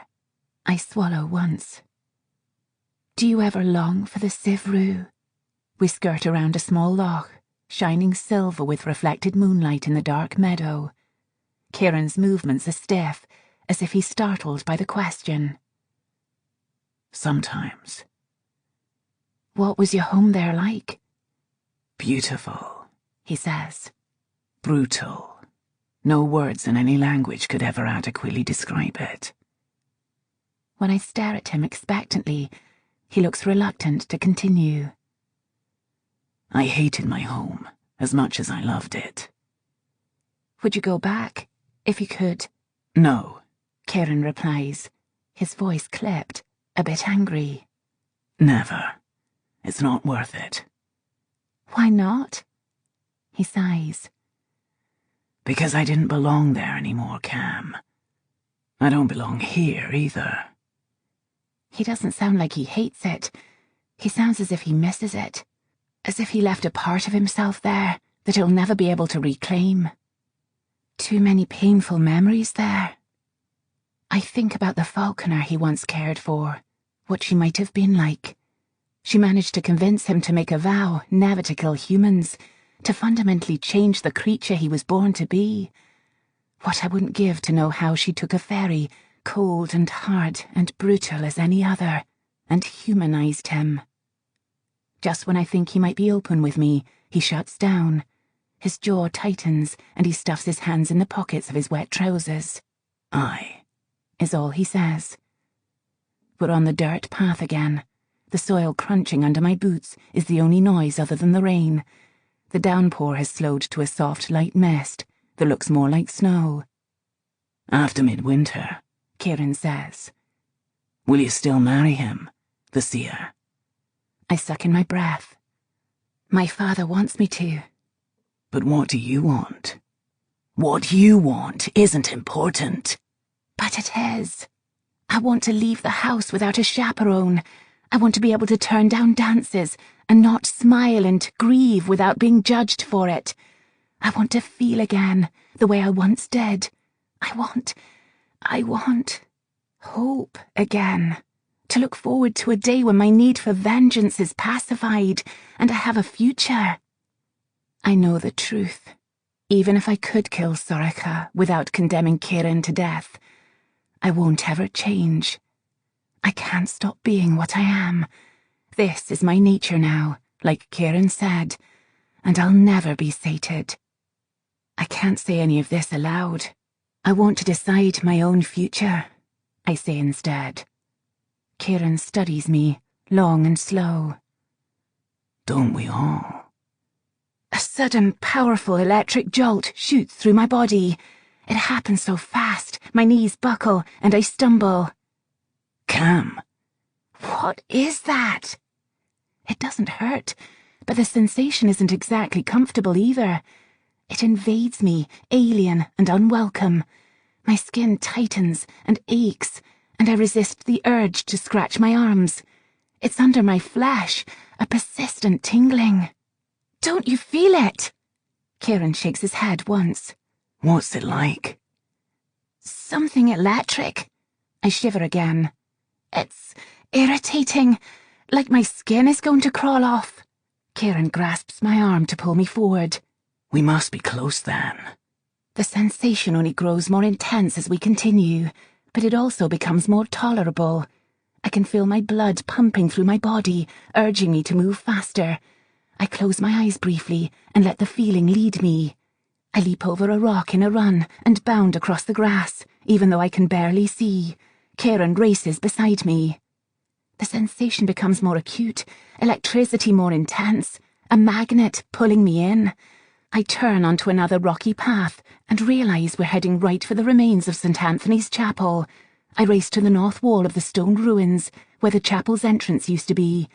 The energy drops to my feet before I can reach the threshold, and I fall to my knees in the mud. Then I dig, with my fingers, my hands. I don't know what the bloody hell I'm doing. I just claw at the ground desperately, breathing so hard that my throat hurts. I dig and dig until my fingernails bleed and dirt cakes my skin. Somehow, I know my body won't stop shuddering until I find the device. I have to find it. There's a buzzing in my ears, a low clicking that only makes me dig more frantically. I have to find it. I can't stop now. My nails scrape against something metal. As I brush off the mud, something glows bright and golden underneath, warming to my touch. Something about uncovering it calms me. The clicking softens as I clear away the dirt that borders a luminous gold disc about the size of a carriage wheel. The buzzing and electricity are gone, and my trembling has stopped altogether. I lean over the golden cover for the seal, tracing the symbols carved into it. So incredible and warm. There are 5 indentations near the edge of the disc, as if pressed there by fingertips. Compelled, I cover them with my mud-caked fingers. The clicking stops, and suddenly I'm blinded by light. Chapter 30. I close my eyes against the onslaught. Images in negative and colours and dots pulse behind my eyelids. Soft warmth envelops me. When I open my eyes, the golden light is still overwhelming. It blazes in a column up to the sky, surrounding me and illuminating the chapel ruins. Rain shimmers as it falls through the light, as if I'm surrounded by shooting stars. I finally look down at the device, surprised to see that the top plate is slid open to reveal intricate golden gears inside. They are incredibly delicate, the metal thin enough to be slightly transparent. I've never seen such detailed work. So many gears and pinions whirling smoothly around each other, with tiny golden levers interspersed between them. 7 rings increasing in size from the centre of the circle outward, forming an ever-moving mechanism covered in symbols, not unlike an elaborate clock face. The symbols on the gold rings nearest the middle are the most elaborate, evolving to broader swirls on the outer rings. I think of the brand on the inside of Kieran's wrist. How similar it is to these designs. How utterly detailed. Gold markers are positioned at each of the cardinal points around the largest ring, with smaller notches between them. It's both a compass and a clock, I realise. Beautiful and mesmerising. I feel power around me, pure energy, soothing elation, a heat inside me that's like bathing in sunlight. This is the kind of device I long to make. Something that unifies me, calms me, and it's a part of my heritage I had never dreamed possible. It belongs to me. Amid my elation, I look at Kieran. He stands ever so still at the edge of the golden light. "It's magnificent," I say. "Come over here. You should see this." He hesitates, gazing up at the orient light. I can't. "Don't be silly." I push to my feet and reach through the light to grip his hand. "See? Just come inside." When his fingers pass into the light, he sucks in a breath and jerks his hand from mine, clutching his wrist. "Mackay!" I hurry to his side to see what's wrong. The column of light wavers, then settles into the ground. The power is gone so quickly, and I shiver against the cold. "What is it?" Nothing, he says stiffly. "Of course it's not nothing." I try to peek over his shoulder, but he shifts away. Show me. I pull his arm toward me, despite his resistance. When I see his hand, I let out a strangled gasp. There are blisters and torn red and black flesh at his fingertips, even bone peeking through, as if they've gone through fire. The device is warded against anyone who isn't a Falconer, he says. I feel a pang of guilt then. He told me he couldn't come in, and I didn't even bother to ask why. I watch the miraculous fairy healing process spread across his hand. Gleaming pale skin is already peeking through the charred black, healing over the bones of his fingertips. I'm sorry, I say. I shouldn't have. Don't apologize. The light is meant to protect you against the Sheikhun. He nods to the device. Can you make it work? I certainly hope so. As soon as I step back inside the circle, the light rises around me again. I crouch to the ground and slide my fingers along the gold rings. Power buzzes beneath my palms, an electric current that feels embedded in the smooth, silken metal. It's incredible craftsmanship. Kieran sits on a boulder and leans forward. What does it look like from above? Complex, I reply. Highly sophisticated. I don't recognize the technology at all. How could they possibly have built this 2,000 years ago? Kieran looks at me, rather pityingly. The Sheikhun were far more advanced then than humans are now. He inclines his head toward the device. That is Sheikhun technology. A reverse-engineered and altered euchre. The Seelie used it for confinement. Of course. I have never thought of the Fae as innovators of any kind. It seems strange that such destructive creatures could build something so beautiful. How did the Falconers get hold of it then? He looks away. They had help. I trace one of the swirls etched into the gold. From whom? It doesn't matter. What do the symbols look like? I lean forward to get a better look. Complicated swirls. I don't really know how to describe the symbols they make. There's a star-shaped engraving next to the marker that indicates north, but the others are more obscure. I suggest you take a good look and then cover the device again so no one disturbs it. You'll have to draw the symbols from memory. I look up in surprise. Can't we come back? No. He holds up his hand to forestall my inevitable question. Cam, for once just take my word for it. Can you remember the symbols as they are now and draw them later? I hesitate. I'm adequate at drafting, but I've never done so from memory. Wonderful. Kieran rises to his feet. Then this is the perfect opportunity for you to try. Chapter 31. The echo of the electric charge lingers as I sketch the symbols. I swear I can still feel the heat beneath my skin flowing through my veins. It sharpens my memory, which only grows stronger with each passing moment. I keep drawing feverishly, obsessively. The charcoal scratches across the paper as if something beyond me is in control of it. My hand can barely keep up with the pace of my mind. Someone grasps my shoulder, and I flinch. The charcoal on the paper smears. Steady, Kieran says. You're shaking. I'm fine, I lie. Rays of low afternoon light shine through the drawing room window and settle on the paper while I sketch. My fingers are stained black with charcoal, and my hand is cramping, but I can't stop. The energy continues to pound inside me, symbol after symbol. I sketch a smaller swirl. The charcoal is so bulky compared to my memory of the delicate lines etched onto the metal, and I'm not nearly as adept at drawing something so intricate. Can't she activate the bloody contraption before midwinter? Gavin asks. Avoid the battle completely. Gavin came here under the pretense of 11 hours, and has been drinking tea like he does whiskey ever since I explained what will happen on midwinter. Of course, he already had a vague idea of it from his visions, though he still hasn't told me how clear the premonition has become. He shifts in his chair and recrosses his legs, one knee bouncing rapidly. His blasted teacup is empty again. I try to ignore him and focus on my drawing. No, Kieran says. we can't. Could you try and be any less vague? If we could avoid it, Seer, we wouldn't be here, Kieran says. And I'd imagine you'd be hiding in a hovel somewhere, like the rest of your kind. Well, if your kind weren't such... Gentlemen! I think my head will explode. I can't concentrate with you squabbling. At least Derek is being polite. I glance over at the pixie, who is perched on the windowsill. Make sure you stay that way. I didn't say anything. You were considering it.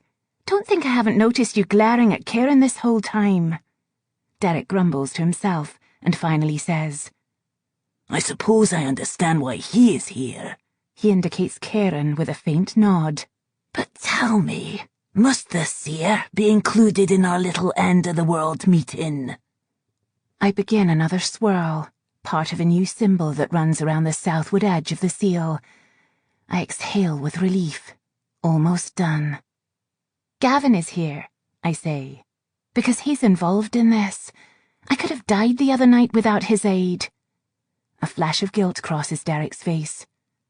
Ah, aye. Thank you for defending my honor, Gavin says to me. He places his empty cup on the table. Where's your butler? I'm out of tea. For heaven's sake, I say. Will you please sip the tea, so I don't have to pour you another cup every 5 minutes? We're facing an apocalypse, he replies. There is not enough tea in the world to calm me. I draw the last symbol, and the electricity tingling my fingertips vanishes. My body stops shaking, and I exhale a long breath, dropping the charcoal to wipe my tired hand with a kerchief. Finished. Kieran leans in to inspect my work. His warm shoulder is so close to mine that if I scoot over only a wee bit more, we'd be touching. As I inhale his scent, I can't help but shift closer, closing the gap between us and pressing my side to his. The taste of his power only grows more intoxicating. He turns to look at me, and our faces are a mere breath away. Everything around me fades and blurs, and my gaze drops to his lips. Does it look all right? I whisper. Gavin's voice sounds so very far away. Get back, Fairy. Now. Bloody hell. I recoil from Kieran, suddenly aware of what I almost did. My cheeks flush, and my heart speeds up in embarrassment. I swear I was tempted to kiss Kieran, and in front of Derek and Gavin no less. What is wrong with me? For once, I agree with the seer, Derek says. Keep your distance, or I will bite you. Kieran picks up my drawing. Try it, and I'll pluck your wings off and feed them to you. Derek hisses. Gavin just looks interested, as if wondering whether such a thing might be possible. Well, I say brightly, we're getting on splendidly, aren't we? Glad to see you're all becoming friends over your mutually violent desires. Not me, Gavin says. I'm just here for the tea. Not the company. I put a hand to my heart. I'm wounded. I thought you liked me. More often than not. Kieran sets the paper flat on the table between us. Shall we discuss this, or would you prefer to socialize? I blink up at him. Please continue. A clock and a compass were added to the euchre design. He indicates the symbols at each point. These are meant to correspond to a lunar event, an eclipse in this case. The cardinal points keep the power intact wherever the device is placed. As long as the clock works, so will the device. Why an eclipse? I ask, leaning forward. Shihikan are at our most powerful during lunar events, especially eclipses, Kieran explains. The symbols on the device channeled that power to imprison them. But no system is infallible. With each eclipse, those inside tried to break free, and the seal wore thin over time. He glances at me. This wasn't supposed to be permanent. It was only put in place until they found a better solution. So we're just going to implement this temporary solution again, with only one Falconer remaining to activate it, Gavin says flatly. Bloody brilliant you are. Kieran glares at him. It'll be different this time. How? I ask. I put up a hand before Gavin can say anything. We don't exactly have a wealth of options to choose from. Kieran is closed off again, which means he's hiding something. You said it. We don't have any other choice. Derek lands on the paper, his tiny feet delicately walking among the symbols. The slightly too long hems of his trousers drag behind him, smudging the charcoal here and there. He bends down to trace a line. For something impermanent, this is brilliant. A single Shihige wouldn't be able to escape this kind of prison at all. Whoever helped the Falconers knew what they were doing. Aye, she did, Kieran murmurs. I frown in surprise. She? You knew her? Kieran won't look at me. You could say that. She's my sister. Derek cackles. Your sister! Not a tall crabbit like you. She mixed my milk and honey once, and told me I had the best sword swipe she had ever seen. Shared a trophy with me, she did. I glance between them. Have I missed something? No one told me Kieran had a damn sister. You never asked, Kieran says with a dismissive shrug. Oh, confound it. He knows perfectly well he never gave me any reason to ask. It's just another blasted secret of his. I'm considering keeping a tally of all the questions Kieran evades, so that when each answer is finally revealed at some incredibly inopportune moment, I can look at the count and remember how much he still hides from me. Derek bursts up into the air from the drawing, his wings buzzing as his body begins to glow silver. I still can't believe your sister designed this. She was far more wondrous than I gave her credit for. But the two of you, really. That's enough. Kieran snaps through clenched teeth. Really what? I ask, thoroughly annoyed now. Derek flaps his wings once and casts a glance at Kieran. Kieran shakes his head once in reply. Nothing, Derek says brightly. Nothing of import. I'm going to add Derek's evasive responses to Kieran's tally, which will surely grow to fill whole volumes. Wow, Gavin mutters. That wasn't remotely awkward. He reaches for my tea. Without asking my permission, he gulps it down. If Kieran wants to keep his secrets, then to the devil with him. Fine, I say.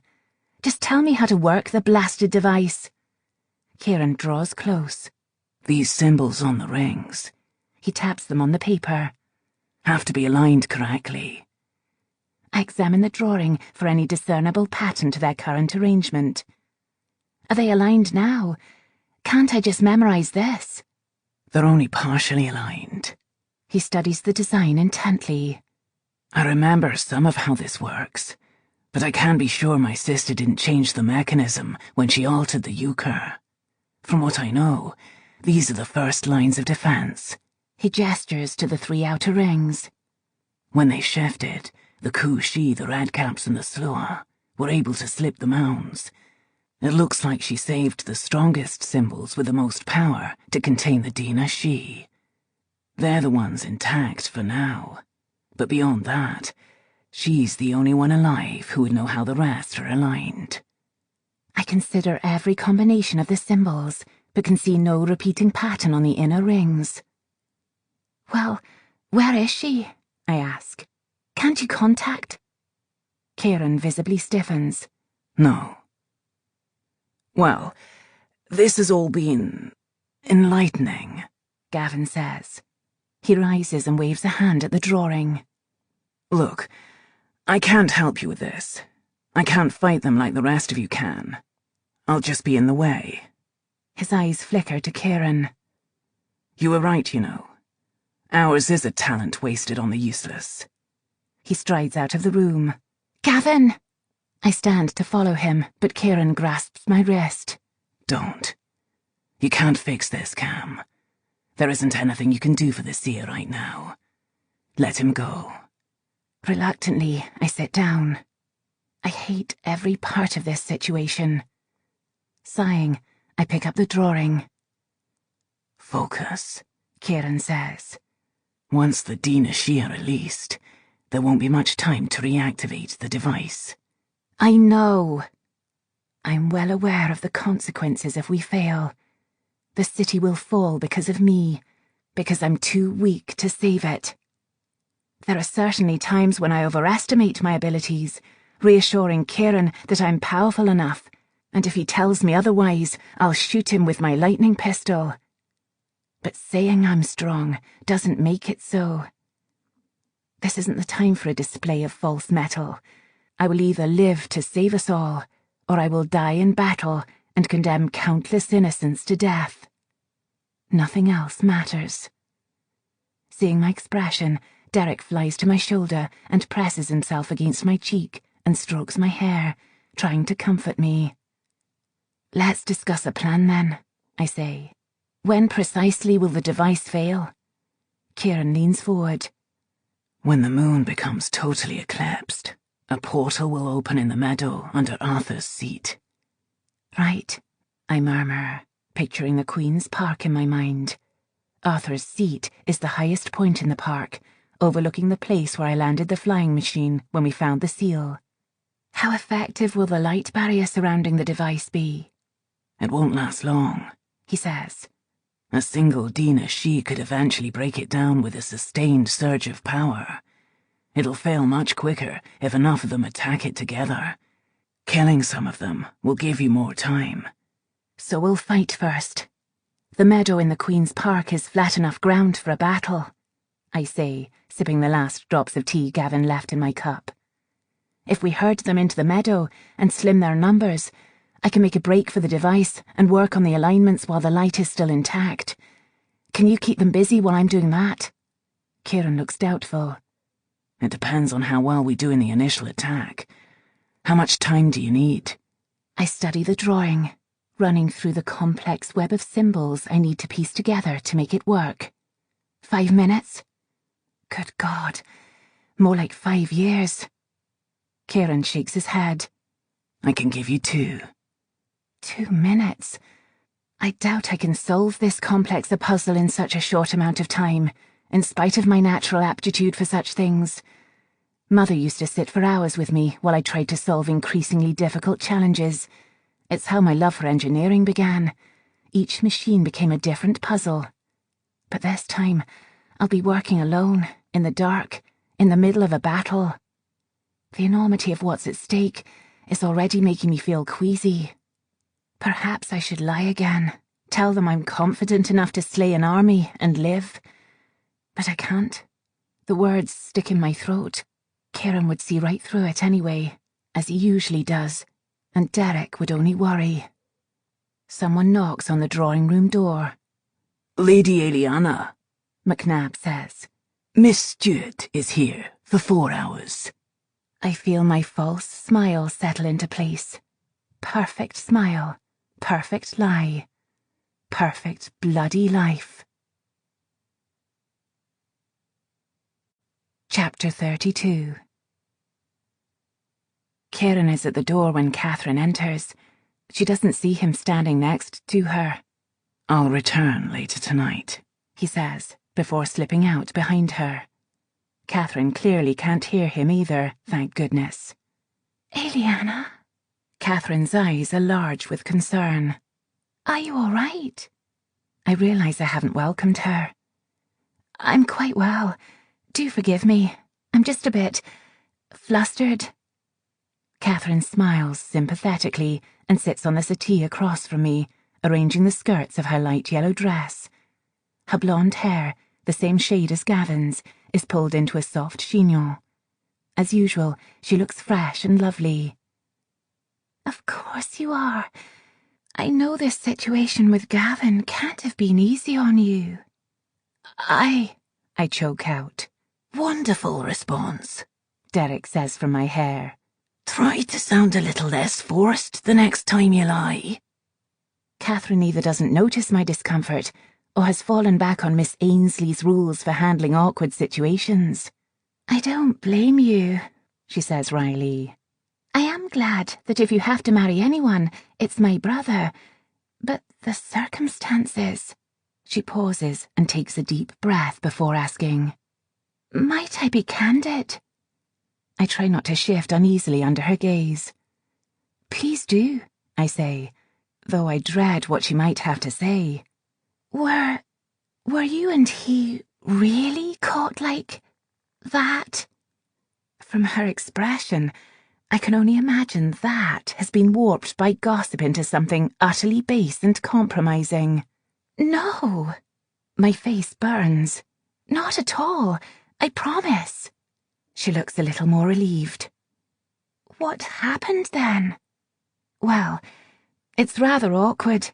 Catherine waves her hands. Oh, never mind. I don't want to think about my brother kissing anyone. There was no kissing. At that precise moment, McNabb enters with another tea service.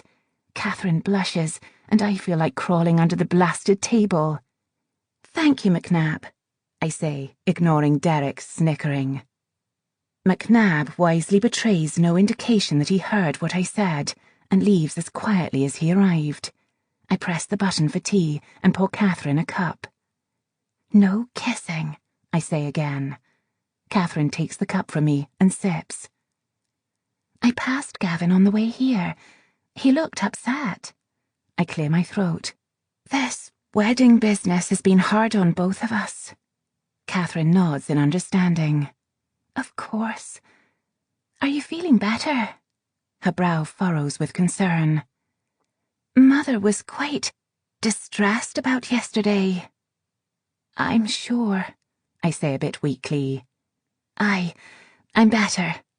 I'll have to send an apology to Lady Castles. Catherine reaches forward and pats my wrist. I'm sure she would appreciate that very much, and I'm pleased to hear your health has improved. God, sometimes I hate that Catherine trusts me so implicitly. I'm a liar, a deceiver, and my friend doesn't realize it. When I attempt to speak about something inane, like the wedding, nothing comes out. I'm asphyxiating on my lies, breaking under the pressure of this burden I've been forced to bear. If I fail to reactivate the seal, Catherine will die. This might be my last chance to save her. Impulsively, I seize her hands, ignoring her alarm. I'm ready for you to ask me. Catherine tries unsuccessfully to extricate herself from my grasp. Ask you what? She must see the desperation in my face, because fear and concern are reflected in hers. If there's something the matter, you always wonder where I disappear to during assemblies, I say. Do you really want to know? Catherine goes still. She looks at me as though she's waiting for me to reveal that I'm jesting. When I don't, she leans forward and takes a deep breath, pressing her hands into mine the way we did when we were children telling secrets. Yes. Derek tugs on my ear. Ileana, I don't think this is a... Show yourself, I say to him. Catherine frowns. What?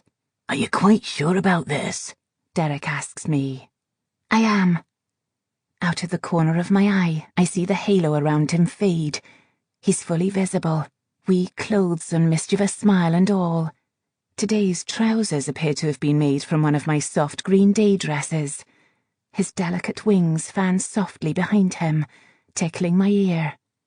Catherine gasps, her eyes go wide, and she jumps to her feet, dress rustling, all decorum forgotten. Very, she whispers. Now that's just insulting, Derek says. I'm a pixie, you silly human. Catherine gapes at him, and then at me, and then at him. I think I need to stand, she says faintly. You are standing, I say with a smile. Indeed. Sit is what I meant. She collapses onto the settee, her skirts and petticoats puffing up inelegantly all around her. Ileana, she finally says, never taking her eyes off Derek. Might I be candid again? I'd prefer if you were. Catherine's hands flutter in front of her in distressed motions before she finally presses them to her chest to keep them still. I think I'm about to cast up onto your carpet. No, I say. Let me call McNabb. He can bring us something. A bucket. I may also faint. Her chest heaves. Are you friendly then? She asks Derek. Because I heard stories when Eliana and I were children. I can assure you, Derek says with a sly grin, I'm quite friendly to lovely ladies like yourself. Good heavens, she whispers. Catherine, I say, there's something else I must tell you. Something more? She laughs breathlessly. We might have to limit your life-altering revelations to one a day, you know. I smile briefly, almost apologetically. Catherine is taking this much better than I would have under the same circumstances. At least the first fairy she'll remember is Derek, and not Kieran. I don't imagine she would be so calm if she learned she had been face-struck by him already and tried to pour his shirt off.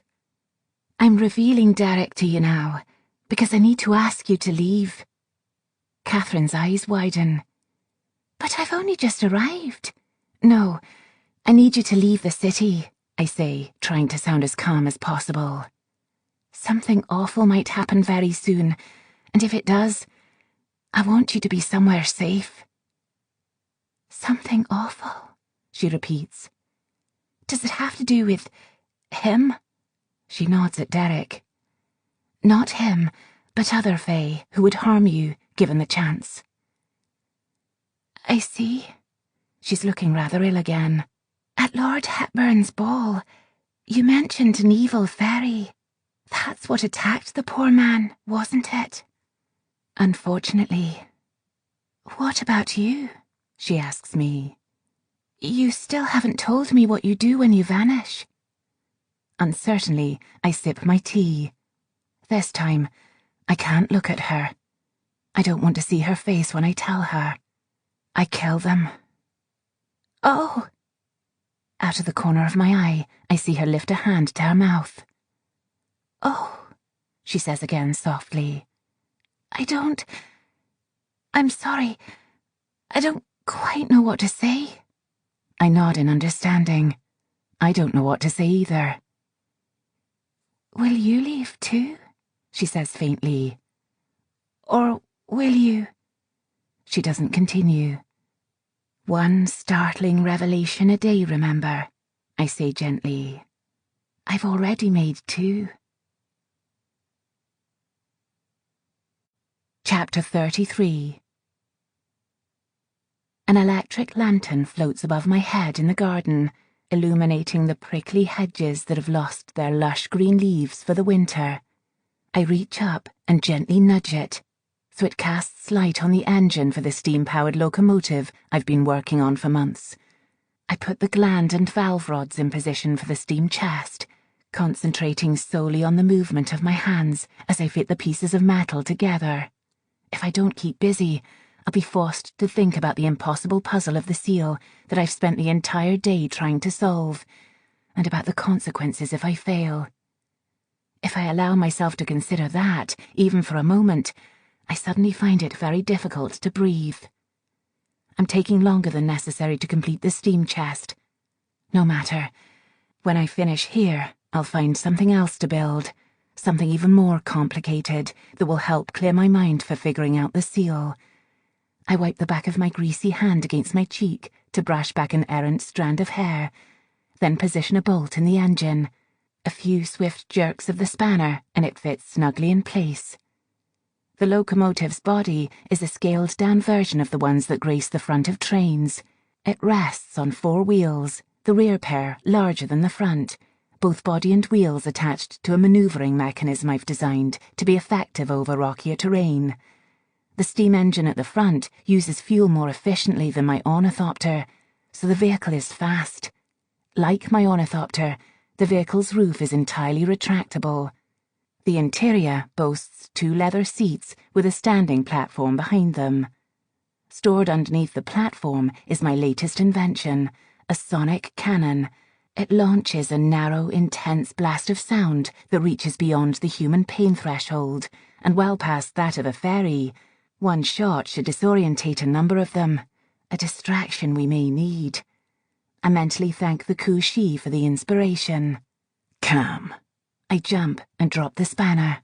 The tool lands in the grass with a muffled thunk. I was so absorbed in my own thoughts that I didn't even sense him beside me, or notice the taste of his power. How long have you been standing there? Kieran frowns, studying me. He's wearing rough wrap-lock again, his hunting clothes. Not long. You look upset. All things considered, I say. I think I'm handling my impending death quite well, don't you? My words have no visible effect on Kieran. He stares at the locomotive. What's this? Transport, I say. An alternative if the ornithopter is destroyed. It'll hold any extra weapons. Speaking of which, I reach for the sonic cannon. I'd like to test something on you. Kieran raises an eyebrow. Are you planning to shoot me again? You'll see. I slip plugs into my ears, then rest the barrel of the cannon on my shoulder and lower the intensity to give him just a wee blast. I pull the release. Kieran staggers most satisfyingly, and his lips move in the shape of a very bad word. I bite back my laughter. I made Kieran swear. Smiling, I remove the plugs. I'd say that worked very well, wouldn't you? Kieran moves too quickly for me to register. Suddenly, he's standing so close to me that I have to tip my head back to see his face. If you wanted a fight, all you had to do was ask. He lifts the cannon from my shoulder and puts it on the passenger seat. Try to best me again. I'm not in the mood, Mackay. Kieran ignores me. He moves and I dodge without thinking. His fist goes straight into the locomotive's passenger door, buckling it. I mutter a curse of my own as I whirl to face him. Damnation, Mackay! I just finished fitting that door. What the hell are you doing? The street lamps behind him illuminate his dark hair with a golden halo, and the scant light betrays a hint of a smile. Challenging you. I don't accept. I don't care. His arm shoots out, and I'm sliding across the ground, grass burning my arms and my chin. I turn over, and Kieran picks me up by the ruff of my shirt. Fight me, he growls. I said I don't want to. Do you think that will matter when we're in battle? Will you tell our enemies that you don't bloody want to? With a growl, I launch myself at him. We trade blows. His are so quick, I barely have time to dodge them. I block one blow with my upper arm and try to kick out at his knee. He manages to hook an ankle around mine and sweep my feet out from under me. I land hard on my bottom. Stop it, Mackay! Kieran yanks me close. Tell me what happened the night your mother died. I shove at his chest. No! He tightens his hold. Did you even want to save her? His eyes burn into mine. Is that why you just stood by and let it happen? I scream. I smash my forehead against his and slam my fist into his face. This time, I'm faster. I push against him with all my strength. I kick and claw him until his shirt sleeves are torn and his skin is bleeding. Even then, I don't stop. I shove him down to the ground and stand over him, ready to finish him off if I have to. But he reaches up, striking fast, and drags me to the ground. He pins me under the heavy weight of his muscled body, clamping my arms against my sides as I buck against him. Confound it! I can't even throw him off me. Damn you! I snarl. You see how easy that was? He says, looking down at me. His eyes are black and inscrutable. I heave in frustration. What? For me to say the very thing that would make you violent. I tried to roll him off, but he's too blasted heavy. Because you were trying to. I was. He clamps my wrists harder and lowers his face toward mine until our skin is almost touching. I stop struggling. For an awful moment, I think he's about to kiss me. Perhaps even more awfully, I think I'd let him. I shiver at the thought. I know your weakness, Cam. What triggers you? He leans in even closer, lips just above mine. After the other night, so does Sorika. And make no mistake, she'll find some way to use it against you. He rolls onto his back. I lie there, with the rough grass beneath me, and press a hand to my chest. My heart beats rapidly against my palm, heavy thumps I can feel against my ribs. You know why I had to do that, he says. I know. Above us, the clouds part to reveal the stars, bright and untouchable. Polaris, Aldaramine, Gamma Cassiopeia. I remember my mother pointing to each star as she named them, her smile so beautiful and warm. Can you name them, Eliana? Here now, repeat after me. Polaris, Aldaramine, Gamma Cassiopeia. Crimson suits you best. I flinch and pull myself out of the memories. I can't do it. I'm unable to remember my mother without recalling her death, without picturing her face flecked with blood, without seeing Sorika smile as she tore out her heart. Now, I'll never be able to kill Sorika.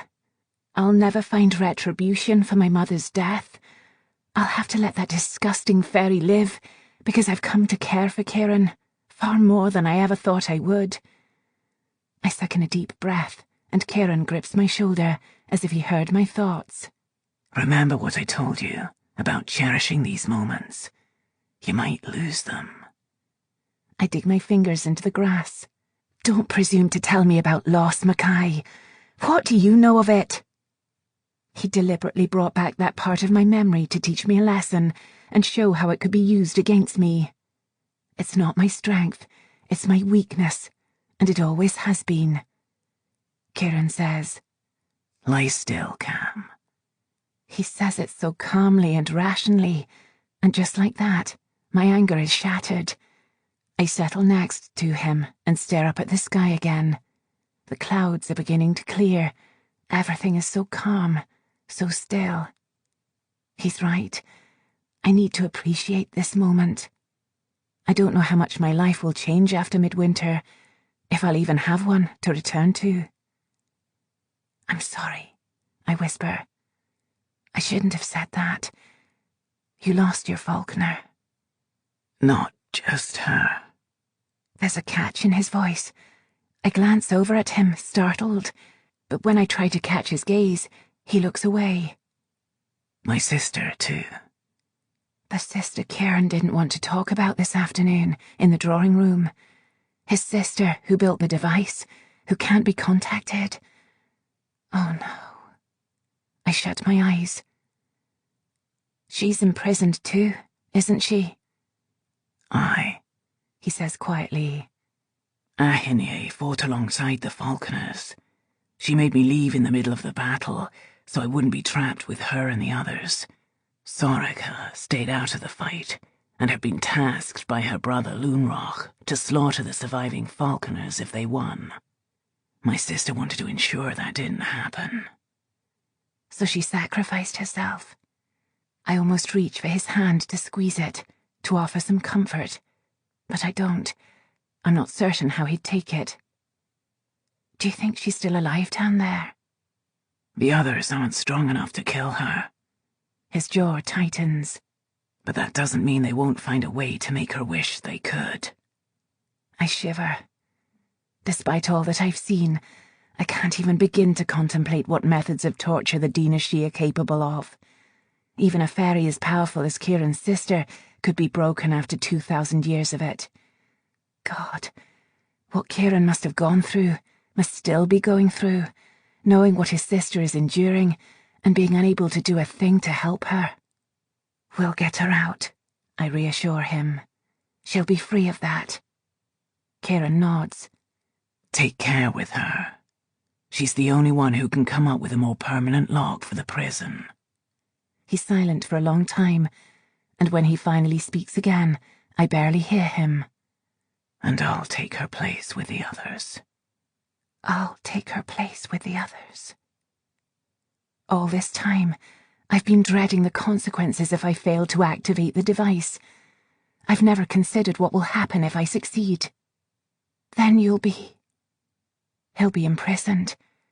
And when his sister is safe, we'll be looking for a way to keep him there. No, Mackay. Kieran tilts his face to the sky. Moonlight bathes his skin in a lustrous glow. It's my choice. Something tightens in my chest, and I can barely breathe. No matter what happens, I'll never see Kieran again after midwinter. Every option I have ends the same way, with me losing him. I bite back a bitter laugh. I tried so hard to steel myself against him, putting so much effort into convincing myself of how unfeeling he is, how inhuman. I realize now that despite all my vows never to forget he's Fae, it doesn't matter anymore. Perhaps it never did. Please don't, I whisper. I want him to tell me that he'll find some way to escape, that we'll make it out of this together. I have to. Anger flares inside me. You don't have to do anything. Staying out of this doesn't go against your damn vow. This has nothing to do with my vow. He looks at me then, with infinite sadness in his ancient gaze. I want to be there with you, until the end. Chapter 34. When faced with the probability of death, hours speed by like minutes. I've spent the night and morning building and bolting metal until my eyes hurt. My weapons are loaded, in perfect working condition, laid out in my dressing room. My arsenal is diverse, every weapon lethal to the Fae, but it still isn't enough. There's one more person I have to see before everything begins. My father sits at his desk, writing. It's such a familiar image, how I've come to always picture him. I take a moment to memorize his features, the dark hair that spills onto his forehead, his brow, always creased into a frown of concentration, those green eyes of his, the only thing we have in common, and narrowed as he composes his letter. I wonder what he and I would be like now, if he had ever shown me any affection, if he had let himself love me just a little. How different would we have become? Father, I say. He glances up without a hint of a smile. He looks surprised to find me there. Eliana, come in. I sit in the leather chair across from him. What are you working on?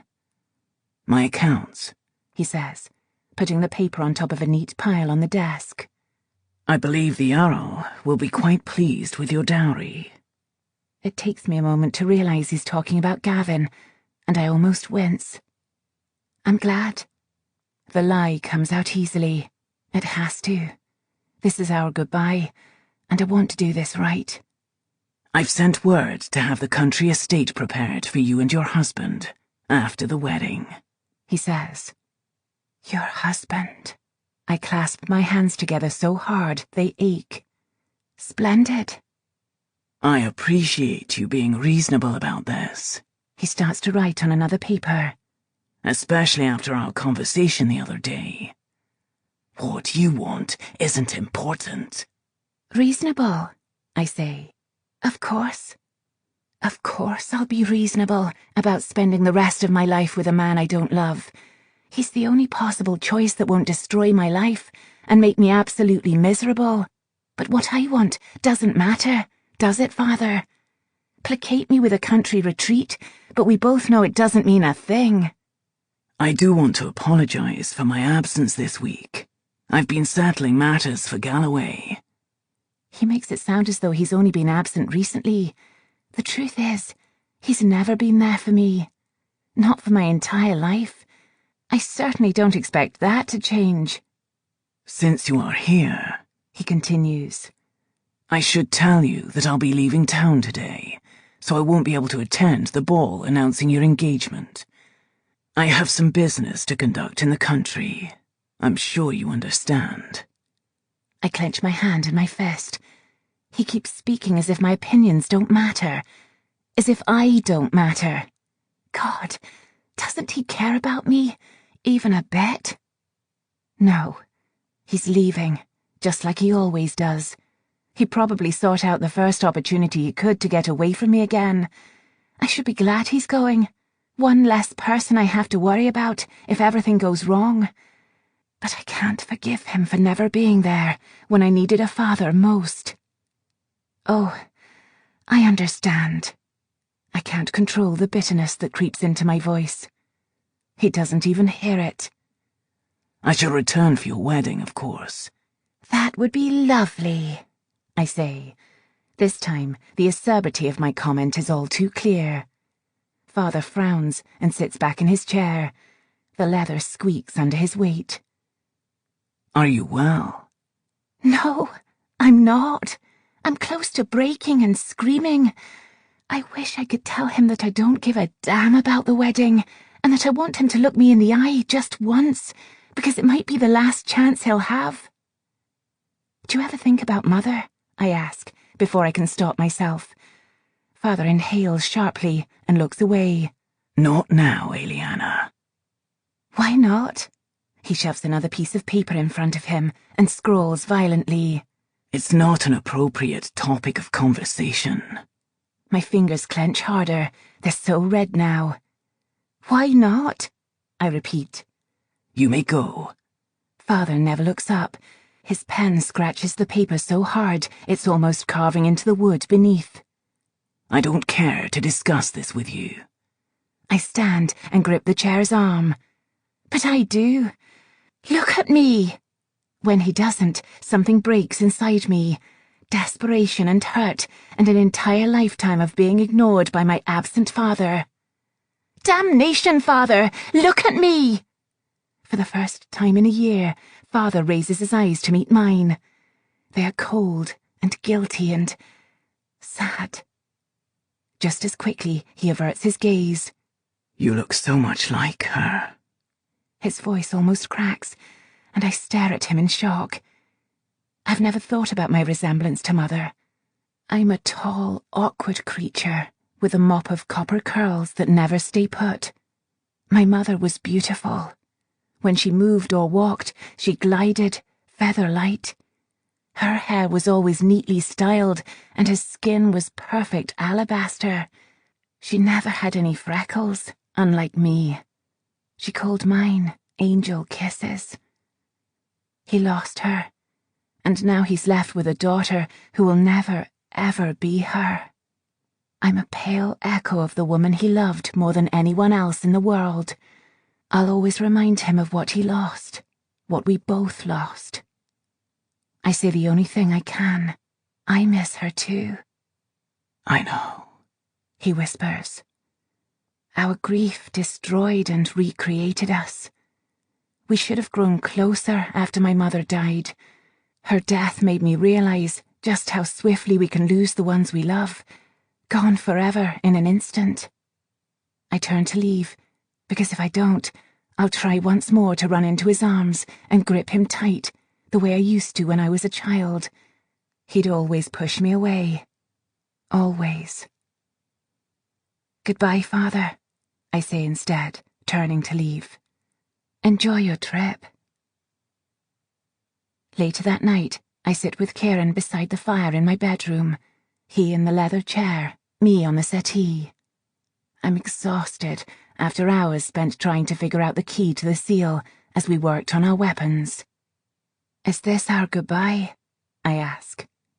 I've said too many goodbyes today. Earlier, I watched Father get into his carriage and leave, just as he said he would. I've never felt more alone. I don't say goodbyes, Kieran says, staring into the fire. Too difficult. His mouth quirks up. Only the ones worth saying. What will they do to you? I ask. If you're trapped in the mound with them, will they... Cam, he interrupts. Don't ruin this. I stare at him, watching a strand of hair slide onto his forehead. He reaches up to push it back with his long, graceful fingers. Stay with me, I almost say. I don't know why the thought of losing him fills me with grief, but it does, and it won't abate. I've lost too much already. Leave the battle before I activate the device, I say, like you did before. I'll trap them, And we can hunt the others together, the same as we always have.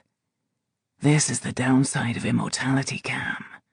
He looks at me then, studies my face. Nothing stays the same. Everything changes. Except me. There must be more than a few people who wish for that. Because they don't understand what it truly means. He stands and rests his hands against the chimney-piece. Firelight outlines his body, swathing him in golden light. Do you know why the Shihan crave human energy above all else? No. Because it burns so brightly. Humans pulse with vitality and an unending compulsive need to cling to life.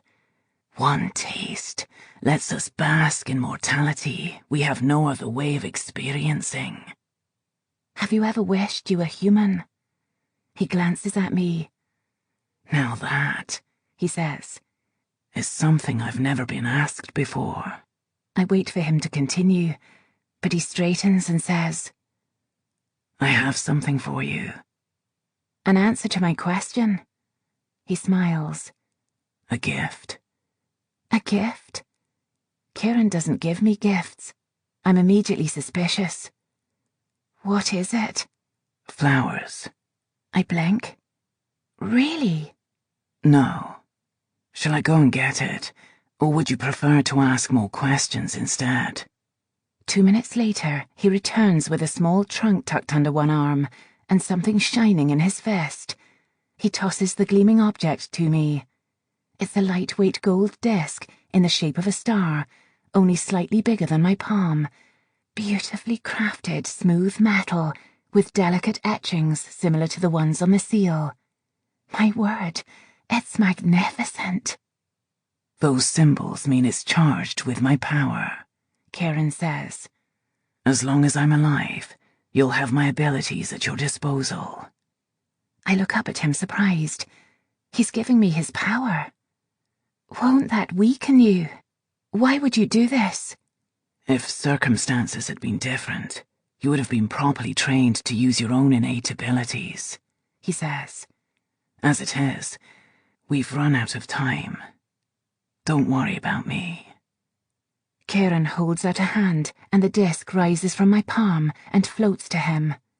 With a wave of his fingers, power flares, and the star transforms into 2 matching weapons, knives with long, narrow blades that look a lot like the ones Kieran carries on our hunts.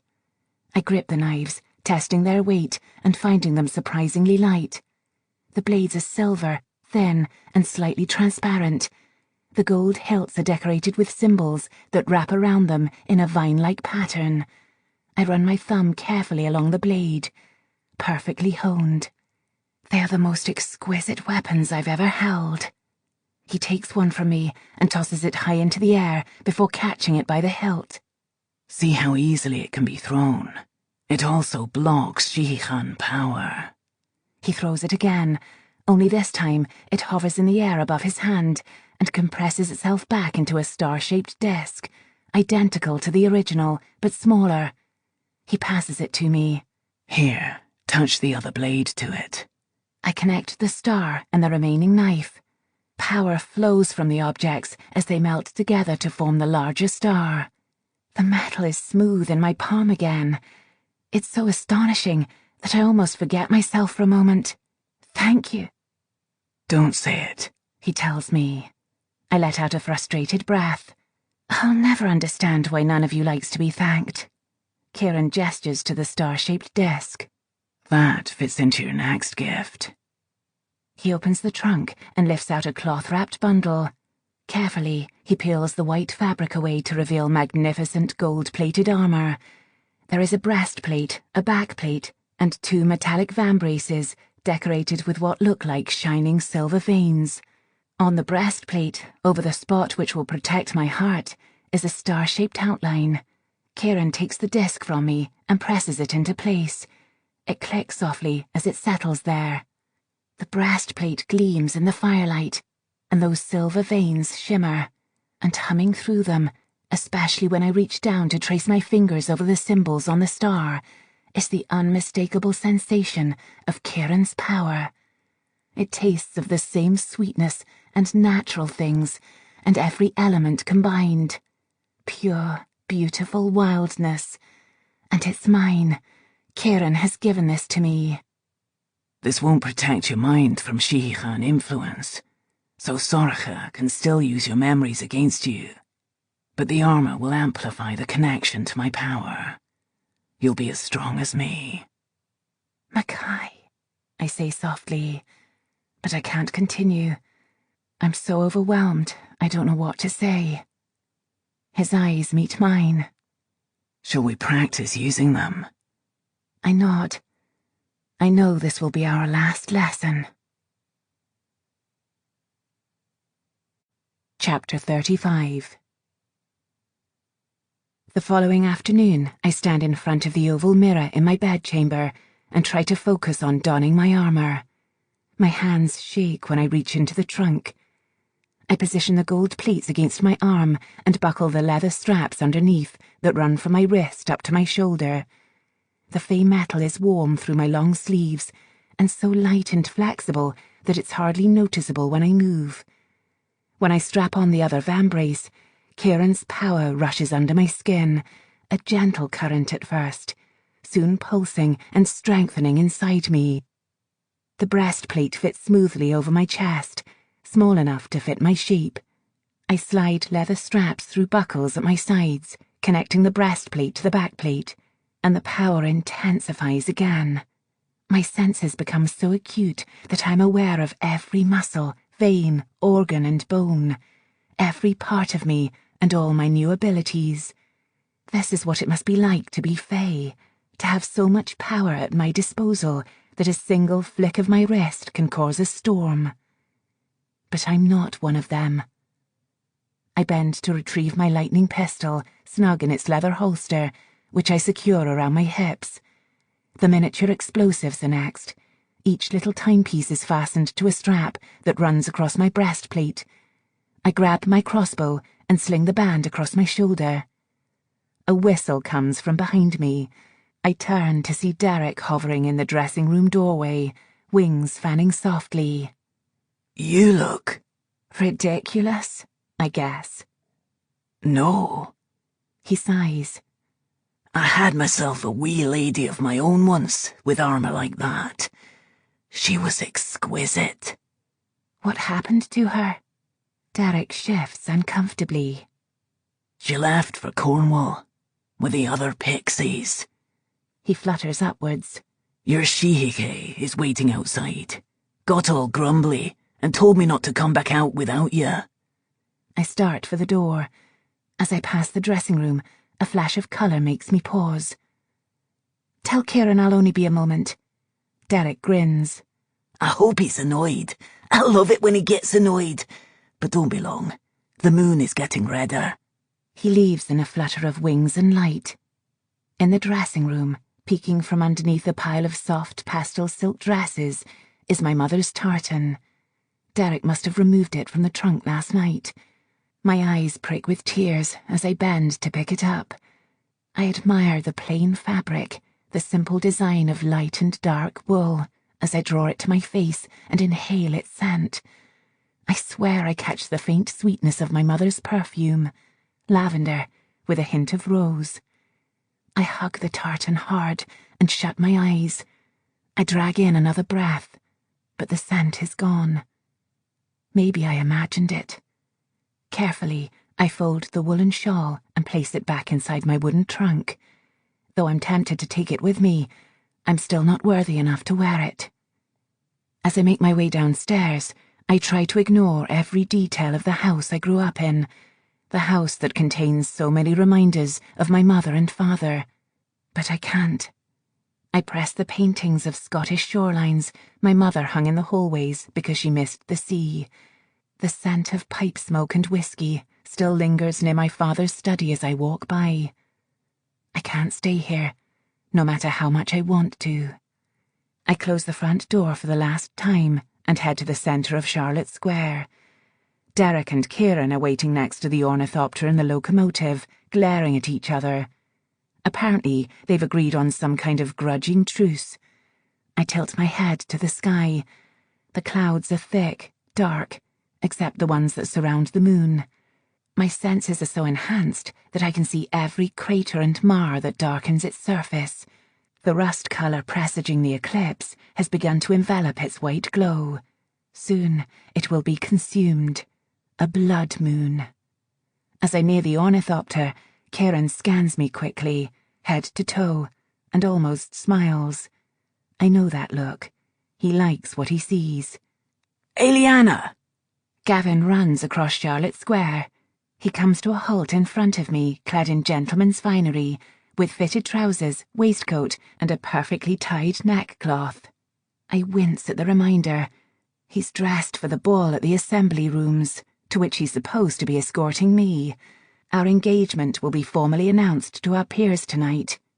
Gavin blinks at my armour. He's certainly not as appreciative of it as Kieran is. What the hell is that? Armour. Looks heavy. I smile and clear my throat. Catherine, is she? She's fine, he reassures me. In a bit of a shock, but she managed to convince Mother to leave town with her. I don't know if you're aware, but Catherine is a very skilled actress, if the occasion calls for it. Oh, I am. Why didn't you go with them? I'm here to help, he says. I'm at your disposal. Derek lands on my shoulder. Oh, so now you're interested in helping, he says. What was that business you were spouting yesterday about being useless before you ran off like a miserable coward? Gavin glares at him. Don't bother with the bloody lecture, Pixie. Gavin, I say, you should leave Edinburgh. Any seers in the city will be at greater risk than everyone else. He reaches out and clamps a hand around my vambrace. No, he says. I know I can't fight for you. My eyebrows rise at the way he words it. He must notice because he quickly amends. I can't fight them, I mean. But you can't expect me to go to that blasted ball alone and twiddle my thumbs all night. One more goodbye. The last one. But somehow, I can't bring myself to say the words again. Not when I stare into his eyes. They plead with me, brimming with the same determination I saw the night he chose to leave the ball and stand by me. My voice is shaky when I speak. All right. Cam, Kieran says sharply. I can practically hear his reasoning in his tone. If the fairies sense Gavin, they'll be drawn to him. They will kill him. Watch the battle from somewhere safe, I tell Gavin. If this doesn't work out, I need you to try and save as many people as possible. Get them out of the city, if you can. How? Take my ornithopter. You can spread the word faster and cover more ground that way. I step back from him. Kieran and I will take the locomotive. I reach to my shoulder and stroke Derek's wings once. Derek, you'll go with him. What? His wings flutter. I'm not leaving you. Aye, you are, I say. Stay with Gavin. I swallow, so the next words don't come out choked. Protect each other. Protect each other. Because I won't be here to do it myself. Derek flies to Gavin's shoulder and perches there, but he's far from happy about it. Fine. But this is against my better judgment.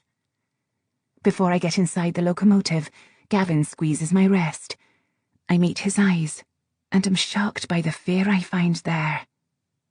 Eliana, he begins, but he doesn't continue. I know what he means to tell me. When Cassandra foresaw the destruction of Troy, I imagine she felt similarly. Ineffectual, terrified, and desperate to prevent her vision from becoming reality. You've seen the whole vision now, haven't you? I say. Everything Kieran saw. Gavin nods.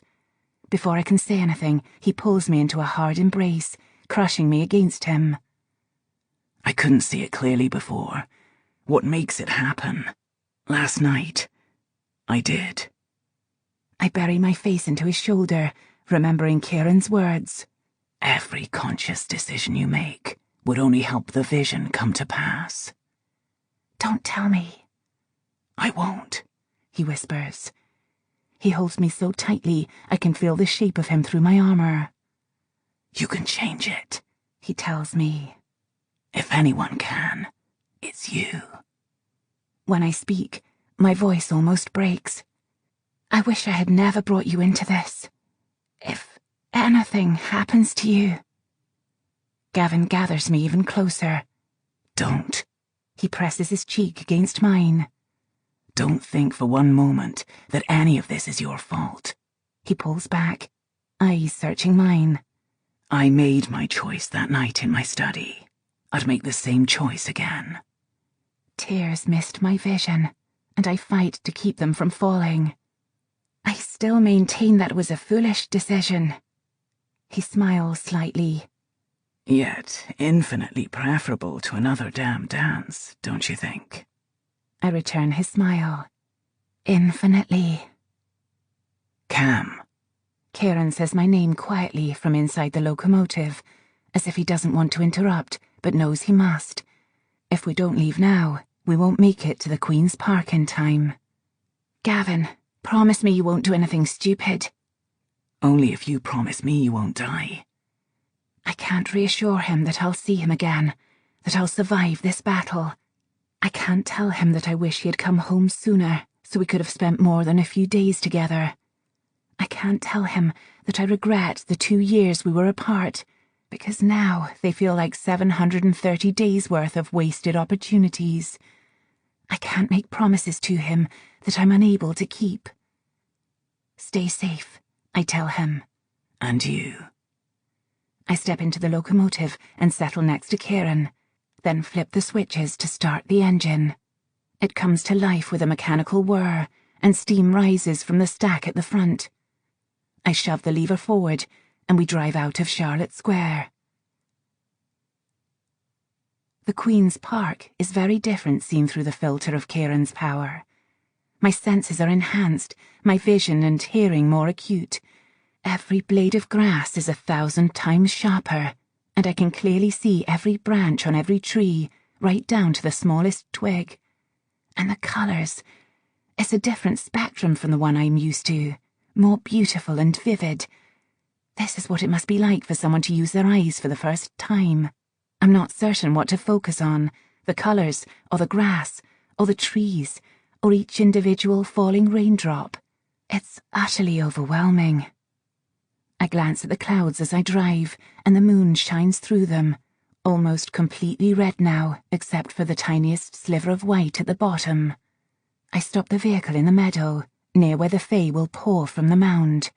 I examine the cliff face below Arthur's seat, the calm trees resting against the rock. The park is quiet, everything still, not even a breeze to stir the branches. Now we wait. I look at Kieran and find him watching me, those strange and lovely eyes more vivid than ever. I see him the way I did when we were in the Sivru, uncanny and magnificent. You're stoic as always, Mackay.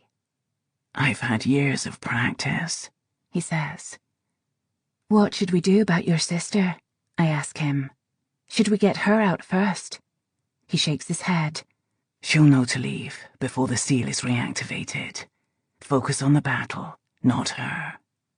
I laugh once, low and forced. Be honest with me. Do you think we'll win? Please say we'll be fine, I think to him. Please. A flash of emotion crosses his features, something incomprehensible to me, as if he can read my thoughts. I don't know. Sometimes I wish fairies could lie as easily as humans do. Maybe then Kieran might feel compelled to reassure me just this once. I want him to tell me that we'll be victorious. I want him to tell me that I'll activate the device and find some way to save him from imprisonment with the others. I want him to tell me that I won't lose him the way I lost my mother. I reach over and clasp Kieran's hand.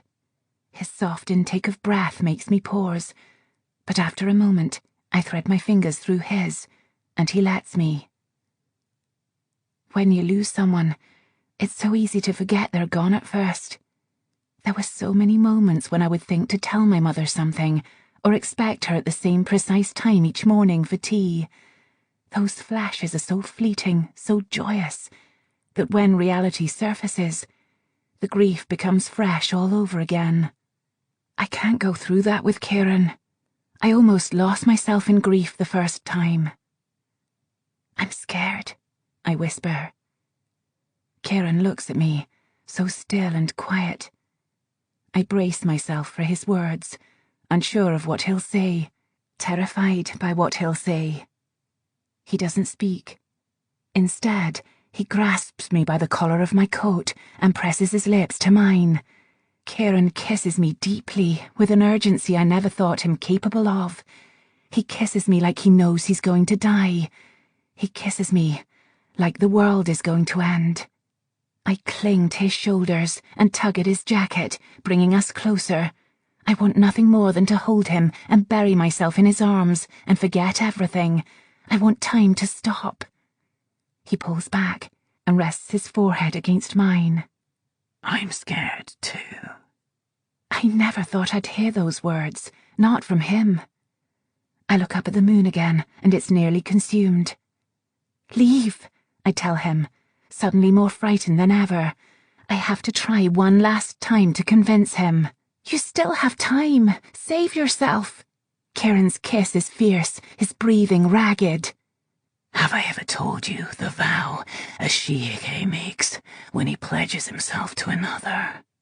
He slides his fingers down my neck, and his lips are so soft against mine that I barely feel them. Oram Uit, he breathes. I will worship thee. I come undone. I pull him hard against me and bury my face into his neck. My tears are scorching hot against his skin. I press my lips to the wild pulse at the base of his throat. I'll save you, I tell him. I will. I promise. Before he can answer, a piercing screech of scraping metal echoes around the park. The ground beneath the locomotive shakes, and I grab the helm to steady myself. Mist rises from the earth, soft and ethereal at first, then thicker, faster. I look up at the moon. It's engulfed in red. Kieran grips my hand. Close your eyes. What? I can't see him through the rising mist. It's thickened too quickly. He shoves me against the seat and covers my eyes with his hand. Light filters through his fingers, through my closed eyelids. It's so bright, it actually burns. A dense, oppressive heat, thick enough to suffocate me if I let it. Then, power, similar to Kieran's, only magnified 1,000 times. My mouth is inundated with sweetness and mud and dirt and crushed flower petals. I try to swallow it down, suppress it, but it keeps coming. It's crushing me. A flood strong enough to rip me to pieces. It's choking me, drowning me, and I can't breathe through it. Katamach, a powerful male voice says. It's so good to see you again. Chapter 36. Lunrach, Kieran says. He takes his hand from my eyes, and I blink against the bright mist. Swallowing the power is difficult. My senses are overwhelmed. The stark taste in my mouth, the scent of rain, and something sweetly floral. The dense mist clears to reveal a tall figure astride a steaming, muscled horse. A metal horse. Silver alloy with gold veins, the opposite of my armour, and beaten so thin that its organs are visible beneath. Shining metal bones and muscles of varying thickness glint in the moonlight. Everything is metal except for its heart, which is a real fleshy organ that beats and pumps liquid gold through the horse's veins. Steam blasts out of its nose and swirls around Lunrach's legs. There are more riders behind him, dozens of them, and other fairies on foot, standing silently in the tall grass. No wonder their power is overwhelming. I've never encountered more than 2 Fae together at the same time. All of them wear battle armour like mine. Beside them are a dozen Kushi and Redcaps, and looming on the rocks above us, a Slua. Their thin, transparent wings are tucked in as they watch us, eyes glittering, but they're poised for flight.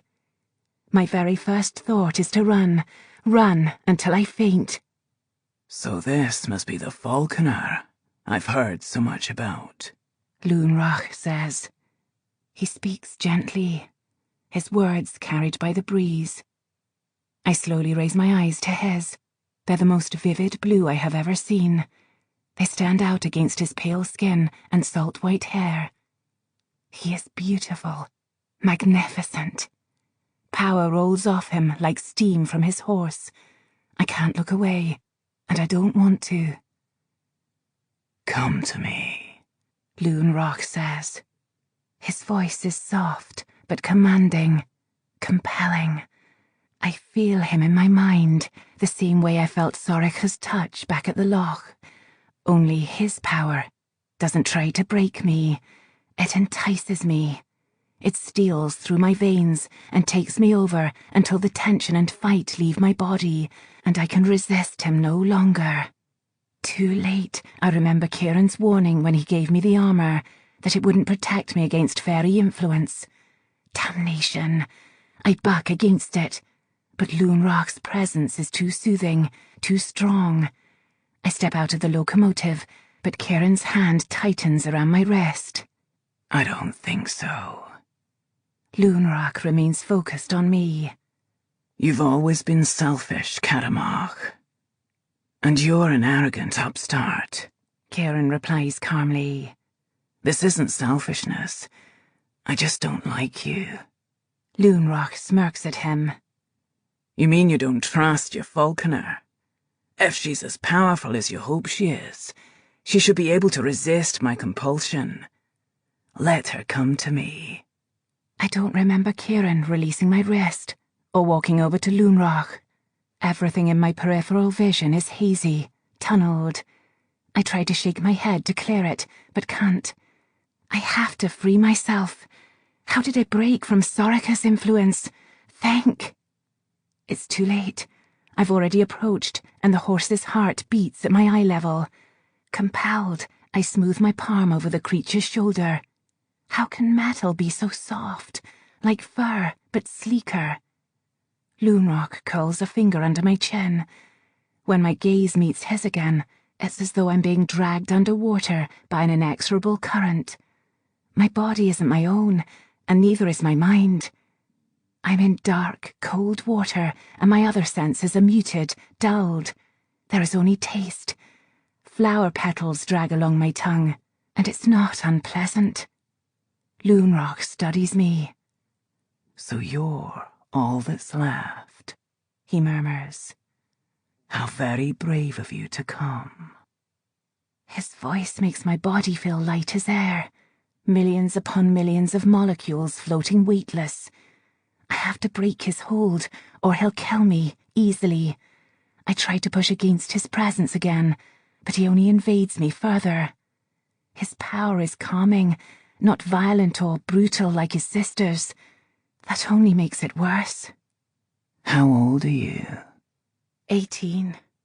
I sound so far away, as if I'm hearing myself from the other side of the meadow. I have to kill him now. My hand shifts toward my blade, but his power stops me. So young. He strokes my cheek. It's such a shame. He makes me lean into his touch. Are you going to kill me? Eventually. He bends down and whispers, You see, you have something I want. What is that? Loonrach's lips curl with a hint of a smile. Plenty of time for that. He glances at my armour. Well done, Katamach. She's quite exquisite. You shouldn't underestimate her, he says calmly. She'll cut your throat. When Loonrach studies me again, his gaze rakes me from my toes to my face, long and slow. She looks tame enough now, but I always did love a Falconer in armour. Metal suits you best. Something snaps inside me, a torrent, a wave of awareness, and everything comes rushing back. Crimson suits you best. Crimson suits you best. Crimson suits you best. Crimson suits you best. That's all I need to break his influence. Wrath rises inside me with the strength of a surging storm. Kieran's powers strengthen it, intensify it, and the air around me becomes charged with it, mine and Kieran's combined. It crackles with electricity, and when the first drops of rain hit my armour, they spark like bolts of discharge. Loonrock stares at me in surprise. I feel his mind in mine, enticing, weakening. I snap our connection and smile. In an instant, my blades are in my hands. "If I have something you want," I snarl, "you'll have to fight me for it." I jump and swing my arm up, slashing him across the cheek. It's a superficial cut, a warning. I smile as the blood trickles down his face. Loonrock's eyes narrow. He speaks again, calmly. But this time, he faces his army. Destroy it all. Chapter 37. They've been waiting for this. Loonrock has barely finished speaking before a Ku-Shi leaps at me with teeth bared, enormous claws extended. I throw myself under it and whip one blade up. It slices deep into the beast's left flank, and blood splatters warm against my cheek. There's no time to make sure it's dead. Horses surround me. Dina-Shi raise their blades, and Slua circle above us, their piercing screams so stark amid the quiet. Then a hand clasps mine. Kieran. There, amid the chaos, I want to tell him something. That I wish I had more time with him, or that I regret never saying just how much I care for him. Kieran nods, as if he understands, and turns from me. He slides his blades from their sheaths. I press my back to his and face the other direction. We're ready. The horses surge forward, and I leap and swing my blades. Metal clashes against metal, loud and deafening. The air is still and charged with power, surrounding us with glimmering, brilliant colours. Power slices through me with such force that my muscles protest and ache. I ignore the pain and slash at Dina-Shi, slam my fist into another's face, dodge blade after blade. Fey-powered lightning strikes my shoulder, and the current burns through me. Kieran's power swells inside me, and when I hold out my blades, light erupts from them and slams into a group of Dina-Shi. Another stretches out his hand, and vines break free from the ground, wrapping around my arms and feet. Power bursts from me. The plants disintegrate and fall, naught but ash. I leap forward and slice the fairy's throat with my blade. Blood gushes onto my armour and into those tiny silver veins that run along the vambraces. The fairy blood amalgamates with my armour. The rush from death is strong, a quickening energy that fills me up until I think I might burst. My blades plunge through armour and slice into bone and sinew.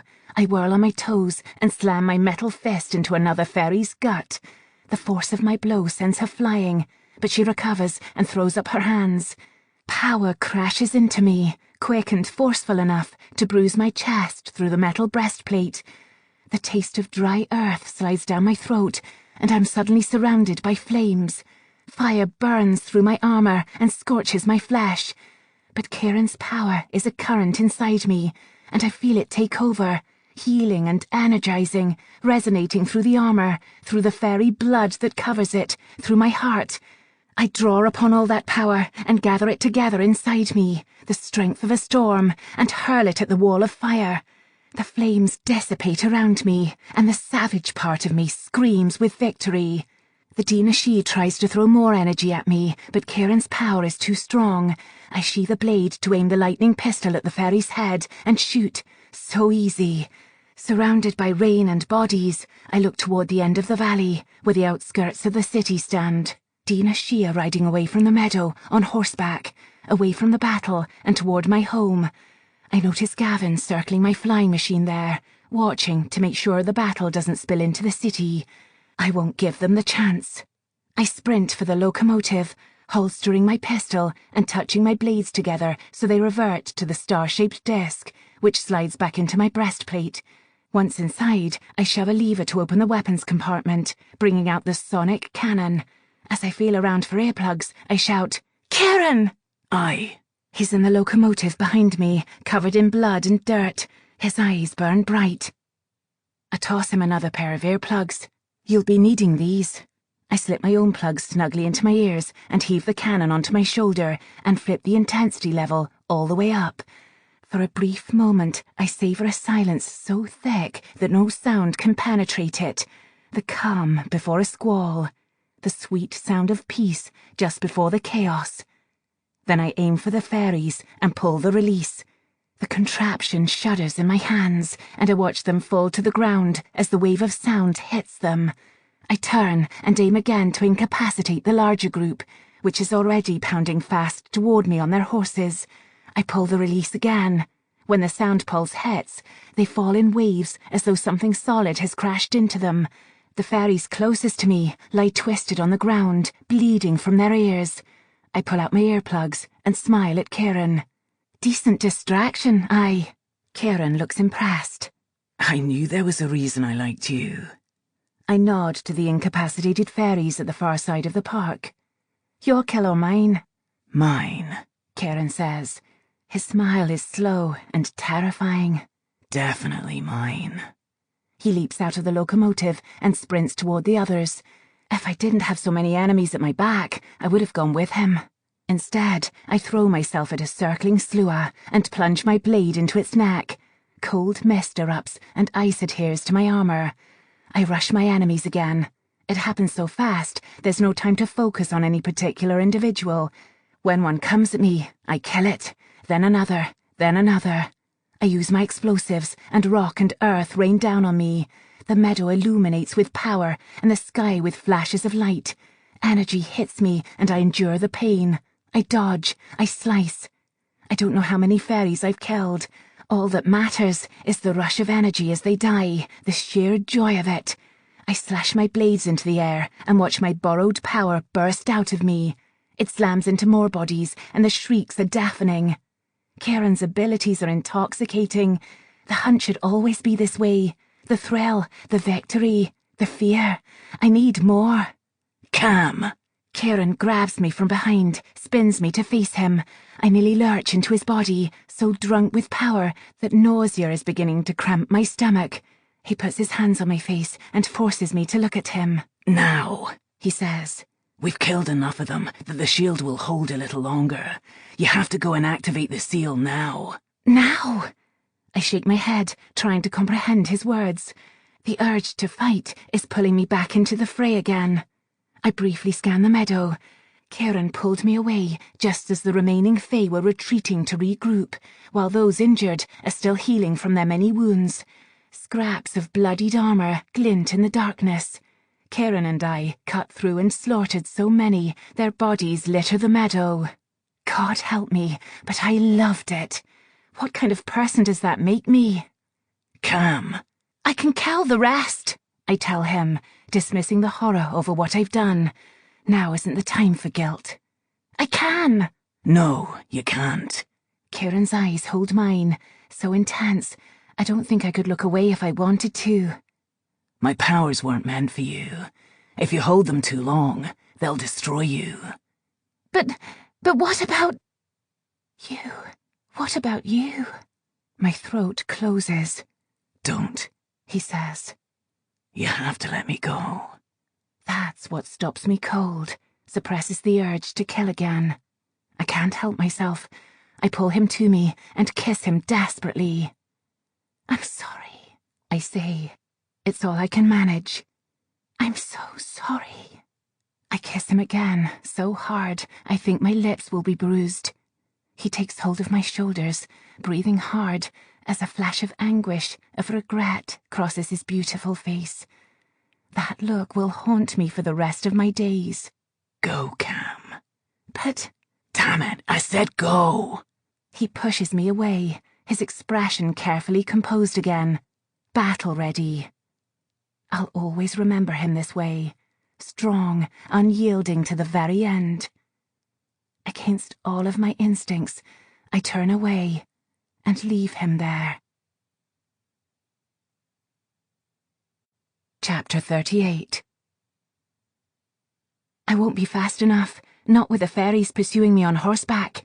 I sprint to the locomotive again, running so swiftly that I can barely breathe. My boots crash through puddles that soak through my boots.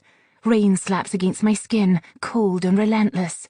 I leap over the bodies of fallen Fae soldiers and try not to think about Kieran's fate if I manage to activate the seal.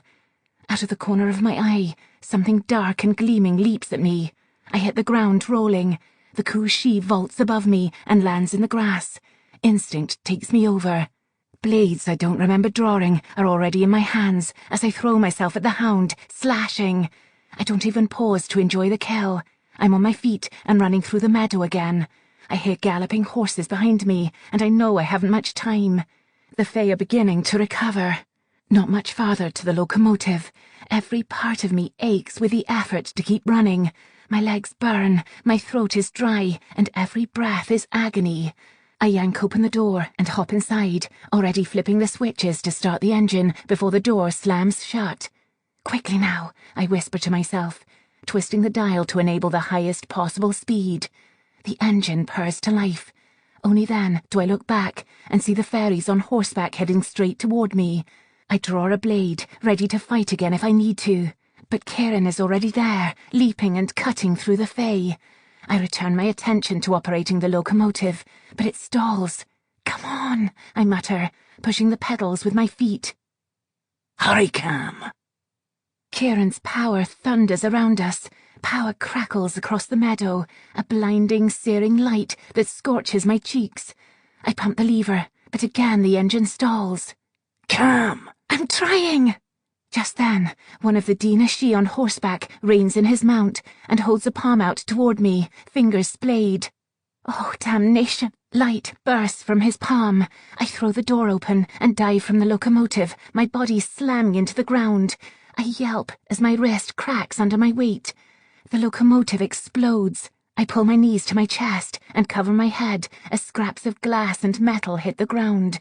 A large, sharp piece embeds itself into the ground right next to my face. Get up! Get up! I push to my feet, ignoring the sharp pain in my wrist.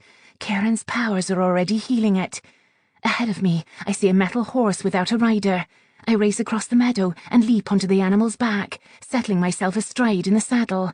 The horse whinnies in protest, and smoke rises from its nostrils. It rears, but I hold on tight to its fine golden mane. Kieran's powers stream from my fingertips, glowing brightly. The horse calms. Go! I command. The horse takes off so fast I can barely keep hold of its mane. It pounds across the Queen's Park, through grass so wet, water splashes high enough to soak my trousers. Beneath me, its hooves thump as loud and fast as its heart. Thump, thump, thump, thump, thump, thump. I lean my body closer to the creature's back until we move together. I don't dare look back. I'm afraid I'll turn and find Kieran dead. I have to trust that our connection through the armor will let me know if that happens.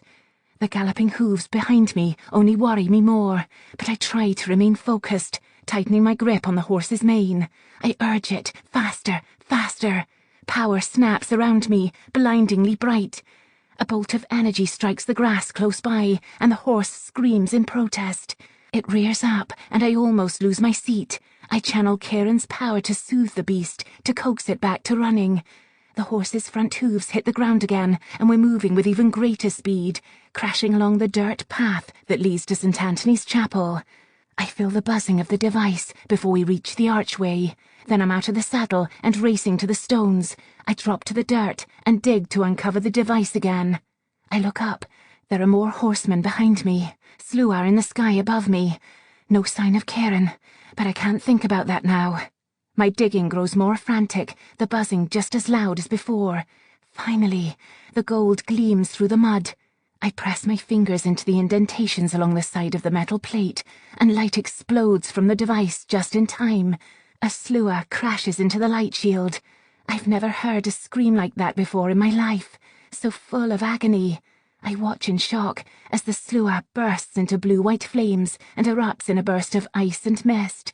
Then, nothing. There's only frost on the ground to show the creature ever existed. The fairies on horseback pursuing me come to a hard stop at the edge of the illuminated shield. They circle me eagerly, mist swirling around their feet. There's still no sign of Kieran beyond the Fae surrounding me. Loonroch approaches and regards the light shield calmly.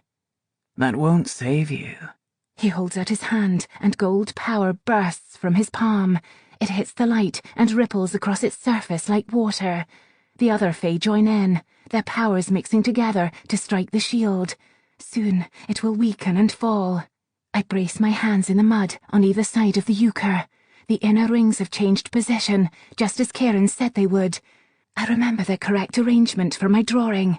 I turn the inner circles of the compass and align the symbols with the clock.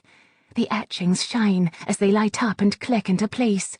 Now for the rest, the missing piece of the puzzle.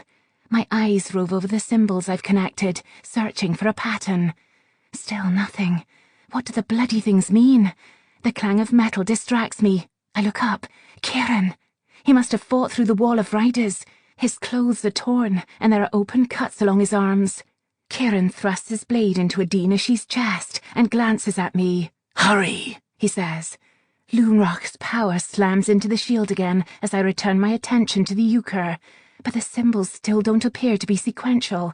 They're random, just errant carvings in no particular order, like stars in the... Can you name them, Eliana? Here now, repeat after me. Crimson suits you best. I shake my head against the memories, images of my mother lying dead, a beautiful corpse of the person I once knew.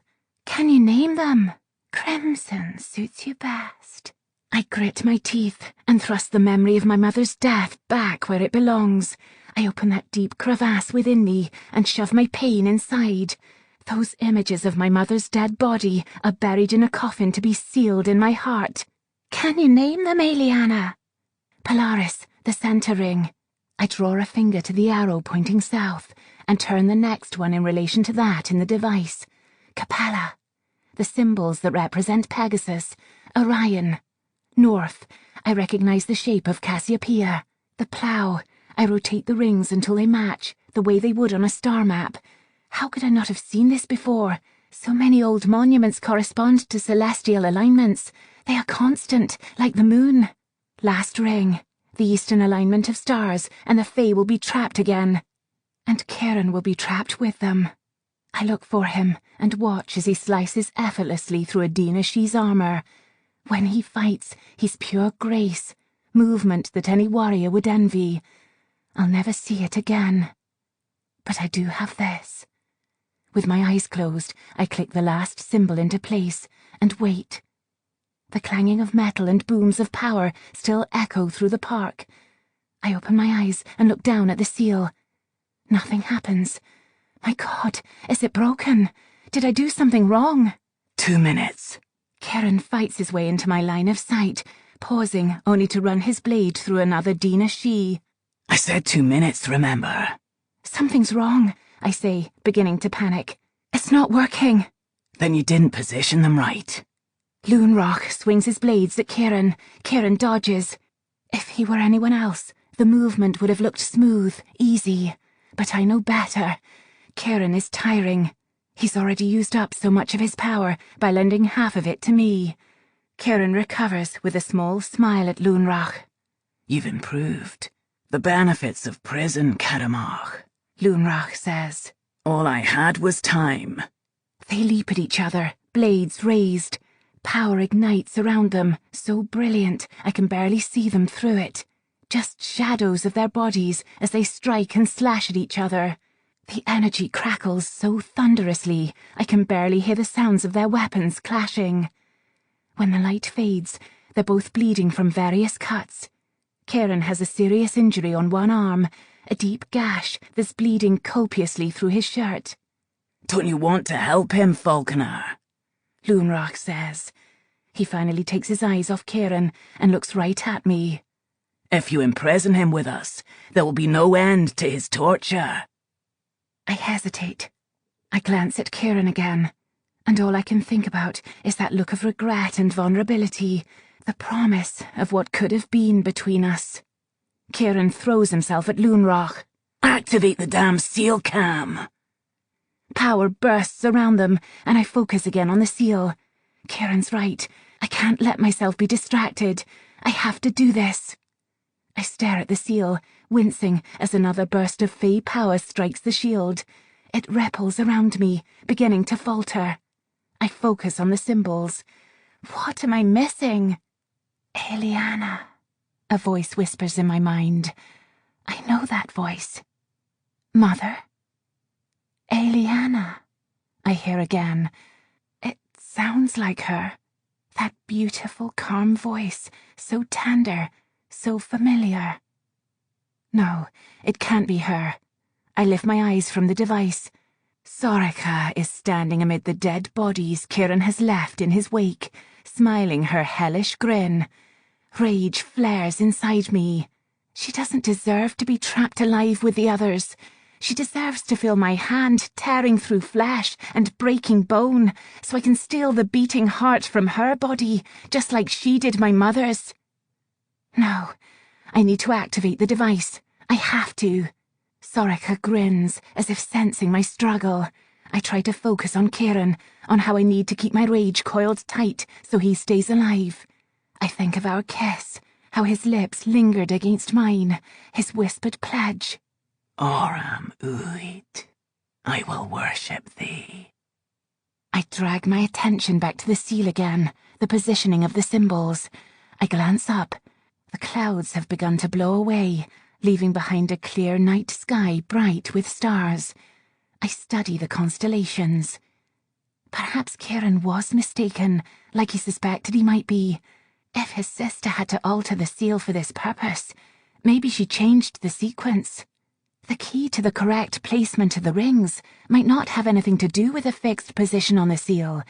Maybe aligning them to their position in the sky now is what relocks it.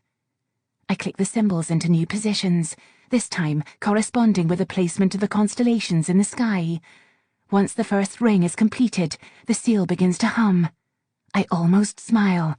I got it. I click the second ring into place, and the hum increases. Soraka's voice, mimicking my mother's, resounds in my head again. Falconer. I put my hands over my ears, as if that could somehow muffle her. Now I know why Kieran told me to focus on my memories of that night at the loch, to let them ground me. They cleanse me of my rage until I'm left only with my memories of us together. Us hunting together, running through the city in the night, sparring until the early hours of the morning. Lying in the grass, Kieran telling me that he wanted to stay with me until the end. They all anchor me. I ignore the wavering shield around me and click the third and fourth rings into place. Then the fifth. Another memory interrupts, flashing violently in my mind. Soraka ripping through my mother's throat. Soraka clawing open my mother's chest. Soraka's wide smile as she holds my mother's bleeding heart aloft. Crimson suits you best. Crimson suits you best. Crimson suits you best. Crimson suits you. Stop it, I say. Stop it, stop it, stop it. Make me. Her voice whispers in my mind. I try to rouse my memories of Kieran again, but every time I think I've succeeded, I feel Soraka in my mind. She drags me out of the calm space I want to be in and shoves me back into the body of the girl I used to be, weak and trembling and numb.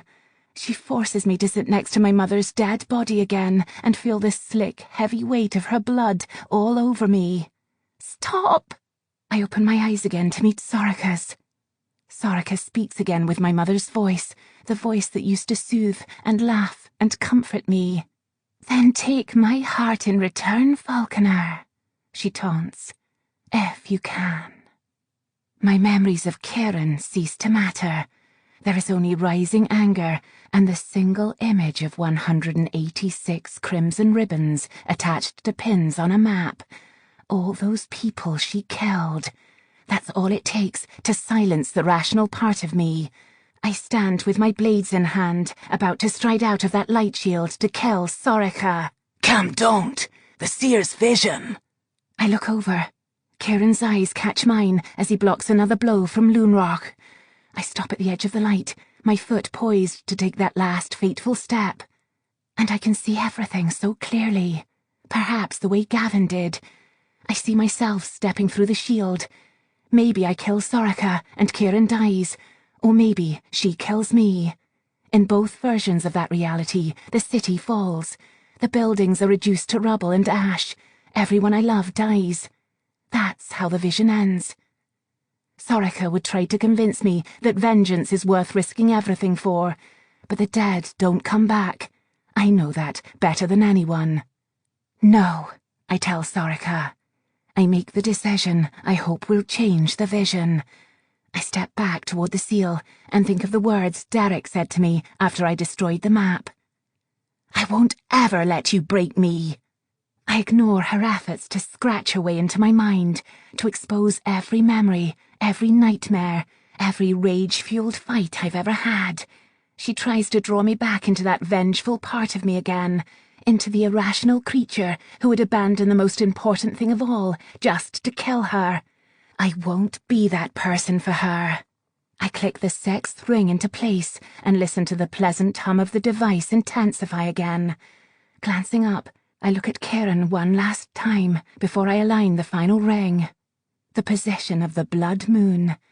He and Loonrock are still fighting, their power beginning to scorch the earth black around them.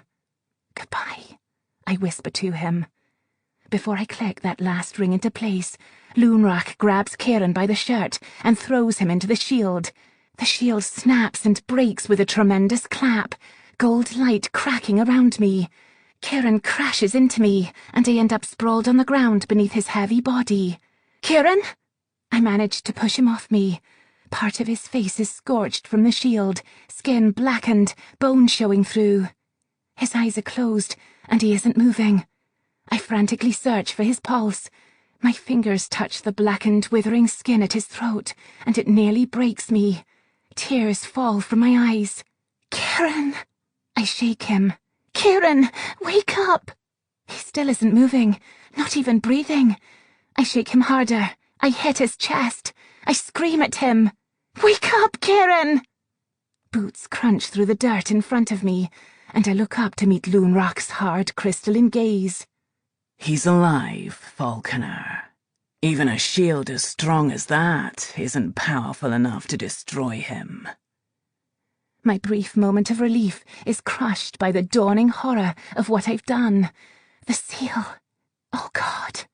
I push to my feet, lurching back to the device so I can align the last circle and save us all, but Loonrock seizes me. The bite of his blade is sharp under my chin, and I feel a trickle of blood slide down my throat. You really believe me to be your worst enemy? He glances over at Kieran, an emotion in his gaze that I can't comprehend. Then he says something I'll never forget. You'll wish you had killed Kadamar when you had the chance. Bestiary. Ailiana Cameron's Notes and Observations of the Fae, with some comments from Kieran Mackay. Not to be removed from the dressing room trunk by a certain pixie in residence. Derek, this means you. As I have come to learn, the stories of the Fae from my childhood are the result of several thousand years of diluted oral history. What remains of the Fae world now is but a shadow of its former magnificence. The Seelie and Unseelie, two warring kingdoms of light and dark Fae, had once conquered whole continents. Humanity was driven practically extinct from what the Fae called the Wild Hunt, a systematic attempt to capture and kill the strongest humans, especially those with the sight. It was the never-ending war between the two kingdoms that nearly collapsed them, and the final war with the Falconers that finally destroyed them both. After everything Kieran has taught me, I've come to realize that only one truth has endured across time. Never trust the Fae. Ailiana Cameron, 1844. Bavanshi. Solitary Fae, possibly belonged to a kingdom in her past. She is related to the Dinashi, yet distinct because of her strong telepathic abilities. She is magnetic, with long dark hair and the most vivid green eyes I've ever seen. Her smile is both haunting and terrifying, a thing of nightmares. Her power tastes heavy, as if blood is being forced down my throat. Aside from slaughtering the Falconers, she murdered any other Bavanshi born, so that her abilities could remain unmatched.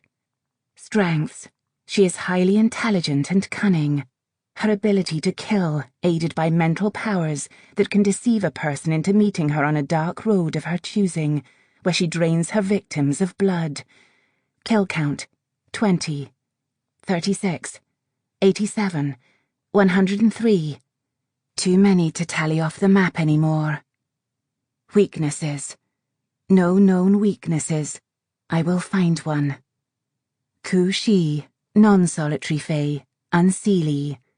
A fairy hound nearly 5 feet in length, 17 stone in weight, with fur that alternates in different colours: red, green, deep violet, as I've witnessed. Its place in battle was similar to that of the Redcaps, to immobilise their enemies' numbers as quickly and efficiently as possible. Strengths. A single burst of power that can render a person immobile. To human ears, it sounds like a piercing howl. Dense, impenetrable fur, razor-sharp claws. They travel in packs. Weaknesses. Thinner fur at the belly, but not by much. Addendum. Power tastes of dry ash.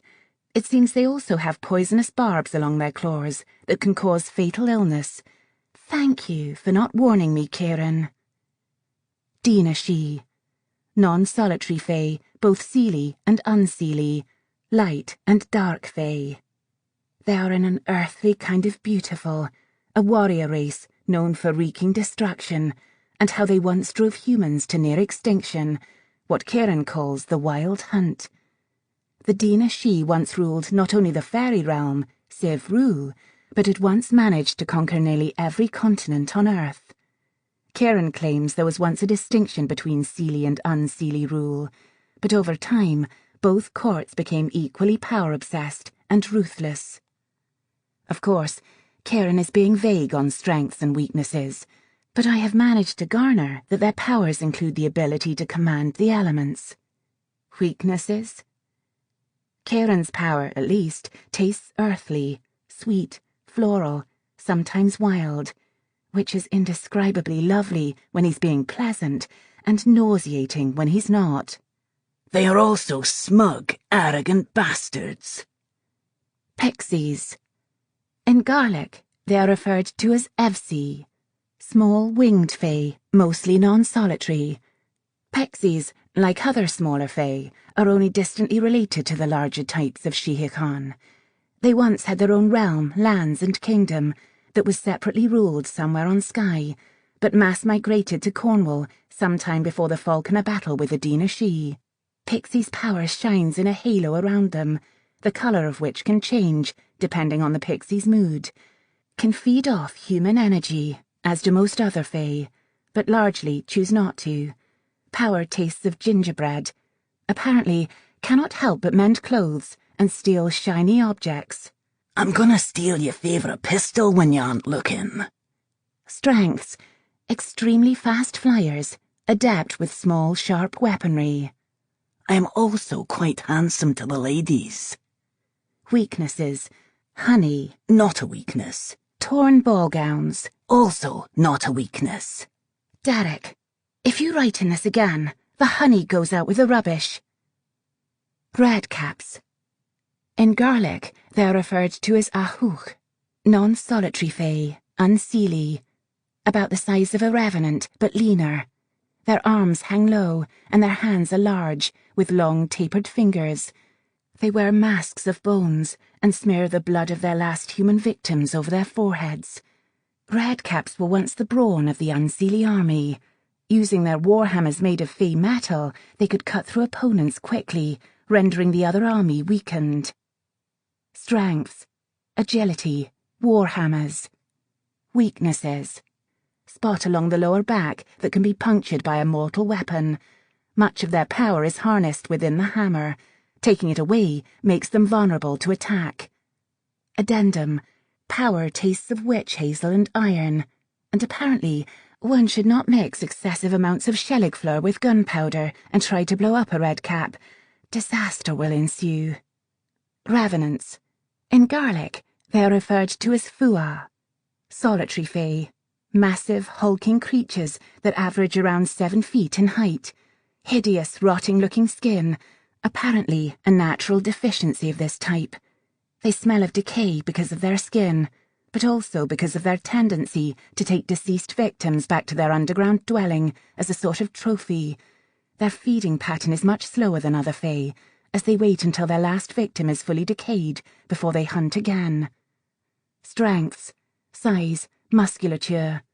Weaknesses: an opening along their thoracic cage, a soft spot along their abdominal cavity. They are exceedingly stupid. Addendum: Kieran was apparently being kind when he described their scent. I shall attempt to hold my breath in the future. And, confound it, they taste like sulphur and ammonia, a more abhorrent combination I cannot conceive of. Slua: non-solitary fae, unseelie. Flying creatures that resemble dragons. Skin is thin and iridescent. With their ability to fly silently and in large numbers, they once served the unseelie the way falcons did for falconers, as spies from the air. They tend to use their powers from a distance for any confrontation, as they are among the most physically fragile of the fae. However, Kieran is saying not to be fooled by their weak appearance. Strengths: well, their ability to incinerate anything in their path certainly sounds decidedly unpleasant. I'll be sure to avoid. Weaknesses: skin thin enough to cut through. Addendum: their power lacks taste, but instead feels cold and slick. And now I can say that I've experienced their incineration power firsthand, and lived to tell the tale. This has been an Audible Studios production of The Falconer, written by Elizabeth May, narrated by Susan Duerden. Executive producer, Susie Bright. Producer, Mike Charzik. Copyright 2013 by Elizabeth May. Production copyright 2014 by Audible, Inc. Audible Studios is a division of Audible, Inc.